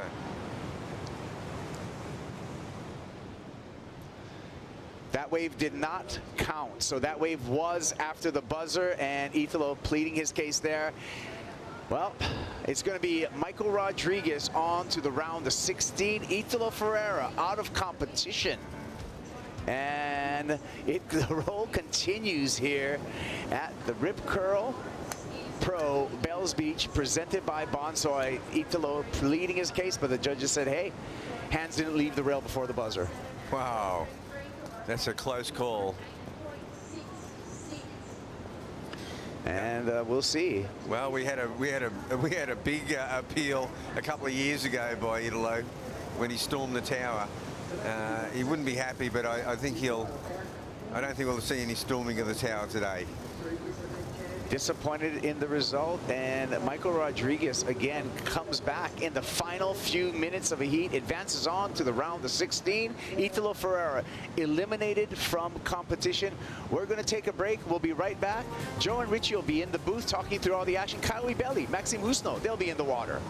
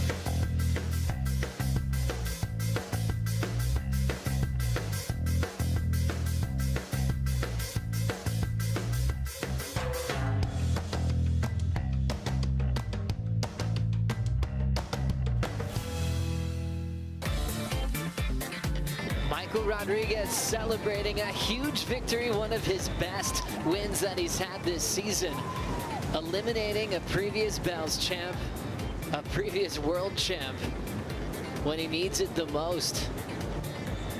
What a performance from Michael Rodriguez, 10.10 total to eliminate Italo Ferreira as the round of 32 continues. Kyle Belli taking on Maxime Husno. Couple of guys that kicked off their surfing careers with big World Junior Championship titles. But this is a much bigger stage here at Bells. Kaio's already celebrated a final appearance and a stellar start to the season. And Maxime's rookie year is going by incredibly fast, needing a huge result. Joe Turpel with Richie Lovett here for the call. Richie, great clash there, just getting started. The priority heat now, John Florence and Kolohe Andino. Still with 17:45 to go. Yeah, that match is going to have to start heating up pretty soon as we see Kaio up and riding. Kaio looking really fresh on the rusty surfboards. Enjoys putting everything he's got into his career these days. Used to just rely on his freakish talent to make heats, and now he's doing everything he can behind the scenes to really make sure he's putting in a big result. His fiance said, he said his fiance kind of laughed, saying, "You call yourself an athlete?" And it motivated him to ask her questions on, what do you mean? He started putting in all the work with diet, understanding what he's putting in his body as Rodriguez is still celebrating. It's a big staircase. He only took about 5 steps on it. It's a big staircase, and that is a big win for Michael Rodriguez. That's huge in the scheme of things. You know, there's There's so many sort of mental battles that go on as we see John. John Florence has one of the coolest carves in the game. Throws down the layback, buried the nose, but had the control to pick it back up out of the water. And now he'll fade. Pretty solid lead right now over brother. Slashing cutback on the open face and just feeling his way through a real messy, soupy section. And here comes Kolohe, brother Andino. Got the nickname brother at a young age. His mom would always call him brother because he's got 2 sisters, and it's stuck. Everyone in San Clemente still calls him brother. And 2 guys that can relate a lot to each other. I think that's like why they get along. Kolohe and John in the spotlight at a very young age. As we go back to John's whip. Yeah, just this open face carve that we've come to love so dearly. John just laying it down, and then the second, just a huge layback carve, and then just a little bit of downtime. You can see just, you know, John looking so relaxed. Doesn't have to work too hard, doesn't have to pump, just always looking like there's a little motor on the board, just speeding through all the way to the inside section. And really, this is a big matchup for Kolohe Andino. He really needs to get out of this heat. Needs to find a way to get through it with 15 minutes to go. It's going to be hard to match John for that power carve, and we were discussing offline, Joe, that, you know, he really needs to work on that wave selection, pick the best waves, make sure he hammers them. He certainly does. Let's now catch up with Michael Rodriguez with Rosie Hodge. Yeah, an important heat win for Michael Rodriguez. A lot of celebrating when you came in. What did that heat win mean to you? It means a lot when you talk about the cut and when you talk about beat Italo. He just won the last 3 hits together, so it's been super hard competing against him. He's one of the best surfers in the world. I have a lot of respect to him, and yeah, it means a lot for me. I'm just super happy over the moon. And how do you keep this momentum into the coming rounds? Try to think about my family, my girl, my little daughter, my mom, my brother. Try to forget about the pressure and surfing. It's been super hard. I really have to say thank you all my friends that support me all the days. So just super happy over the moon. And you're into the round of 16. Have you done any of the calculations of what you need to do to make the cut? No, just try to forget about the pressure and surfing. This is my plan. One heat at a time. You're into the round of 16. Congratulations. Well done to Michael Rodriguez. I love this energy. He's feeling it to take down Italo after losing 3 straights. That feels big, but knowing that his journey on the tour is on the line, he's definitely feeling this special moment. His best result in the making so far this year. Coming into this stop 27th in the world, and knowing that Carlos Munoz has gone down, also knowing that Baron Mamiya a few spots ahead of him is down along with Jake Marshall. There's some room to move for Emrod up on those rankings, heading the right direction. He's a great surfer, and you know, it'll be great to see him you know, climb up the ratings with this result. That was a big one to get through. You know, some really great surfing, and his opening round he surfed well as on his waves here, as we see Kaio on the replay. Another surfer who's just enjoying some time up at the top of the ratings, just managing to get through this frothy section, and nothing happening down the line, so hits the eject button. Kaio redefining himself completely. The season where Gabriel Medina took some time off, that gave him the call-up as a wild card, and he made it count. He was already transitioning in his mind of what he might do in his career. Started opening up restaurants, selling cheeseburgers, and thinking of all of his favorite food from traveling around the world. And then all of a sudden he had to switch gears from a businessman and get right back into the arena with the world's best. Great result at Pipeline. Great result at Sunset Beach, and then he repeated that success a year later to give himself even more confidence that he certainly belongs And now he's already qualified. He's enjoying press conference invites. What a turnaround in his career. You know, you're a long time retired, and all that stuff can just get put on ice for a little while longer, and you don't want to finish your career thinking, I could have trained a little harder. Maybe I should have gone to the gym a little more. And if I just worked a little harder, then things might have started to fall into place. And this is just testament to just honest, hard work. It pays off, and he's obviously got incredible talent. You know, maybe not as, you know, accomplished in the air, but I mean, his timing and his heat tenacity and just the, you know, way he goes about his business, I feel like he's really coming into his prime right now. And you know, his competitors will be picking up on that too, and they'll be not taking, you know, him when they see they got Kaio in a heat, they'll be going, whoa, I have to bring my A game. So far, so good for Kaio. Just a couple of quiet threes at the moment. Building a total over Maxime Husseneau. Priority heat is heavily dominated by John Florence at the moment, because Andino is comboed, needing a 15.83 combined total. And in a tough situation, sitting pretty deep on the rankings, Kolohe's 31st in the world after getting knocked out in the elimination round in Portugal. He dropped 7 spots. As we check out the history between these two friends, John and Kolohe, they've known each other since they were little kids in the NSSA Amateur Series. John always says Kolohe had his number when they were Groms competing at lower trestles for all those titles, but things definitely shifted in John's favor once they got pro on tour. 6-2 in one-on-one heats. One of those wins for John was the walkthrough when Kolohe was under the weather at Margaret River. One of those for John was a final at Margaret River back in 2019. And they've enjoyed so many great moments. Actually, 2 finals at Margaret River, so a ton of history with those guys in the West. But different story now for Andino, because he could be facing a kind of a trip to the Challenger Series if things don't turn around for him in a short period of time. Yeah, I mean, Kolohe had a fantastic first round heat down at Winky Pop, and you know, even on the post-heat interview, he just said, look, whatever happens, happens. I'm prepared to do the Challenger Series if I have to do it.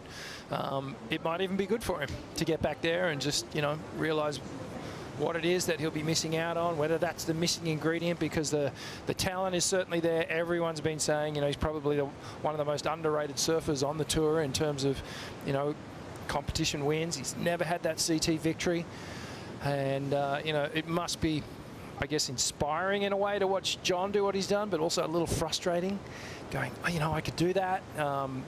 So yeah, you know, he's got a big ask to get through this heat. He's got 8 minutes. John has priority, and he needs 2 really good scores. Kolohe Andino is just so talented, and he's always had that gift to perform. Let's see if he can turn in something with 8.5 to go. Not much there. Just a quick up and out. And Kolohe still chasing a 15.83 total. You saw him fade again. I loved how he faded on his score earlier to start off the heat. Loves a solid right-hander.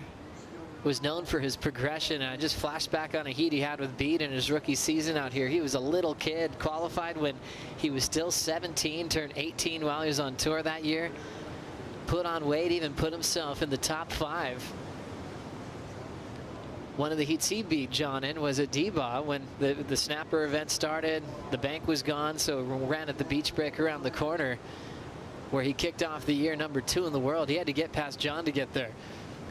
Yeah, that's always a huge task, and with each little win you take away some confidence, and I don't know, John's just tapped into something special with this, you know, the boards he's riding and the lines that he's drawing.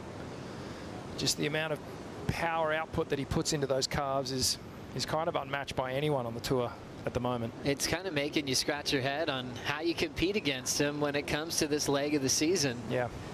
And especially Margaret River main break, where Jack Robinson slowed him down last year, but it was still the final where John was still steamrolling through the field. But yeah, the balance of his equipment, the way he surfs some powerful waves, It was almost like people kept complaining about certain sections at Margaret River Main Break or even Big Bells, and then John shows up and shows everybody how to perform out there. Yeah, absolutely. He definitely has raised the bar at both the locations here, and in particular at Margaret's, just taking different lines, showing how you can really match the power of Margaret River Main Break, even when it's 6 to 8 foot. John is arguably the best out there. As we look at John Florence, 15.83 combined total, the best of the day. And we've had some big numbers. Connor O'Leary earlier looked incredible, but Florence tends to do this, max out the scale and put on an incredible show. And you think about John and Kolohe, their relationship. I mean, this was the United States Olympic team for Tokyo 2020. And they actually got matched up early in the draw. John was nursing that knee injury, didn't want to miss out on the chance to be in the Olympics. The horn went off and Kolohe started with a big full rotation and nailed it. And Andino went on to the next round, but they got to really spend a lot of time together, and it was different being in that team atmosphere, surfing for something bigger, trying to bring a medal home to your country. And I think that bond was just solidified with these two on how much they love pushing the limits together. Yeah, absolutely. And you know, I'm sure John in the back of his mind is kind of bumming a little bit, you know, just the fact that he's made life a little bit more difficult for brother to advance past the cut line. You know, it's still possible, we're assuming, you know, but he may need a final or even a win coming into Margaret River if he can't get himself out of trouble here in the last 5 minutes. And I suppose he has that luxury of results and great history. Multiple final appearances for Kolohe at Margaret River. Well, we saw Isabella Nichols do it last year. She had to win the event. We've seen people do it when you're up against it, and it becomes actually really simple. You've just got to win the event, you know. Of course, that's an incredibly hard thing to do, but it's like you've got your goal set, you know. Here comes Kolohe. Let's see if he can get out a combination, attacking that first section. The Whitewater's forcing him to have a little bit of downtime. Now emerging out in front. Let's see this wall really pull up for the Californian. Stretching out the bottom turn, and nice clean connection, dealing with some backwash. And he'll step off. Now attacking it is Maxime Housineau in the non-priority heat with Ibelli. Chasing just a 4.5 for the lead. Layback looking cool right there. Nice positioning to throw that turn down. Yeah, that was a better way for Maxime. And I feel like he's got some, you know, he's got some, you know, moves in these kind of conditions. He would have surfed this big onshore Hossegor style waves, and you know, I feel like, you know, Maxime hasn't really tapped into his potential on the tour just yet, and maybe this heat he'll get things going. Let's now get an update on Jack Robinson. We'll send it to Rosie Hodge. Yeah, thank you, Joey. Well, I was hoping to get an interview with Jack Robinson after his heat, but I actually bumped into Matty Bremrose, one of his pit crew, and he said that he was in with the doctor. We saw him on the broadcast kind of looking at his knee and bending it and just testing it out. So there's vision of Jack Robber actually leaving on a golf cart, and that's about an hour after his heat wrapped up. So he was in with the doctor that whole time after his heat.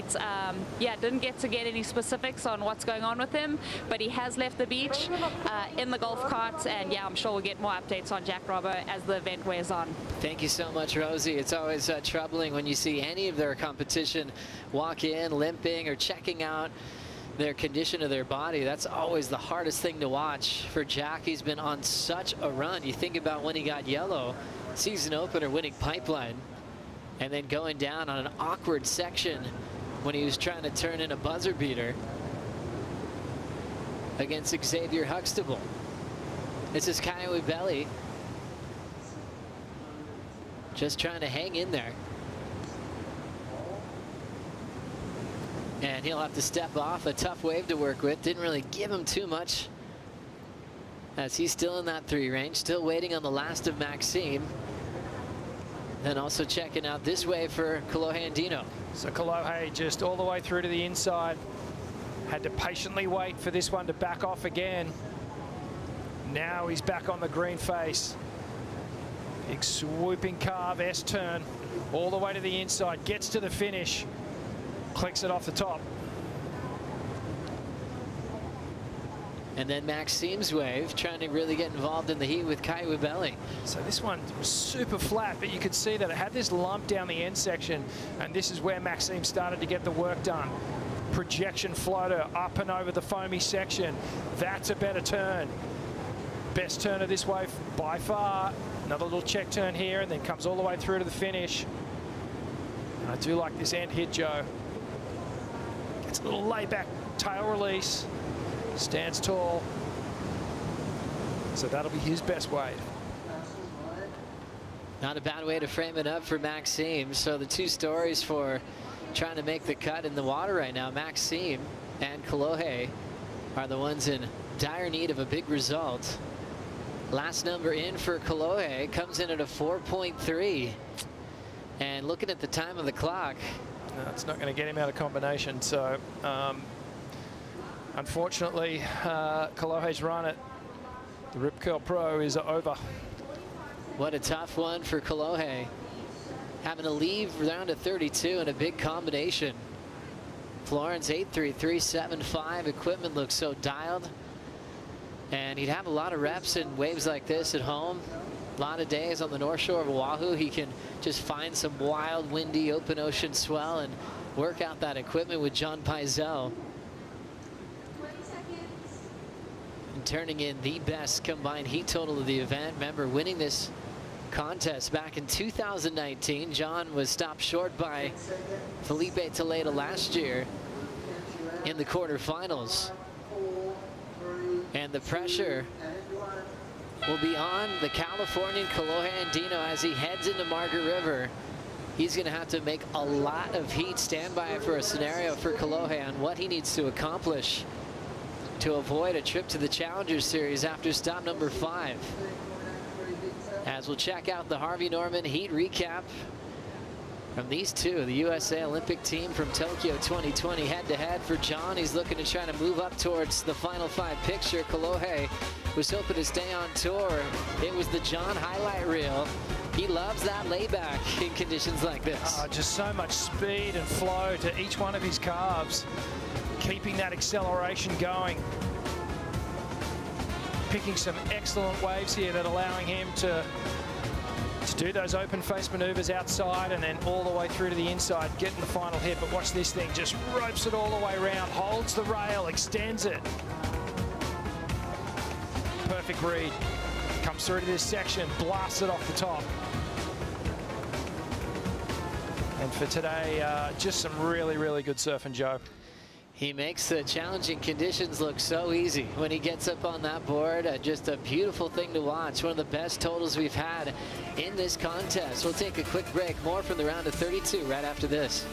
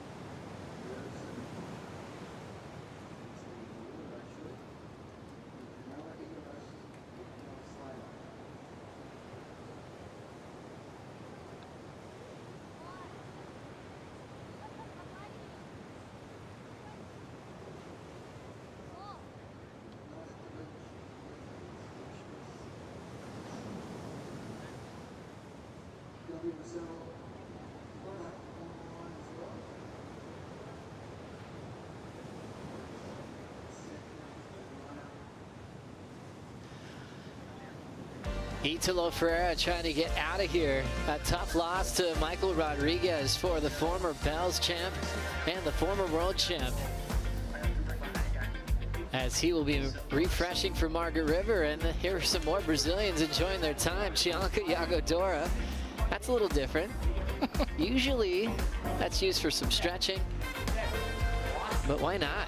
It's a beautiful day. It's Easter Sunday. Happy Easter, everybody watching around the world.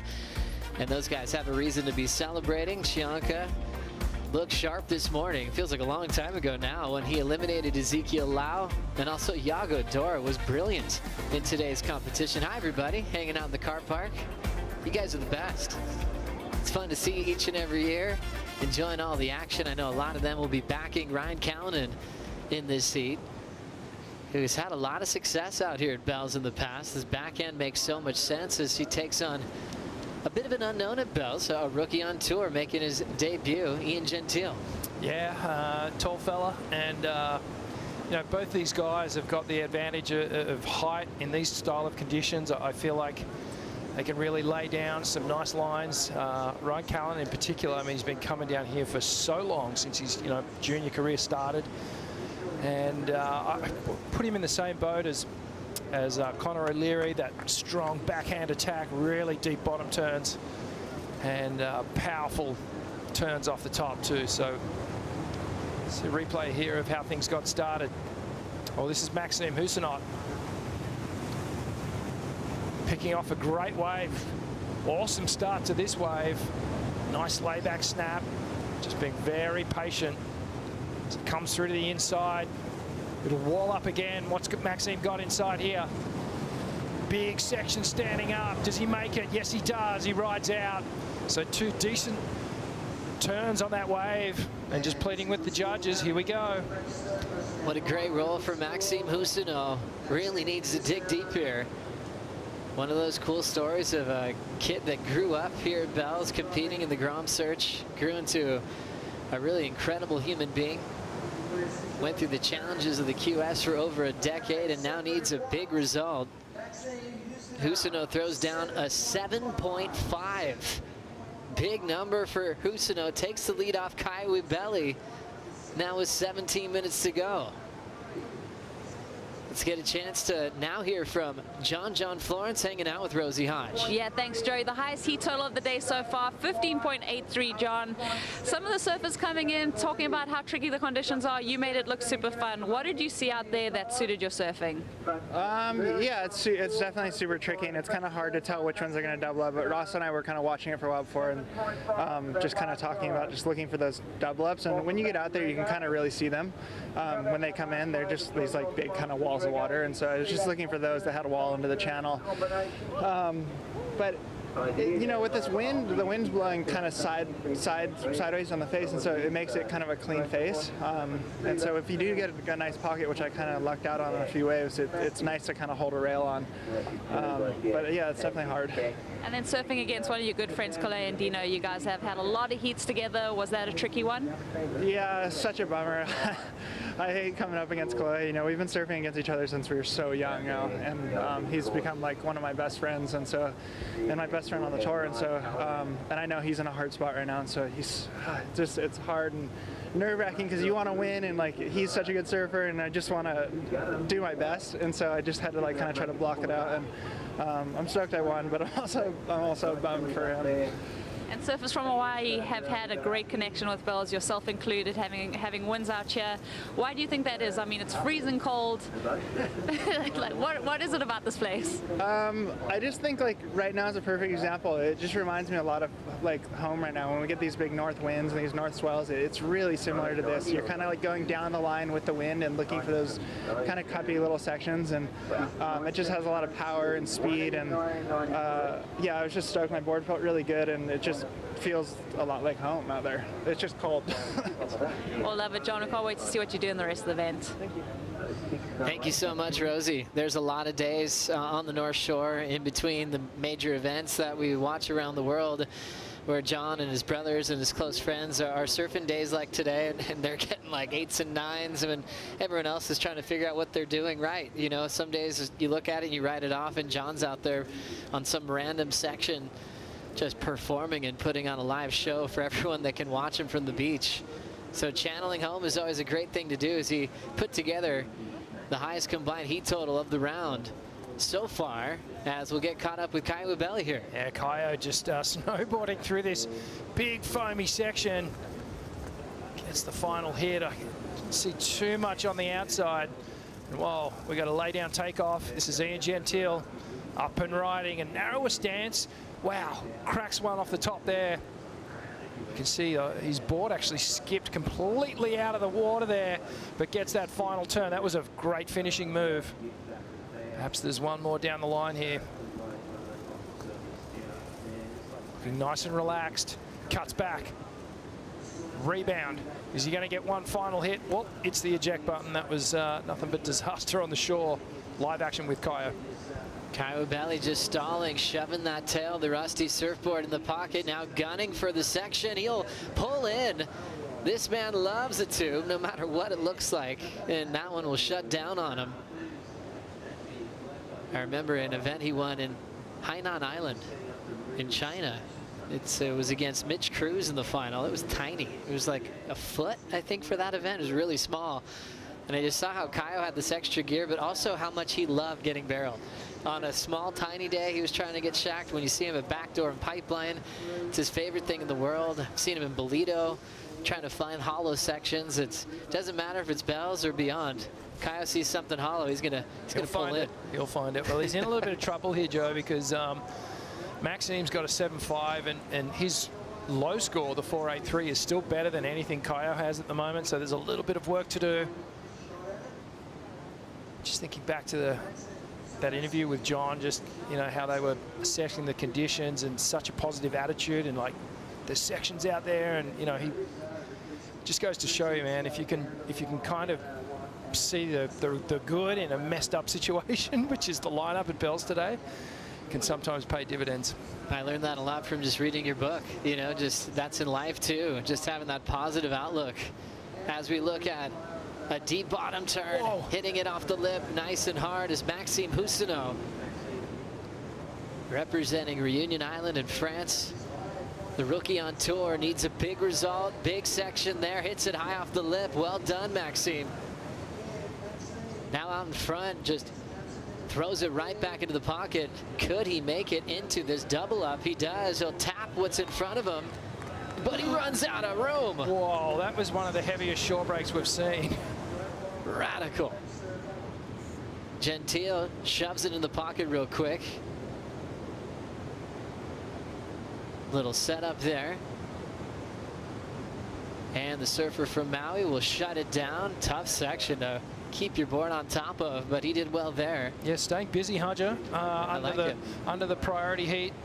And looks like Ryan Callanan might have caught away, but Ian Gentile's already locked in that 6.5. Great start to his heat. And he's backed it up with another wave. Maxime Housineau, great to see him starting to find some form. Perhaps the best heat that he's put together on the championship tour so far. You can see his confidence building with each and every ride. That junior title, North Narra, being so long ago. Owen Wright was kind of on all the posters of the guy that was supposed to win that year. Maxime beat Jadson in that final back in the day, as we see Arkel. Wow, just attacks that final section. And does he ride out? He certainly does. But this is the replay of Max's wave. A big turn, connects with it out the back. You can see all this open face down the line here. Just pumping, weaving to get to this section. Up and over the lip again. Quick snap, slides the tail out, and then hops down this little double up section, gets one final hit, and then gets absolutely put in the blender. It's like the things you do and won't do when you have a jersey on. You're never kicking out, are you? No, you ride it till the absolute death. Gentile on his finish, as he is battling with Ryan Callanan. Great to see Ryan find a chunky section. The year that he made finals day out here, he was doing a lot of surfing like that. There were some real big waves that he was really able to light up on his backhand. It reminds me of Ryan's strengths. You know, a lot of times when he was younger, you'd think of big airs, how good he was in the tube. But his backhand is so unique, especially with his style. There's a little bit of Luke Egan in there, a little bit of Craig Anderson, and a lot of his own personality as well. But he's almost had a 10 on one move when you think about big Margaret River main break, what we got to see. And when it comes to bigger bells, he instantly becomes a standout, and his backhand becomes even more lethal against the world's best. Yeah, I totally agree with you, and I'm sure when a lot of these competitors came down this morning, they actually started rubbing their hands together going, yes, I love these style of conditions, and they can really sink their teeth into it, and Arkau would have been one of them. He's just checking his equipment, making sure everything's in place. But you're right, Joe, such a strong backhand. He's got that deep bottom turn. He often runs that inside hand along the face on his backhand as he's doing the bottom turn, and then just so much leverage and power off the lip. So great to see that technique in motion. Callanan, such a standout for many years. He's had some tough roads of getting on tour, then having to go back to the qualifying series. Had a special win in Japan, and then things just started heading his way. A win in Ericeira, and then when he had big results, it was like you're getting the wild card call up to surf in major events. So got called up on the championship tour and went all the way to finals day with Julian Wilson over in France. He just could not stop succeeding. Led to the incredible performance in the Pipe Invitational into the main event. It was definitely one of the best hot streaks in his career. Yeah, no doubt about it. And that, you make a good point. Through your career, you always have these kind of highs and lows, and you get on little runs where everything's just clicking, and then you find yourself in a hole, and it's the hardest thing in the world to try and dig yourself out of. And then you get the crew that seem to just like succeed all the time, the freaks of our sport. We've got this really cool village right here that's built before all the fans get here, and they get to enjoy so many different things. And if you're Laura Enever, you get to have the most fun. Where is Laura Enever? Down here at the Bond University tent, they are doing free health checks today. Let us know what they are all about. So we're doing body composition assessment, as well as checking your vegetable intake with the Veggie Meter, and also looking at your physical attributes with the force platforms that we've got here. Yes, and I just checked my Veggie Meter, and I'm not in the green, so I need to go have a few more veggies today. I'll go find some at the comp site. Go for the brightly coloured veggies, and good luck to all the surfers out there. Amazing. Get down here to the Bond University tent and you can get a free health check. That is outstanding. Let's steer clear of that tent, Joe. Yeah, I was about to send you. I'm changing your schedule on the roster, Richie. You're going straight there after. I've just seen chocolate eggs in your hands. It is Easter. I'll give you that. We've been doing okay. Just today is a bit of a blowout day. I love it. Thanks so much to Bond University. And there's a man that just lives on a healthy lifestyle, and that's what's given him so much longevity, celebrating 30 years on the championship tour. Passing his name, which has 4 bells next to it, Kelly Slater. He's given us so much in his lifetime, dedicating himself to all of this. Yeah, it's the greatest to ever do it, no doubt about it. And Kelly would have good feelings about what happened this morning. He got some great rides. He was looking in great form, but he's going to come up against this man here.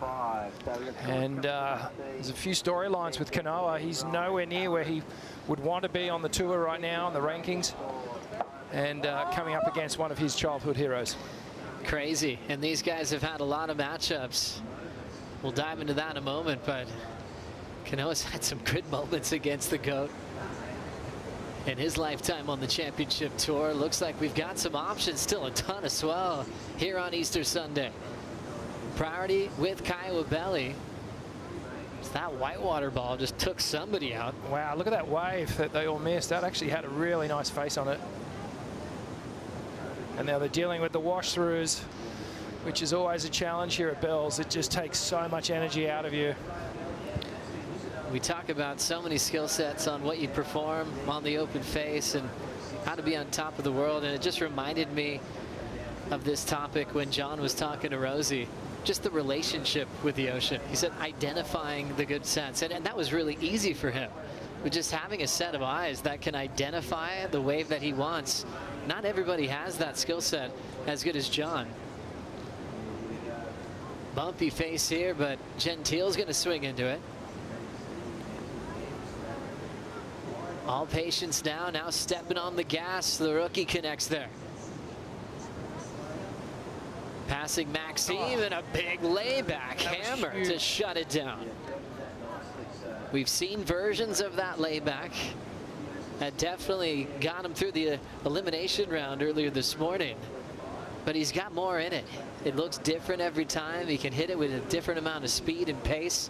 Well done, Gentile. Yeah, that was a great turn, and I feel like he's probably gone, you know what, if I'm going to get out of this heat with Ryan Callanan, I'm going to have to bring some big moves. And he's doing just that. So great stuff there from Ian Gentile. Arkau with a decent score on the board as well, though. 6.33. Let's check this one out. And like John was saying, you want those ones with a big lump down in the channel, because once they get onto the inside section, it stands right up. And you get these big finishing moves up and over the whitewash there, keeps the accelerator on, and then bam, slams into that oncoming section. And great finish to that ride.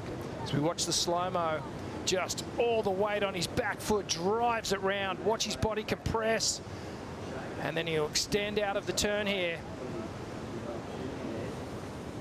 Excellent technique. Gosh, how cool is a layback?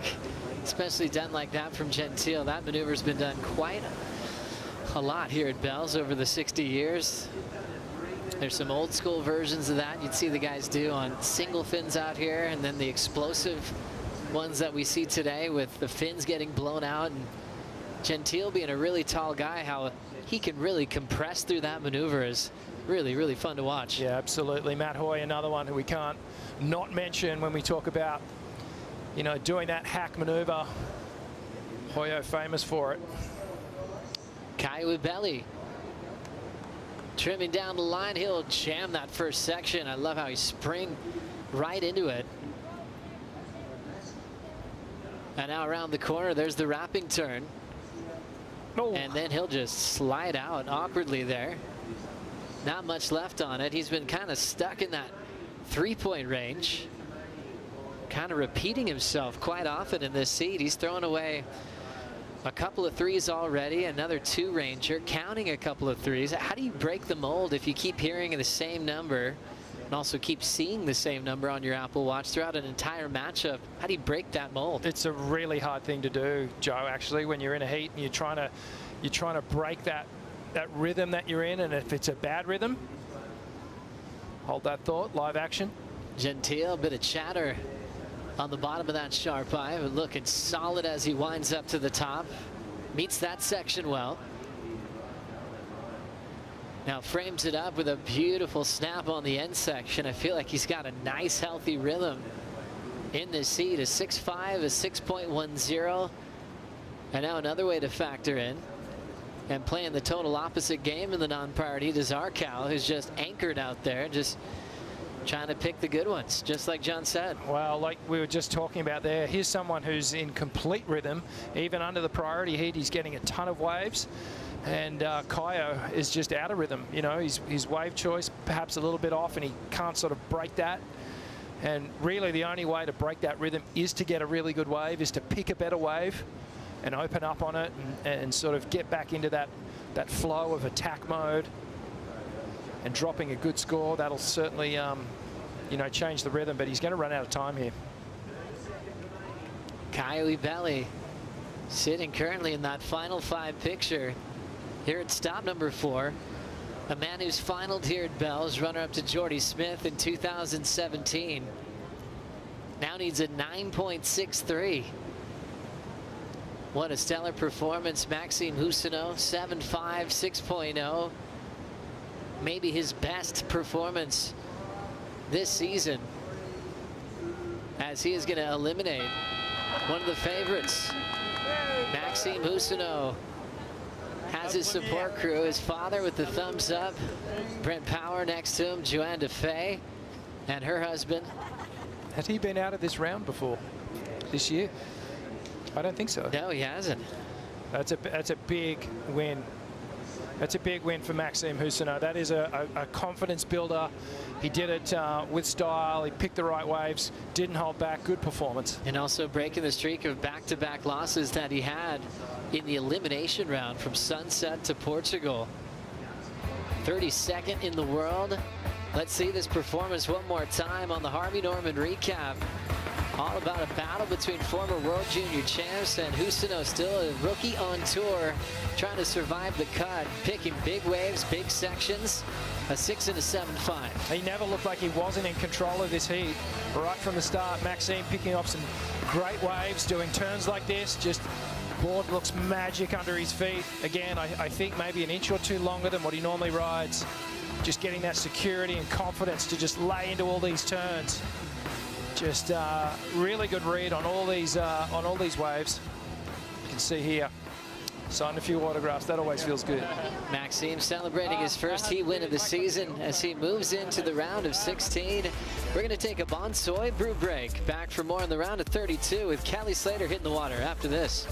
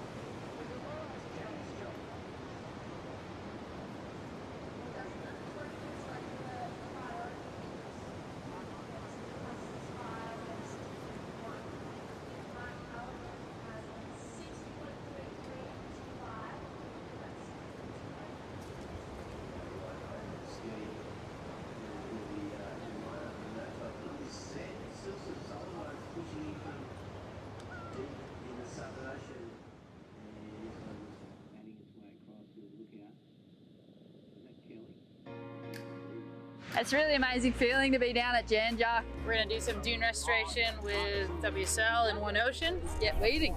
And what we'll be doing today with our activities, removing those invasive species that capture all of that sand. We'll hopefully see a release of that sand and some more banks out at Jan Jac Beach. We're really thankful for the WSL Pure donation. It will really help us continue with particularly our weed control and contributing towards paying for contractors to remove some serious weeds. The message we want to get out to surfers at home is understand that it is a fragile ecosystem that you are passing through, and it's important for our surf breaks. I mean, the ocean is such a sacred, special place. It's critical to our entire ecosystem. Look at the team that's turned out behind us. They're doing this every single day. It's so amazing. Show us what you're doing to protect our One Ocean by posting on social media with the hashtag WSL1Ocean and tagging WSL and WSL1Ocean in your posts.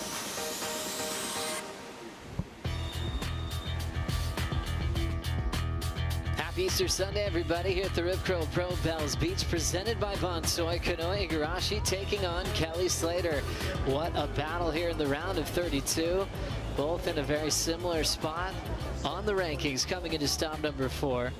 And you've got Kelly, the GOAT, the best to ever do it, taking on Kanoa Igarashi, who's dealing with the transition from last season. Last year at Bells, he was wearing yellow as world number 1. This time, it's all about making the cut for Kanoa here at stop number 4. Yeah, unfamiliar territory, I guess, when you think about it. Here goes Kelly. It's the replay of his first wave. And the GOAT streaking down the line. What's he got for us? Up and over that foamy section. And, well, ejects. And rightly so. That wave had nothing on offer. So just a quick one for Kelly. He'll get straight back out there. Lots of time. That's right. Plenty of time. That one's just getting started. Also a replay for Ryan Callanan. Starting off with a lot of foam on the face, but I think he saw something special in the inside. Well, again, this one's got that big lump down the line. And the smooth face just cleaned up. Arkell belts it once, belts it twice on the backhand, just navigates through that gnarly section. And that is the signal. I've broken my board. I've creased my board. Where's my caddy? Ryan Callanan loves picking those types of waves with a big, heavy closeout section. He hits that thing so hard. The man is built strong, heavy, and he can balance that with being incredibly flexible and limber. He knows how to train for big surf moves, for really like gymnastic-like positions that he puts himself in. That number comes in at a 7.4. Wow, that's a big number. So the judges just really paying off that big open face committed turn. and that final hit on that giant section. But yeah, you're right, Joe. For such a big guy, he's so limber. You know, limber and loose, and obviously does a lot of stretching and strength work. And with the way surfing is, you know, in this modern era, these guys have to have so much muscle around their bones and joints. They have to be super strong.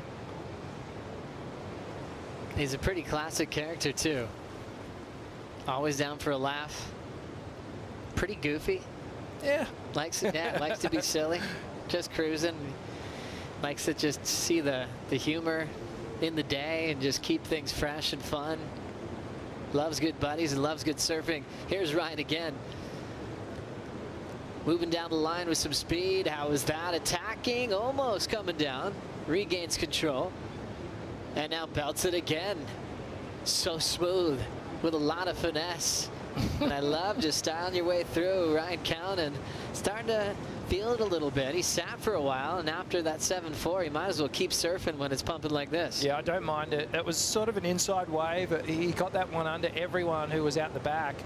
But, you know, potentially on that new board that he's changed over and just getting used to it, feeling it out, looked good. A little wobble on the start of that wave, but finished strong.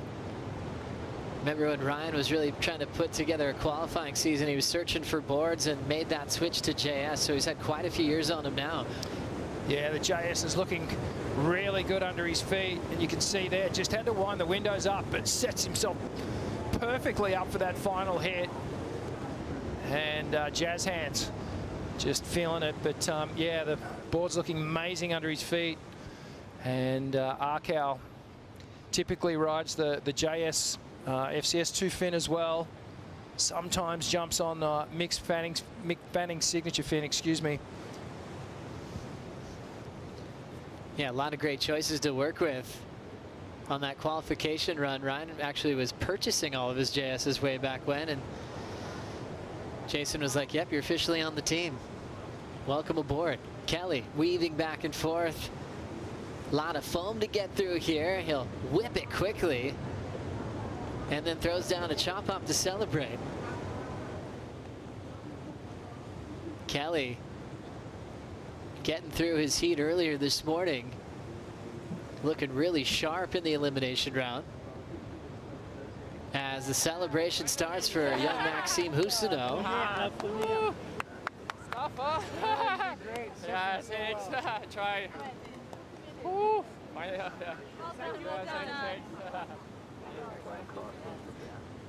What a great human. Maxime moves on into the next round for the first time this season.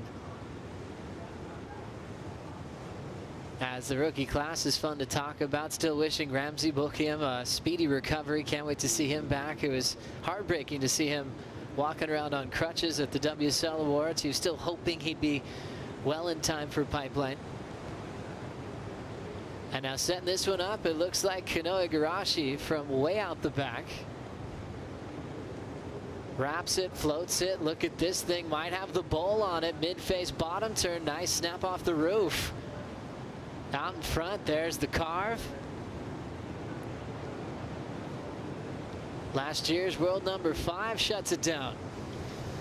Wow, interesting, Joe. He took that wave from way up towards the Rincon takeoff, kind of in between the bowl and Rincon, and he got it all the way through. Took a good line, stood up through the bowl section, and that's a great way to start for Kanoa. The man loves to be pushed against the wall, loves to feel pressure moments. He lives for that. We saw that at Chopes last season. What'd you see here, Rich? Wow, I love how deep he went on the takeoff. Just gets a nice carve off the top. Sort of projection foam climb here. But this is where the wave starts to really stand up, and Kanoa gets a little bit more rhythm through this inside section. Another open face carve. So nothing too out of the box in terms of, you know, dynamic sort of high risk maneuvers, but he surfed the wave well. And this was Kelly up and through that first section. There's that trademark wrap that we've seen him do millions of times, feel like millions of times over his career. And just a little foam hit to chop up to finish off. Kelly Slater accomplishing so much in his career, dominating through his 20s, the youngest world champ at 20 years of age. Went to his 30s, kept on progressing, went a couple of bells, even all the way to 38. Won a lot of events in his 40s. Now he wants to win one in his 50s. It's almost unfair because he was only a few days away from 50 when he won Pipe last year.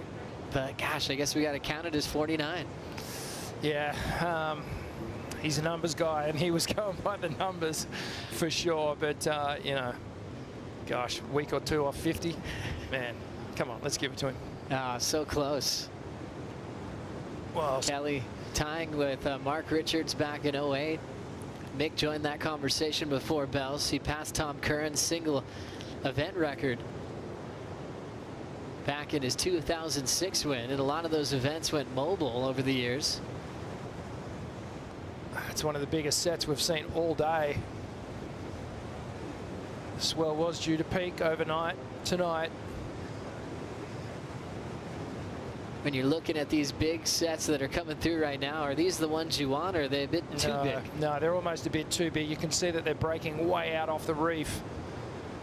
And, you know, they're just big, slopey walls that really won't let you do many turns on.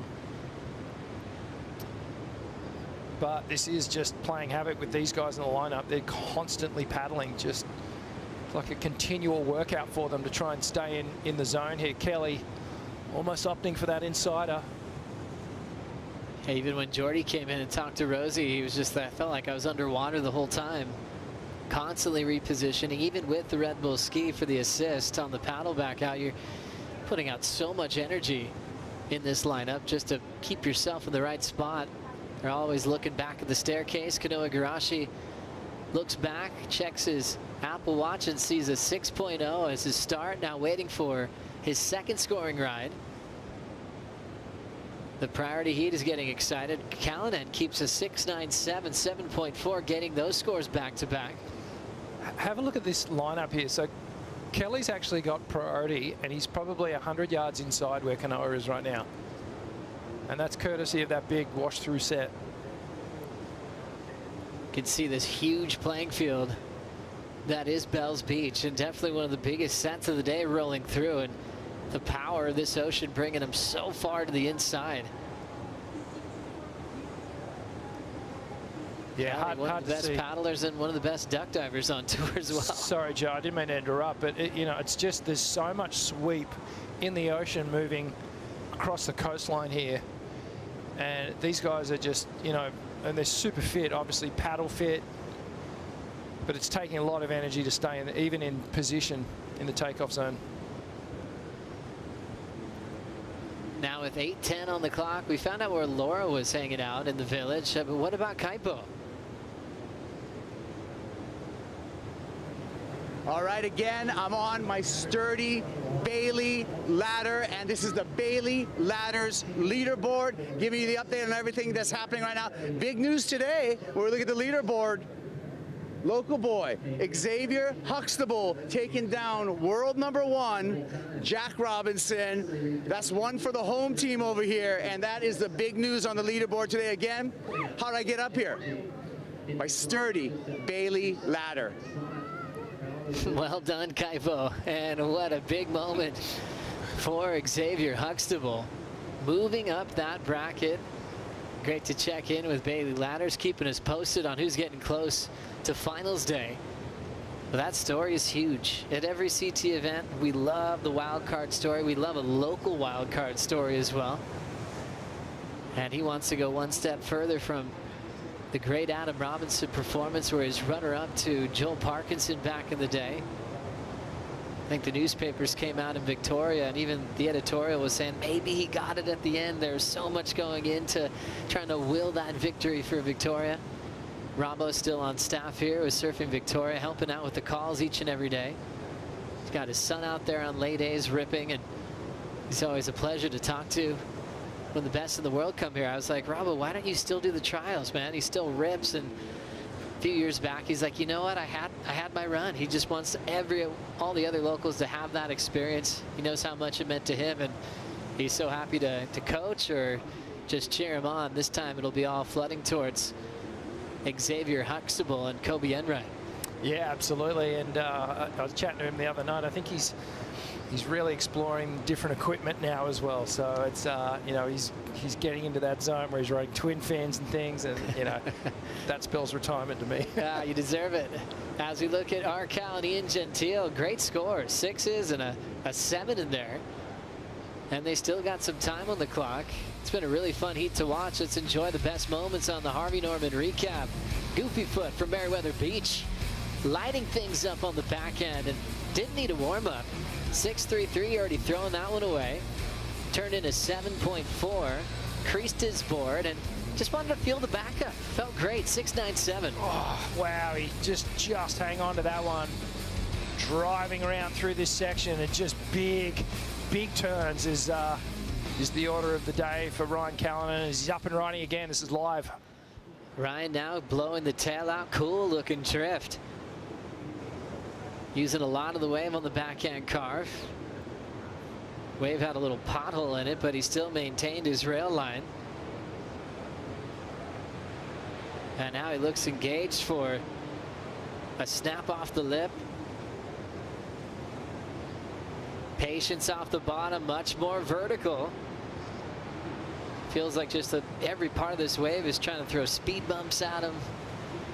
Almost looked like something tried to grab his leash riding out of that final turn, but he did well to hang on. Yeah, he did very well.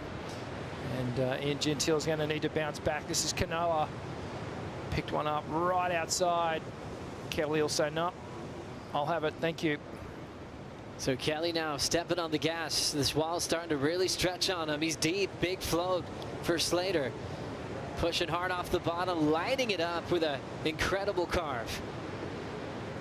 Pushing off the float section, and the 51-year-old will redirect. And blasting the finish. Cool read for Kelly, great dismount. And possibly his best wave so far. The carve was solid, done with speed. And I guess the float before it was so important to really make that whole wave. Yeah, absolutely. It was a functional move in this instance. He had a lot of distance to cover. Kelly choosing to go up and over the lip.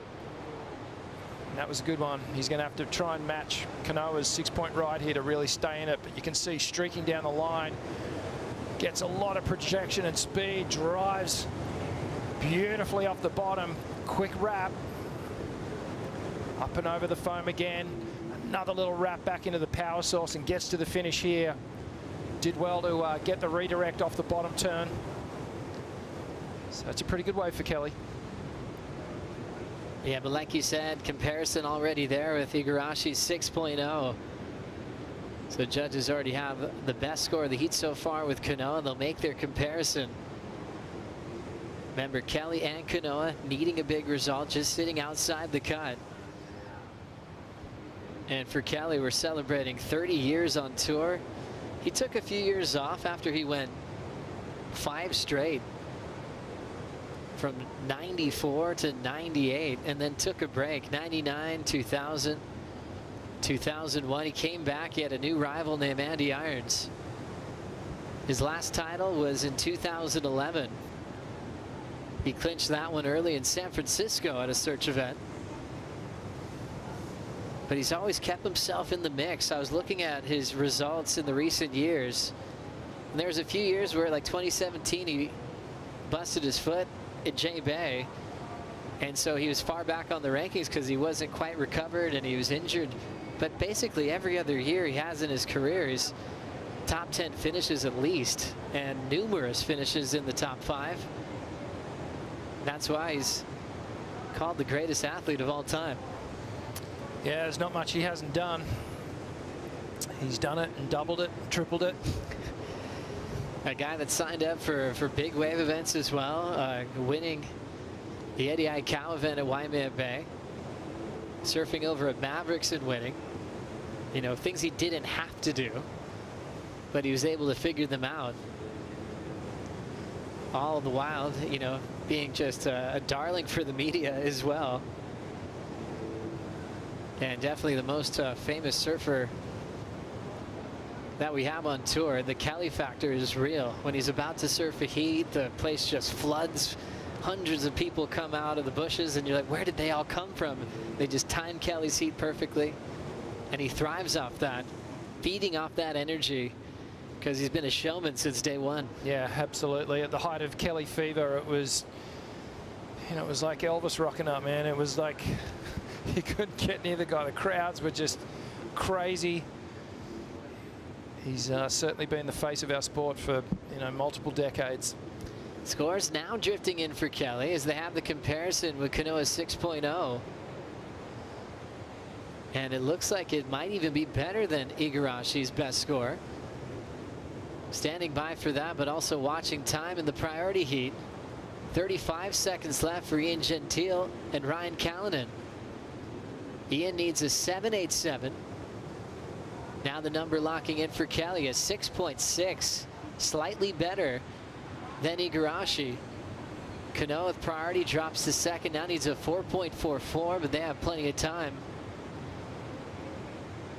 We're going to wind down this heat with Gentile and Callanan. It looks like could have an opportunity here. A few seconds left. And just can't find Gentile with some room to answer back. The rookie's going to stop his run here at Bells in the round of 32 and start preparing for Margaret River. But I'm loving that layback out of Ian. He's going to bring a lot of heat into the West. Yeah, I was going to say, you know, he may not have won the heat, but he should be stoked with the way he surfed and attacked those sections, and, you know, some really good turns to take into this next event.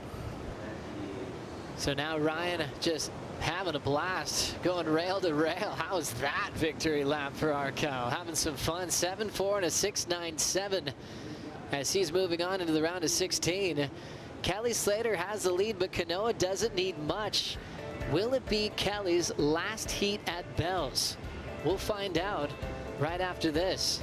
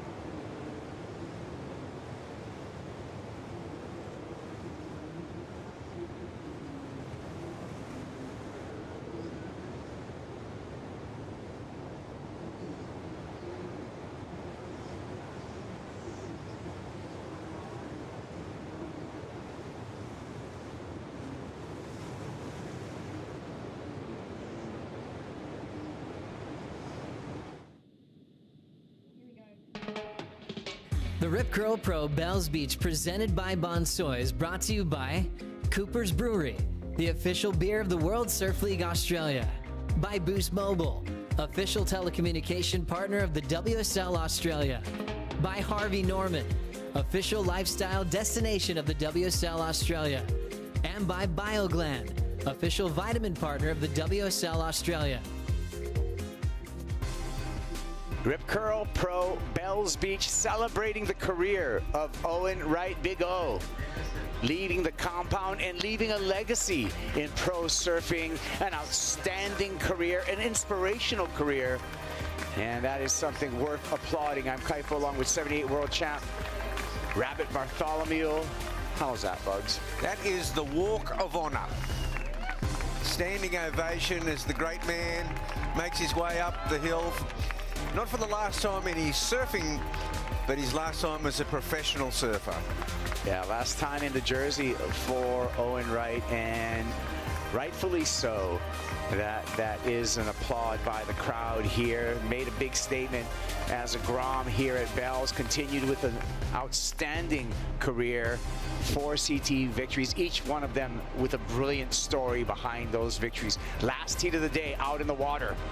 Griffin Colapinto coming up against Liam O'Brien. USA versus Australia to end the day. What a great finish for the day, and I was absolutely just so stoked to see Kelly Slater light it up on these last wave for that 6-6. He's really going to make a good heat of this one with Kanoa. This will be a really great match as it goes through. This is the last of Kanoa. We're waiting for this number, Bugs. Yeah. Kanoa, he looks so good on his opening ride. He's going to be tough to beat out here, and he needs a big result. He's not used to being on the other side of the cut, and this wave here, he puts it all together. Surfing it kind of safe, but he just needs to get some scores on the board, that second ride. This is Griffin Colapinto in the non-priority heat getting a start.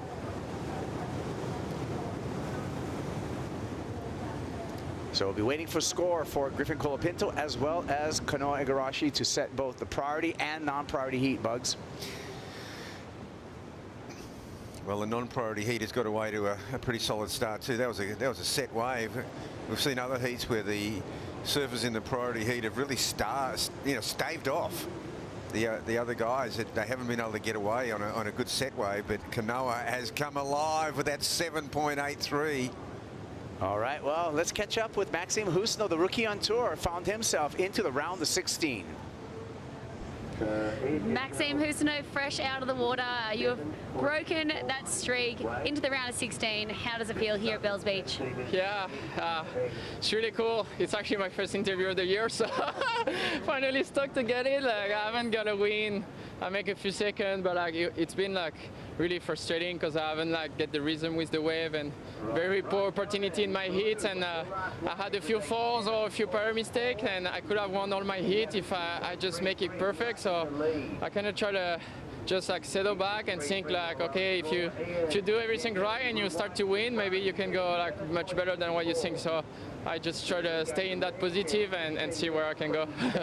Well, you well and truly did everything right then. That board looked absolutely amazing. Was it a fresh board, or have you ridden it out here before? Because it looked like it was one that you want to keep.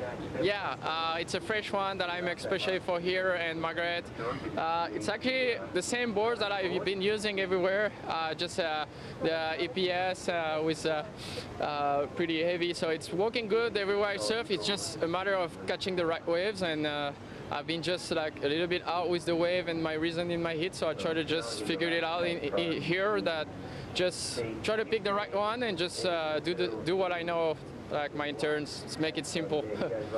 And obviously with the cut approaching, thinking about, you know, what you need to do here, a big result would be amazing, but how are you feeling after that heat? Yeah, I say at the beginning of the year I wasn't really stressed about the cuts because I'm just here to try to show my surfing, and that's what I've been just frustrating about. I cannot really surf the way I want it, so I'm trying just to get hits. The more hits I surf, the more I'm getting confident, and I can slowly start to push more and more. So I'm just looking for this event to try to get a higher score hit by hit and just surf better. That's it. Amazing. Well, congratulations into the round of 16. Great first interview. Hopefully some more coming up soon. Thanks. Maxime Husno. Thanks, everyone. Yeah, Maxime in. You know, it's, hey, rookie year's a tough year, Bugs. And to have that breakthrough, maybe this is going to give Maxime some momentum going forward in this event. What an insight when he says that there was heats that he could have won. There was a couple of priority mistakes. There was a couple of situations where he maybe pulled the trigger a bit early, and he felt that he could have won. And this time he just settled down and got back to basics. Good waves. Yeah, working on that strategy. During that interview, a big number came in for Kanoa Igarashi, and he just flipped it on the go. He just flipped it on Kelly Slater. 7.83 for Igarashi, and that puts Igarashi into the lead. Kelly Slater now with priority. 14 minutes on the countdown. Slater looking for a 7.24 or better. Here we go. Liam O'Brien, sorry, smashes that oncoming section. Wonderful timing from the man from Burley Heads, looking to get into the open face again. And it looks like Bells is going to let him into some open face, and he's going to have to deal with the short break here.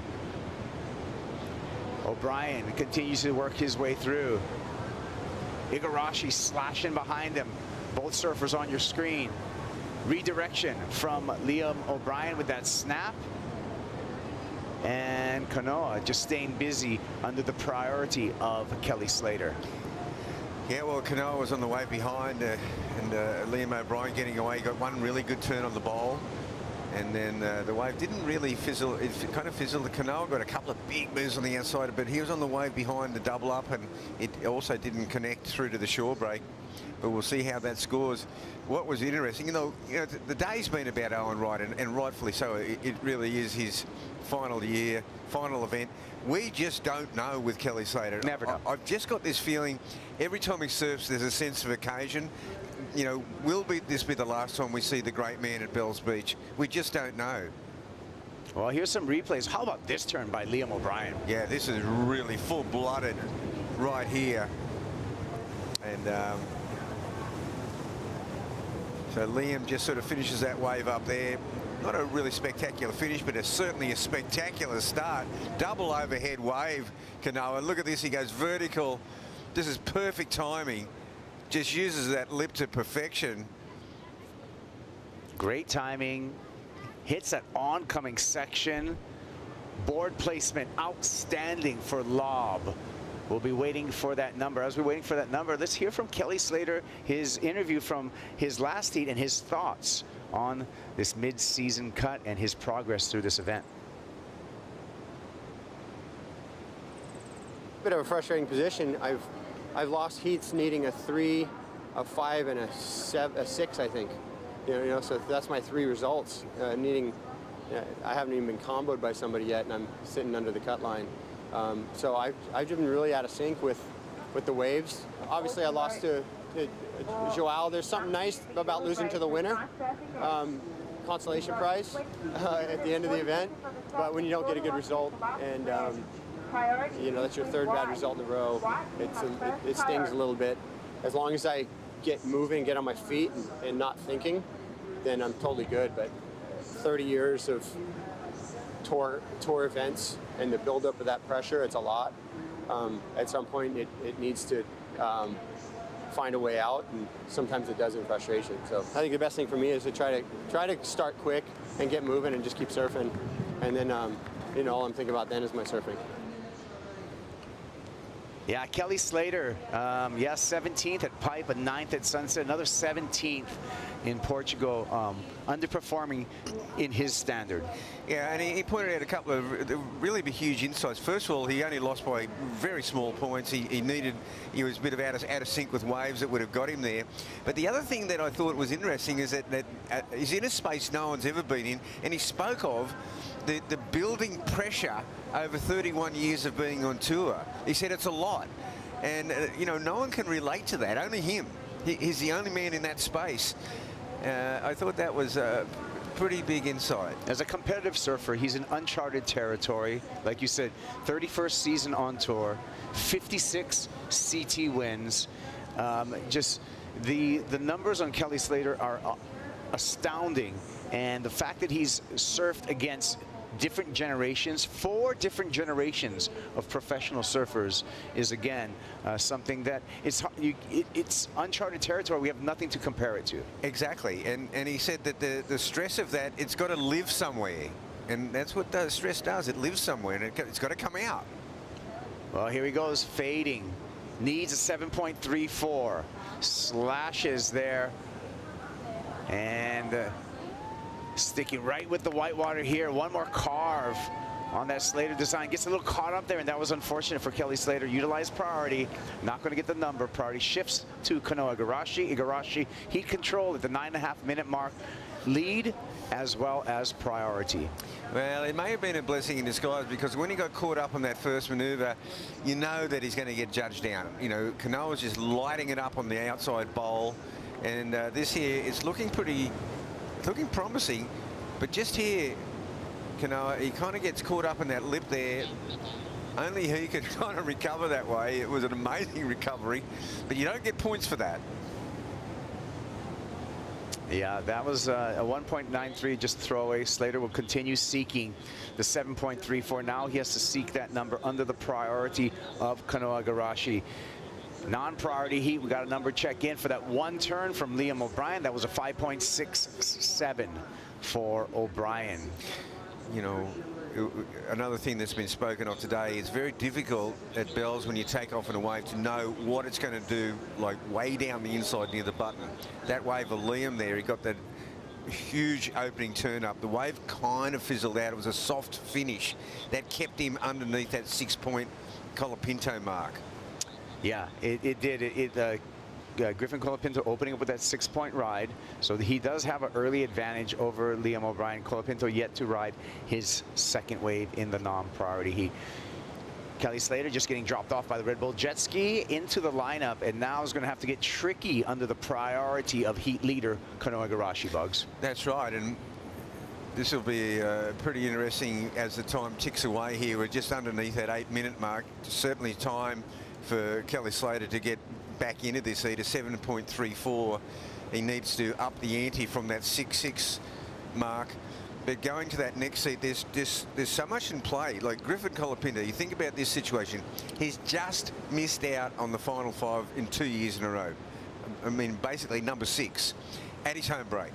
So he's had a great start to the season. He needs to keep it going. That would be in the back of his mind now. Liam O'Brien, he needs a result.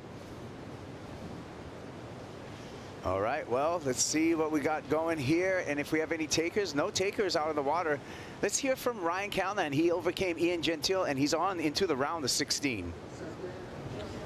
Ryan, awesome heat win there.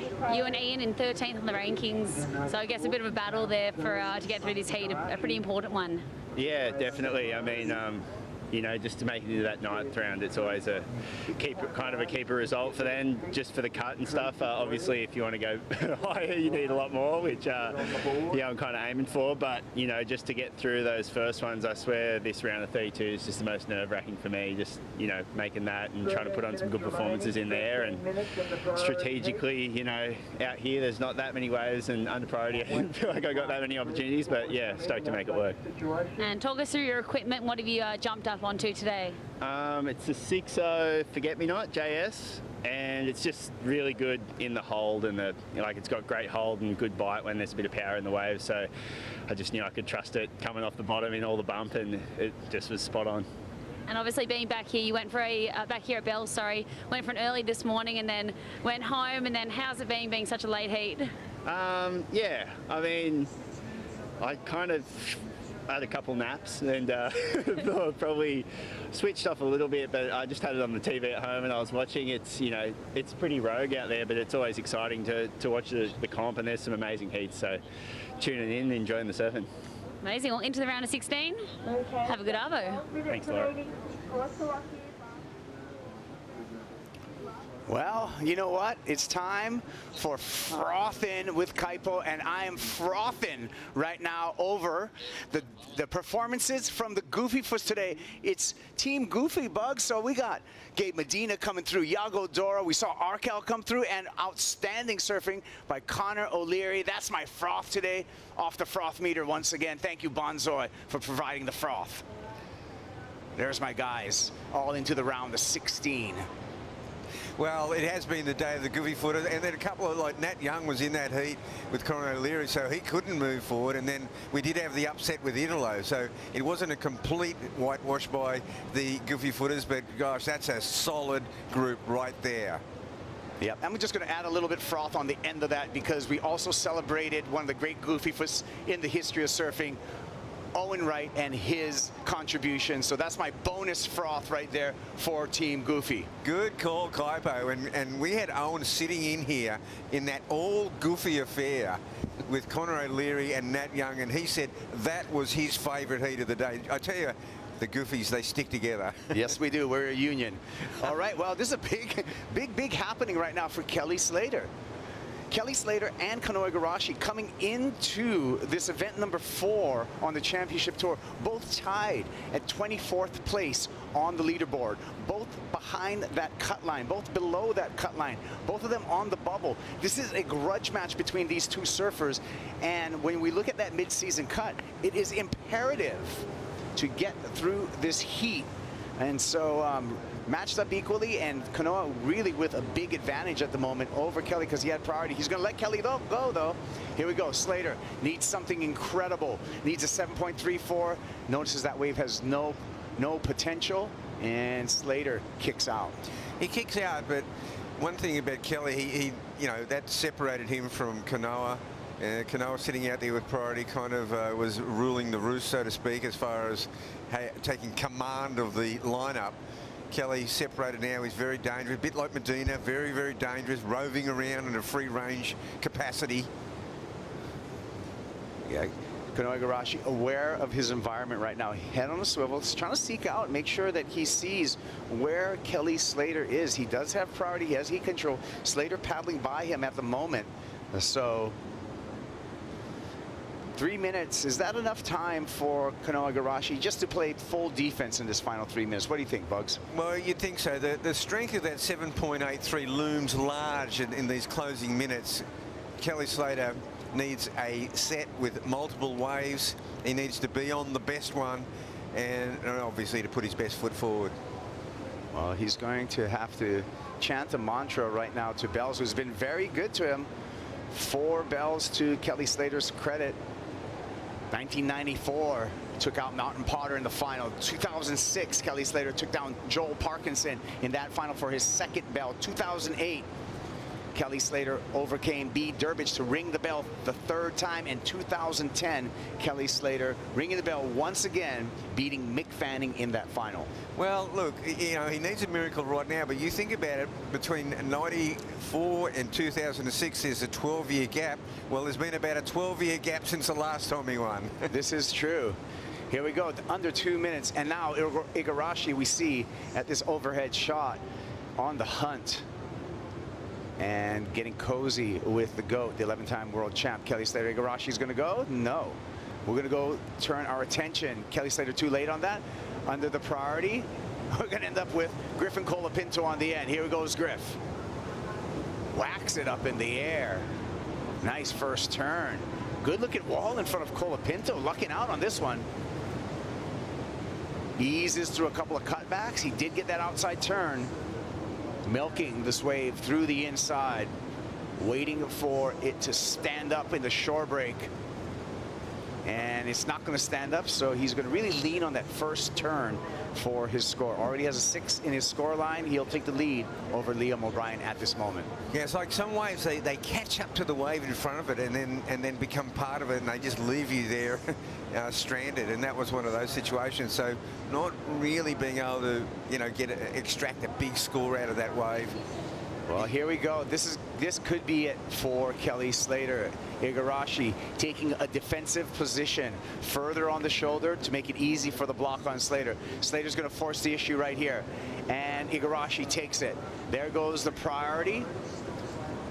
And now Kanoa with a little bit of offense eases through that first carve, looking to better a 6.1 if he wants to further distance himself from Kelly Slater. Kelly out the back. Not able to answer back right now, so all attention to Kanoa Igarashi. Looking smooth. He's had a tough year so far on the championship tour. Could he be turning the tides right now, starting at this victory in the round of 32? Looking really confident coming in, looking out the back. And he sees that Kelly Slater has just 3 seconds, will not come to his feet. And Kanoa Igarashi moving on, Bugs. Yeah, well, Kanoa moves on, gives himself a good chance of getting on the good side of that cut, and he comes in at number 24.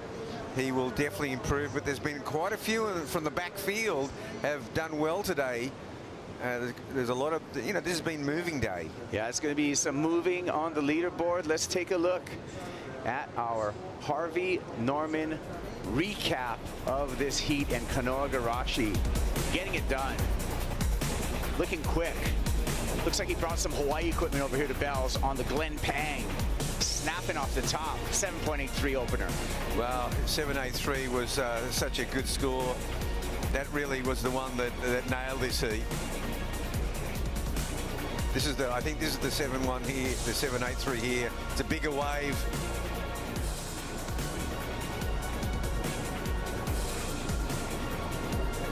Yeah, it was a great ride. And this is not a scoreable wave for the 11-time world champ. He's just going to take a little lap to the inside, and he is going to bow out with a 17th here at Bells. before moving on to stop number 5 over in Margaret River. Kanoa Igarashi victorious, but good battle from Kelly Slater. Yeah, always a great battle from Kelly. The 6-6 really put him in the frame. You know, momentarily he was in the lead.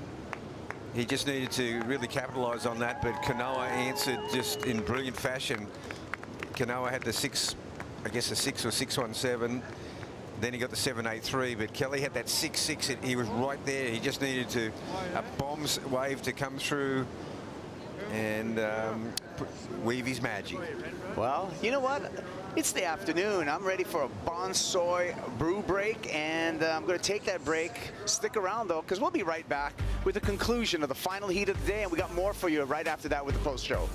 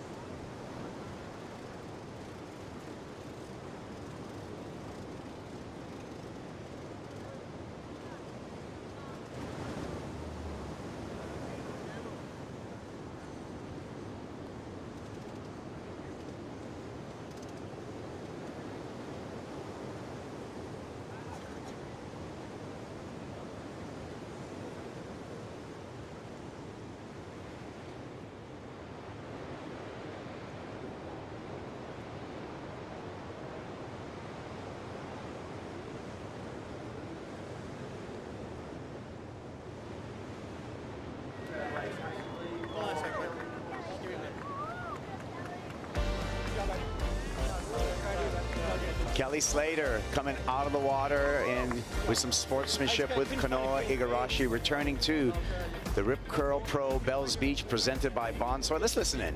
Just like hug, like yeah.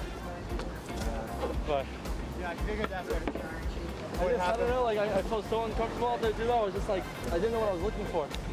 Yeah, the one you took off outside that I got was a good wave. Was it? Yeah, I doubled up too. Yeah. Yeah, I doubled up and I got a good floater into a carve, and it let me do a bunch of stuff. But I tried to fit 2 in when I should have fit 1 at the end. Yeah, yeah. It could have been like a 7 something. But yeah, because you got a good score. That was the first good score that you. Yeah. There was a couple maybe I was a little just out of the position for, but I just couldn't find one of those. There was just a couple that we weren't on like the chip for, because we were sitting kind of far out. We were a little bit behind them. And I think if any of us got one of those chips, there would have been big scores. Yeah. Good job, man. Yeah, thanks, Kelly. Yeah. Love it. Little download after the heat and some good sportsmanship and exchanging notes, you know? The battle is already done. Compare notes on what they thought out there, and that's how you learn. You know, you either win a heat or you learn something, don't you, Bugs? You sure do, and you know what we learned there was that there's no clear path in the lineup at Bells on a day like this. Even both of them were going, well, that chip shot, it turned out to be a really good one. You let it go. Another time, you know, they're sitting way out there. Would you say there's some luck involved today? I would say you need a little bit of luck going with you, as far as having a wave that's got the full body through the middle and then having an ending. I'd say that on the wave quality. But Kelly was pretty stoked with that ride. He lit it up. That was great to see. Well, here's our last heat of the day. We got 16 minutes and 50 seconds on the countdown. Griffin Colapinto against Liam O'Brien. Colapinto with the advantage, 6-point ride and a 4.83. Here we goes again. Wave number 3 for Griff. Oh, throws the tail on the Mayhem. Eases through, a nice cut back into the whitewater. Has to skip over a rib there in the face, no problem. Slashes off the top. Power slash for Griffin Colapinto before bailing out the back. Looking to better his 4.83. That was a well put together wave, Bugs. It was. You know, Griffin this year to me looks solid. He's got that kind of John solidness about his surfing. He just doesn't look like he's, you know, going to come unstuck when he goes for the major maneuvers. Griffin wants to make that final 5. 2021, 1 spot off of that final 5, finished number 6 in the rankings. Just last year, he had the heartbreak over in Tahiti, ended up number 7 in the ranking, again, missing that cut for the final 5. He wants that shot at the final 5. Given that shot at his home break at Lower Trestles, could be a path to a world title. Well, he saw it happen. He saw, you know, even if you come through at number 5, that is well and truly been proven now that you can get that momentum going on the day, and like Steph Gilmore did. This is going to be an excellent ride with this combination here, Bugs. Well, I'm loving the variety. The variety is just outrageous, and that's where he looks so solid. He whatever he goes for, he puts that little extra 10% into. Excellent it is, an 8.33 for Griffin Colapinto. Pair that with a 6-point ride. Liam O'Brien, he's a big number, 8.66. O'Brien with priority, and 15 minutes on the clock. Good call, Kaipo. You were onto that one. That was in the excellent range. And the variety, the power, the connectivity, it was all there. It wasn't even that great a wave. Nah, speed, power, flow, combination of major maneuvers in the critical sections. You put all those things together, all those ingredients, shake them up, and you're able to do that. That's how you get in the excellent range. And we heard that, you know, that saying over and over again, 8s or lates. You get a couple of 8s, you're pretty much, you know, through any heat. Yeah, any heat. I mean, a 15, 16-point average, you're through. Now, Liam O'Brien, this makes a pretty interesting equation for Liam, because before this, you know, they were just dueling around at that 6.5 and versus 5.67. Liam showed he's got some big game on that one maneuver, but now he needs something very special, because it's an 8.66 requirement if he's going to do it in one shot. Yeah, and likely not to be able to get that number of 8.66 just on a single maneuver. He's going to have a combination of maneuvers, don't you think, Bugs? Well, a combination of maneuvers, and maybe a combination of waves, because that 5, 6, 7 sort of lagging. You know, if Liam could get himself even a 6.5, it would bring down that required rate. Yeah, still got time to chip away at it in 2. Liam O'Brien. O'Brien, 23 years old, statistically on his 2nd season on the championship tour. Fought through the Challenger Series 2 times to get onto the championship tour. Here he goes, lob, foam on the face. Times the backwash well, and just gets caught up right after that. Isn't it funny, like when you see any of these top line competitors, when they have a little bit of a slip up at the start, it often comes unstuck in a spectacular way. Heat leader, Griffin Colapinto, looking sharp on rail. Little variety there with a slidey layback. Coming through here, smashes it, and just looking good. And that's what I was really alluding to when I talked about how solid he looks. You know, when John goes up for those sort of funky lips where they're not clean, you know he's going to ride out of it, just like Griffin did then. Plus, Griffin's got a lot of variety in his repertoire right now. Climbing back onto Red Bull jet ski, number 99, Griffin Colapinto. Here's a replay, Bugs. Yeah, you got to love how smooth the face is on this one. Look at this. This is just creamy textured wave. And this move here, that's a money move. See, he's done 3 different moves already on this one, and then the finishing touches on a pretty difficult kind of section.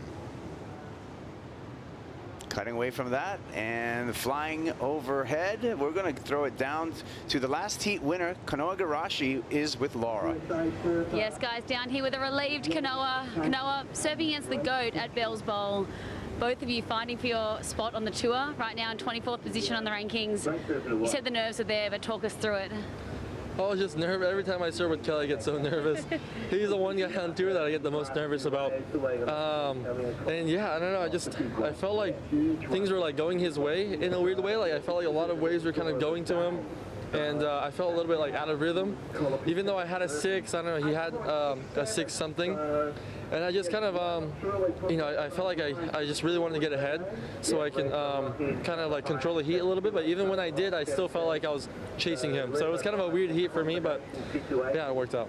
And talk us through your equipment, you know, riding a Pang out there. You just said it was a board from Sunset. Is that just a magic one you've had from this event or last year? It was my only step up that I have here. I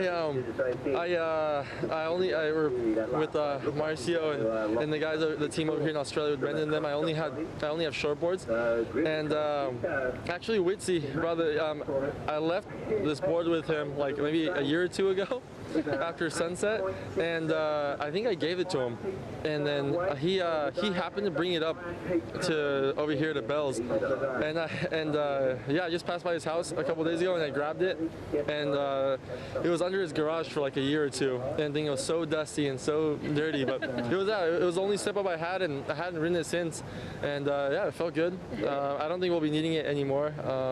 You know, I think the peak of the swell's today, but yeah, I think I'm glad I had it. And, you know, talk through those nerves today with the cut coming up. How have you been able to just, you know, mentally prepare for this moment? I just wanted to, you know, surf head-to-head with Kelly. You know, there's nothing really much I can do about, you know, who's making heats or who's not. I don't even know who's making heats. I know, you know, I know a couple guys had a few good heats today. I don't even know. I didn't really watch it. The UFC fight was really good. But then, yeah, I just really wanted to focus on my heat with Kelly. I guess, you know, you don't know how many more heats you get to have with him. You know, and I've had so many good memories with him, and just being in the water with him, his presence is so strong. And you know, you have that kind of fire to win, to beat him, but he makes you really nervous without even opening his mouth. So I'm glad I got through that heat, and I'm excited to surf the bowl more. In the round of 16, congratulations. Yeah, thanks, guys. Yeah, Kanoa doing what he needs to do right now to make that mid-season cut. So into the round of 16, could be tomorrow. We'll have to tune in and see. Under 9 minutes remaining, Griffin Colapinto, his last wave, Bugs, an 8.67. We talked about 8s or lates closing things out. Colapinto did just that. 17.2 wave total.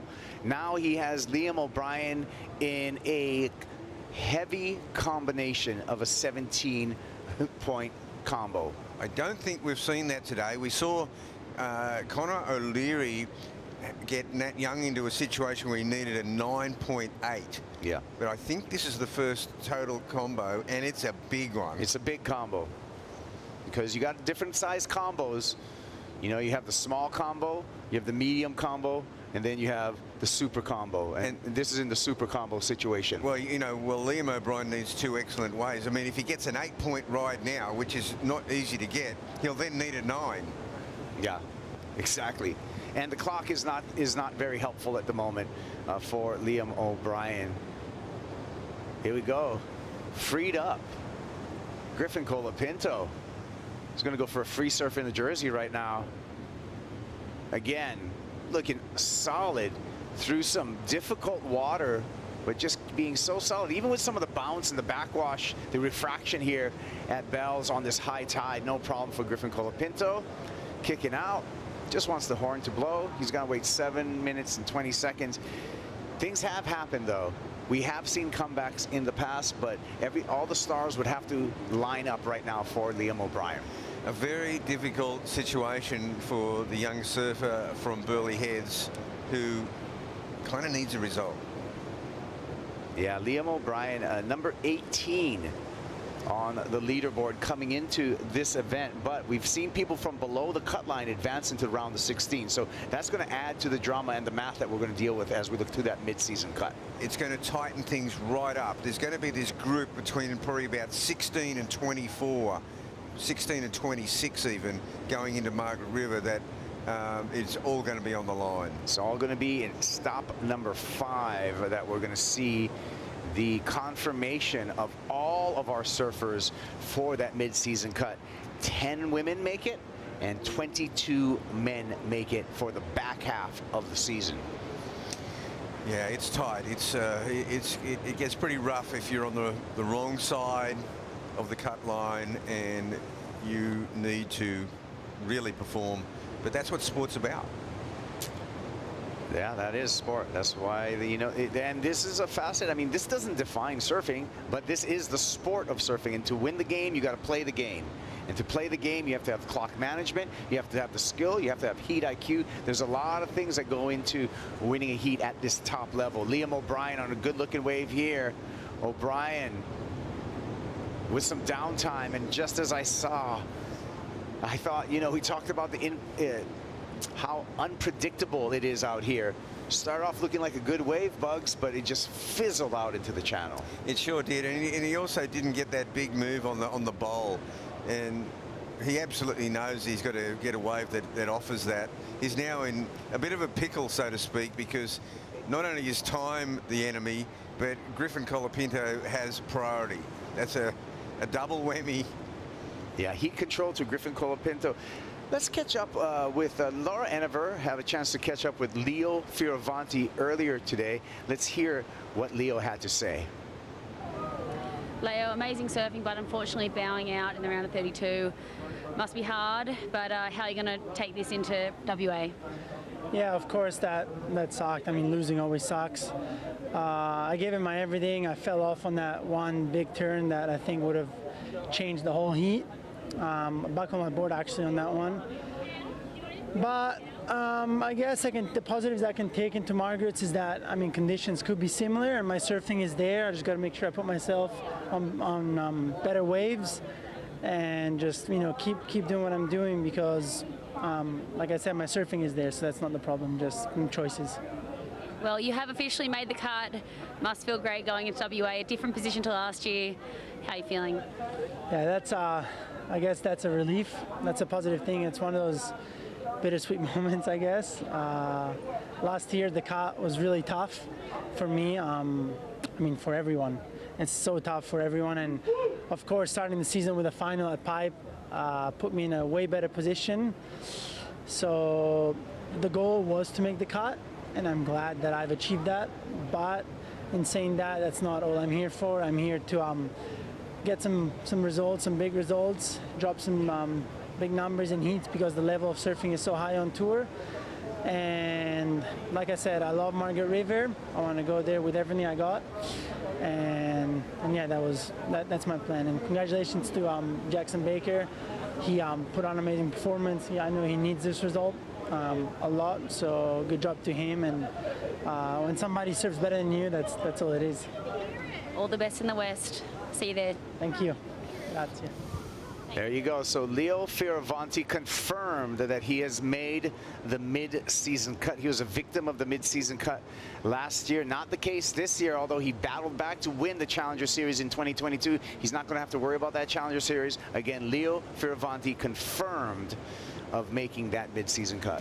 It's been a long time since Leo exhaled, because when he missed the cut last time, as we see this unbelievable performance here, there's Liam O'Brien on the one great move he had, but it has been all Griffin.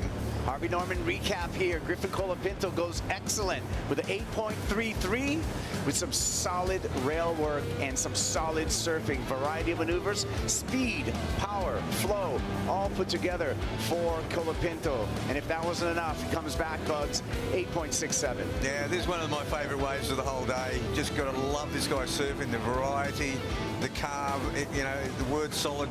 I said it earlier in this heat, just the look of this kid. He just looks like he is walking in a different pair of shoes this year. Colapinto, dominant, has his opponent Liam O'Brien in a combination. O'Brien now 2 minutes, and this is a shutout heat for Griffin Colapinto. Colapinto with heat control, he has priority, and he has his opponent Liam O'Brien comboed. So this is the end. It's just a formality at this point, Bugs, of letting the clock tick down. Well, it really is, and it really is a dominant performance. Just getting back to Leo, when he missed the cut last year, he was super bummed in WA. He arrived at Snapper and at Manly, and he surfed with absolute venom. Like, he attacked the Challenger Series like you wouldn't believe. And really, then he swept the Challenger Series, came into the CT again, got to the point where even at Bells with a poor result, he's qualified, he's made the cut. This is the first time he's actually, I feel, exhaled. Yeah. Well, Leo, he has his best result in his career, that runner-up finish at Pipeline for stop number 1. So that was a great way to start the year for Leo Fioravanti after winning the Challenger Series in 2022. We're down to just a minute here, and we're just going to watch these two paddle because we know Griffin Colapinto's on his way to the round of 16. Yeah, he has. It's a cinch. He can enjoy himself now. A bit of a victory parade. Last heat of the day. You know, the beauty about the bookend heats is that you start the heat, you start the round with 2 in the water, you finish the round with 2 in the water. If you're in the first heat or the last heat, you kind of get the break to yourself. Even though, regardless, these two would have had priority, it's nice to be out there just with one other. Yeah, it sure is. I mean, look at this. Swell is kicking in. We're hoping that the wind lightens up for tomorrow and see if we get underway with that round of 16 for either the men or the women. And a little paddle there by Liam O'Brien. And just watch this clock tick on down, and that's going to be it.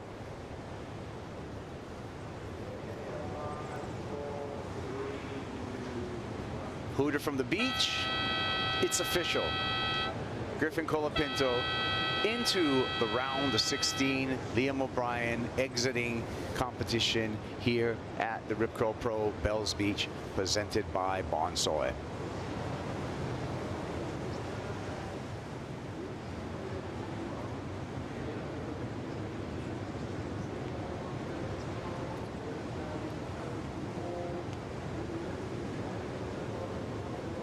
It's not over yet, though. We got more on the way for you. We're going to have the WSL post show where we're going to go over all of today's happening, both in the elimination round for the men and women and the men's round of 16.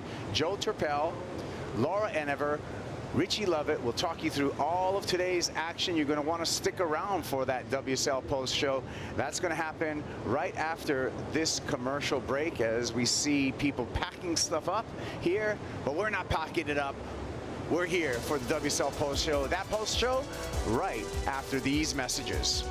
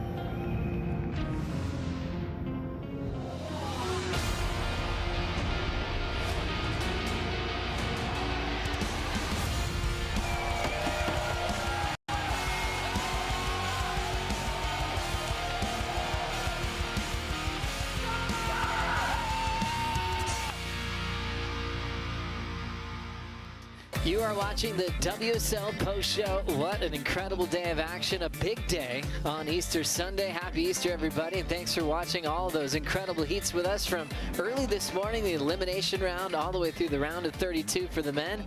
And thanks for being with us on the Harvey Norman host set. Joe Turpel, Laura Enever, and Richie Lovin.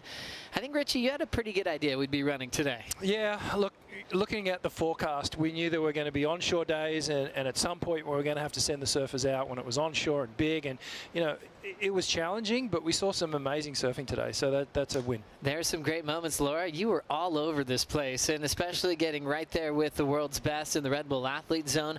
A lot of different feelings that you felt today, from people needing a big result going down, and then some heroic efforts as well.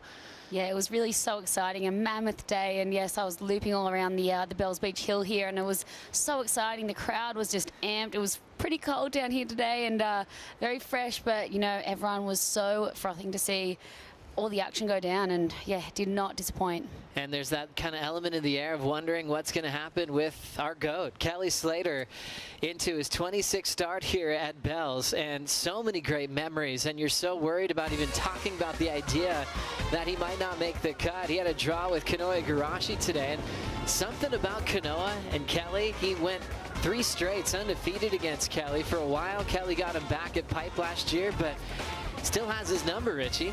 Yeah, it was an exciting heat. You know, Kelly got through his heat this morning, so he got down earlier, did the work, and then Kanoa just put in some amazing performances here.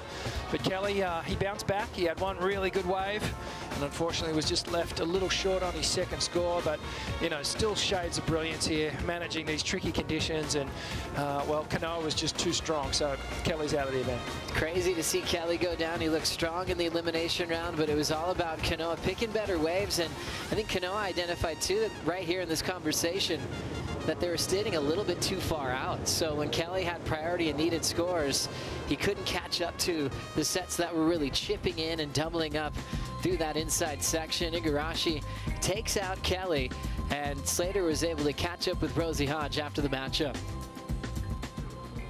I'm in the Red Bull Athlete Zone, and it's always great to catch up with Kelly Slater. Kelly up against Kanoa, that was a tricky heat. Give us an assessment of that matchup. Yeah, well, I think we sat, if anything, maybe we sat a little bit far out, but I don't know that we really missed much. From talking to everybody afterwards, there weren't a lot after. You know, he got a 6, and then I got a 6-6, and then he got a 7-8, which was a good, apparently was like a good one that kind of hugged the reef. And then at that point, he kind of had his 2 scores. He bettered it with a 6-1, and then I knew what I had to do, so I was just kind of waiting for that one that had that look. And there's probably a couple I could have pulled the trigger on earlier and just tried to get something going, but you know, I just felt a little bit out of sync and didn't happen for me. You're right there on the cut line, heading into Margaret River. What are your thoughts on that? That sucks. It's just, you know, I've been, whatever it is, it's, you know, I've just been in a slump for like a year. And, you know, you're not going to stay on tour if you keep doing that. And I got injured here last year at this contest in the heat I lost in, and strangely enough, I've been fighting that injury ever since. It's a torn psoas kind of thing, or labrum, and so it's kind of like just puts me in pain a lot, and I'm probably not surfing enough, and just not feeling good. But when you don't surf a lot, you don't get in sync, and that's what's been happening in my heats. I just haven't been getting in sync and really giving myself the opportunity. But you know, also Kanoa he kind of took charge of the heat, and then I had priority. I had the second highest scoring wave. I knew what I had to do. I needed a 7.3 in the end, and I was waiting for just something that looked like it would give me a chance to do 2 or 3 big turns, and I kind of never lined that up. We got cleaned up by a lot of waves, and yeah, I just never got that opportunity in the end. So. Thanks for the honest assessment. I got to ask you one more question. What are you going to do between now and Margaret River?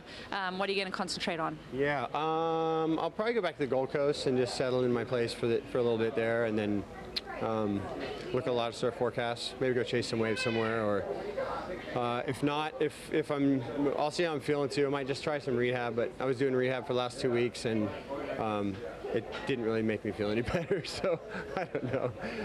I'll probably just try to surf a little bit and not hurt myself anymore. Thanks for your time, and good luck in Margaret River. Okay, thanks. Always great to hear from Kelly Slater, win or lose, and he always gives us so much, an in-depth look at what he was going through in the lead up to this event, saying he's feeling like he's in a slump for about the past year. Remember, he won pipe, and then everything kind of fell away from him result-wise. As we know, he's had great moments at Bells. It has been tricky over the years. Sometimes those wins didn't really go back-to-back by any means. But some of the carves and carving threes he's done on the bowl, the big airs, it's hard to think about that was going to be his last event that we've ever seen him at this wave. Wow, yeah. I mean, Kelly and Bells, just the history there, you know, like you were just saying, the heats. I think there was a package that played earlier today, and just watching, you know, his wins throughout the year and the way he was able to, you know, just come back that year with the airs was just unbelievable. Like, but yeah, I didn't realize that he had an injury at the moment, so hopefully he can heal that up before Margaret's. And it's interesting too, Rich. It's not like he's going, okay, I'm moving on, sailing on into the sunset. He's not liking where he is on tour at the moment. He really does want to survive this cut. Yeah, it's he definitely hasn't lost any of his drive and determination, and still breaking it down like as if he's, you know, still 20 years old. So, yeah, you know Kelly's going to want to come to Margaret River, put in a really good performance. It's not like he's totally out of the game in terms of making the cut. You know, he could do it. Let's hope he can get control of that injury and you know, come back fighting fit. Main break, Margaret River, potentially the box for Kelly Slater, a venue that popped up as a CT back in 2014, and he's yet to win that, and he might be in a situation where he needs to go all the way. We'll keep you posted with the math coming up with the midseason cut. Also earlier today, we had a pretty crazy elimination round set up for the women. There was a heat that just looked unbelievable. Tyler Wright, Tatiana Weston Webb, throw Joanne DeFay in there. This easily could have been happening later on in the series, but it was all to stay alive in this contest. Tyler Wright, defending her bell, ended up taking top honors, Laura. Yeah, this was a stacked heat, and I remember seeing all the women this morning, and they were like, wow, this is a gnarly heat, and they were all super focused, but Tyler got the job done. She actually waited for 17 minutes to get her first wave. You know, her whole family were in the athlete area, and, you know, just like, you could feel the nerves, but once she got that first wave, she was on. All she got next was that second wave, and that was all she wrote for her. I think she came through the inside here and actually hurt her shoulder or got a bit winded, but ended up dusting it off, and I think she's just fine. That's right. She said she'd check it out once she calmed down with the adrenaline that competitive arena provides her. But just a quick talk over with her camp as she moves on to the round of 16, and we lose Joanne DeFay. Tough welcome back to the tour, as hopefully she'll just shake that one off. A little warm up after not being in the CT jersey with that foot injury she suffered before the season opener Pipeline. Yeah, it's a tough one to come back. You know, you always, you know, have the expectation that you'll come straight back on the tour and do well again, and unfortunately for Joanne, it didn't happen, but she's got good memories at Margaret River as well. You know, she's had great performances there, and you know, she's a champion. She'll bounce back. Looking forward to that. Another big thing to celebrate today was the career of Owen Wright that we saw come to a close after a loss to Ethan Ewing. Calling it a day here with the CT jersey. There was a lot of celebrations, and I felt better after this. He said there's this weight off his shoulders, and he truly feels validation for moving on after an incredible career, Laura.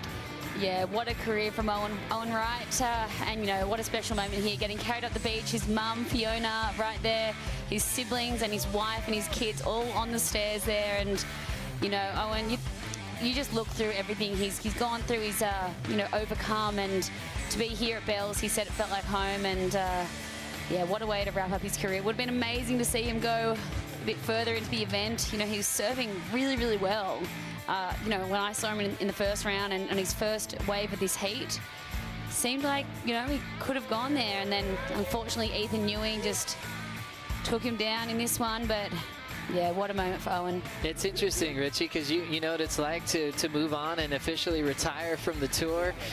For Owen, it's like you go way back to grommethood, of the dream of making it, finally being there, not necessarily thinking of moving on. And now that that's presenting himself right in front of his face, I think he's actually like, maybe this is what I need. I think this is the right time. Yeah, I didn't get any sense of kind of resentment or fear of maybe I've done the wrong thing when we were sharing the booth with him. He actually felt elated. You could tell that he was so good with the decision to hang up the tools and go to the next chapter of life. But what a career. There's not many boxes that he didn't tick.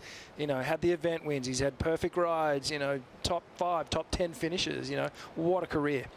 So great to really feel his energy and spending time with him in the booth, and also watching his final heat today at Bells Beach. We'll continue the celebration of Owen Wright. Not many people would experience to actually walk into a competitor's area and be a part of the World Tour. It's a pretty special moment, actually, just putting my rashi on for the first time. That was really cool, and running out for my first heat. That was probably the moment where it was like, yeah, I'm definitely part of the tour now. Here he goes, up and riding the goofy footer all the way from Calbarra in New South Wales. Owen on fire. I'm just so happy. There's been so much support coming from my family and all my friends at home, and they've just really helped me out. I love surfing, competing, everything about surfing. At the moment, I'm just enjoying doing what I'm doing, and who knows about the future. Absolute dream heat underway. Owen already has a 10. Are we witnessing another perfect heat in pro surfing? Owen Wright now steps on the gas, trying to hang on. A wide open pit for Owen Wright as he's gonna survive another cloud break beauty. Wow. A perfect 10 for Owen Wright in the final. Owen now looks perfect positioning. The wave already spits. He steps on the gas. As he beats multiple sections, he'll make another wave. He's done it again. 2 consecutive perfect scores. What? The Australian makes history. I don't know what I'm more excited about, winning or getting 10. I just take both. Just getting barreled. That was the best part about it. Here goes Owen on another big bomb. He is locked in. It's our second 10 for the year. Owen Wright. He just plowed through the toughest road. One of the best comeback stories we could ever imagine. I'm not quite sure if anyone will ever understand how far he's come. I couldn't have done it without all the support of my friends and family and my partner and my little baby boy now, and this is what I love. It's what I love doing. Now a bigger set, setting up for Owen Wright. This thing going inside out behind him. Owen has to celebrate. There's that amazing rhythm he has with Chopo Tahiti. Owen Wright, your 2019 Tahiti Pro Chopo champion. It's been up and down, and I just finally have felt up and up and up in these last few months. So, mate, that was really special for me, and my family's here, and I've tried to win this event a lot of times, and it's been amazing to finally get that today.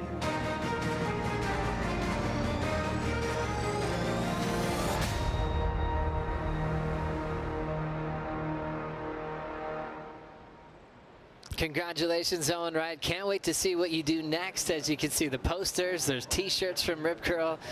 As Owen just leaving the site, grabbing those boards, and moving on into the next chapter of his career.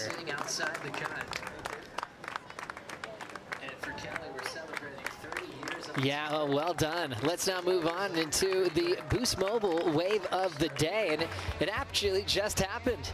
Griffin Colapinto, 8.67, Laura.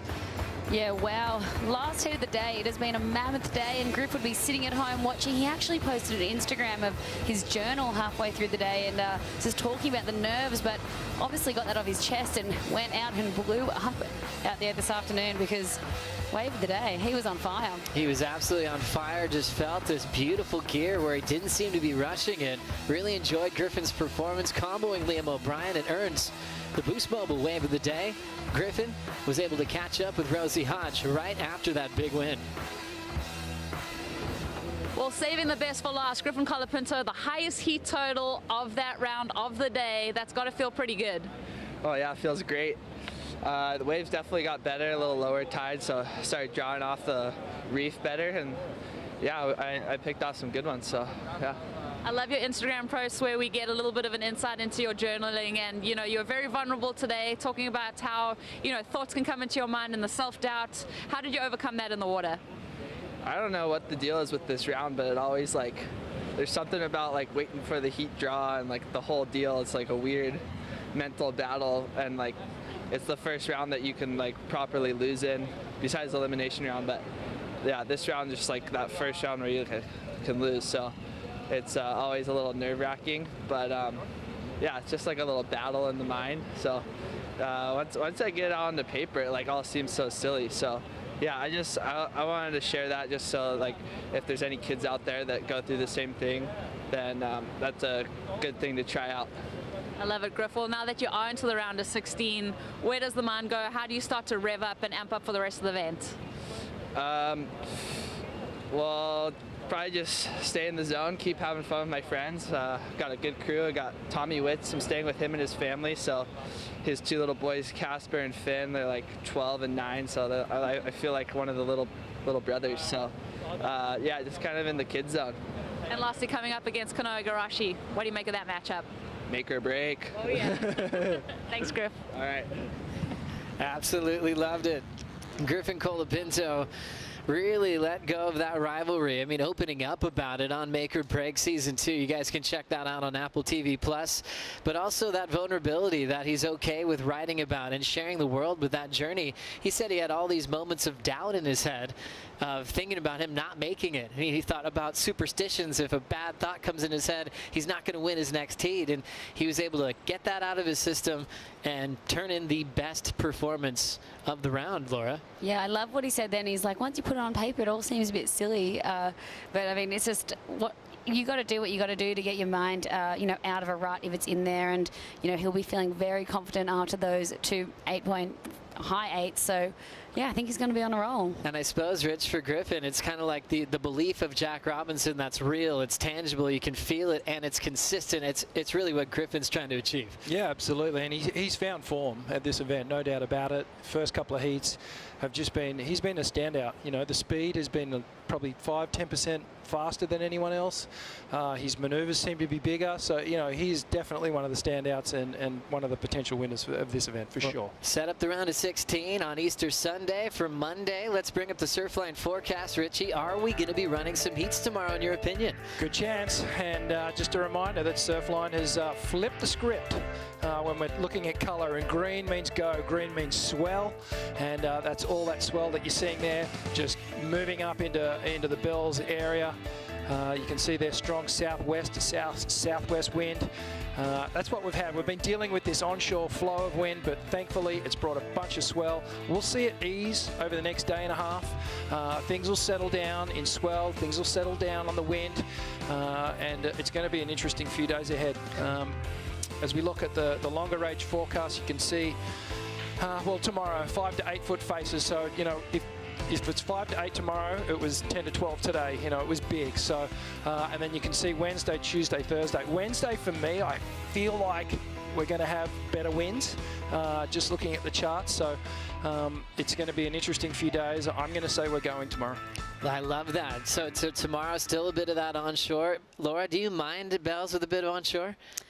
No, I mean, when the you know, the faces are clean, doesn't matter. You got a bit of something to hit, and I love just seeing how, you know, creative everyone got today. There was some very amazing foam climb to blowtails, and, you know, I think everyone at the end of the day would rather surf with a bit of swell and a bit of chunk to the bowl than too small.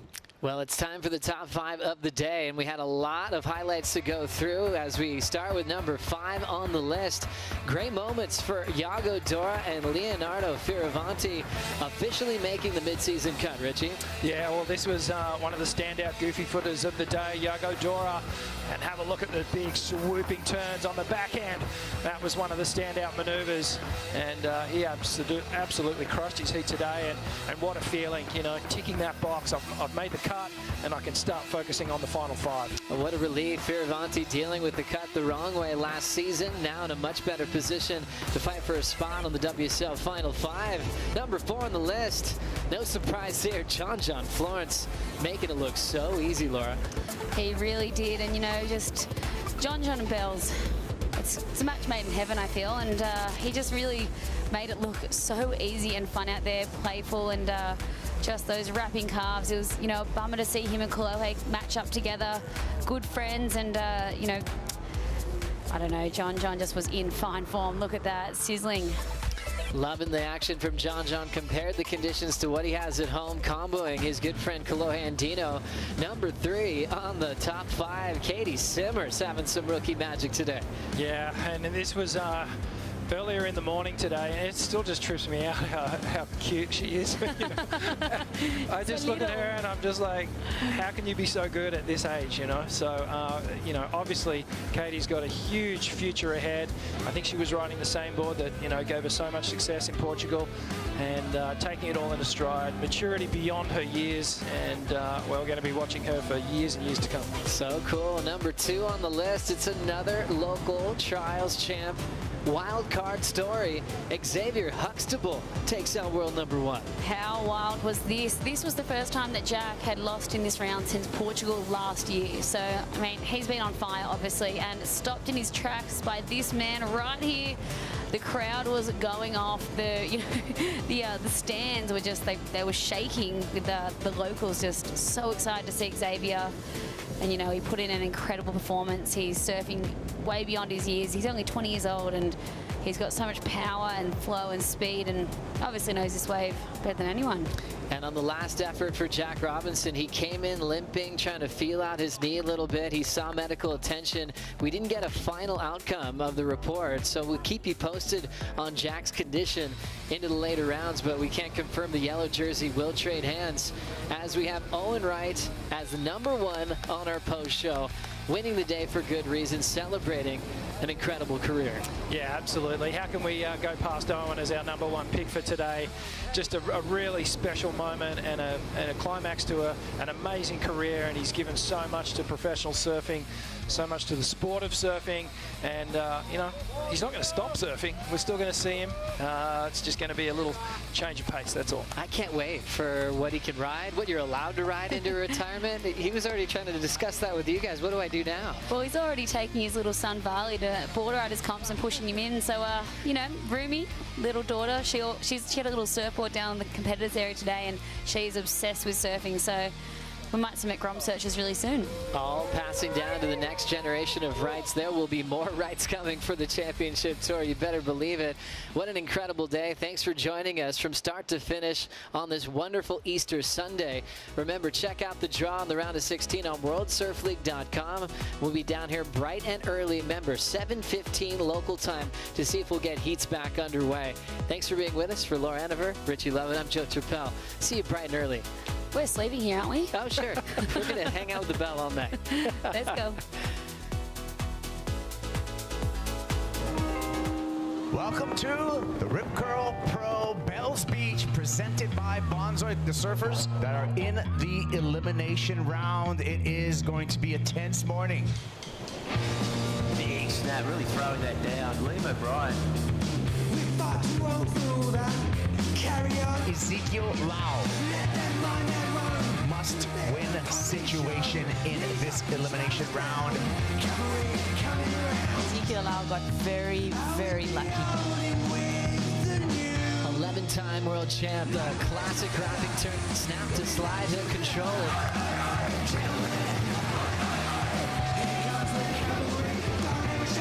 Now McGillivray, big bowling section, he gets there right on time. Elimination round for the women coming up next. Katie Simmers, smooth, opening carve.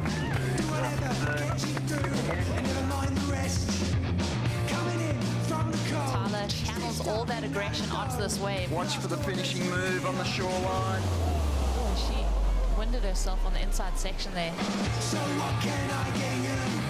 Ezekiel Lau eliminated. Dashes it. And Sammy Bubo's waiting for the panel. There's the decision. Not enough. He went clean on rail, and he is going to be a challenge.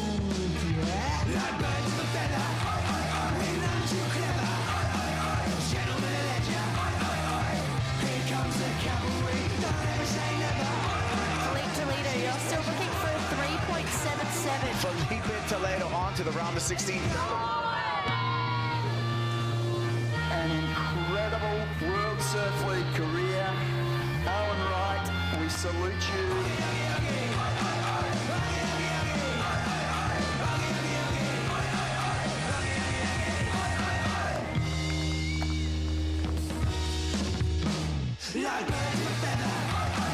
Xavier Huxtable is putting it to the yellow leader jersey at the moment. He is just eating it up right now. The upset of the event so far, Xavier Huxtable has taken out Jack Robinson. This copyrighted event broadcast is produced by the World Surf League for broadcast around the world and may not be retransmitted, reproduced, rebroadcast, or otherwise distributed or used in any form without the written consent of the World Surf League.